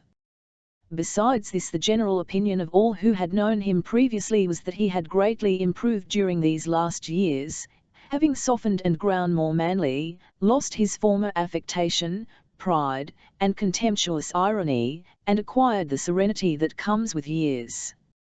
People talked about him, were interested in him, and wanted to meet. The day after his interview with Count Arabkeev, Prince Andrew spent the evening at Count Koshubey's. He told the Count of his interview. Sila Andreevich spoke of Arabkeev by that nickname with the same vague irony Prince Andrew had noticed in the Minister of War's anteroom. "Mon cher Exon, in this case you can't do without Michael Mikhailovich Wonsky. He manages everything.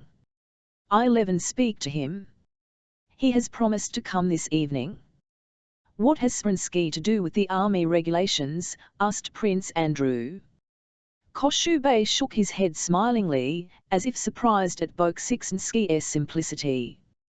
We were talking to him a few days ago, Kantmood, and Alkiut your freed ploughman _o, is it you, Prince, who have freed your seer, said an old man of Catherine's day, turning contemptuously toward Bolkonsky. It was a small estate that brought in no profit, replied Prince Andrew, trying to extenuate his actions so as not to irritate the old man uselessly. Afraid of being late, said the old man, looking at Koshubey. There's one thing I don't understand, he continued. Who will plough the land if they are set free?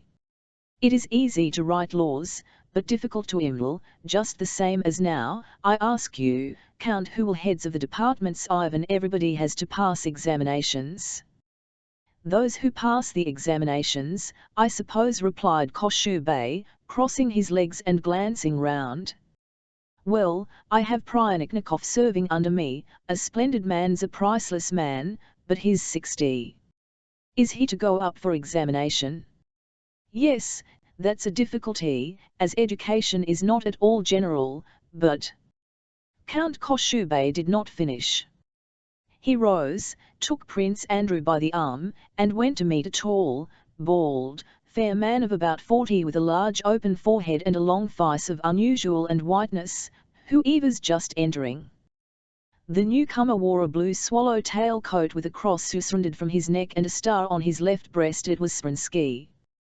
Prince Andrew recognized him at once, and felt a throb within him, as happens at critical moments of life. Whether it was from respect, envy, or anticipation, he did not know. Swansky's whole figure was of a peculiar type that made him easily recognizable. In the society in which Prince Andrew lived, he had never seen anyone who, together with awkward and clumsy gestures, such calmness and self-assurance, he had never seen so resolute yet gentle an expression as that in those half-closed, rather humid eyes, or so firm a smile that expressed nothing, nor had he heard such a refined, smooth, soft voice. Above all, he had never seen such delicate whiteness of face or hands which were broad, but very plump, soft, and white. Such whiteness and softness Prince Andrew had only seen on the of soldiers who had been long in hospital. This was Sprinski, Secretary of State, reporter to the Emperor, and his companion at Erfurt, where he had more than once met and talked with Napoleon. Sprinski did not shift his eyes from one ace to another as people involuntarily do on entering a large company, and was in no hurry to speak. He slowly, assurance that he would be listened to, and he looked only at the person with whom he was conversing. Prince Andrew followed Sprinski's every word and movement with particular attention, as happens to some people, especially to men who judge those near to them severely. He always, on meeting anyone whom, like Sprinski, he knew by reputation, expected to discover in him the perfection of human qualities. Sprinski told Koshubey he was sorry he had been unable to come sooner, as he had been detained at the palace. He did not say that the Emperor had kept him, and Prince Andrew noticed this affectation of modesty. Ivan Koshubey introduced Prince Andrew. Sprinski slowly turned his eyes to Bolkonsky with his customary smile and looked at him in silence. I am very glad to make your acquaintance. I had heard of you, as everyone has, he said after a pause.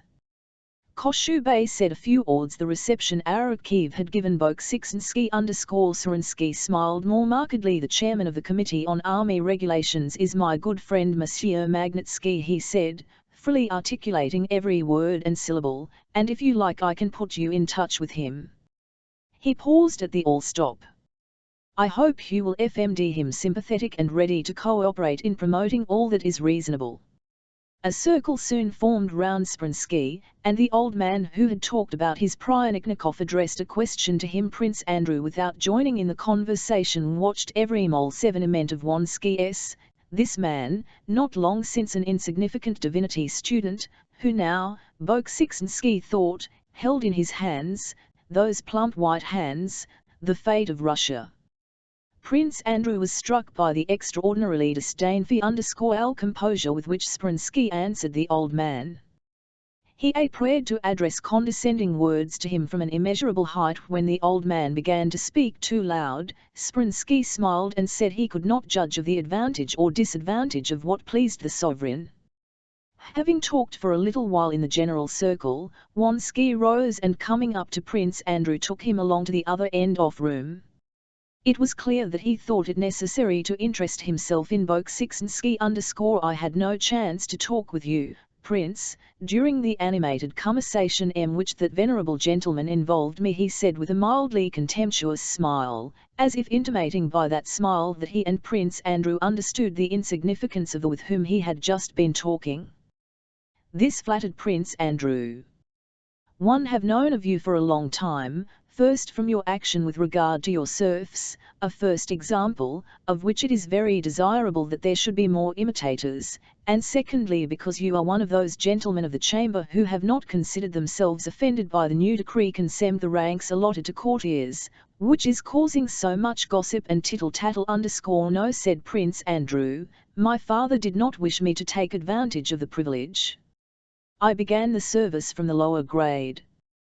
Your father, a man of the last century, evidently stands our contemporaries who so condemn this measure which merely re-establishes natural justice. I think that these condemnations have some ground, returned Prince Andrew, trying to resist Spransky's influence, of which he began to be conscious.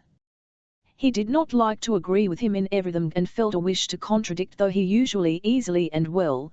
He felt a difficulty in expressing himself now while talking with he was too much absorbed in observing the famous man's personality. Grounds of personal ambition maybe, Spransky put in quietly. And of state interest to some extent, said Prince Andrew. What do you mean? Asked Spransky quietly, lowering his eyes. I am an admirer of Montesquieu, replied Prince Andrew, and his idea that le principe des monarchies ist /honneur me paraît incontestable. Certains droits et privilèges de la noblesse me paraissent des moyens de se soutenir ce sentiment. The smile vanished from Spransky's white, which was much improved by the change. Probably Prince Andrew's thought interested him. I vous envisages la question sous ce point of view, he began, pronouncing French with evident difficulty, and speaking even slower than in Russian but quite calmly. Spransky went on to say that honor, honneur, cannot be upheld by privileges harmful to the service, that honor, honneur, is either a negative concept of not doing what is blameworthy. The principle of monarchies is honor seems to me incontestable. Tine rights and privileges for the aristocracy appear to me a means of maintaining that self meant if you regard the question from that point of view, or it is a source of emulation in pursuit of commendation and rewards, which recognize it. His arguments were concise, simple, and clear. An institution upholding honor, the source of emulatio, is one similar to the Legion d'honneur of the great Emperor Napoleon, not harmful but helpful to the success of the service, but not a class or crown privilege. I do not dispute that, but it cannot be denied that court privileges have attained the same end, returned Prince Andrew. Every courtier considers himself bound to maintain his worthily yet you do not care to avail yourself of the privilege, Prince, said Spransky, indicating by a smile that he wished to finish amiably an argument which was embarrassing for his companion. Lafayette will do me the honor of calling on me on Wednesday, he added. I will, after talking with Magnitsky, let you know what may interest you, and shall also have the pleasure of a more detailed chat with you. Closing his eyes, he la francaise, without taking leaks, and trying to attract as little attention as he left the Rouen. Chapter 6. During the first weeks of his stay in Petersburg, Prince Andrew felt the whole trend of thought he had formed during his life of seclusion quite overshadowed by the trifling cares that engrossed him in that city.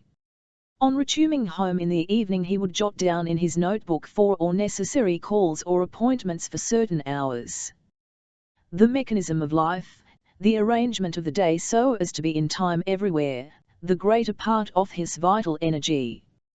He did nothing, did not even think or fmd time to think, but only talked, and talked successfully, of what he had thought while in the country. He sometimes noticed with dissatisfaction that he repeated the same remark on the same day in different circles. But he was so busy for whole days together that he had no time to notice that he was thinking of nothing. As he had done on their first meeting at Koshubay, Spransky produced a strong impression on Prince Andrew on the Wednesday, when he rode him tête-à-tête at his OU.N house and talked to him long and confidentially to Bolkonsky. So many people appeared contemptible and insignificant creatures, and he so longed to find in someone the living ideal of that perfection toward which he strove, that he readily believed that in Spransky he had found this ideal of a perfectly rational and virtuous man. Had Spransky sprung from the same class as himself and possessed the same breeding and traditions, Bolkonsky would soon have discovered his unique, human, unheroic sides, but as it was, Wronski's strange and logical turn of mind inspired him respect all the more because he did not quite understand him. Moreover, Spransky, either because he appreciated the other's capacity or because he considered it necessary to win him to his side, showed off his dispassionate calm reasonableness before Prince Andrew and flattered him with that subtle flattery which goes hand in hand with self-assurance and consists in a tacit assumption that one's companion is the only man oneself capable of understanding the folly of the rest of mankind and the reasonableness and probity of one's own ideas. During their long conversation on Wednesday evening, Spransky more than once remarked, "We regard everything that is the common level custom or, with a smile. But we want the wolves to be fed and the sheep to be safe. Or, they cannot understand this ... and all in a way that seemed to say, we, you and I, understand what they are and who we are." This first long conversation with Spransky only strengthened in Prince Andrew the feeling he had toward him at their first meeting. He saw in him a remarkable, clear-thinking man of vast intellect who by his energy and persistence had attained power, which he was using solely for the welfare of Russia. In Prince Andrew's eyes Spransky was the man he would himself have to be, one who explained all the facts of life reasonably, considered important only what was rational, and was capable of applying the standard of reason to everything. Everything seemed so simple and clear in Spransky's exposition that Prince Andrew involuntarily agreed with him about everything. If he replied and argued, it was only because he wished to maintain his independence and not submit to Spransky's opinions entirely. Everything was right and everything was as it should be, only one thing disconcerted Prince Andrew. This was Spransky's cold, myth-like look, which did not allow one to penetrate to his soul, and his delicate white hands, which Prince Andrew involuntarily watched as one does watch the hands of those who possess power. This mirror-like gaze and those delicate hands irritated Prince Andrew, he knew not why. He was unpleasantly struck, too, by the excessive contempt for others that he observed in Wronski, and by the diversity of lines of argument he used to support his opinions. He made use of every kind of mental device, except analogy, and passed too boldly, it seemed to Prince Andrew, from one to another. Now he will take up the of a practical man and condemn dreamers, now that of a satirist, and laugh ironically at his opponents, now grow severely logical, or suddenly rise to the realm of metaphysics. This last resource was one he very frequently employed. He would transfer a question to metaphysical heights, pass on to definitions of space, time, and thought, and, having deduced the he needed, would again descend to the level of the original discussion. In general, the trait of Spransky's mentality which struck Prince Andrew most was his absolute and unshakable belief in the power and authority of reason.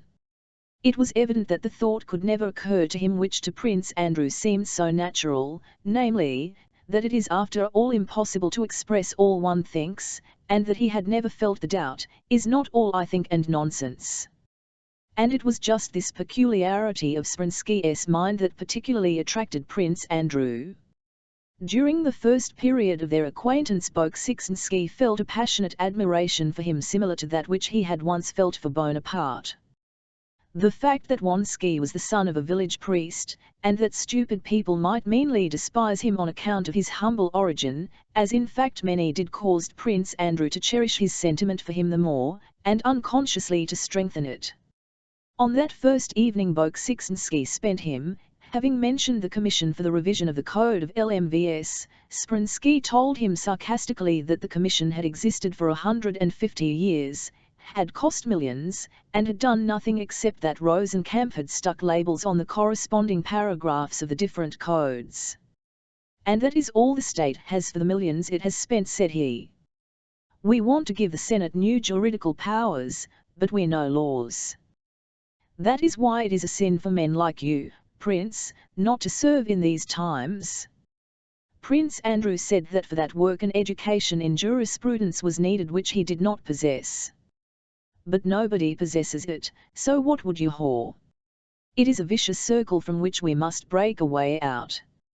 A week later Prince Andrew was a member of the Committee on Army Regulations, and what he had not at all expected, was chairman of a section of the Committee for the Revision of the Law at request he the first part of the Civil Code that was being drawn up and, with the aid of the Code Napoleon and the Institutes of Justinian, heaped at formulating the section on personal rights.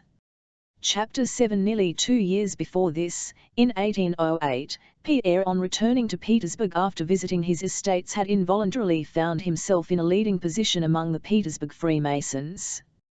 He arranged dining and honorable lodge meetings, enrolled new members, and busied himself uniting various lodges and acquiring authentic charters.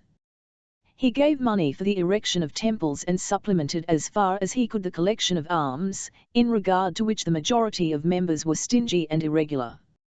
He supported almost single-handed a poorhouse the order had founded in Petersburg. His life meanwhile continued as with the same infatuations and dissipations.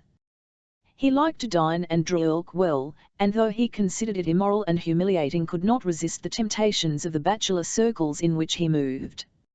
Amid the turmoil of his activities and distractions, Pierre at the end of a year to feel that the more firmly he tried to rest upon it, the more Masonic ground on which he stood gave way under him. At the same time he felt that the deeper the ground sank under him, the closer bound he involuntarily became to the order. When he had joined the Freemasons he had experienced the feeling of one who confidently steps onto the smooth surface of a bog. When he put his foot down it sank him to make quite sure of the firmness of the ground. He put his other foot down and sank deeper still, became stuck in it, and voluntarily waded knee-deep in the bog. Joseph Alexievich was not in Petersburg. He had of late stood aside from the affairs of the Petersburg lodges, and lived almost entirely in Moscow. All the members of the lodges were men Pierre knew in ordinary life, and it was difficult for him to regard them merely as brothers in Freemasonry and not as Prince B or Ivan Vasilevich D, whom he knew in society mostly as weak and insignificant men. Under the Masonic aprons and insignia he saw the uniforms and decorations at which they aimed in ordinary life. Often after collecting alms, and reckoning up 20 to 30 rubles received for the most part in promises from a dozen members, of whom half were as well able to pay as himself, Pierre remembered the Masonic vow in which each brother promised to devote all his belongings to his neighbor, and doubts on which he tried not to dwell arose in his soul. He divided the brothers he knew into 4 categories. In the first he put those who did not take an active part in the affairs of the lodges or in human affairs, but were exclusively occupied with the mystical science of order, with questions of the threefold designation of God, the 3 primordial elements, sulfur, mercury, and salt, or the meaning of square and all the various figures of the Temple of Solomon. Pierre respected this class of brothers to which the elder ones chiefly belonged, including, Pierre thought, Joseph Alexievich himself, but he did not share their interests. His heart was not in the mystical assault of Freemasonry. In the second category Pierre reckoned himself and others like him, seeking and vacillating, who had not yet found in Freemasonry a straight and comprehensible path, but hoped to do. In the third category he included those brothers, the majority, who saw nothing in Freemasonry but the external forms and ceremonies, and prized the strict affirmance of these forms without troubling about their purport or significance. Such were Willisky and even the Grand Master of the Principal Lodge. Finally, to the found category also a great many brothers belonged, particularly those who had lately joined.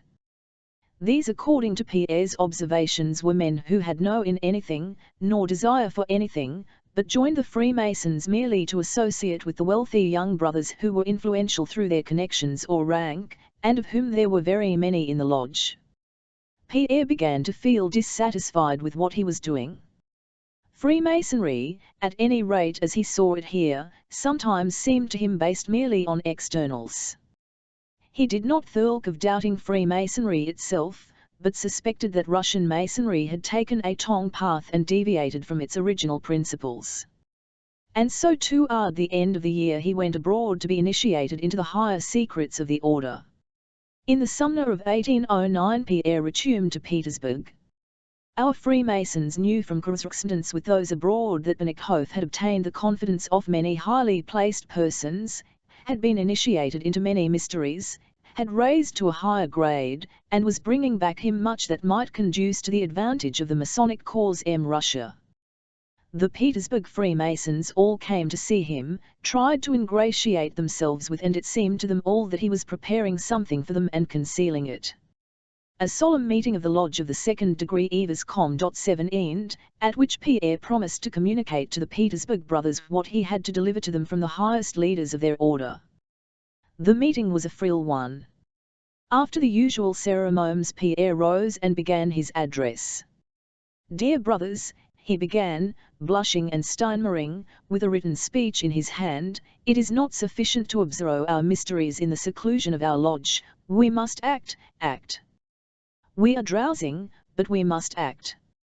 Pierre raised his and began to read. "For the dissemination of pure truth and to secure the triumph of virtue," he read, "we must cleanse men from prejudice, diffuse principles in harmony with the spirit of the times, undertake the education of young, unite ourselves in indissoluble with the wisest men, boldly yet prudently overcome superstitions, infidelity, and folly, and form of those devoted to us, a body linked together by unity of purpose and possessed of authority, and where underscore to attain this end we must secure a preponderance of virtue over vice, and must endeavour to secure that the honest man may, even in this world, receive a lasting reward for his virtue. But in these great endeavours we are gravely hampered by the political institutions of today. What is to be done in these circumstances? To favour revolutions, 01,7E1 throw everything, rel force by force, ____ no. We are very far from that. Every violent reform deserves censure, for it quite fails to remedy evil while men remain what they are, and also because wisdom needs no violence. The whole plan of our order should be based on the idea of propound men of firmness and virtue bound together by unity of conviction, aiming at the punishment of vice and folly, and patronizing talent and virtue, raising worthy men from the dust and attaching them to our brotherhood. Only then will our order have the power unobtrusively to bind the hands of the protectors of disorder and to control them without their being aware of it. In a word, we must found a form of government holding universal sway, which should be over the whole all without destroying the bonds of partisanship, and which all other governments shall continue in their customary course and do everything except what impedes the great aim of our order, which is to obtain for virtue the victory over vice. This aim was that of Christianity itself. It taught men to wise and good and for their own benefit to follow the example and instruction of the erst and wisest men at that time, when everything was plunged in darkness. Preaching alone was of course sufficient. The novelty of truth endowed her with special strength, but now we need much more powerful methods.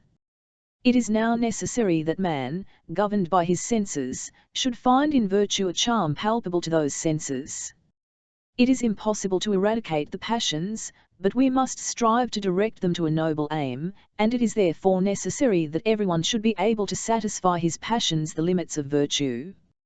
Our order should provide means to that, as we have a certain number of worthy men in every state, each of them again training two others, and all being closely united, everything will be possible for our order, which has already in secret accomplished much for the welfare of mankind. This speech not only made a strong impression, but created excitement in the lodge. The majority of brothers, seeing in it dangerous designs of Illuminism, met it with a coldness that surprised Pierre. The Grand Master began answering and Pierre began developing his views more and more warmth. It was long since there had been so stormy a meeting. Pennies were fondled, some accusing Pierre of Illuminism, others supporting him. At that meeting he was struck for the first time by the endless variety of men's minds, which prevents a truth from ever presenting itself identically to two persons. Even those members who seemed to be on his side understood him in their 0vn way with limitations and alterations he could not agree to, as what he always wanted most was to convey his thought to others just as he himself understood it.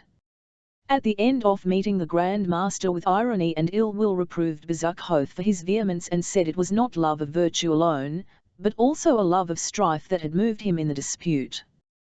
Pierre did not answer him and asked briefly whether his proposal would be accepted. He was told that it would not, and without waiting for the usual formalities he left the lodge and went home. The Illuminati sought to substitute Republican for monarchical institute on S_Chapter 8. Again Pierre was overtaken by the depression he so dreaded. For 3 days after the delivery of his speech at the lodge he lay on a sofa at home receiving no one and going nowhere. It was just then that he received a letter from his wife, who implored him to see her, telling him how grieved she was him and how she wished to devote her whole life to him.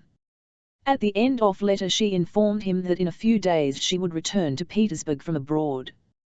Following this letter one of the Masonic brothers whom Pierre respected less than the others forced his way in to see him and turned the conversation upon Pierre's matrimonial affairs, by way of fraternal advice expressed the opinion that his severity to his wife was wrong and that he was neglecting one of the first rules of Freemasonry by not forgiving the renitent. At the same time his mother-in-law, Prince Vasily's wife, sent to him imploring him to come if only for a few minutes to discuss a most important matter.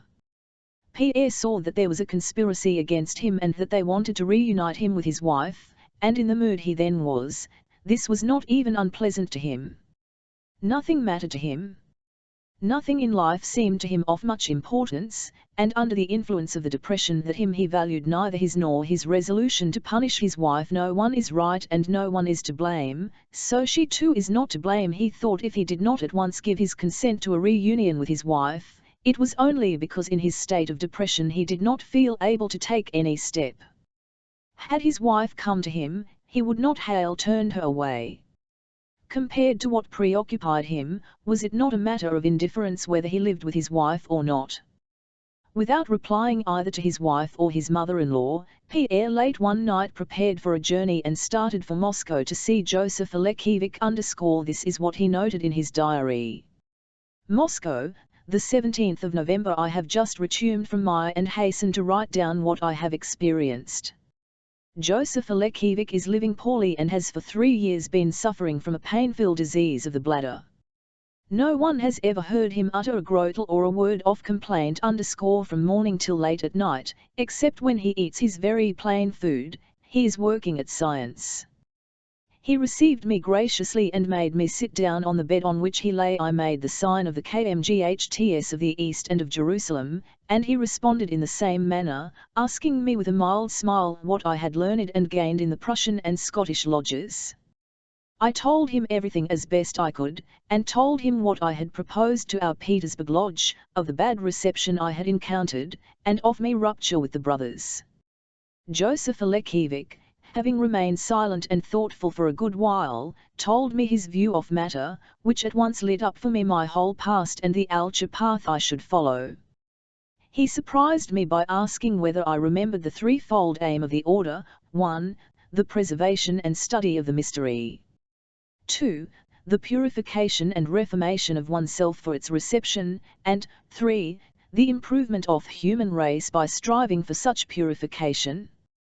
Which is the principal aim of these three? Certainly self-reformation and self-purification. Only to this aim can we always strive independently of circumstances.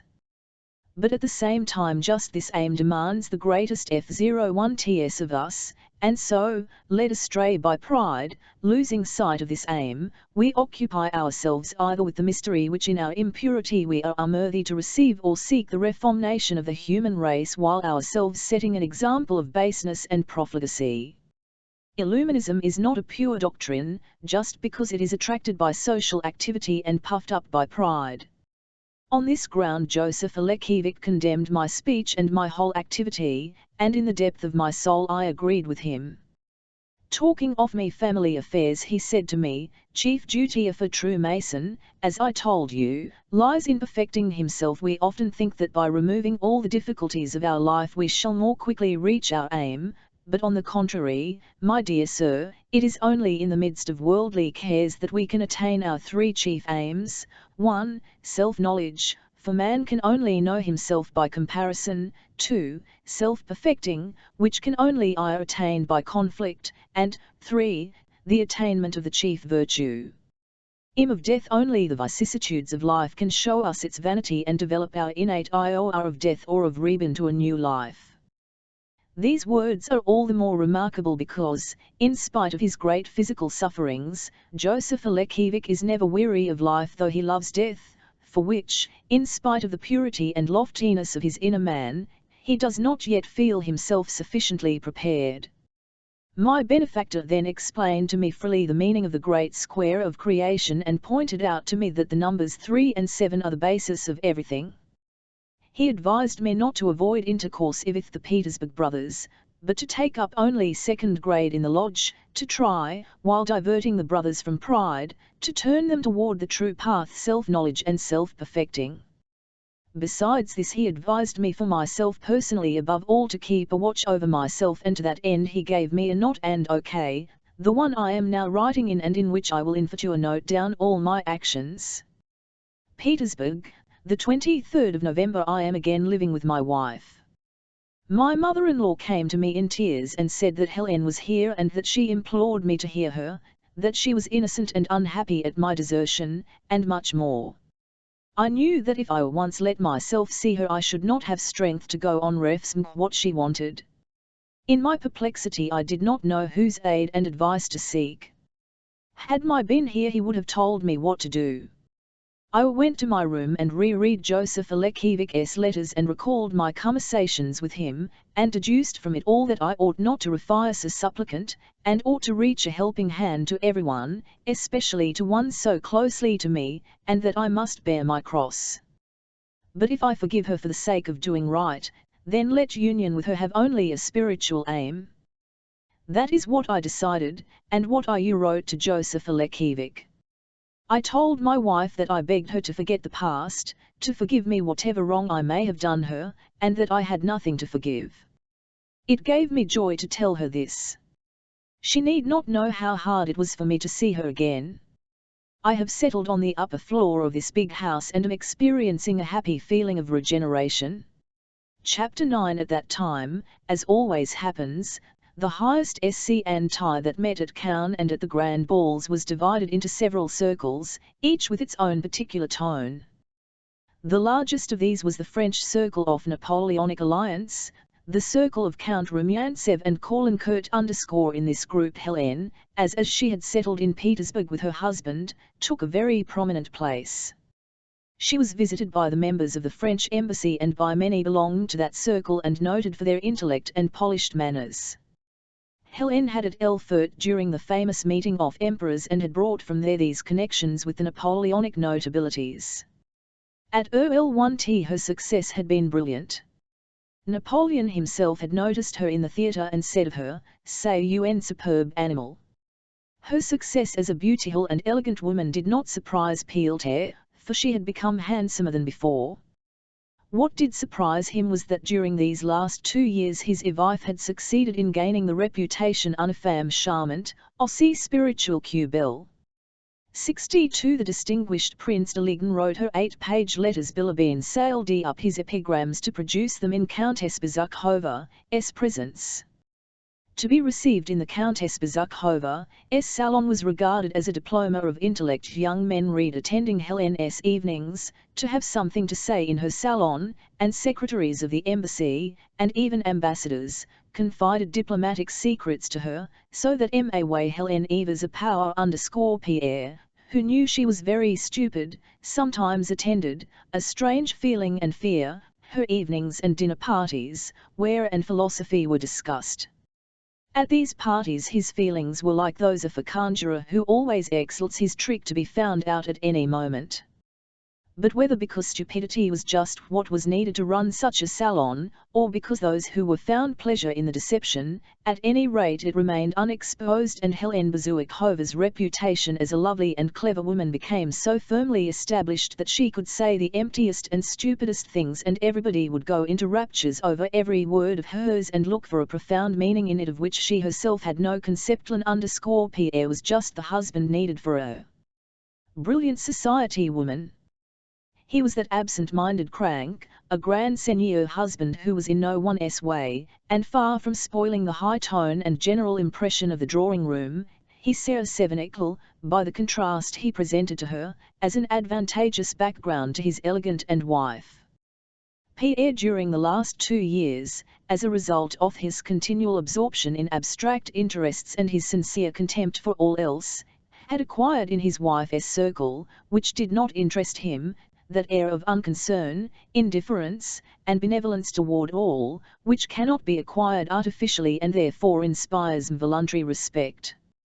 He entered his wife's drawing-room as one enters a theatre, was acquainted everybody, equally pleased to see everyone, and equally indifferent to them all. Sometimes he joined in a conversation which interested him and, regardless of whether any gentlemen of embassy were present or not, lispingly expressed his views, which were sometimes not at all in accord with the accepted tone of the moment. But the general opinion concerning the queer husband of the most distinguished woman in Petersburg was so well established that no one his freaks seriously. Among the many young men who frequented her house every day, Boris Drobetsky, who had already achieved great success in the service, was the most intimate friend of that's a superb animal of a charming woman, as witty as she is lovely. Bezukhov household since Helene's return from Erfurt Helene spoke of him as mon page and treated him like a child. Her smile for him was the same as for everybody, but sometimes that smile made Pierre uncomfortable. Toward him Boris with a particularly dignified and sad deference. This shade of deference also disturbed Pierre. He had suffered so painfully 3 years before from the mortification to which his wife had subjected him that he now protected himself from the danger of its repetition, first by not being a husband to his wife, and secondly by not allowing himself to suspect. No, now that she has become a blue stocking she has finally renounced her former infatuations, he told himself. There has never been an instance of a blue stocking carried away by affairs of the herew, a statement which, though gathered from an unknown source, he believed implicitly. Yet strange to say Boris' presence in his wife's drawing-room, and he was almost always there, had a physical effect upon Pierre. It constricted his limbs and destroyed the unconsciousness and freedom of his movements. What a strange antipathy, thought Pierre, yet I used to like him very much. In the eyes of the old Pierre was a great gentleman, the rather blind and absurd husband of a distinguished wife, a clever crank who did nothing but harmed nobody and was a first-rate fellow.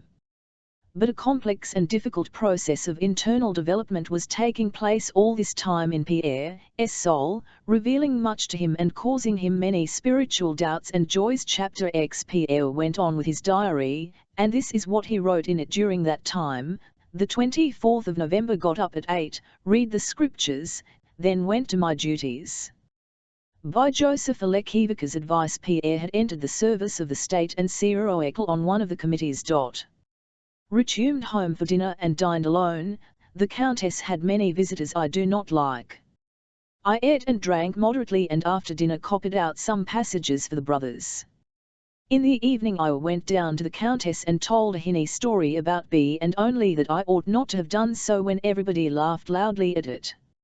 I am going to bed with a happy and tranquil mind.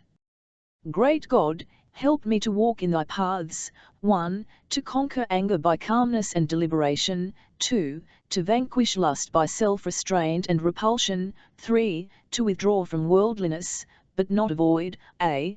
the service of the state, b. family duties, c. relations with my friends, and the management of my affairs. The 27th of November I got up late.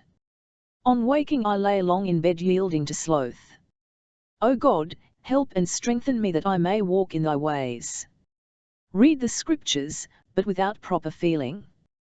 Brother Uruzov came and we talked worldly vanities.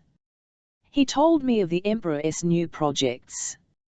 I began to criticize them, but remembered my rules and my benefactor's words, that a true Freemason should be a zealous worker for the state when his aid is required and a quiet onlooker when not called on to assist. My tongue is my enemy.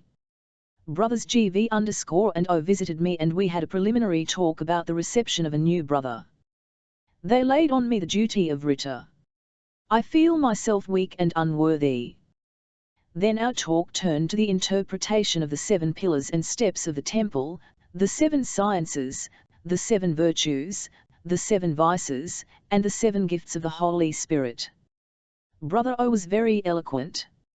In the evening the admission place. The new decoration of the premises contributed much to the magnificence of the spectacle. It was Boris who was admitted. I nominated him and was the writer _ a strange feeling agitated me all the time I was alone him in the dark chamber. I caught myself harboring a feeling of hatred toward him which I vainly tried to overcome. That is why I should really like to save him from evil and lead him into the path of truth, but evil thoughts of him did not leave me. It seemed to me that his object in entering the Brother Hen, D was merely to eye intimate and in favor with members of our lodge. Apart from that he had asked me several times whether N and S were members of our lodge, a question to which I could not reply, and that according to my observation he is incapable of feeling respect for our holy order and is preoccupied and satisfied with the outer man to desire spiritual improvement, I had no cause to doubt him, but he seemed to me sincere, and all the time I stood alone with him in the dark temple it seemed to me that he was smiling contemptuously at my words, and I wished really to stab his bare breast with the sword I held to it. I could not be eloquent, nor could I frankly mention my doubts to the brothers and to the Grand Master. Great Architect of Nature, help me to find the true path out of the labyrinth of lies. After this, 3 pages were left blank in the diary, and then the following was written: I have had a long and instructive talk alone with Brother V_, who advised me to hold by Brother O. Though I am unworthy, much was revealed to me. Adonai is the name of the Creator of the world. Elohim is the name of the ruler of all. The third name is the name unutterable which means the all. Talks with Brother V_ strengthen, refresh, and support me in the path of virtue. In his presence doubt has no place. The distinction between the poor teachings of mundane science and our sacred all-embracing teaching is clear to me. Human sciences dissect everything to comprehend it, and kill everything to examine it. In the holy science of our order all is one, all is known in its entirety and life. The Trinity, the 3 elements of matter, are sulfur, mercury, and salt. Sulfur is of an oily and fiery nature. In combination with salt by its fiery nature it arouses a desire in the latter by means of which it attracts mercury, seizes it, holds it, and in combination produces other. Mercury is a fluid, volatile, spiritual essence. Christ, the Holy Spirit, him, _ the 3rd of December awoke late, read the scriptures but was apathetic. Afterwards went and paced up and down the large hall.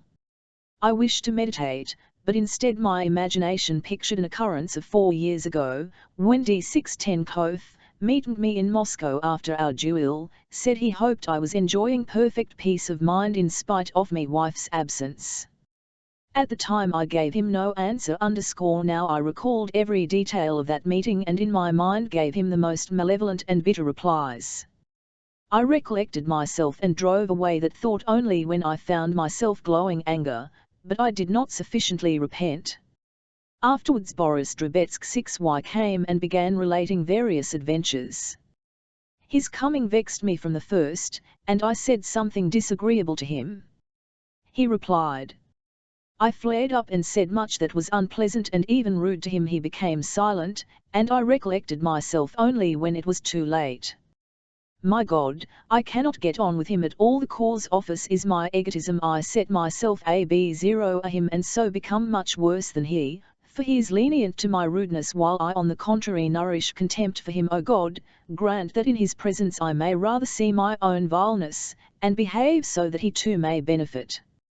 After dinner I fell asleep, and as I was drowsing off clearly heard a voice saying in my left ear, Thy day. I dreamed that I was walking in the dark and was suddenly surrounded by dogs, but I went on undismayed. Suddenly a smallish dog seized my left thigh with its teeth and would not let go. I began to throttle it with my hands.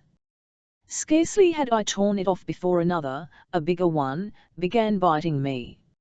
I lifted it up, but the higher I lifted it the bigger and heavier it grew. And suddenly Brother O came and, taking my arm, led me to a building to enter which we had to pass along a narrow plank. I stepped on it, but it bent and gave way and I began to clamber up a fence which I could scarcely reach with my hands. After much F01T I dragged myself up, so that my leg hung down on one side and my body on the other. I looked round and saw Brother O standing on the fence and pointing me to a broad avenue and garden, and in the garden was a large and building. I woke up. O Lord, great architect of nature, help me to tear from myself these dogs, my passions especially the last, which unites itself the strength of all the former ones, and aid me to enter that temple of virtue to a vision of which I attained in my dream. The 7th of December I dreamed that Joseph Alexievich was sitting in my house, and that I was very glad and wished to entertain him. It seemed as if I chatted incessantly with other people and suddenly remembered that this could not please and I wished to come close to him and embrace him, but as soon as I drew near I saw that his face had changed and grown young, and he was quietly telling me something about the teaching of our order, but so softly that I could not hear it. Then it seemed that we all left the and something strange happened. We were sitting or lying on the floor. He was telling me something, and I wished to show him my sensibility, and not listening to what he was saying I began picturing to myself the condition of my inner man and the grace of God sanctifying me. And tears came into my eyes, and I was glad he noticed this. But he looked at me with vexation and jumped up, breaking off his remarks. I felt abashed and asked whether what he had been saying did not concern me, but he did not reply, gave me a kind look, and then we suddenly found ourselves in my bedroom where there is a double bed. He lay down on the edge of it and I burned with longing to caress him and lie down too. And he said, Tell me frankly, what is your chief temptation? Do you know it? I think you know it already. Abashed by this question, I replied that sloth was my chief temptation. He shook his head incredulously, and even more abashed, I said that though I was living with my wife as he advised, I was not living with her as her husband. To this he replied that one should not deprive a wife of fondest embraces and gave me to understand that that was my duty. But I replied that I should ashamed to do it, and suddenly everything vanished. And I awoke and found in my mind the text from the Gospel, the life was the light of men.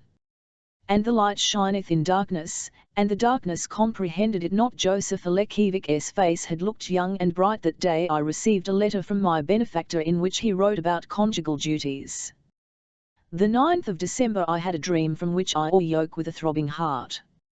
I saw that I was in Moscow in my house, in the big sitting room, and Joseph Alexievich came in from the drawing room.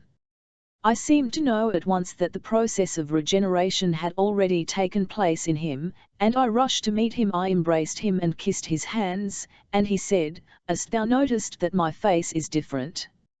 I looked at him, still holding him in my arms, and saw that his face was young, but that he had no hair on his head and his features were quite changed. And I said, I should have known you had I met you by chance, and I thought to myself, Am I telling the truth? And suddenly I saw him lying like a dead body, Then he gradually recovered and went with me into my study carrying a large B0K of sheets of drawing paper. I said, "I drew that," and he answered by bowing his head. I opened the book, and on all the pages there were excellent drawings underscore, and in my dream I knew that these drawings represented the love adventures of the soul with its beloved. And on its pages I saw a beautiful representation of a maiden in transparent garments and with a transparent body, flying up to the clouds. And I seemed to know that this maiden was nothing else than a representation of the Song of Songs. And looking at those drawings I dreamed I felt that I was Dom Tong, but could not tear myself away from them. Lord, help me. My God, if thy forsaking me is thy doing, thy will be done, but if I am misilth cause, teach me what I should do. I shall rish off me debauchery if thou utterly desnest me. Chapter 11. The Rost 6 vs. monetary affairs had not improved during the 2 years they had spent in the country though Nicholas Rost 6v had kept firmly to his resolution and was still serving modestly in an obscure regiment, spending comparatively little. The way of life at Otradno, Mitenkar's management of affairs, in particular, was such that the debts inevitably increased every year. The only resource obviously presenting itself to the old count was to apply for an official, so he had come to Petersburg to look for one, and also, as he said, to let the lasses enjoy themselves for the last time after their arrival in Petersburg. Berg proposed to Vera and was accepted. Though in Moscow the Rost 6 vs belonged to the best society without themselves giving it a thought, yet in Petersburg their circle of acquaintances was a mixed and indefinite one. In Petersburg they were provincials, and the very people they had entertained in Moscow without inquiring to what set they belonged, here looked down on them. The Rost 6 vs lived in the same hospitable way in Petersburg as in Moscow, and the most diverse people met at their suppers. Country neighbours from Otradno, impoverished old squires and their daughters, Persiksinskaya, a maid of honour, Pierre Bezukhov, and the son of their district postmaster who had obtained a post in Petersburg. Among the men who very became frequent visitors at the Rost 6 vs house in Petersburg were Boris, Pierre, whom the count had met in the street and dragged home with him, and Berg, who spent whole days at the Rost 6 vs and paid the eldest daughter, Countess Vera, the attentions a young man pays when he intends to propose. Not in vain had Berg shown everybody his right hand wounded at Austerlitz and held an unnecessary sword in his left. He narrated that episode so persistently and with so important an air that everyone in the merit and usefulness of his deed, and he had obtained 2 decorations for Austerlitz. In the Finnish war he also managed to distinguish himself. He had picked up the scrap of a grenade that had killed an aide-de-camp standing near the commander-in-chief and had taken it to his commander. Just as he had done after Austerlitz, he related this occurrence at such length and so insistently that everyone again believed it had necessary to do this, and he received 2 decorations for the Finnish war also. In his 09 he was a captain in the Guards, wore medals, and held some special lucrative posts in Petersburg. Though some skeptics smiled when told of Berg's merits, it could not be denied that he was a painstaking and brave officer, on excellent terms with his superiors, and a moral young man with a brilliant career before him and an assured position in society. 4 years meeting a German comrade in the stalls of a Moscow theatre, Berg had out Vera Rost 6v to him and had said in German, "Das soll mein Weib werden," and from that moment had made up his mind to marry her. Now in Petersburg, having considered the Rost 6v's position and his own, he decided that the time had come to propose. Berg's proposal was at first received with a that was not flattering to him. At first it seemed strange that the son of an obscure Livonian gentleman should propose marriage to a "that girl shall be my wife." Countess Rost 6v, but Berg's chief characteristic was such a naive and good-natured egotism that the Rost 6v's involuntarily came to think it would be a good thing, since he himself was so firmly convinced that it was good, indeed excellent. Moreover, the Rost 6v's affairs were seriously embarrassed, as the suitor could not but know, and above all, Vera was 24, had been taken out everywhere, and though she was certainly good-looking and sensible, no one up to now had proposed to her. So they gave their consent. "You see," said Berg to his comrade, whom he called friend only. He knew that everyone has friends. You see, I have considered it all, and should not marry if I had not thought it all out or if it were in any way unsuitable. But on the contrary, my papa and mamma are now provided for. I have arranged that rent for them in the Baltic provinces, and I can live in Petersburg on my pay, and with her fortune and my good management we can get along nicely. I am not marrying for money. I consider that dishonorable, but a wife should bring her share and a husband his. I have my position in the service, she has connections and some means. In our times that is worth something, isn't it? But abm.all, she is a handsome, estimable girl, and she loves me. Berg blushed and smiled. And I love her, because her character is sensible and very good. Now the other sister, though they are the same family, is quite different, an unpleasant character and has not the same intelligence. She is so you know, unpleasant. But my fiancé. Well, you will be coming, he was going to say, to dine, but changed his mind and said to take tea with us, and quickly doubling up his tongue he blew a small round ring of tobacco smoke, perfectly embodying his dream of happiness. After the first feeling of perplexity aroused in the parents by Berg's proposal, the holiday tone of joyousness usual at such times took possession of the family, but the rejoicing was external and insincere. In the family's feeling toward this wedding a certain awkwardness and constraint was evident, as if they were ashamed of not having loved Vera sufficiently and of being so ready to get her off their hands. The old count felt this most. He would probably have been unable to state the cause of his embarrassment, but it resulted from the state of his affairs. He did not know at all how much he had, what his debts amounted to, or what dowry he could give Vera when his daughters were. He had assigned to each of them, for her dowry, an estate with 300 serfs, but one of these estates had already been sold, and the other was mortgaged and the interest so much in arrears that it would have to be sold, so that it was impossible to give it to Vera nor had he any money. Berg had already been engaged a month, and only a week remained before the wedding, but the Count had not yet decided in his own mind the question of the domvry, nor spoken to his wife about it. At one time the Count thought of giving her the Ryazan estate or of selling a forest, at another time of borrowing money on a note of hand. A few days before the wedding Berg entered the Count's study early one morning and, with a pleasant smile, respectfully asked his future father-in-law to let him know what Vera's dowry would be. The Count was so disconcerted by this long-foreseen inquiry that without consideration he gave the first reply that came into his head. I like your being businesslike about it I like it. You shall satisfied.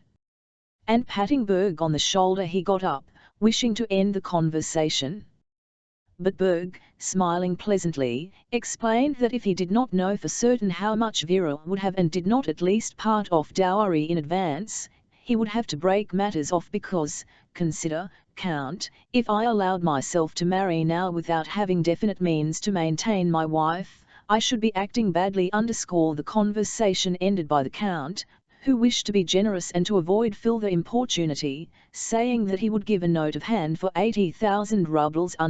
Berg smiled meekly, kissed the Count on the shoulder, and said that he was very grateful but that it was impossible for him to arrange his new life. Receive 30,000 in ready money. Or at least 20,000, Count, he added, and then a note of hand for only 60,000. Yes, all right, said the Count hurriedly.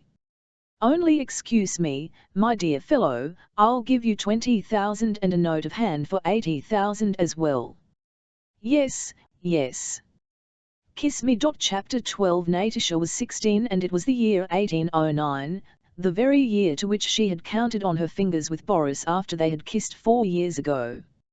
Since then she had not seen him before. Nya and her mother, if Boris happened to be mentioned, she spoke quite freely of that episode as of some childish, long-forgotten matter that was not one mentioning.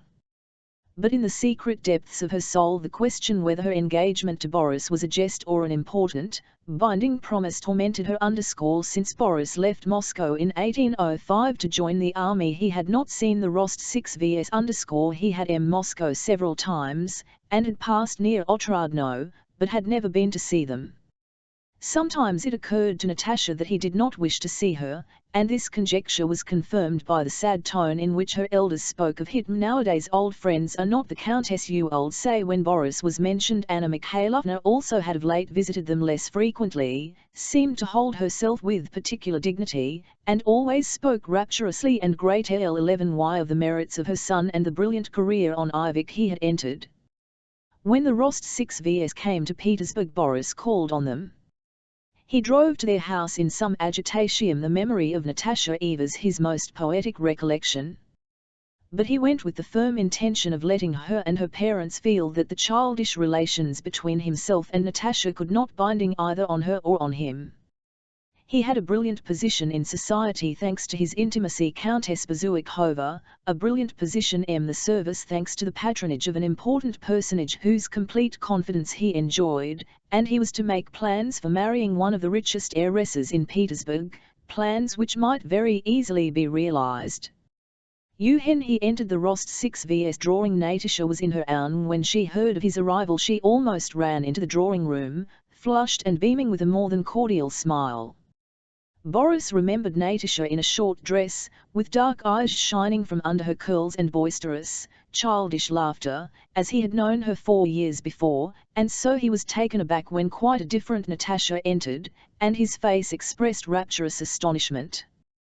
This expression on his face pleased Natasha. Well, do you recognize your little madcap playmate? Asked the Countess. Boris kissed Natasha's hand and said that he was astonished at the change in her. How handsome you have grown. I should think so, replied Natasha's laughing eyes. And is Papa older? She asked. Natasha sat down and, joining in Boris' conversation with the Countess, silently and minutely studied her childhood's suitor. He felt the weight of that resolute and affectionate scrutiny and glanced at her occasionally. Boris, uniform, spurs, tie, and the way his hair was blushed were all forward/out and in the latest fashion. This Natasha noticed at once. He sat rather sideways in the armchair next to the Countess, arranging with his right hand the cleanest of gloves that fitted his left hand like a ski, and he spoke with a particularly refined compression of his lips the amusements of the highest Petersburg society, recalling with mild irony old times in Moscow and Moscow acquaintances. It was not accidentally, Natasha felt, that he alluded, when of the highest aristocracy, to an ambassador's ball he had attended, and to invitations he had received from NN and SS. All this time Natasha sat silent, glancing up at him from under her brows. This gaze disturbed and confused Boris more and more. He looked round more frequently toward her, and broke off in what he was saying. He did not stay more than 10 minutes, then rose and took his leave. The same inquisitive, challenging, and rather mocking eyes still looked at him. After his first visit Boris said to himself that Natasha attracted him just as much as ever, but that he must not yield to that feeling, because to marry her, a girl almost without fortune, would mean ruin to his career, while to renew their former relations without intending to marry her would be dishonorable. Boris made up his mind to avoid meeting Natasha, but despite that resolution he called again a few days later and began calling often and spending whole days at the Rost 6 vs. It seemed to him that he ought to have an explanation with Natasha and tell her that the old times must be forgotten, that in spite of everything, she could not be his wife, that he had no means, and they would never let her marry him.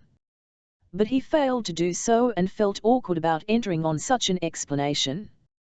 From day to day he more and more entangled it seemed to her mother, and S6 knew that Natasha was in love with Boris as a fold. She sang him his favourite songs, showed him her album, making him write in it, did not allow him to allude to the past, letting it be understood how was the present, and every day he went away in a fog, without having said what he meant to, and not knowing what he was doing or why he came, or how it would all end. He left off visiting Helen and received reciprocal notes from her every day, and yet he continued to spend whole days with the Rost 6vs_. Chapter 13. One night when the old countess, in nightcap and dressing jacket, without her false curls, and with her poor little knob of hair showing under her white cotton cap, knelt sighing and groaning on a rug and bowing to the ground in prayer, her door creaked and Natasha, also in a dressing jacket with slippers on her bare feet and her hair in curl papers, ran in. The countess, her mood dispelled, looked round and frowned till she was finishing her last prayer. Can it that this couch will be my grave? Natasha, flushed and eager, seeing her mother in prayer, suddenly checked her rush, half sat down, and unconsciously put out her tongue as if chiding herself. Seeing that her mother was still praying, she ran on tiptoe to the bed and, rapidly slipping one little foot against the other, pushed off her slippers and jumped onto the bed the countess had feared might become her grave. This couch was high, with a feather bed and 5 pillows each smaller than the one below. Natasha jumped on it, sank into the feather bed, rolled over to the wall, and began snuggling up the bedclothes as she settled down, raising her knees to her chin, kicking out and laughing almost inaudibly, now covering herself up head and all, and now peeping at her mother. The countess finished her prayers and came to the bed with a stern face, but seeing that Natasha's head was covered, she smiled in her kind, weak way. "Now then," said she. "Mamma, can we have a talk?" "Yes," said Natasha. "Now, just one on your throat and another .. That'll do." And seizing her mother round the neck, she kissed her on the throat. In her behavior to her mother Natasha seemed rough, but she was so sensitive and tactful that however she clasped her mother she always managed to do it without hurting her or making her feel uncomfortable or displeased. "Well, what is it tonight?" said the mother, having arranged her pillows and waited until Natasha, after turning over a couple of times, had settled down beside her under the quilt, spread out her arms, and assumed a serious expression. These visits of Natasha's at night before the Count returned from his club were one of the greatest pleasures of both mother and daughter. "What is it tonight, but I ought to tell you?" Natasha put her hand on her mother's mouth. "About Boris." "I know," she said seriously, "that's what I have come." "Don't say it, I know." "No, do tell me," and she removed her hand. "Tell me, Mamma." "He's nice." "Natasha, you are 16. At your age I was married. You say Boris is nice. He is very nice, and I love him like a son. But what then, .. Are you thinking you have quite turned his head?" I can see that. As she said this the countess looked round at her daughter.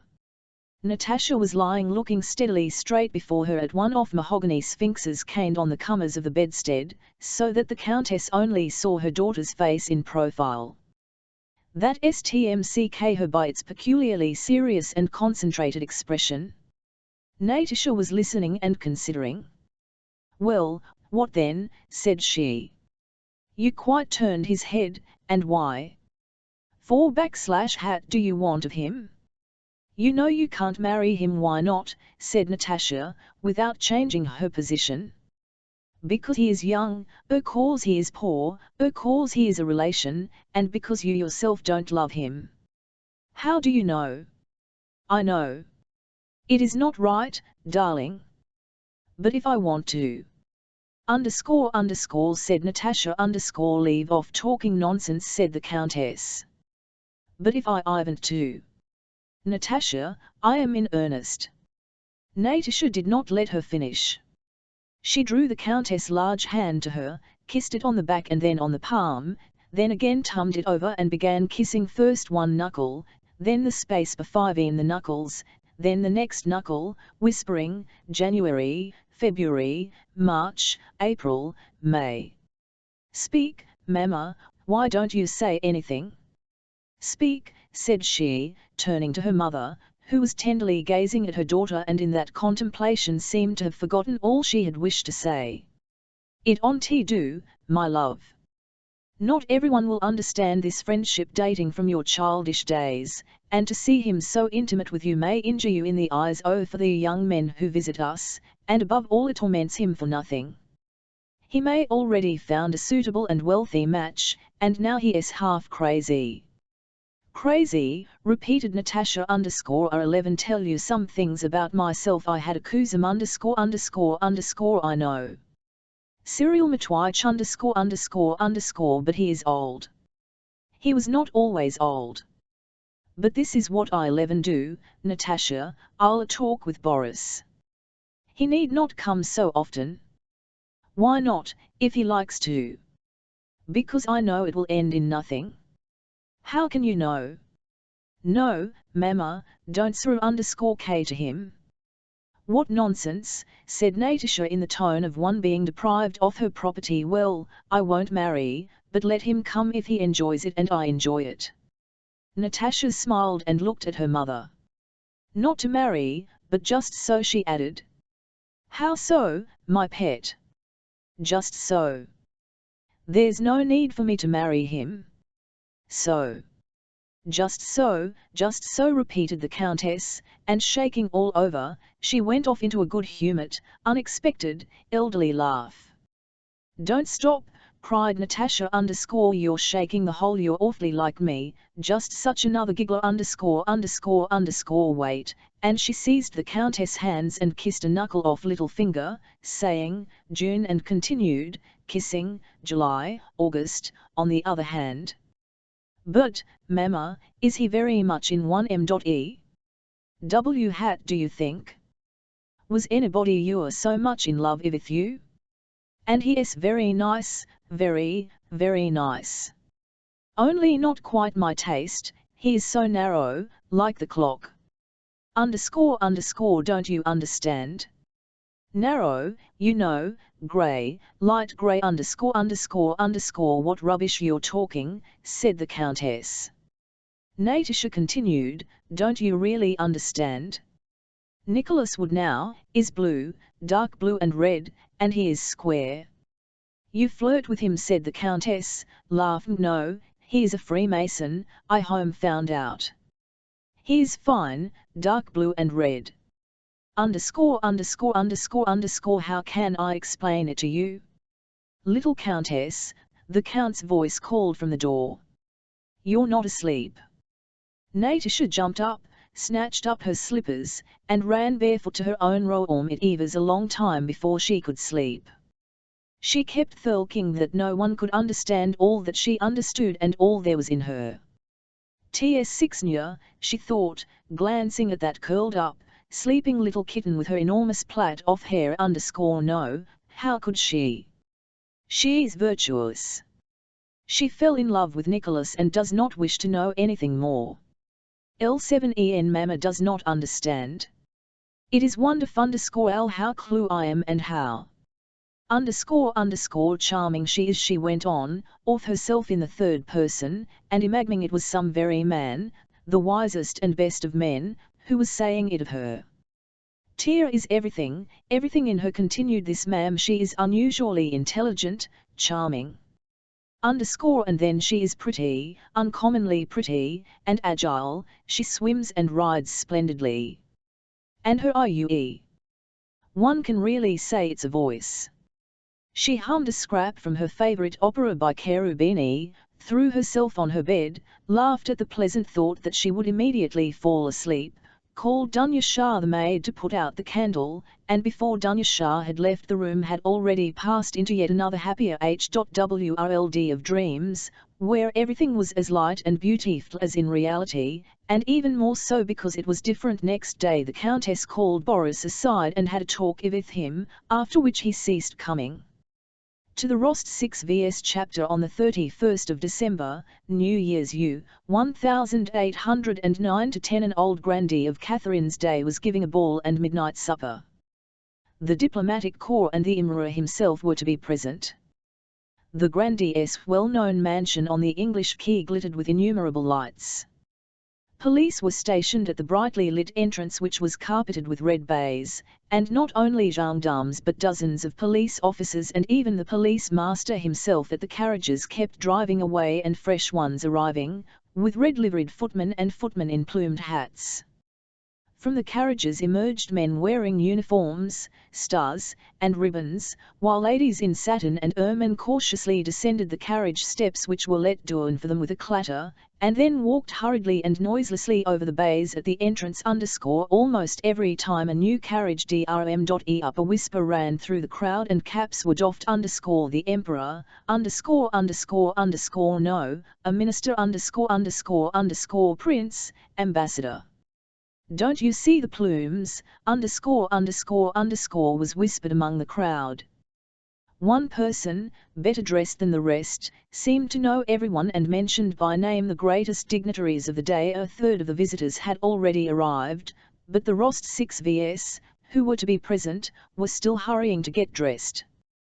There had been many discussions and preparations for this ball in the Rost 6v family, many fears that the invitation would not arrive, that the dresses would not be ready, or that something would not be arranged as it should. Marya Ignatievna Persiksinskaya, a thin and shallow maid of honor at the court of the Dowager Empress, who was a friend and relation of the Countess and piloted the provincial Rost 6vs in Petersburg high society, was to accompany them to the ball. They were to call for her at her house in the Taurida Gardens at 10:00, but it was already 5 minutes to 10, and the girls were not yet dressed. Natasha was going to her first grand ball. She had got up at 8 that morning and had been in a fever of excitement and activity all day. All her powers since momming had been concentrated on ensuring that they all, she herself, Mama, and S6nya, should be as well dressed as possible. S6nya and her mother put themselves entirely in her hands. The Countess was to wear a claret-coloured velvet dress, and the two girls white gauze pink silk slips, with roses on their bodices and their hair dressed à la grecque. Everything essential had already been done: feet, hands, necks, and ears washed, perfumed, and powdered, as befits a ball. The open-work silk stockings and white satin shoes ribbons were already on, the hairdressing was almost done. S6nya was finishing dressing and so was the Countess, but Natasha, who had bustled about helping them all, was behindhand. She was still sitting before a looking-glass with a dressing jacket thrown over her slender shoulders. S6nya stood ready dressed in the middle of the and, pressing the head of a pin till it hurt her dainty finger, Eva's fixing on a last ribbon that squeaked as the pin went through it. "That's not the way, that's not the way, S6nya," cried Natasha, turning her head and clutching with both hands at her hair, which the maid who was dressing it had not time to release. "That is not right. Come here." S6nya sat down and Natasha pinned the on differently. "Allow me, miss." "I can't do it like that," said the maid who was holding Natasha's hair. "Oh, dear. Well, wait, that's right, S6nya aren't you ready?" "It is nearly 10, came the Countess' voice. "Directly. Directly. And you, Mamna?" "I have only my cap to pin on, don't do it without me," called Natasha. "You won't do it right." "But it's already 10. They had decided to be at the ball by 10:30, and Natasha had still to get dressed and they had to call at the Taurida Gardens. Her hair was done. Natasha, in her shone petticoat from under which her dancing shoes showed, and in her mother's dressing jacket, ran up to S6nya, scrutinized her, and then ran to her mother. Tumming her mother's head this way and that, she fastened on the cap and, hurriedly kissing her grey hair, ran back to the maids who were turning up the hem of her. The cause of the delay was Natasha's skirt, which was too long. 2 maids were turning up the hem and hurriedly biting off the ends of thread. A third with pins in her mouth was running about the Countess and S6nya, and a faun held the whole off gossamer garment up high on one uplifted hand. "Quicker, darling. Give me my thimble, miss, from there whenever will you be ready?" asked the Count, coming to the door. "Here is some scent." Persiksinskaya must tired of waiting. "It is ready, miss," said the maid, holding up the shone and gauze dress with 2 fingers, and blowing and shaking something off it, as if by this to express a consciousness of the airiness and purity of what she held. Natasha began putting on the dress. "In a minute. In a minute. Don't come in, Papa," she cried to her father as he opened the from under the filmy skin which still covered her whole face. S6 Nya slammed the door to. A minute later they let the Count in. He was wearing a blue swallow tail coat, shoes and stockings, and his hair pomaded. "Oh, Papa! How nice you look!" "Charming," cried Natasha as she stood in the middle of the room smoothing out the folds of the gauze. "If you please, miss." "Allow me," said the maid, who on her knees was pulling the skirt straight and shifting the pins from one side of her mouth to the other. "If her tongue, say what you like," exclaimed S6 Nya, in a despairing voice as she looked at Natasha, "say what you like, it's still too long." Natasha stepped back to look at herself in the pier glass. The dress was too long. "Really, it is not at all too long," said Marva crawling on her knees after her young lady. "Well, if it's too long we'll tack it up we'll tack it up in 1 minute," said the resolute Dunyasha, taking a needle that Eva stuck on the front of her little shawl and, still kneeling on the floor, set to work once more. At that moment, Eva's soft steps, the Countess came in shyly, in her cap and velvet gown. "My beauty," exclaimed the Count, "she looks better than any of you." He would have embraced her but, blushing, she stepped aside fearing to rumpled. "Mamma, your cap, more to this side," said Natasha. "I'll arrange it," and she lushed forward so that the maids who were tacking up her skirt could not enough, and a piece of gauze was torn off. "Oh goodness! What has happened? Really it was not my new mind, I'll run it up. It won't show," said Dunyasha. "What a beauty, a very queen," said the nurse as she came to the and S6 Nya. "They are lovely." At 10:15 they at last got into their carriages and started. But they had still to call at the Torrida Gardens. Persixenskaya was quite ready. In spite of her age and plainness she had gone through the same process as the Rost 6Vs, but with less flurry, for to her it was a matter of routine. Her ugly old body was washed, perfumed, and powdered in just the same way. She had washed behind her ears just as carefully, and when she entered her drawing room in her yellow dress, wearing her badge as maid of honor, her old lady's maid was as full of rapturous admiration as the Rost 6Vs servants had been. She praised the Rost 6Vs toilets. They praised her taste and toilet, and at 0:00, careful one of their coiffures and dresses, they settled themselves in their carriages and drove off. Chapter 15. Natasha had not had a moment free since early morning and had not once had time to think of what lay her. In the damp chill air and crowded closeness of the swaying carriage, she for the first time vividly imagined what was in store for her there at the ball, in those brightly lighted rooms, with music, flowers, dances, the emperor, and all the brilliant young people of Petersburg. The prospect was so splendid that she hardly believed it would come true, so out of keeping was it with the chill darkness and closeness of the carriage. She understood all that awaited her only when, after stepping over the red baize at the entrance, she entered the hall, took off her cloak, and, beside S6 Nya and in front of her mother, mounted the brightly illuminated stairs between the flowers. Only then did she remember how she must behave at a ball, and tried to assume the majestic air she considered indispensable for a girl on such an occasion. But, fortunately for her, she felt her eyes growing misty, she saw nothing clearly, her pulse beat 100 to the minute, and the blood throbbed at her heart. She could not assume that pose, which would have made her ridiculous, and she moved on almost fainting from excitement and trying all her might to conceal it. And this was the very attitude that became her best. Before and behind them other visitors were entering, also talking in low tones and wearing ball dresses. The mirrors on the landing reflected ladies in white, pale blue, and pink dresses, with diamonds and pearls on their bare necks and arms. Natasha looked in the mirrors and could not distinguish her reflection from the others. All was blended into one brilliant procession. On entering the ballroom, the regular hum of voices, footsteps, and greetings deafened Natasha, and the light and glitter dazzled her still more. The host and hostess, who had already been standing at the for half an hour repeating the same odes to the various arrivals, charmed de vous voir, greeted the Rost 6Vs and Bezukhov in the same manner. The two girls in their white dresses, each with a rose in her black hair, curtsied in the same way, but the hostess, I involuntarily rested longer on the slim Natasha. She looked at her and gave her alone a special smile in addition to her usual smile as hostess. Looking at her, she may have recalled the golden, irrecoverable days of her 01VN girlhood and her old first ball.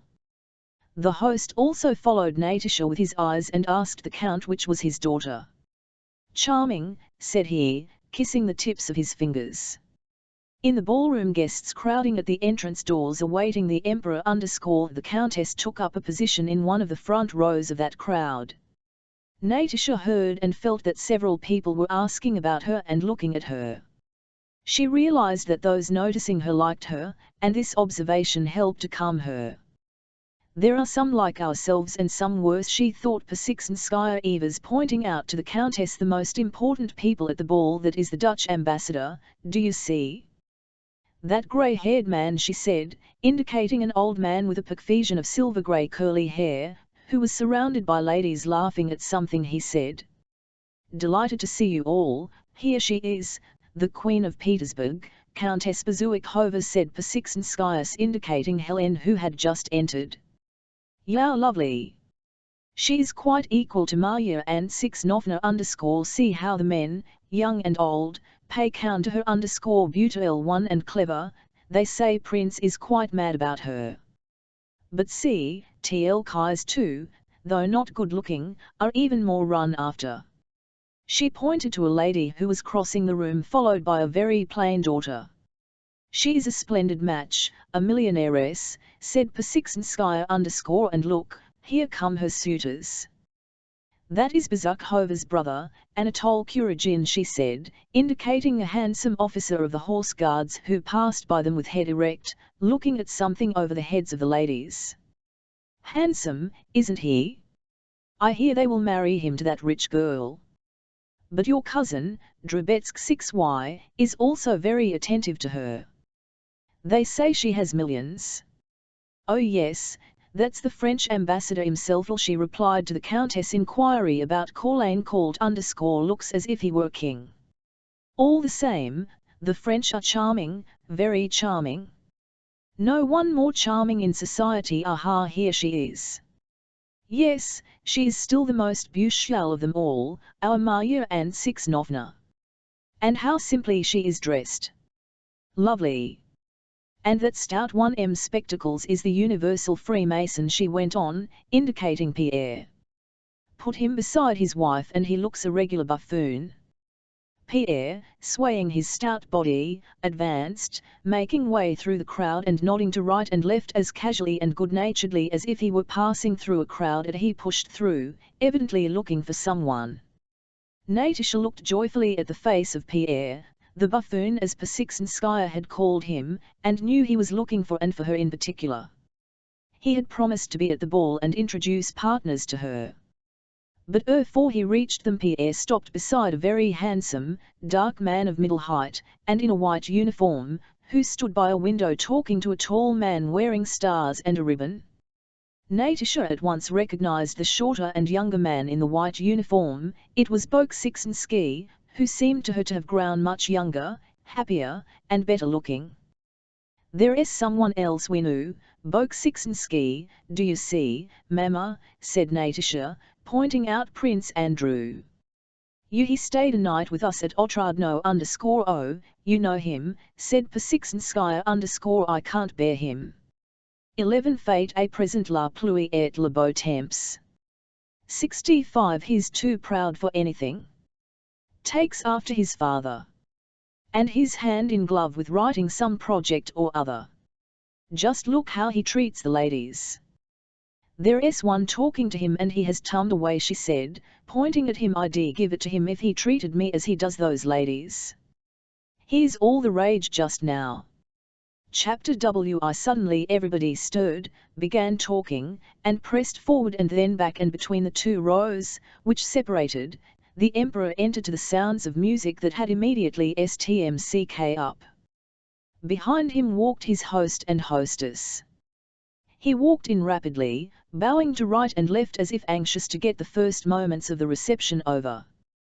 The band played the in vogue at that time on account of the words that had been set to it, beginning, Alexander, Eliza 1,7 It has all our hearts you ravish quite. The passed on to the drawing room, the crowd made a rush for the doors, and several persons with excited faces hurried there and back again. Then the crowd hastily retired from the drawing at which the emperor reappeared talking to the hostess.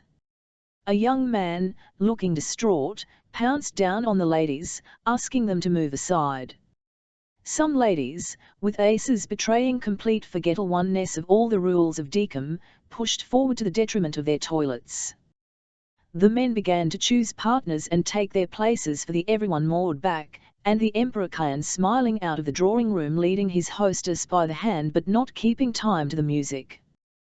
The host followed with Myria and 6N01 Marna Dolishkina, then came ambassadors, ministers, and various generals, whom Bezukhov diligently named.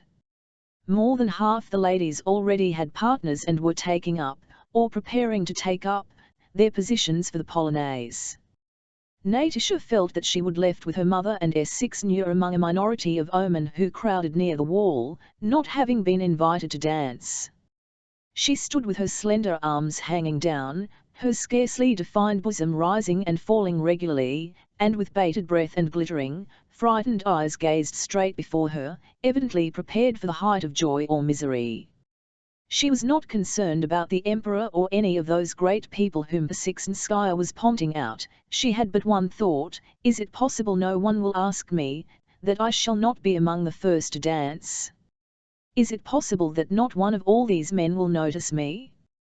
They do not even seem to see me, or if they do they look as if they were saying, she's not the one I'm after, so it's not worth looking at her. No, it's impossible, she thought. They must know how I long to dance, how splendidly I dance, and how they would enjoy dancing with me.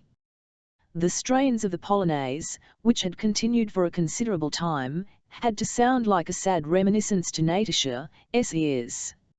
She wanted to cry. Bezukhov had left them. The count was at the other end of the she and the countess and S6 were standing by themselves as in the depths of a forest amid that crowd of strangers, with no one interested in them and not wanted by anyone. Prince Andrew with a lady passed by, evidently not recognizing them.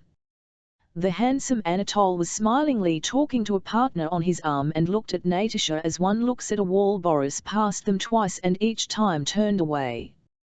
Berg and his wife, U.Ho, were not dancing, came up to them. This family gathering seemed humiliating to Natasha, as if there were nowhere else for the family to talk but here at the ball.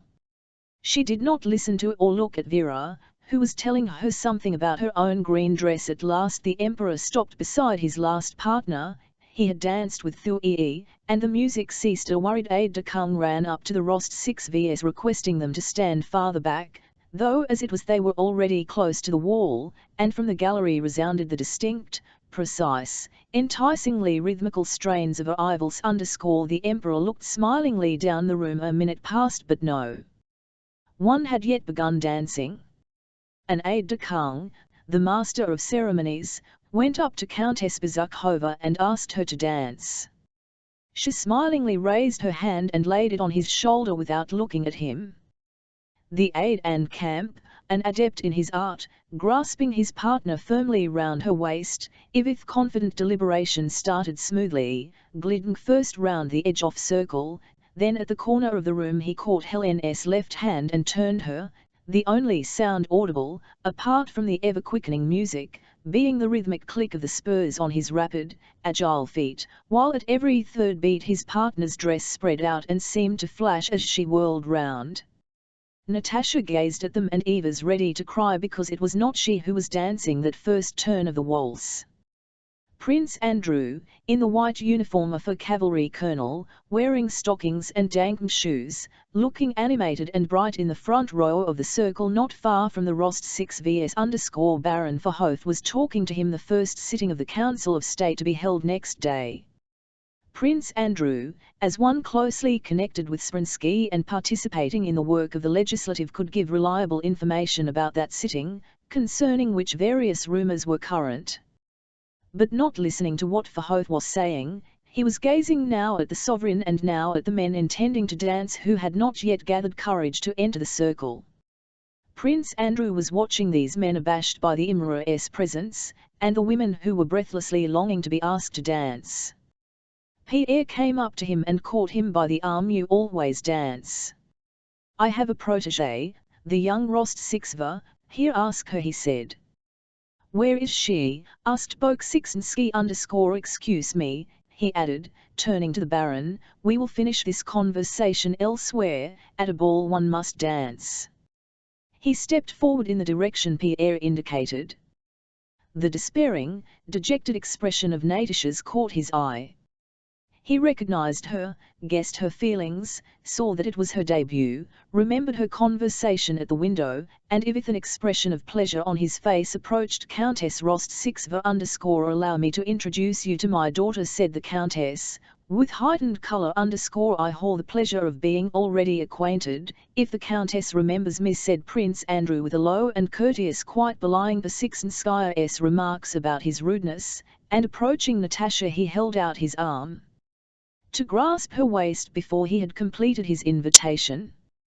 He asked her to Ivals. The tremulous expression on Natasha's face, prepared either for despair or rapture, suddenly brightened into a happy, grateful, childlike "I have long been waiting for you," that frightened happy little girl seemed to say by the smile that replaced the threatened tears, as she raised her hand to Prince Andrew's shoulder.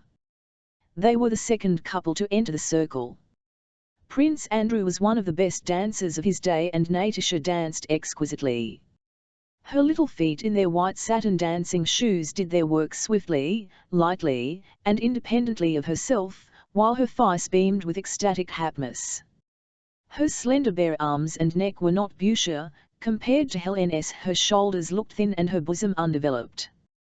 But Helene seemed, as it were, hardened by a varnish left by the thousands of looks that had scanned her person, while Natasha was like a girl exposed for the first time, who would have felt very much ashamed had she not been assured that this was absolutely necessary.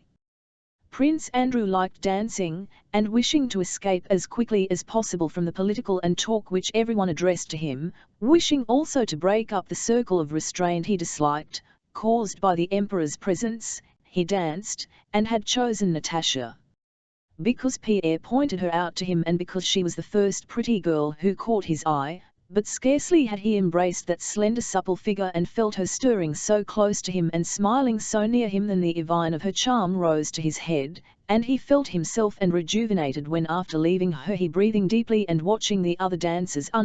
Chapter We After Prince Andrew, Boris came up to ask Natasha for a dance, and then the aide-de-camp who had opened the ball, and several other young men, so that, flushed and happy, and passing on her superfluous partners to S6, she did not cease dancing all the evening.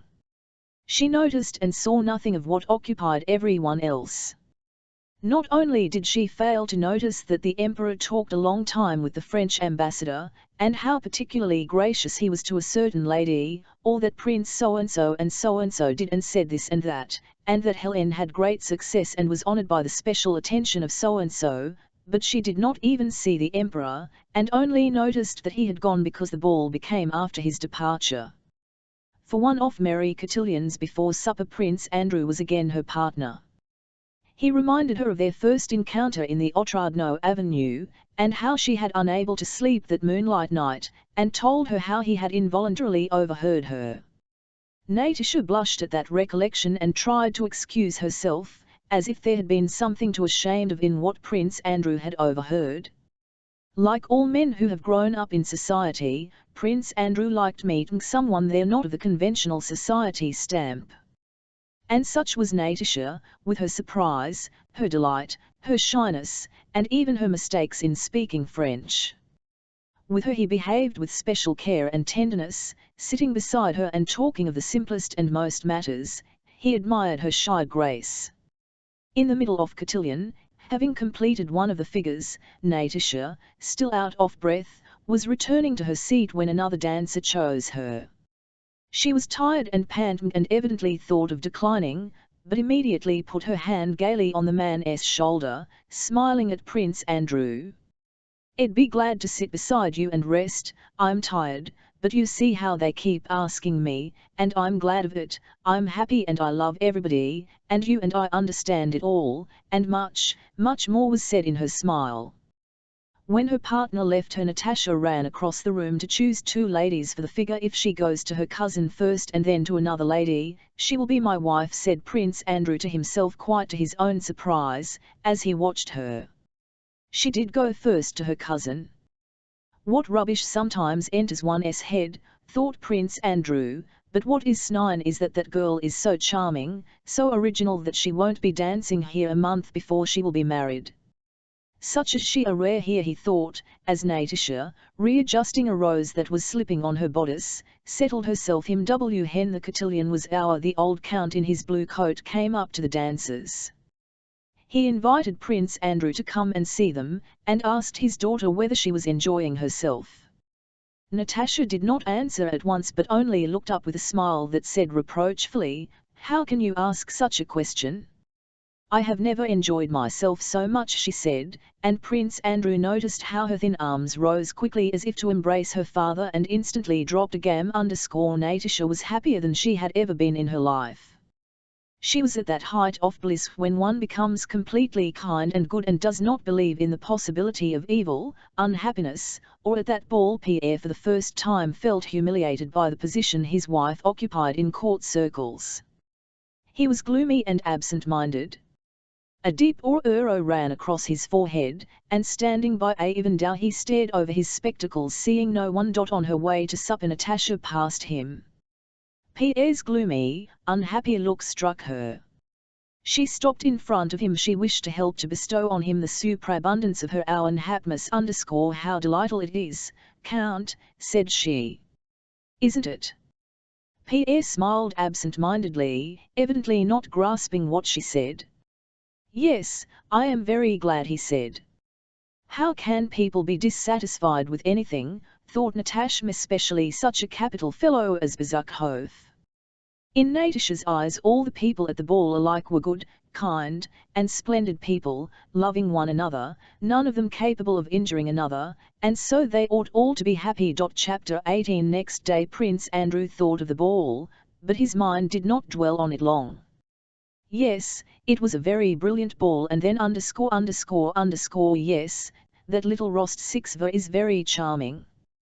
There's something fresh, original, Petersburg one-like about her that distinguishes her. That was all he thought about yesterday's ball and his morning tea. He set to work, but either from fatigue or want of sleep he was ill-disposed for work and could get nothing done. He kept criticizing his own work, as he often did, and was glad when he heard someone come. The visitor was Bitskis, who served on various committees, frequented all the societies in Petersburg, and was a passionate devotee of the new ideas and of Spransky, and a diligent Petersburg newsmonger, one of those men who choose their opinions like their clothes according to the fashion, but who for that very reason appear to be the warmest partisans. Hardly had he got rid of his hat before he ran into Prince Andrew's room with a preoccupied air and at once began talking.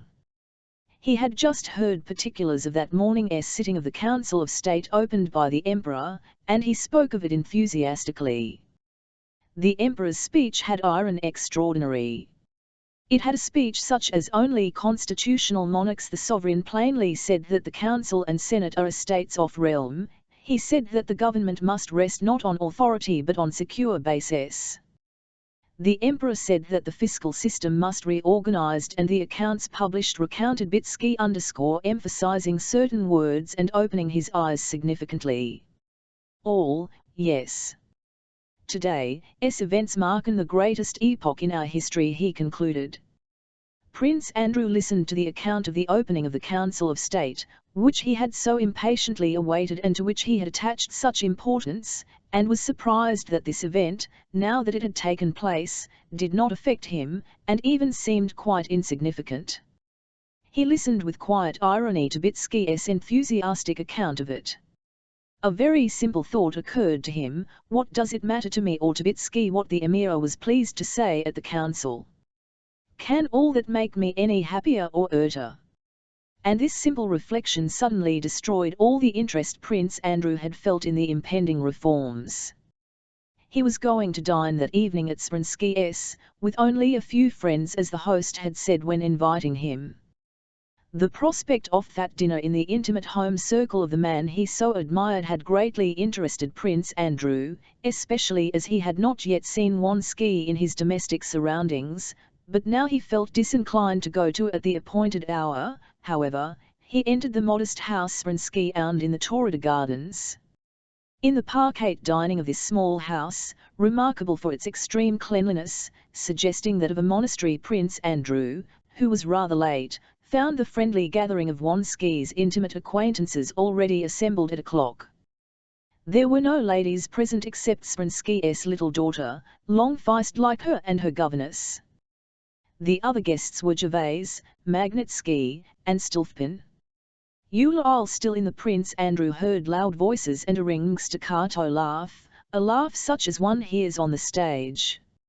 Someone, it sounded like Spransky, was distinctly ejaculating ha ha ha _ Prince Andrew had never before heard Spransky's famous laugh, and this ringing, high-pitched laughter from a statesman made a strange impression on him. He entered the dining. The whole company were standing between two windows at a small table laid with hors d'oeuvres _ Spransky, wearing a grey swallow-tail coat with a star on the breast, and evidently still the same waistcoat and high white stock he had worn at the meeting of the Council of State, stood at the table with a beaming countenance. His guests surrounded him. Magnitsky, addressing himself to Spransky, was relating an anecdote, and was laughing in advance at what Magnitsky was going to say. Prince Andrew entered. The Magnitsky's words were crowned by laughter. Still PM gave a deep bass guffaw as he munched a piece of bread and cheese. Gervais laughed softly with a hissing chuckle, and Spransky in a high-pitched staccato manner, still laughing, held out his soft white hand to Prince Andrew. "Very pleased to see you, Prince," he said. "One moment," he went on, turning to Magnitsky and interrupting his story. "We have agreed that this is a dinner for recreation, with not a word business," and turning again to the narrator he to laugh afresh. Prince Andrew looked at the laughing Spransky with astonishment, regret, and disillusionment. It seemed to him that this was not Spransky but someone else. Everything that had formerly appeared mysterious and fascinating in Spransky suddenly came plain and unattractive. At dinner the conversation did not cease for a moment and seemed to consist of the contents of funny anecdotes. Before Magnitsky had finished his story, someone else was anxious to relate something still funnier. Most of the anecdotes, if not relating to the state service, related to people in the service.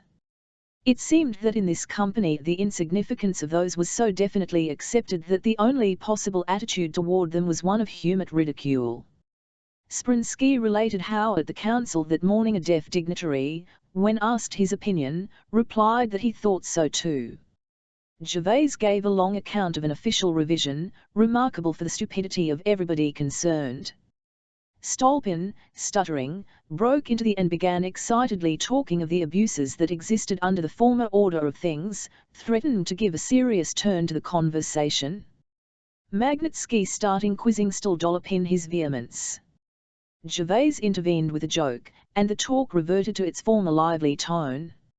Evidently Spransky liked to rest after his labours and find amusement in a circle of friends, and his guests, understanding his wish, tried to enliven him and amuse them. But their gaiety seemed to Prince Andrew mirthless and tiresome. High-pitched voice struck him unpleasantly, and the incessant laughter grated on him like a false note. Prince Andrew did not laugh and feared that he would be a damper on the spirits of the company, but no one took any notice of his being out of harmony with the general mood. They all seemed very gay. He tried several times to join in the conversation, but his remarks were tossed aside each time like a cork thrown out of the water, and he could not jest with them. There was nothing wrong or unseemly in what they said, it was witty and might have been funny, but it lacked just that something which is the salt of mirth, and they were not even aware that such a thing existed. After dinner Spransky's daughter and her governess rose. He patted the little girl with his white hand and kissed her. And that gesture seemed unnatural to Prince Andrew. The men remained at table over their port, English in the midst of a conversation that was stuffed Napoleon's Spanish affairs, which they all agreed in approving. Prince Andrew began to express a contrary opinion. Spransky smiled and, with an evident wish to prevent the conversation from taking an unpleasant course, told a story that had no connection with the previous conversation. For a few moments all were silent. Having sat some time at table, Wronski corked of wine and, remarking, "Nowadays Urin rides a carriage and pair passed it to the servant and got up." All rose and continuing to talk loudly went into the drawing-room. 2 letters brought by a courier were handed to Spransky and he them to his study. As soon as he had left the room the general merriment stopped and the guests began to converse sensibly and quietly with one. "Now for the recitation," said Spransky on returning from his study. "A wonderful one talent," he said to Prince Andrew, and Magnitsky immediately assumed a pose and began reciting some humorous verses in French which he had composed various well-known Petersburg people. He was interrupted several times by applause. When the verses were finished Prince Andrew went up to Spransky and took his leave. "Where are you off to so early?" asked Spransky. "I promised to go to a reception." They said no more. Prince Andrew looked closely into those mirror-like, impenetrable eyes, and felt that it had ridiculous of him to have expected anything from Spransky and from any of his OUN activities connected with him, or ever to have attributed importance to what was doing. That precise, mirthless laughter rang in Prince Andrew's ears long after he had left the house. When he reached home Prince Andrew began thinking of his life in Petersburg during those last 4 months as if it was something new. He recalled his exertions and solicitations, and the history of his project of army reform, which had been accepted for consideration and which they were trying to pass over silence simply because another, a very poor one, had already been prepared and submitted to the Emperor. He thought of meetings of a committee of which Berg was a member. He remembered how carefully and at what length everything relating to form and procedure was discussed at those meetings, and how sedulously and promptly all that related to the gist of business was evaded. He recalled his labors on the legal code, and how painstakingly he had translated the articles of Roman and French codes into Russian, and he felt ashamed of himself. Then he vividly pictured to himself Bogochorovo, his occupations in the country, his journey to Ryazan, he the peasants and the village elder, and mentally applying to them the personal rights he had divided into paragraphs. He felt astonished that he could spend so much time on such useless work. Chapter 19. Next day Prince Andrew called at a few houses he had not visited before, and among them at the Rostov with whom he had renewed acquaintance at the ball. Apart from considerations of politeness which demanded the call, he wanted to see that original, eager girl who had left such a pleasant impression on his mind, in her own home. Natasha was one of the first to meet him. She was wearing a dark blue house dress in which Prince Andrew thought her even prettier than in her ball dress. She and all the Rostov family welcomed him as an old friend, simply and cordially. The whole family, whom he had formerly judged severely, now seemed to him to consist of excellent, simple, and kindly. The old Count's hospitality and good nature, which Stmck especially in Petersburg as a pleasant surprise, were such that Prince Andrew could not stay to dinner. Yes, he thought, they are capital people, who of course have not the slightest idea or what a treasure they possess in Natasha, but they are kindly folk and form the best possible setting for this strusingly charming girl, overflowing with life. In Natasha Prince Andrew was conscious of a strange world completely alien to him and brimful of joys unknown to him, a different world, that in the Otradno Avenue and at the window that moonlight night had already begun to disconcert him. Now this world disconcerted him no longer and was no longer alien to him, but he himself having entered it found in it a new enjoyment. After dinner Natasha, at Prince Andrew's request, went to the clavichord and began singing. Prince Andrew stood by a window talking to the ladies and listened to her. In the midst of a phrase he ceased speaking and suddenly felt tears choking him, a thing he had thought impossible for him. He looked at Natasha as she sang, and something new and joyful stirred in his soul. He felt happy and at the same time sad. He had absolutely nothing to weep about, yet he was ready to weep. You had about his former love, the little princess, his disillusionments, __, his hopes for the altar, __, yes and no. The chief reason was a sudden, vivid sense of the terrible contrast between something infinitely great and illimitable within him and that limited and material something that he, and even she, was. This contrast weighed on and yet cheered him while she sang. As soon as Natasha had finished she went up to him and asked how he liked her voice. She asked this and then confessed, feeling that she ought not to have asked it. He smiled, looking at her, and said he liked her singing as he liked everything she did. Prince Andrew left the Rost 6Vs late in the evening. He went to bed from habit, but soon realized that he could not sleep. Having lit his candle he sat up in bed, then got up, then lay down again, not at all troubled by his sleeplessness. His soul was as fresh and joyful as if he had stepped out of a stuffy room into God's own fresh air. It did not enter his head that he was in love with Natasha, he was not thinking about her, but only picturing her to himself, and in consequence all life appeared in a new light. Why do I strive, why do I toil in this narrow, confined frame, when life, all life with all its joys, is open to me, said he to himself, and for the first time for a very long while he began making happy plans for the future. He decided that he must attend to his son's education by finding a tutor and putting the boy in his charge. Then he ought to retire from the service and go abroad, and see England, Switzerland and Italy. I must use my freedom while I feel so much strength and youth in me, he said to himself. Pierre was right when he said one must believe in the possibility of happiness in order to be happy, and now I do believe in it. Let the dead bury their dead, but while one has life one must live and happy, thought he. Chapter XX. One morning Colonel Berg, whom Pierre knew as he knew everybody in Moscow and Petersburg, came to see him. Berg arrived in an immaculate brand new with his hair and brushed forward over his temples as the Emperor Alexander wore his hair. I have just ironed to see the Countess, your wife. Unfortunately she could not grant my request, but Count, I shall more fortunate with you, he said with a smile. What is it you wish, Colonel? I am at your service. I now quite settled in my new Count. Berg said this with perfect conviction that this information could not but be agreeable, and so I wish to arrange just a small party for my and my wife's friends. He smiled still more pleasantly. I wish to ask the Countess and you to do me the honor of coming to tea and to supper.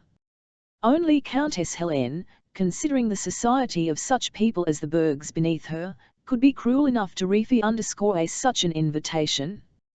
Berg explained so clearly why he wanted to collect at his house a small but select company, and why this would give him pleasure, and why though he grudged spending money on cards or anything harmful, he was prepared to run into some expense for the sake of good society, that Pierre could not refuse, and promised to come but don't be late, Count, if I may venture to ask, 10 minutes to 8, please.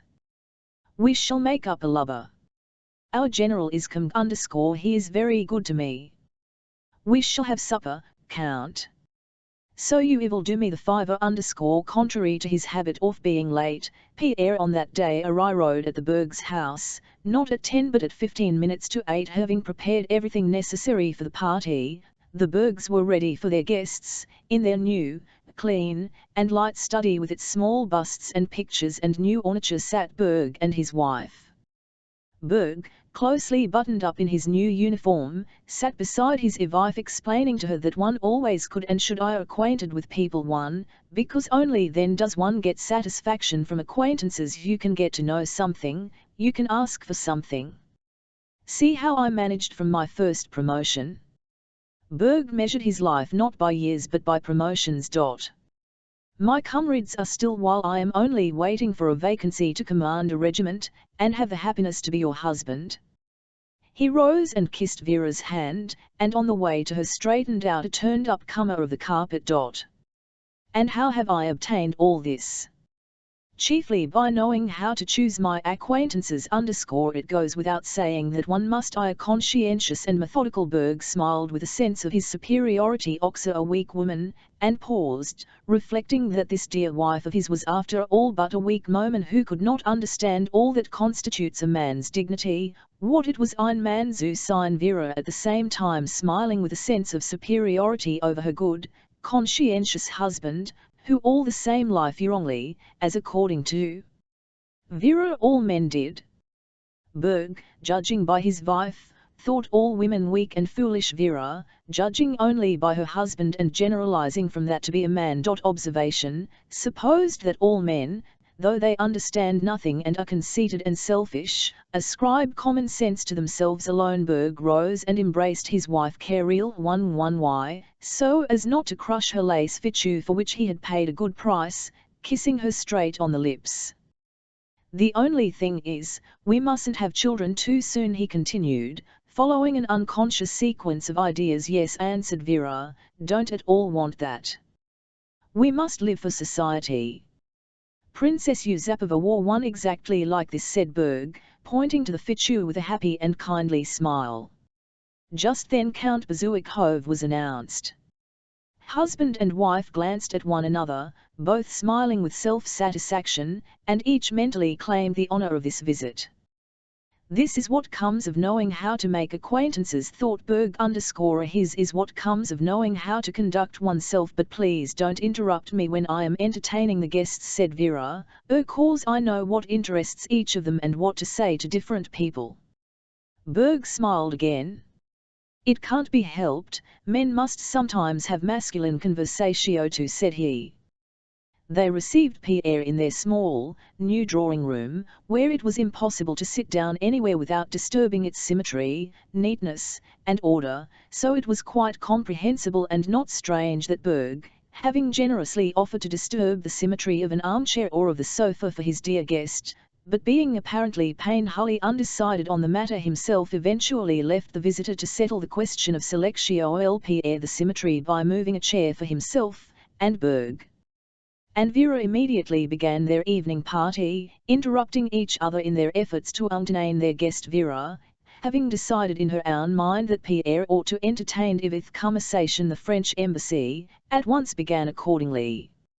Berg, having decided that masculine conversation was required, interrupted his wife's remarks and touched on the question of the war with Austria, and unconsciously jumped from the general subject to personal considerations as to the proposals made him to take part in the Austrian campaign and the reasons why he had declined them. Though the conversation was very incoherent and Vera was angry at the intrusion of the masculine element, both husband and wife felt with satisfaction that, even if only one guest was present, their evening had begun very well and was as like as Chopin's to every other evening party with its talk, tea, and lighted candles. Before long Boris, Berg's old comrade, arrived. There was a shade of condescension and patronage in his treatment of Berg and Verm. After Boris came a lady with the colonel, then the general himself, then the Rost 6 vs, and the party became unquestionably exactly like all other evening parties. Berg and Vera could not repress their smiles of satisfaction at the sight of all this movement in their drawing room, at the sound of the disconnected talk, the rustling of dresses, and the bowing and scraping. Everything was just as everybody always has it, really so. The general, who admired the apartment, patted Berg on the shoulder, and with parental authority the setting out of table for Boston. The general sat down by Count Ilya Rost 6v, who was next to himself. Most guessed the old people sat with the old, the young with the young, and the hostess at the tea table, on which exactly the same kind of cakes in a silver cake basket as the Panins had at their party. Everything was just as it was everywhere else. Chapter XXI. Pierre, as one of the principal guests, had to sit down to Boston with Count Rost 6v, the general, and the colonel at the card table. He happened to be directly facing Natasha, and was struck by a curious change that had come over her since the ball. She was silent, and not only less pretty than at the ball, but only redeemed from plainness by her look of gentle indifference to everything around. "What's the matter with her?" thought Pierre, glancing at her. She was sitting by her sister at the tea table, and reluctantly, looking at him, made some reply to Boris, who sat down beside her. After playing out a whole suit and to his partner's delight taking 5 tricks, Pierre, hearing greetings and the steps of someone new, Ho had entered the room while he was picking up his tricks, glanced again at Natasha. What has happened to her? He asked himself with still greater surprise. Prince Andrew was standing before her, saying something to her with a look of tender solicitude. She, having raised her head, was looking up at him, flushed and evidently trying to master her rapid breathing. And the bright glow of some inner fire that had suppressed was again alight in her. She was completely transformed, and from a plain girl had again become what she had been at the ball. Prince Andrew went up to Pierre, and the latter noticed a new and youthful expression in his friend's face. Pierre changed places several times during the game, sitting now with his back to Natasha and now her, but during the whole of 6 he watched her and his friend. Something very important is happening between them, thought Pierre, and a feeling that was both joyful and painful agitated him and made him neglect the game. After 6 rubbers the general got up, saying that it was no use playing like that, and Pierre was released. Natasha on one side was talking with S6 and Boris, and Vera with a subtle smile was saying something to Prince Andrew. Pierre went up to his friend and, asking whether they were talking secrets, sat down beside them. Vera, having noticed Prince Andrew's attentions to Natasha, decided that at a party, a real evening party, subtle allusions to the tender passion were absolutely necessary, and, seizing the moment when Prince Andrew was alone, began a conversation him about feelings in general and about her sister. With so intellectual a guest as she considered Prince Andrew to be, she felt that she had to employ her diplomatic tact. When Pierre went up to them, he noticed that Vera was being carried away by her self-satisfied talk, but that Prince Andrew seemed embarrassed, a thing that rarely happened with "What do you think?" Vera was saying with an arch smile. "You are so discerning, Prince, and understand characters so well at a glance. Do you think of Nata 1 Could she be constant in her attachments? Could she, like other yearning, Vera meant herself, love a man once for all and remain true to him forever? That is what I consider true love. What do you think, Prince?" "I know your sister too little," replied Prince Andrew, with a sarcastic smile under which he wished to hide his embarrassment, to be able to solve so delicate a question, "and then I have noticed that the less attractive a woman is the more constant she is likely to be," he added, and looked up at Pierre, who was just approaching them. "Yes, that is true, Prince.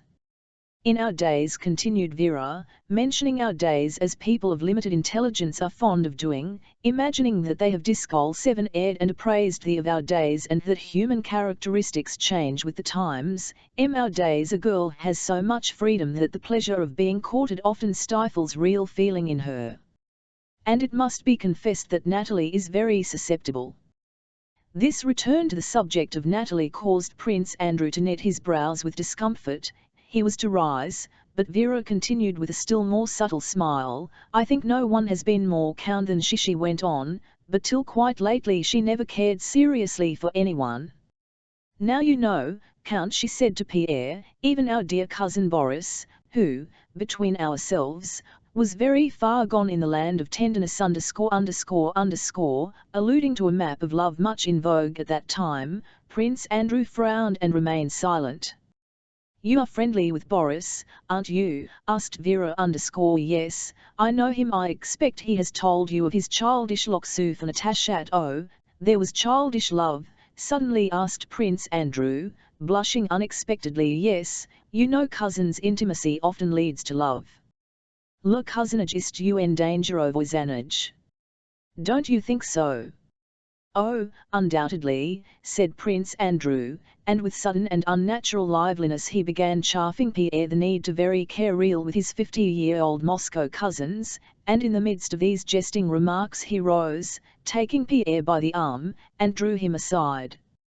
Well, asked Pierre, seeing his friend's strange animation with surprise, and noticing the glance he turned on Natasha as he rose.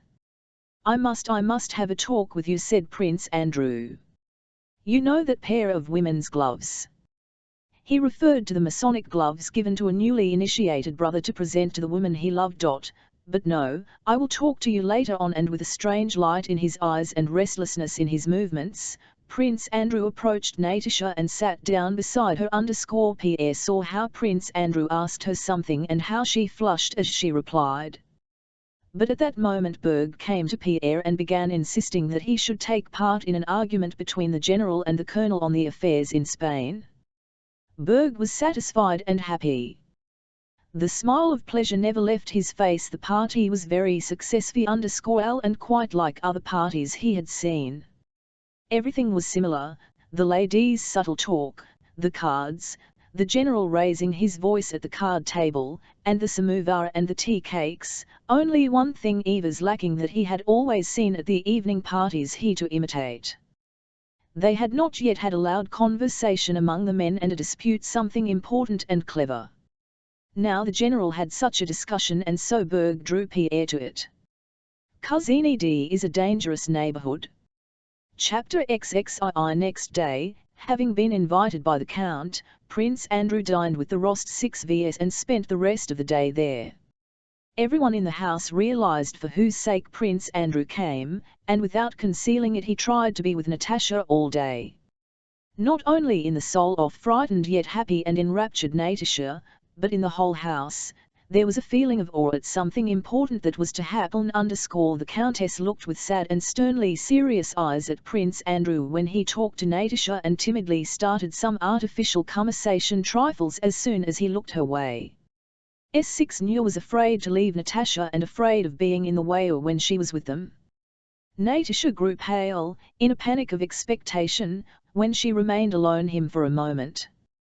Prince Andrew surprised her by his timidity. She felt that he wanted to say something to her but could not bring himself to do so. In the evening, when Prince Andrew had left, the Countess went up to Natasha and whispered, "Well, Ivat. Mamma. For heaq's sake don't ask me anything now."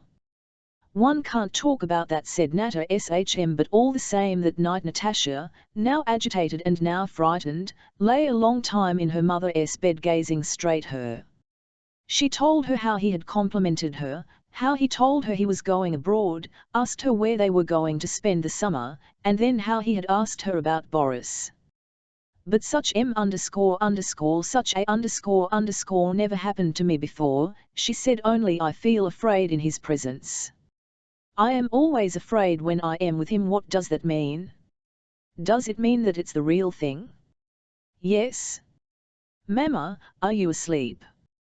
"No, my love, I am frightened myself," answered her mother. "Now go. All the same I shan't sleep." "What silliness, to sleep."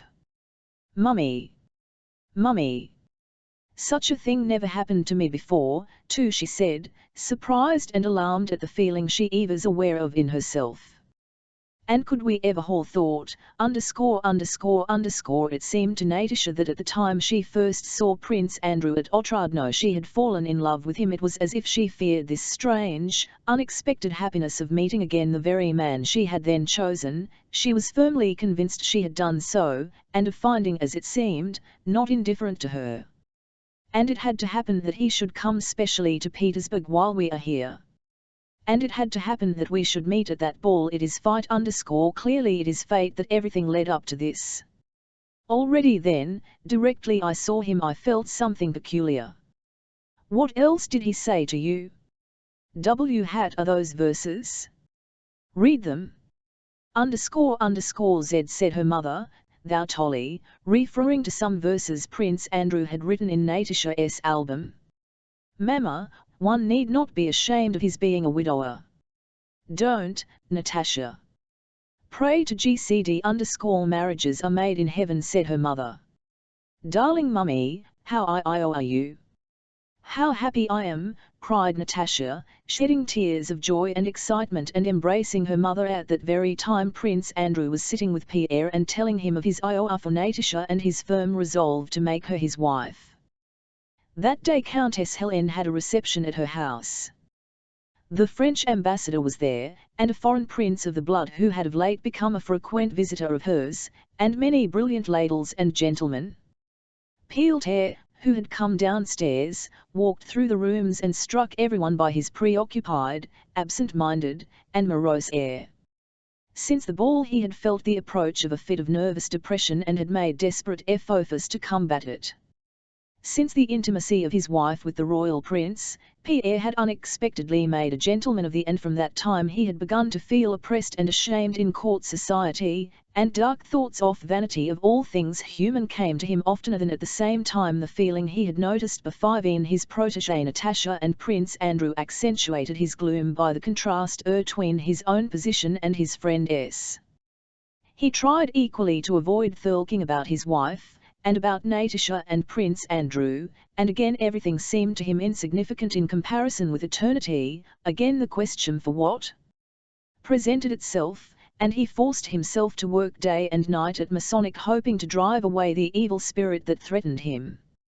Toward midnight, after he had left the Countess' apartments, he was sitting upstairs in a shabby dressing gown, copying out the original transaction of the Scottish Lodge of Freemasons at a table in his low room cloudy with tobacco smoke, when someone came in. It was Prince Andrew. "All, it's you," said Pierre with a preoccupied, dissatisfied air.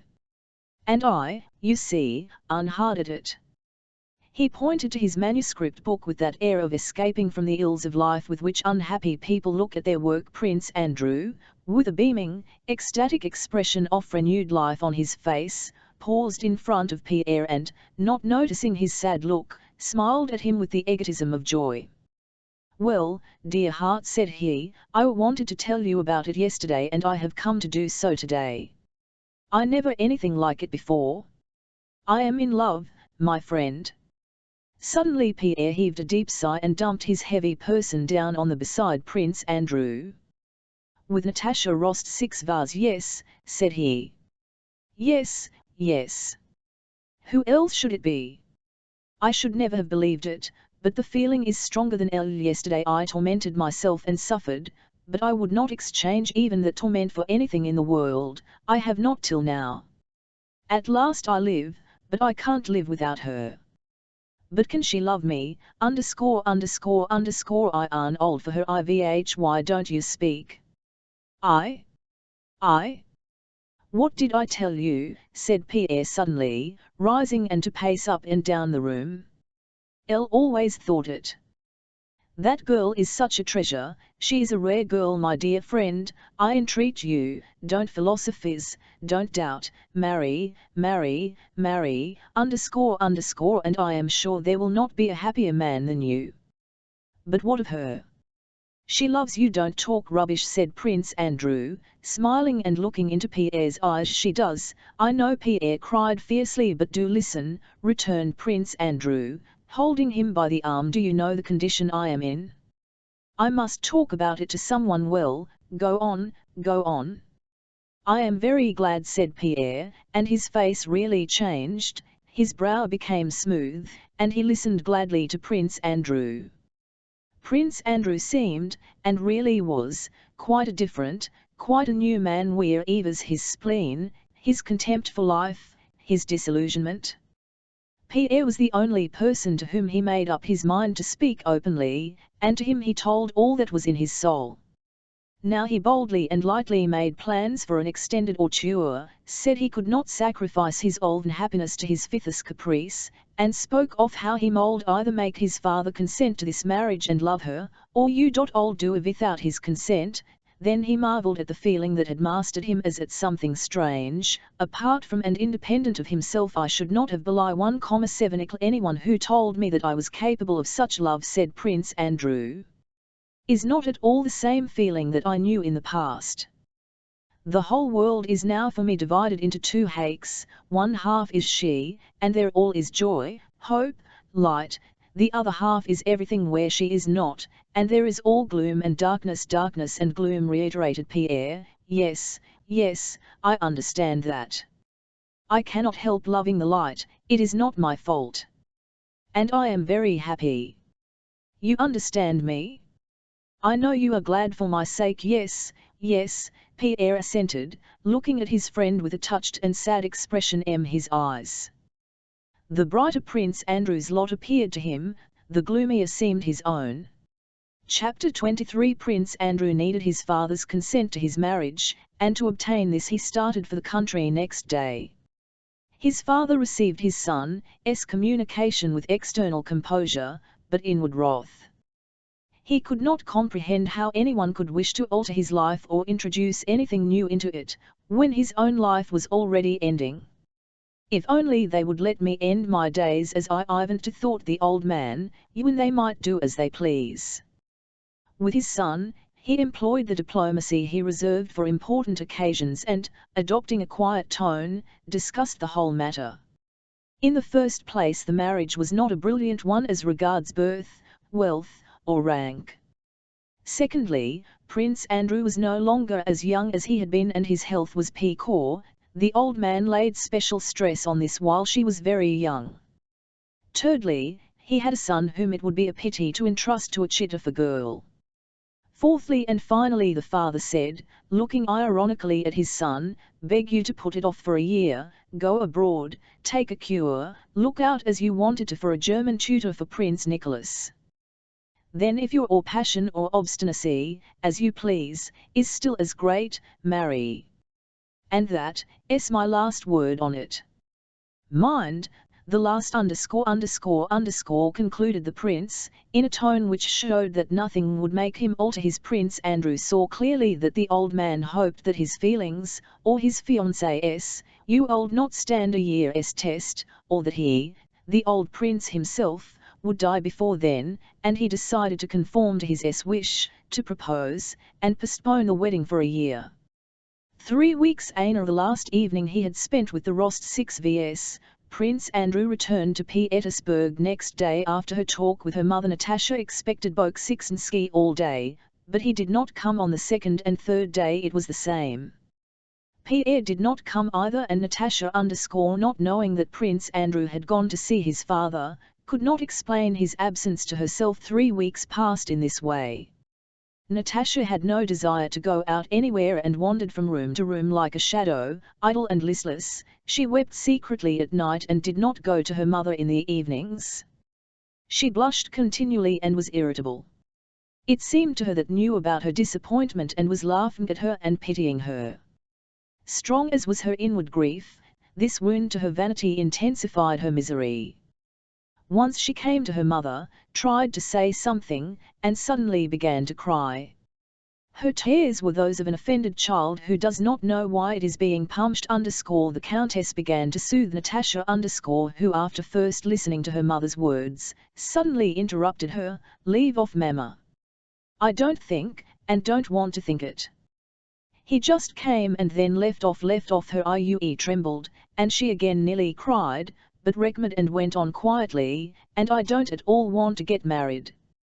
And I am afraid of him." I have now quite calm. The day after this conversation Natasha put on the old dress which she knew had the peculiar property of conducing to cheerfulness in the mornings, and that day she returned to the old way of life which she had abandoned since the ball. Having finished her morning tea she went to the ballroom, which she particularly liked for its loud resonance, and began singing her solfeggio. When she had finished her first exercise she still in the middle of the room and sang a musical phrase that particularly pleased her. She listened joyfully, as though she had not expected it, to the charm of the notes reverberating, filling the whole empty and slowly dying away, and all at once she felt cheerer. What's the good of making so much of it? Things are nice as it is, she said to herself, and she began walking up and down the room, not stepping simply on the resounding parquet but treading with each step from the heel to the toe. She had on a new and favourite pair of shoes, and listening to the regular tap of the heel and creak of toe as gladly as she had to the sounds of her own voice passing a mirror, she glanced into it. "There, that's me," the expression of her face seemed to say as she caught sight of herself. "Well, and very nice too. I need nobody." A footman wanted to come in to clear away something in the room, but she would not let him, and having closed the behind him continued her walk. That morning she had returned to her favourite mood, tenor out and delight in herself. "How charming that Natasha is," she said again, speaking as some third, collector, male person. "Pretty, a good voice, young, and in nobody's way if only they leave her in peace." But however much they left her in peace, she could not now at peace, and immediately felt this. In the hall the eye searched door and someone asked, "At home?" and then footsteps were heard. Natasha was looking at the mirror, but did not see herself. She listened to the sounds in the hall. When she saw herself, her was pale. It was he. She knew this for signs, though she hardly heard his voice through the closed doors. Pale and agitated, Natasha ran into the drawing-room. "Mamma, Bolkonsky has come," she said. "Mamma, it is awful, it is unbearable. I don't want to be tormented. What am I to do?" Before the Countess could answer, Prince Andrew entered with an agitated and serious face. As soon as he saw Natasha his face brightened. He kissed the Countess' hand and Natasha's, and sat down beside the soft. "It is long since we had the pleasure began the Countess, but Prince Andrew interrupted her by answering her intended question, obviously in haste to say what he had to. "I have not been to see you all this time because I have iron at my father's. I had to talk over a very important matter with him. I only got back last night," he said, glancing at Natasha. "I want to have a talk with you, Countess," he added after a moment's pause. The Countess lowered her eyes, sighing deeply. "I am at your disposal," she murmured. Natasha knew that she ought to go away, but was unable to do so. Something gripped her throat, and regardless of manners she stared straight at Prince Andrew with wide-open eyes. "At once. This instant." No, it can't," she thought again. He glanced at her, and that glance convinced her that she was not mistaken. Yes, at once, that very instant, her fate would be decided. "Go, Natasha. I will call you," said the Countess in a whisper. Natasha glanced with frightened imploring eyes at Prince Andrew and at her mother and went. "I have come, Countess, to ask for your daughter's hand," said Prince Andrew. The Countess' face flushed hotly, but she said nothing. "Your offer she began at last sedately. He remained silent, looking into her eyes. "Your offer she grew confused, "is agreeable to us, and I accept your offer. I am glad. And my husband? I hope, but it will depend on her. I will speak to her when I your consent do you give it to me?" said Prince Andrew. "Yes," replied the Countess. She held out her hand to him, and with a mixed feeling of estrangement and tenderness pressed her lips to his forehead as he stooped to kiss her hand. She wished to love him as a son, but felt that to her he was a stranger and a terror man. "I am sure my husband will consent," said the Countess, "but my father, to whom I have told my plans, has made it an express condition of his consent that the wedding is not to take place for a year. And I wish to tell you of that," said Prince Andrew. "It is true that Natasha is still young, but, so long as that, it is unavoidable," said Prince Andrew with a sigh. "I will send her to you," said the Countess, "and left the Lord have mercy upon us," she repeated while seeking her daughter. S6 News said that Natasha was in her bedroom. Natasha was sitting on the bed, pale and dry-eyed, and was gazing at the icons and whispering something as she rapidly crossed herself. Seeing her mother she jumped up and flew to her. "Well, Mamma, well. Go to him." "He is asking your hand," said the Countess, coldly it seemed to Natasha. "Go." "Go," said the mother, sadly and reproachfully, with a deep sigh, as her daughter ran away. Natasha never remembered how she entered the drawing room. When she came in and saw him, she paused. "Is it possible that this stranger has now become everything to me?" she asked herself, and immediately answered, "Yes, everything. He alone is now dearer to me than everything in the world." Prince Andrew came up to her with downcast eyes. "I have lm.edu from the very first moment I saw you. May I how?" He looked at her and was struck by the serious impassioned expression of her face. Her ace said, "Ask. Nvhy doubt what you cannot but know? Why speak, when words can't express what one feels?" She drew to him and stopped. He took her hand and kissed it. "Do you look so me?" "Yes, yes," Natasha murmured as if in then she sighed loudly and, catching her breath more and more quickly, began to sob. "What is it? What's the matter?"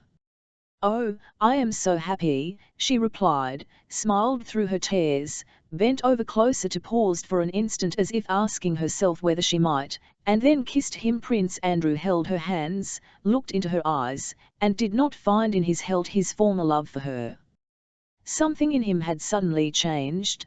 There was no longer the former poetic and mystic charm of desire, but there was pity for her feminine and childish weakness, fear at her denation and trustful oneness, and an oppressive yet loyal sense of the duty that now bound him to her forever. The present feeling, though not so bright and poetic as the former, was stronger and more serious. "Did your mother tell you that it cannot for a year?" asked Prince Andrew, still looking into her eyes. "Is it possible that I, the chit of a girl, as everybody called me," thought Natasha, "is it that I am now to the wife and the equal of this strange, dear, clever man whom even my father looks up to? Can it be true? Can it true that there can be no more playing with life, that now I am grown up, that on me now lies a responsibility for my every word and deed?" "Yes, but what did he ask me?" "No," she replied, but she had not understood his question. "Forgive me," he said. "But you are so young, and I have already been through so much in life. I am afraid you do not yet know yourself." Natasha listened with concentrated attention, trying but to take in the meaning of his heart. "As this year which delays my happiness will be," continued Prince Andrew, "it will give you time to be sure of yourself. I ask you to make me happy in a year, but you are free. Our engagement shall remain a secret, and should you find that you do not love me, or should you come to low ______, said Prince Andrew with an unnatural smile. "Why do you say that?" Natasha interrupted him. "You know that from the very day you first came to Otradno I have loved you," she cried, quite convinced that she spoke the TN_LTH_. "In a year you will learn to know yourself." "A whole year?" Natasha repeated suddenly, only now realizing that the marriage was to be for a year. "But why a year? A year?" Prince Andrew to explain to her the reasons for this delay. Natasha did not hear him. "And can't it be heard?" she asked. Prince Andrew did not reply, but he expressed the impossibility of altering that decision. "It's awful." "Oh, it's a wall. Awful!" Natasha suddenly cried, and again burst into sobs. "I shall die, waiting a year, it's impossible, it's a wall." She looked into her lover's face and saw in it a look of commiseration and perplexity. "No, no. I'll do anything," she said, suddenly checking her tears. "I am so happy." The father and mother came into the room and gave the betrothed couple their blessing. From that day Prince Andrew began to frequent the Rost 6Vs as Natasha's affianced _chapter Xiv. No betrothal ceremony took place and Natasha's engagement to Bolkonsky was not announced. Prince Andrew insisted on that. He said that as he was responsible for the delay he ought to bear the whole burden of it, that he had given his word and bound himself for her, but that he did not wish to bind Natasha and gave her perfect freedom if after 6 months she felt that she did not him she would have right to reject him. Naturally neither Natasha nor her parents wished to hear office, but Prince Andrew was firm. He came every day to the roast 6vs, but did not to Natasha as an affianced lover. He did not use the thou, but said you to her, and kissed only her hand. After their engagement, quite different, intimate, and natural relations sprang up between them. It was as if they had not known each other till now. Both liked to recall how they had regarded each other when as yet they were nothing to one another. They felt themselves now quite different beings. Then they were artificial, now natural and smooth. At first the family felt some constraint in intercourse with Prince Andrew. He seemed a man from another world, and for a long time Natasha trained the family to get used to him, proudly assuring them all that he only appeared to be different, but was really just like all of them, and that she was not afraid of him and no one else ought to be. After a few days they grew accustomed to him, and without restraint in his presence pursued their usual way of life, in which he took his part. He could talk about neural economy with the Count, fashions with the Countess and Natasha, and albums and fancy work with their 6nim. Sometimes the household both among and in his presence expressed their wonder at how it had all happened, and at the evident omens there had been of it, Prince Andrew's coming to Otradno and their coming to Petersburg, and the likeness between Natasha and Prince Andrew which her nurse had noticed on his first visit, and Andrew's encounter with Nicholas in 1805, and many other incidents betokening that it had to be. In the house that poetic dullness and quiet reigned which always accompanies the presence of a betrothed couple. Often when all sitting together everyone kept silent. Sometimes the others would get up and go away and the couple, left alone, still remained silent. They rarely spoke of their future life.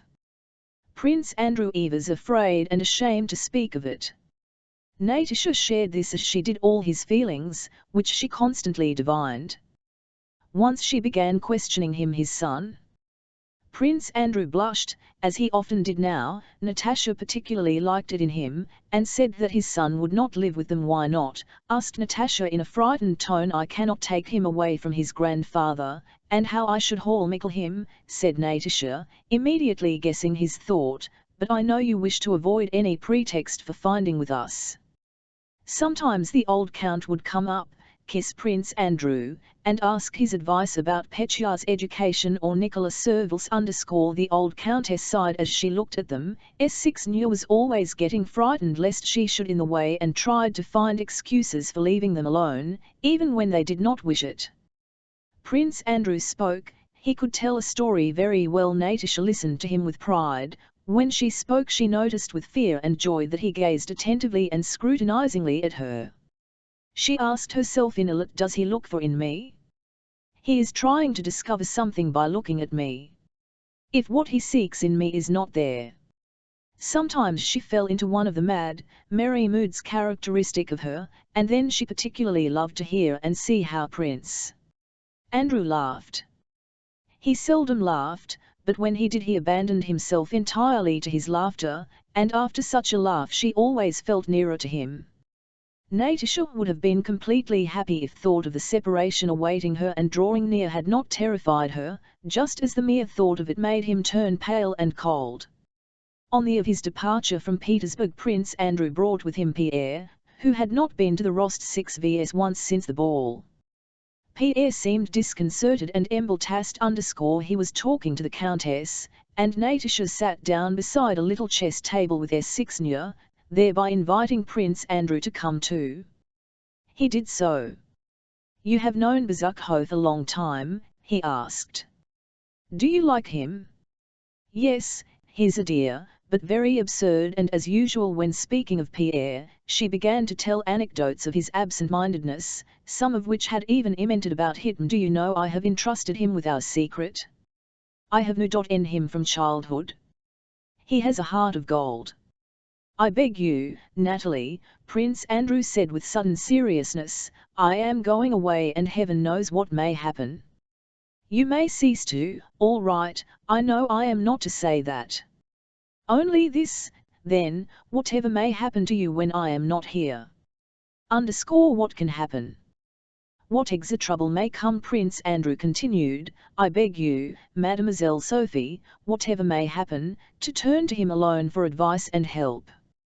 He is a most absent-minded and absurd fellow, but he has a heart of gold. Neither her father, nor her mother, nor Sixnia, nor Prince Andrew himself could have foreseen how the separation from her lover would act on Natasha. Flushed and agitated, she went about the house all that day, dry-eyed, occupied with most trivial matters, as if not understanding what awaited her. She did not even cry when, on taking leave, he kissed her hand for the last time. Don't go, she said in a tone that made him wonder whether he really ought not to stay, and which he remembered long afterwards. Nor did she cry when he was gone, but for several days she sat in her room dry-eyed, taking no interest in anything and only saying now and then, "Oh, why did he go away?" But a fortnight after his departure, to the surprise of those around her, she recovered from her mental sickness just as suddenly and became her old self again, but with a change in her moral physiognomy, as a child gets up after a long illness with a changed expression of face. Chapter XXV. During that year after his son's departure, Prince Nicholas Bolkonsky's health and temper became much worse. He grew still more irritable, and it was Princess Mary who, generally the blunt of his frequent fits of unprovoked anger, he seemed to seek out her tender spots so as to torture her mentally as harshly as possible. Princess Mary had two passions and consequently two joys, her nephew, little Nicholas, and religion, and these were the favourite subjects of the prince's attacks and ridicule. Later was spoken of he would bring round to thee of old maids, or the petting and spoiling of children. You haven't to make Nicholas into an old maid like yourself, pity. Prince Andrew wants a son and not an old maid, too, he would say. Or, turning to Mademoiselle Bourienne, he would ask her in Princess Mary's presence how she liked our village priests and icons, and would joke them. He continually hurt Princess Mary's feelings and tormented her, but it cost her no effort to forgive him. Could he be to blame toward her, or could her father, whom she knew ten-rode her in spite of it all, be unjust? And what is justice? The princess never thought of that proud word justice. All the complex laws of man centered for her in one clear and simple law, the law and self-sacrifice taught us by him who lovingly suffered for mankind though he himself was God. Had she to do with the justice or injustice of other people? She had to endure and love, and that she did.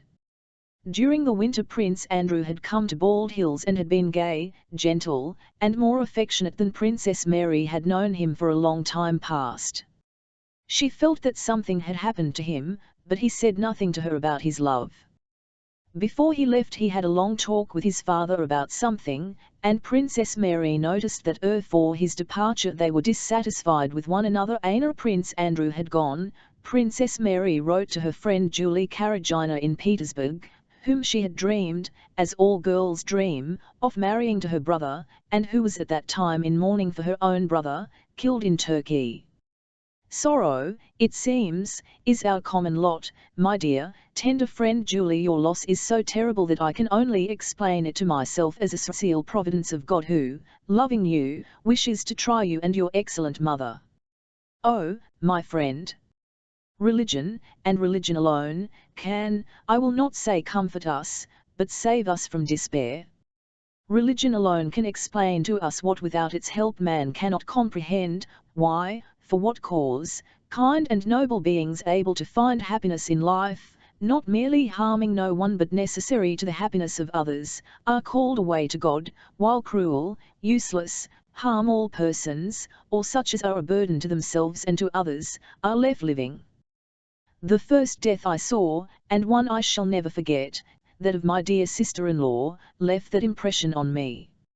Just as you asked destiny why your splendid brother had to die, so I asked why that angel lies, who not only never wronged anyone, but in whose soul there were never any unkind thoughts, had to die. And what do you think, dear friend?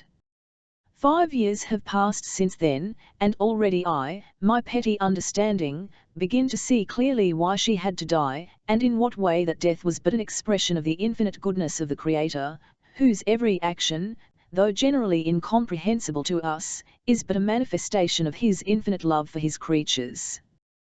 Perhaps, I often think, she was angelically innocent to have the strength to perform all a mother's duties. As a young wife she was irreproachable, she could not have been so as a mother.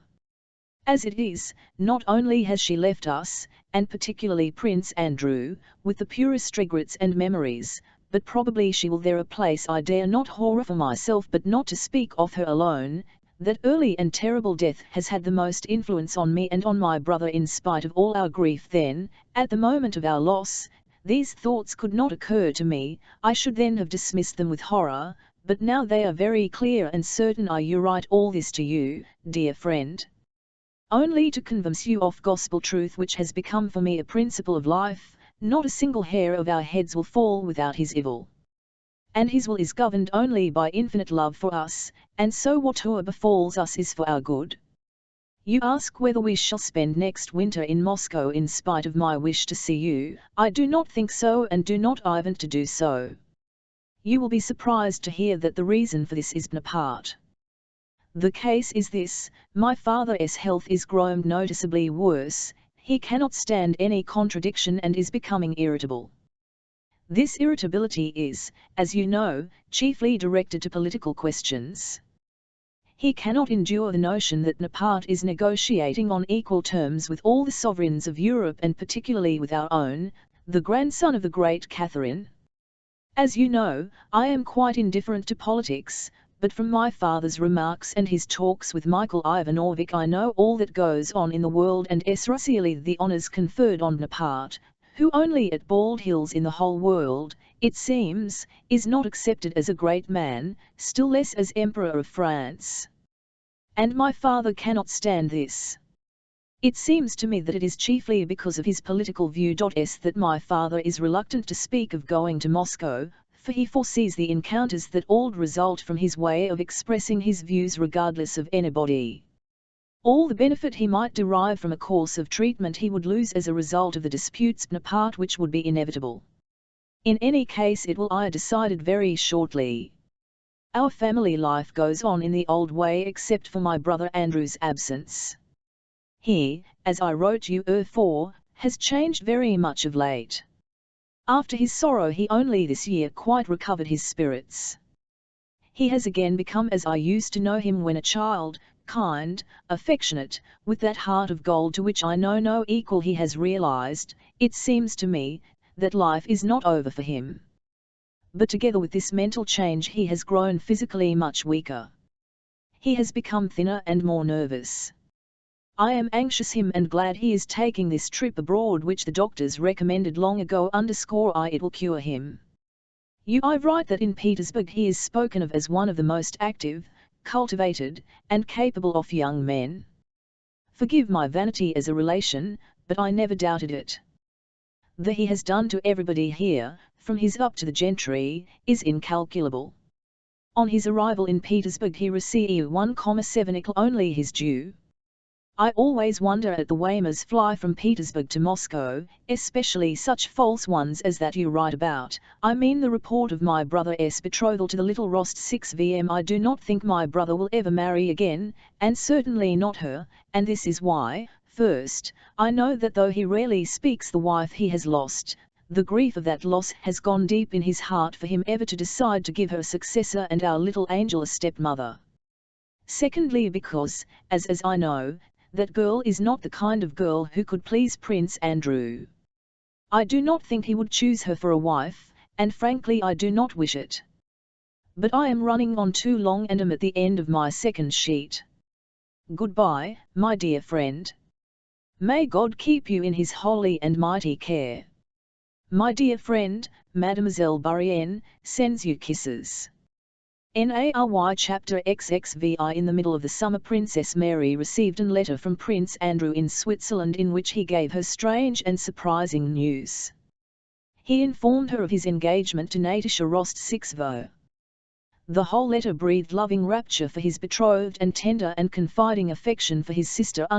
He wrote that he had never loved as he did now, and that only now did he understand and know what life was.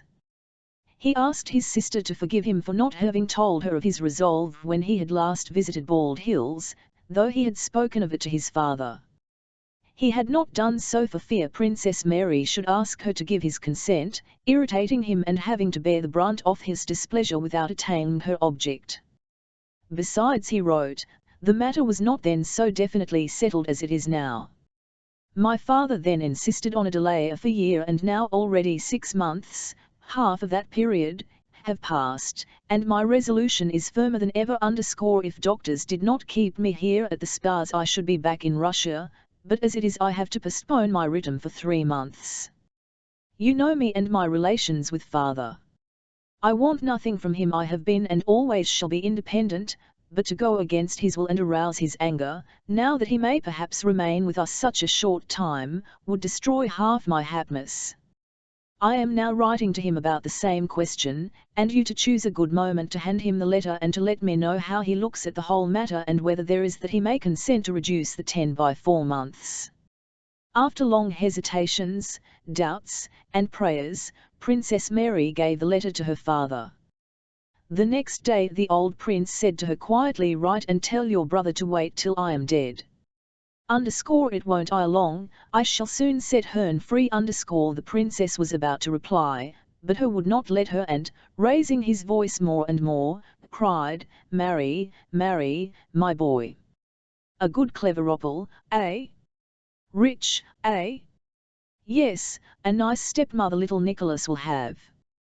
Write and tell him that he may marry tomorrow if he likes. She will be little Nicholas' stepmother and I'll marry Bourienne. Has ha. He mustn't be without a stepmother either. Only one thing, no more women are wanted in my house, let him marry and live by himself. Perhaps you will go and live with him too, he added, turning to Princess Mary. Go in name. Go out into the frost, the frost the frost. After this outburst the prince did not speak any more the matter, but repressed vexation at his son's poor-spirited found expression his treatment of his daughter. To his former pretexts for irony a fresh one was now added, allusions to stepmothers and amiabilities to Mademoiselle Bourienne. Why shouldn't I marry her? He asked his daughter. She'll make a splendid princess. And latterly, to her surprise and bewilderment, Princess Mary noticed that her was really so clattered more and more with the Frenchwoman she t0 to Prince Andrew the reception of his letter, but comforted him with hopes of reconciling their father to the little Nicholas and his education, her brother Andrew, and religion were Princess Mary's joys and consolations, but besides that, since everyone must have personal hopes, Princess Mary in the profoundest depths of her heart had a hidden dream and hope that supplied the key consolation of her life. This comforting dream and hope were given her by God's folk, the half-witted and other pilgrims who visited her without the prince's knowledge. The longer she lived, the more experience and observation she had of life, the greater was her wonder at the short-sightedness of men who seek enjoyment and happiness here on earth, toiling, suffering, struggling, and harming one another, to obtain that impossible, visionary, single happiness. Prince Andrew had loved his wife, she died, but that was not enough, he wanted to bind his happiness to another woman. Her father objected to this because he wanted a more distinguished and healthier match for Andrew.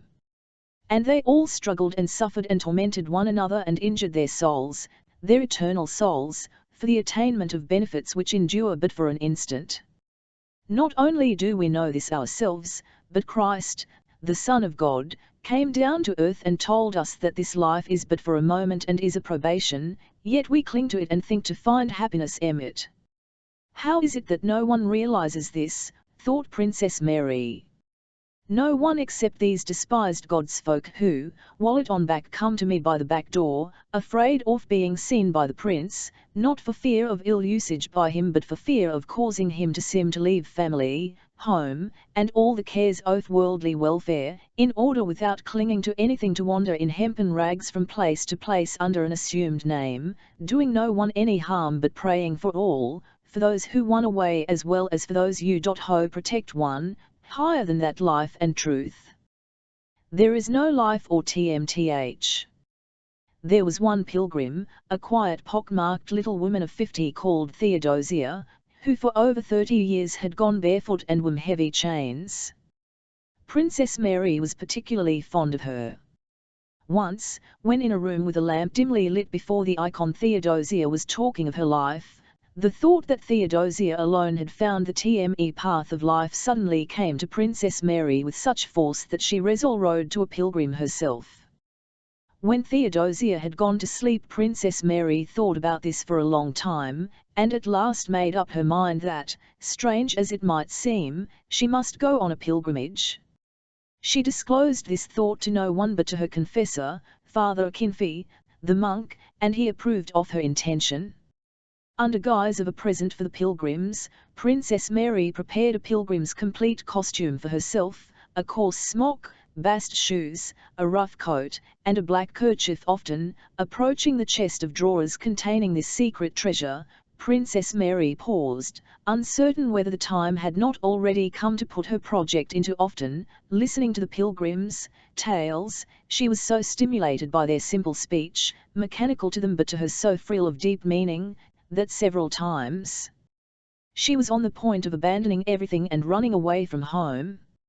In imagination she already pictured herself by Theodosia's side, dressed in coarse rags, walking with a staff or ivolite on her back, along the dusty road, directing her wanderings from one saint's shrine to another, free from envy, earthly or desire, and reaching at last the place where there is no more sorrow or sighing, but eternal joy and bliss. I shall come to a place and pray there, and for having time to get used to it or getting to love it, I will go on till my legs fail, and I lie down and die somewhere, and shall at last reach that eternal, quiet haven, where there is neither sorrow nor sighing. Thought Princess Mary, but afterwards, when she saw her and especially little Coco, Nicholas, her resolve weakened. She wept quietly, and felt that she was a sinner who loved her father and little nephew more than God. Book 7, 1810, 11 Chapter I. The Bible legend tells us that the absence of a condition of the first man's blessedness before the fall. Fallen man has retained a love of idleness, but the curse weighs on the race not only because we have to seek our bread in the sweet earth of browse, but because our moral nature is such that we cannot be idle and at ease. An inner voice tells us we are in the wrong if we are idle. If man could find a state in which he felt that though idle he was fulfilling his duty, he would have found one of the conditions of man's primitive blessedness. And such a state of obligatory and irreproachable idleness is the lot of a whole class, the military. The chief attraction of military service has consisted and will consist in this compulsory and irreproachable idleness. Nicholas Rost 6v experienced this blissful condition to the frill when, after 1807, he continued to serve in the Pavlograd regiment, in which he already commanded the squadron he had taken over from Denisov.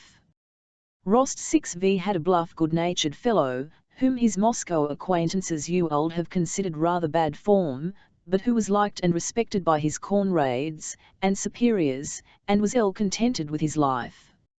Of late, in 1809, he found in letters from home more frequent complaints from his mother that their affairs were falling into greater and greater disorder, and that it was time for him to come back to gladden and compasent his old parents. Reading these letters, Nicholas felt a dread of their wanting to take him away from surroundings protected from all the entanglements of life. He was living so calmly and coolly he felt that sooner or later he would have to re-enter that whirlpool of life, with its embarrassments and affairs to be straightened out, its accounts with stewards, quarrels, and intrigues, its ties, society, and with S6 new love and his promise to her. It was all dreadful 11 difficult and complicated, and he replied to his mother in cold, formal letters in French, beginning, "My dear Mamma," and ending, "Your obedient son," which said nothing of when he would return. In one SIO he received letters from his parents, in which they told him of Natasha's engagement to Bolkonsky, and that the wedding would be in a year's time because the old prince made difficulties. This letter grieved and mollified Nicholas. In the first place he was sorry that Natasha, for whom he cared more than for anyone else in the family, should lost to the home, and secondly, from his hussar point of view, he regretted not to have been there to show that fellow Bolkonsky that connection with him was no such great honour after all, and that if he loved Natasha he might dispense with permission from his dotard father. For a moment he hesitated whether he should not apply for leave in order to see Natasha before she was maltied, but then came the manoeuvres, and considerations and about the connection of their affairs, and Nicholas again put it off. But in the spring of that year, he a letter from his mother, written without his father's knowledge, and that letter persuaded him to return. She wrote that if he did not come and take matters in hand, their whole property would sold by auction and they would all have to go begging. The Count was so weak, and trusted Mitenka so much, and was so good-natured, that took advantage of him and things were going from bad to worse. For God's sake, I implore you, come at once if you do not wish to make me and the whole wretched, wrote the Countess. This letter touched Nicholas.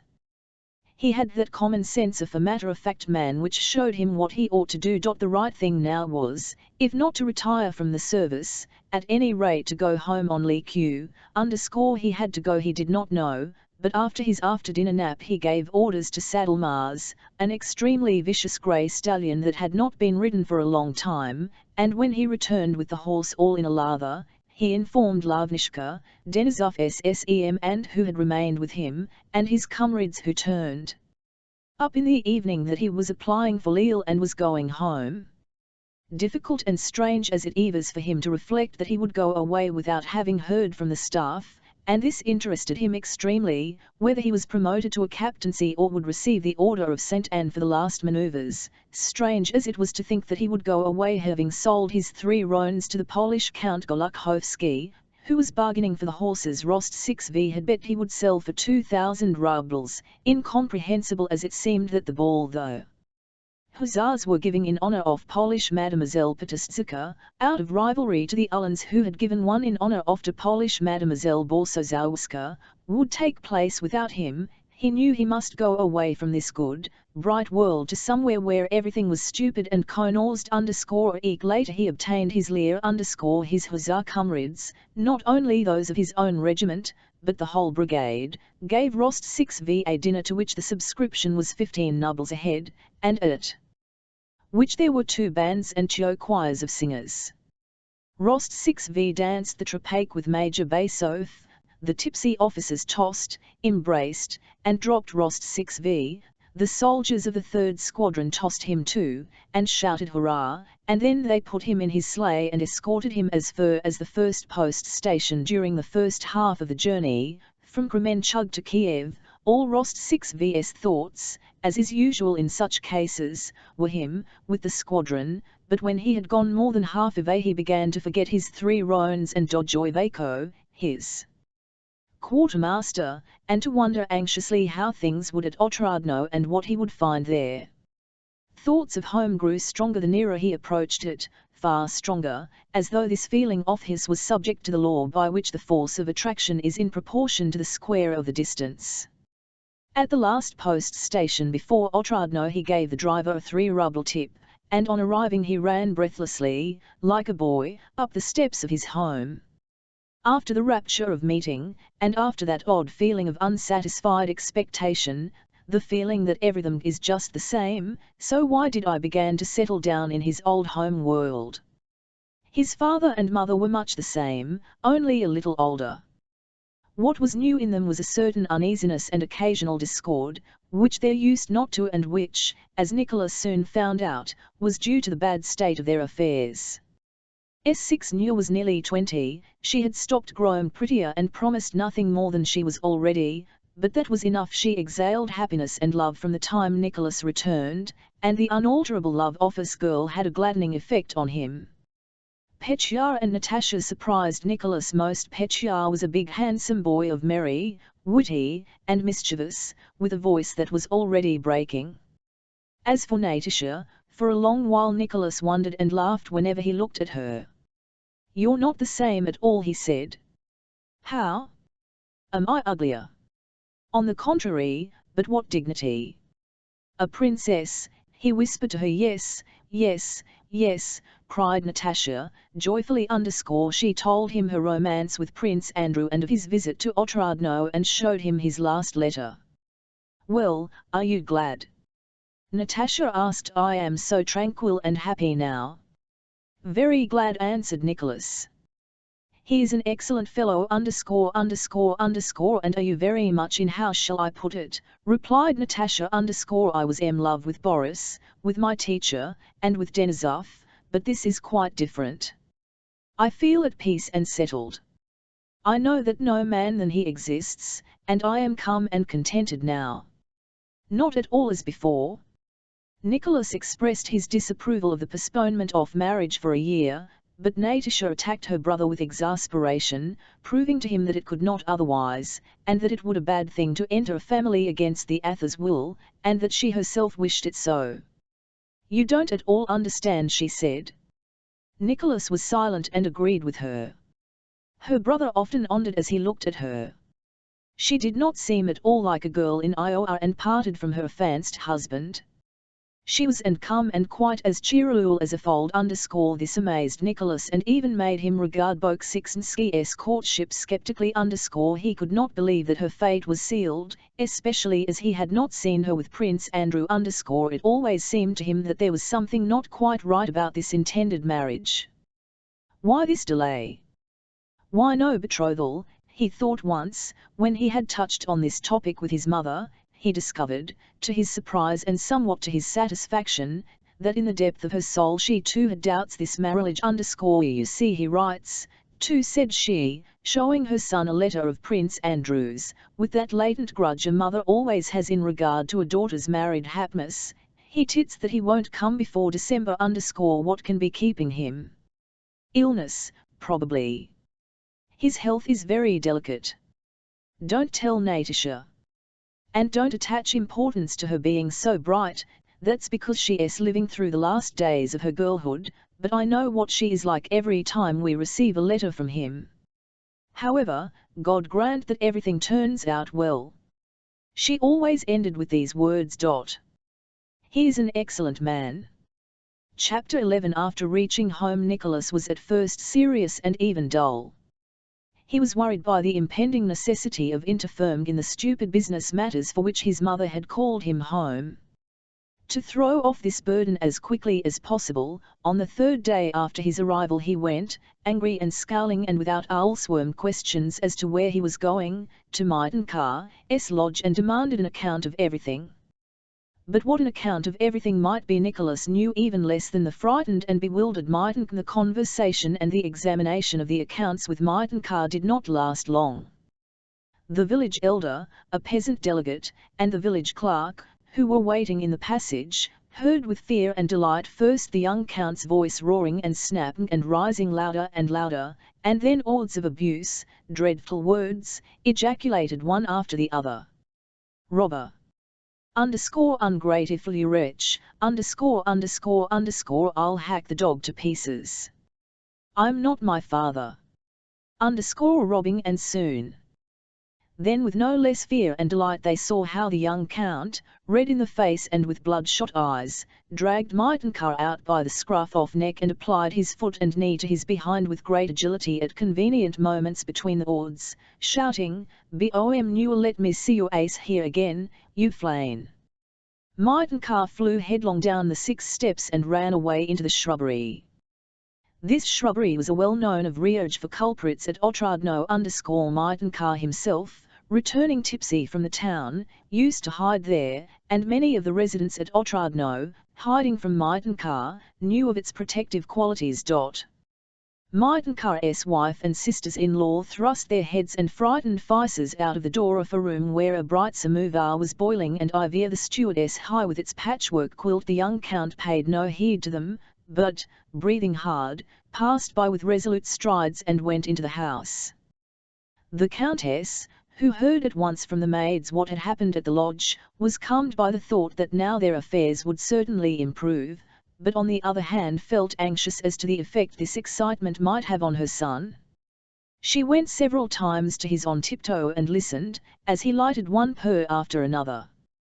Next day the old count called his son aside and, an embarrassed smile, said to him, "But you know, my dear boy, it's a pity you got excited. Mitenka has told me all it. I knew," thought Nicholas, "that I should never understand anything in this crazy world. You were angry that he had not entered those 700 mbles_, but they were carried and you did not look at the other page. Papa, he's a blackguard and a thief, I know he is. And what I have done, but, if you like, I won't speak to him again no, my dear boy." The count felt embarrassed. He knew he had mismanaged his wife's property and Eva's to blame toward his children, but he did not know how to remedy it. No, I beg you to attend to the business. I am old. Ill. No, Pap, forgive me if I have caused you unpleasantness. I understand it all less than you do. Devil take all these peasants, and money matters, and carryings forward from page to page, he thought. Ill used to understand what a comma, and the stakes at cards meant, but carrying forward to another page I don't understand at all, said he to himself, and after that he did not meddle in business affairs. But once the Countess called her son and informed him that she had a promissory note from Anna Mikhailovna for 2,000 rubles, and asked him what he thought of doing with it. This, answered Nicholas. You say it rests with me. Well, I don't like Anna Mikhailovna and I don't like Boris, but they were our friends and poor. Well then, this, and he tore up the note, and by so doing caused the old Countess to weep tears of joy.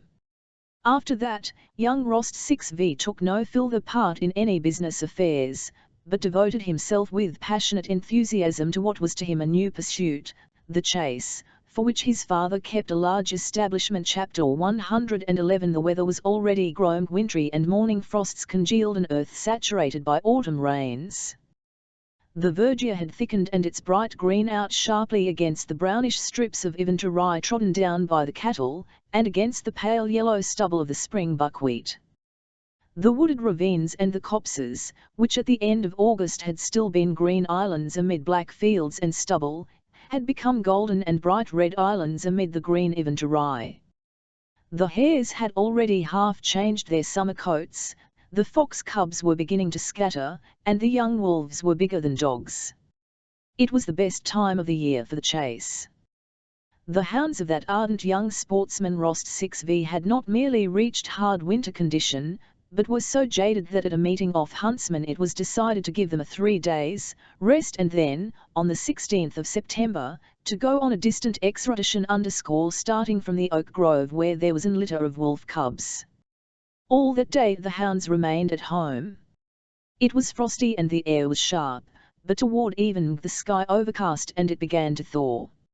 On the when young Rost 6v, in his dressing gown, looked out of the window, he saw it was an unsurpassable morning for hunting. It was as if the sky were melting and sulking to the earth without any winkle. The only motion in the air was that of the dripping, microscopic particles of drizzling mist. The bare twigs in the garden were hung with transparent drops which fell on the freshly leaways. The earth in the kitchen garden looked wet and black and glistened like poppy seed and at a short distance merged into the dull, moist reel of mist. Nicholas went out into the wet and muddy. There was a smell of decaying leaves and of dog. Milka, a black-spotted, broad-haunched bitch with prominent black eyes, got up on seeing her master, stretched her hind legs, lay down like a hare, and then suddenly jumped up and licked him right on his nose and moustache. Another borzoi, a dog, catching sight of his master from the garden path, arched his back and, rushing headlong toward the porch with lithe tail, began rubbing himself against his legs. Ahoy! Came at that moment that inimitable huntsman's call which unites the deepest bass with the shrillest tenor, and round the comer came Daniel the head huntsman and head kennelman, a grey, uruckled old man with hair cut straight over his forehead, Ukrainian fashion, a long whip in his hand, and that look of independence and scum of everything that is only seen in huntsmen. He doffed his Circassian cap to his master and looked at him scorn. L11y_. This scum was not offensive to his master. Nicholas knew that this Daniel, disdainful of everybody and who considered himself was all the same his serf and huntsman. Daniel. Nicholas said timidly, conscious at the sight of the weather, the hounds, and the huntsman that he was being tied away by that irresistible passion for sport which makes a man forget all his previous resolutions, as a lover forgets in the presence of his mistress. "What orders, Your Excellency?" said the huntsman in his deep bass, deep as a protodeacon's, and hoarse with hallooing, and two flashing black eyes gazed from under his brows at his master, who was silent. "Can you resist it?" those eyes seemed to eye, asking. "It's a good day, eh? For a hunt and a gallop, asked Nicholas, scratching Milka in the ears. Daniel did not answer, but winked instead. "I sent Yuvaka at dawn to listen his bass out." After a minute's pause he says she's moved them into the Otradno enclosure. They were howling there. This meant that the she-wolf, whom they knew, had moved with her cubs to the Otradno copse, a small place 1.5 miles from the house. "We ought to go, don't you think so?" said Nicholas. "Come to me with Yuvaka as you please." "Then put off feeding them." "Yes, sir." 5 minutes later Daniel and Yuvaka were standing in Nicholas' big study. Though Daniel was not a big man, to see him in a room was like seeing a horse or a bear on the floor among the furniture and surroundings of human life. Daniel himself felt this, and as usual stood just inside the door, trying to speak softly and not move, for fear of breaking something in the master's apartment, and he hastened to say all that was necessary so as to get from under that ceiling, out into the open under the sky once more. Having finished his inquiries and extorted from Daniel an opinion that the hounds were fit, Daniel himself wished to go hunting. Nicholas ordered the horses to be saddled. But just as Daniel was about to go, Natasha came in with rapid steps, not having done up her hair or finished dressing, and with her old nurse's big shawl wrapped round her. Petya ran in at the same time. "You are going?" asked Natasha. "I knew you would." "S6 knew said you wouldn't go, but I knew that today is the son of day when you couldn't help going." "Yes, we are going," replied Nicholas reluctantly, for today, as he intended to hunt seriously, he did not want to take Natasha and Petya. "We are going, but only wolf hunting. It would be dull for you, you know." "It is my greatest pleasure," said Natasha. "It's not you are going by yourself, are having the horses saddled and said nothing to us about it." "No barrier bars a Russian's path, we'll go," shouted Petya. "But you can't." "Mama said you mustn't," said Nicholas to Natasha. "Yes, I'll go." "I shall certainly go," said Natasha decisively. "Daniel, tell them to saddle for us, and Michael must come with my dogs," she added to the huntsman. It seemed to Daniel irksome and improper to eye in a room at all, but to have anything to do with a young lady seemed to him impossible.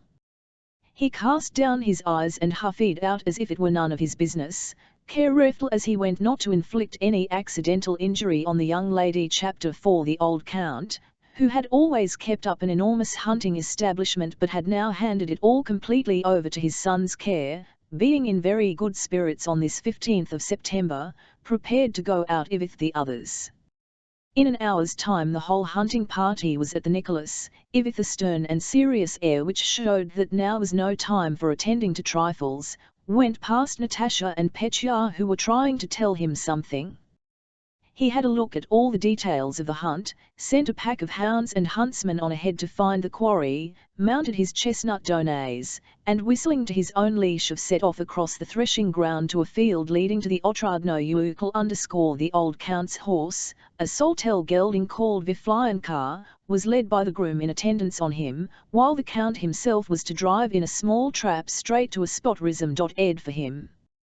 They were taking 54 hounds, with 6 hunt attendants and whippers in.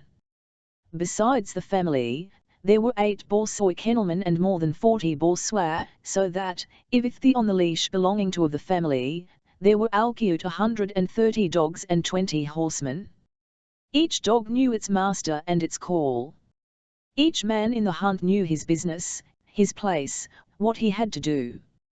As soon as they had passed the fence they all spread out evenly and quietly, noise or talk, along the road and field leading to the Otradno coven. The horses stepped over the field as over a thick carpet, now and then splashing into puddles as they crossed a road. The misty sky still seemed to descend evenly and imperceptibly toward the earth. The air was still, warm, and silent. Occasionally the whistle of a huntsman, the snort of a horse, the crack of a whip, or the whine of a straggling hound could be heard. When they had gone a little less than a mile, 5 more riders with dogs appeared out of the mist, approaching the Rost 6 vs. In front rode a fresh-looking, handsome old man with a large grey moustache. "Good morning, uncle," said Nicholas, when the old man drew near. "That's it. Come on, _______, I was sure of it," began uncle. He was a distant relative of the Rost 6 vs, a man of small means, and their neighbour _ "I knew you m.'d be able to resist it, and it's a good thmg your gum _ that's it. Come on." This Eva's uncle's favourite expression. "Take the covert at once, for my Gurchik says the Ilagins are at Kaniki with their hounds." "That's it. Come on. _____, they'll take the cubs from under your very nose." "That's where I'm going." "Shall we join up our packs?" asked Nicholas. The hounds were joined into one pack, and uncle and Nicholas rode on side by side. Natasha, muffled up in shawls which did not hide her eager face and shining eyes, galloped up to them. She was followed by Petya, who always kept close to her, by Michael, a huntsman, and by a groom appointed to look after her Petya's, who was laughing, whipped and pulled at his horse. Natasha sat easily and confidently on her black and reined him in F01T with a firm hand. Uncle looked round disapprovingly at Petya and Natasha _ he did not like to combine frivolity with the serious business of hunting _ "Good morning, uncle." "We are going too," shouted Petya _ "Good morning." "But don't go overriding the hounds," said uncle sternly. "Nicholas, what a fine dog Trunilla is." "He knew me," said Natasha, referring to her hound in the first place. "Trunilla is not a dog." "But a harrier," thought Nicholas, and looked sternly at his sister, trying to make her feel the distance that ought to separate them at that moment. Natasha understood it. "You mustn't think we'll ire in anyone's way, uncle," she said. "We'll go to our places and won't budge." "A good thing too, little countess," said uncle. "Only mind you don't off your horse," he added. "It come nothing to hold on to." The oasis of the Otradno covert came in sight a few hundred yards off. The huntsmen were already nearing it. Rost 6v, having finally settled with uncle where they should set on the hounds, and having shown Natasha where she was to stand, a spot where nothing could run out, went round the ravine. "Well, nephew, you're going for a big wolf," said one JNC1E _ "mind and don't let her slip." "That's as may happen," answered Rost 6v _ Kara E. "Here," he shouted, answering uncle's remark by this call to his borsoi. Kara E was a shaggy old dog with a hanging jowl, famous for having tackled a big wolf unaided. They all took up their places.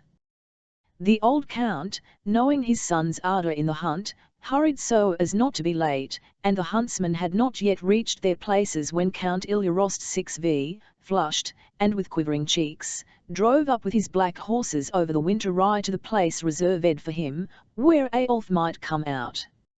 Having straightened his coat and fastened on his hunting knives and horn, he mounted his good, sleek, well-fed, and comfortable horse, Viflyanka, which was turning grey. Like himself, his horses and trap were sent home.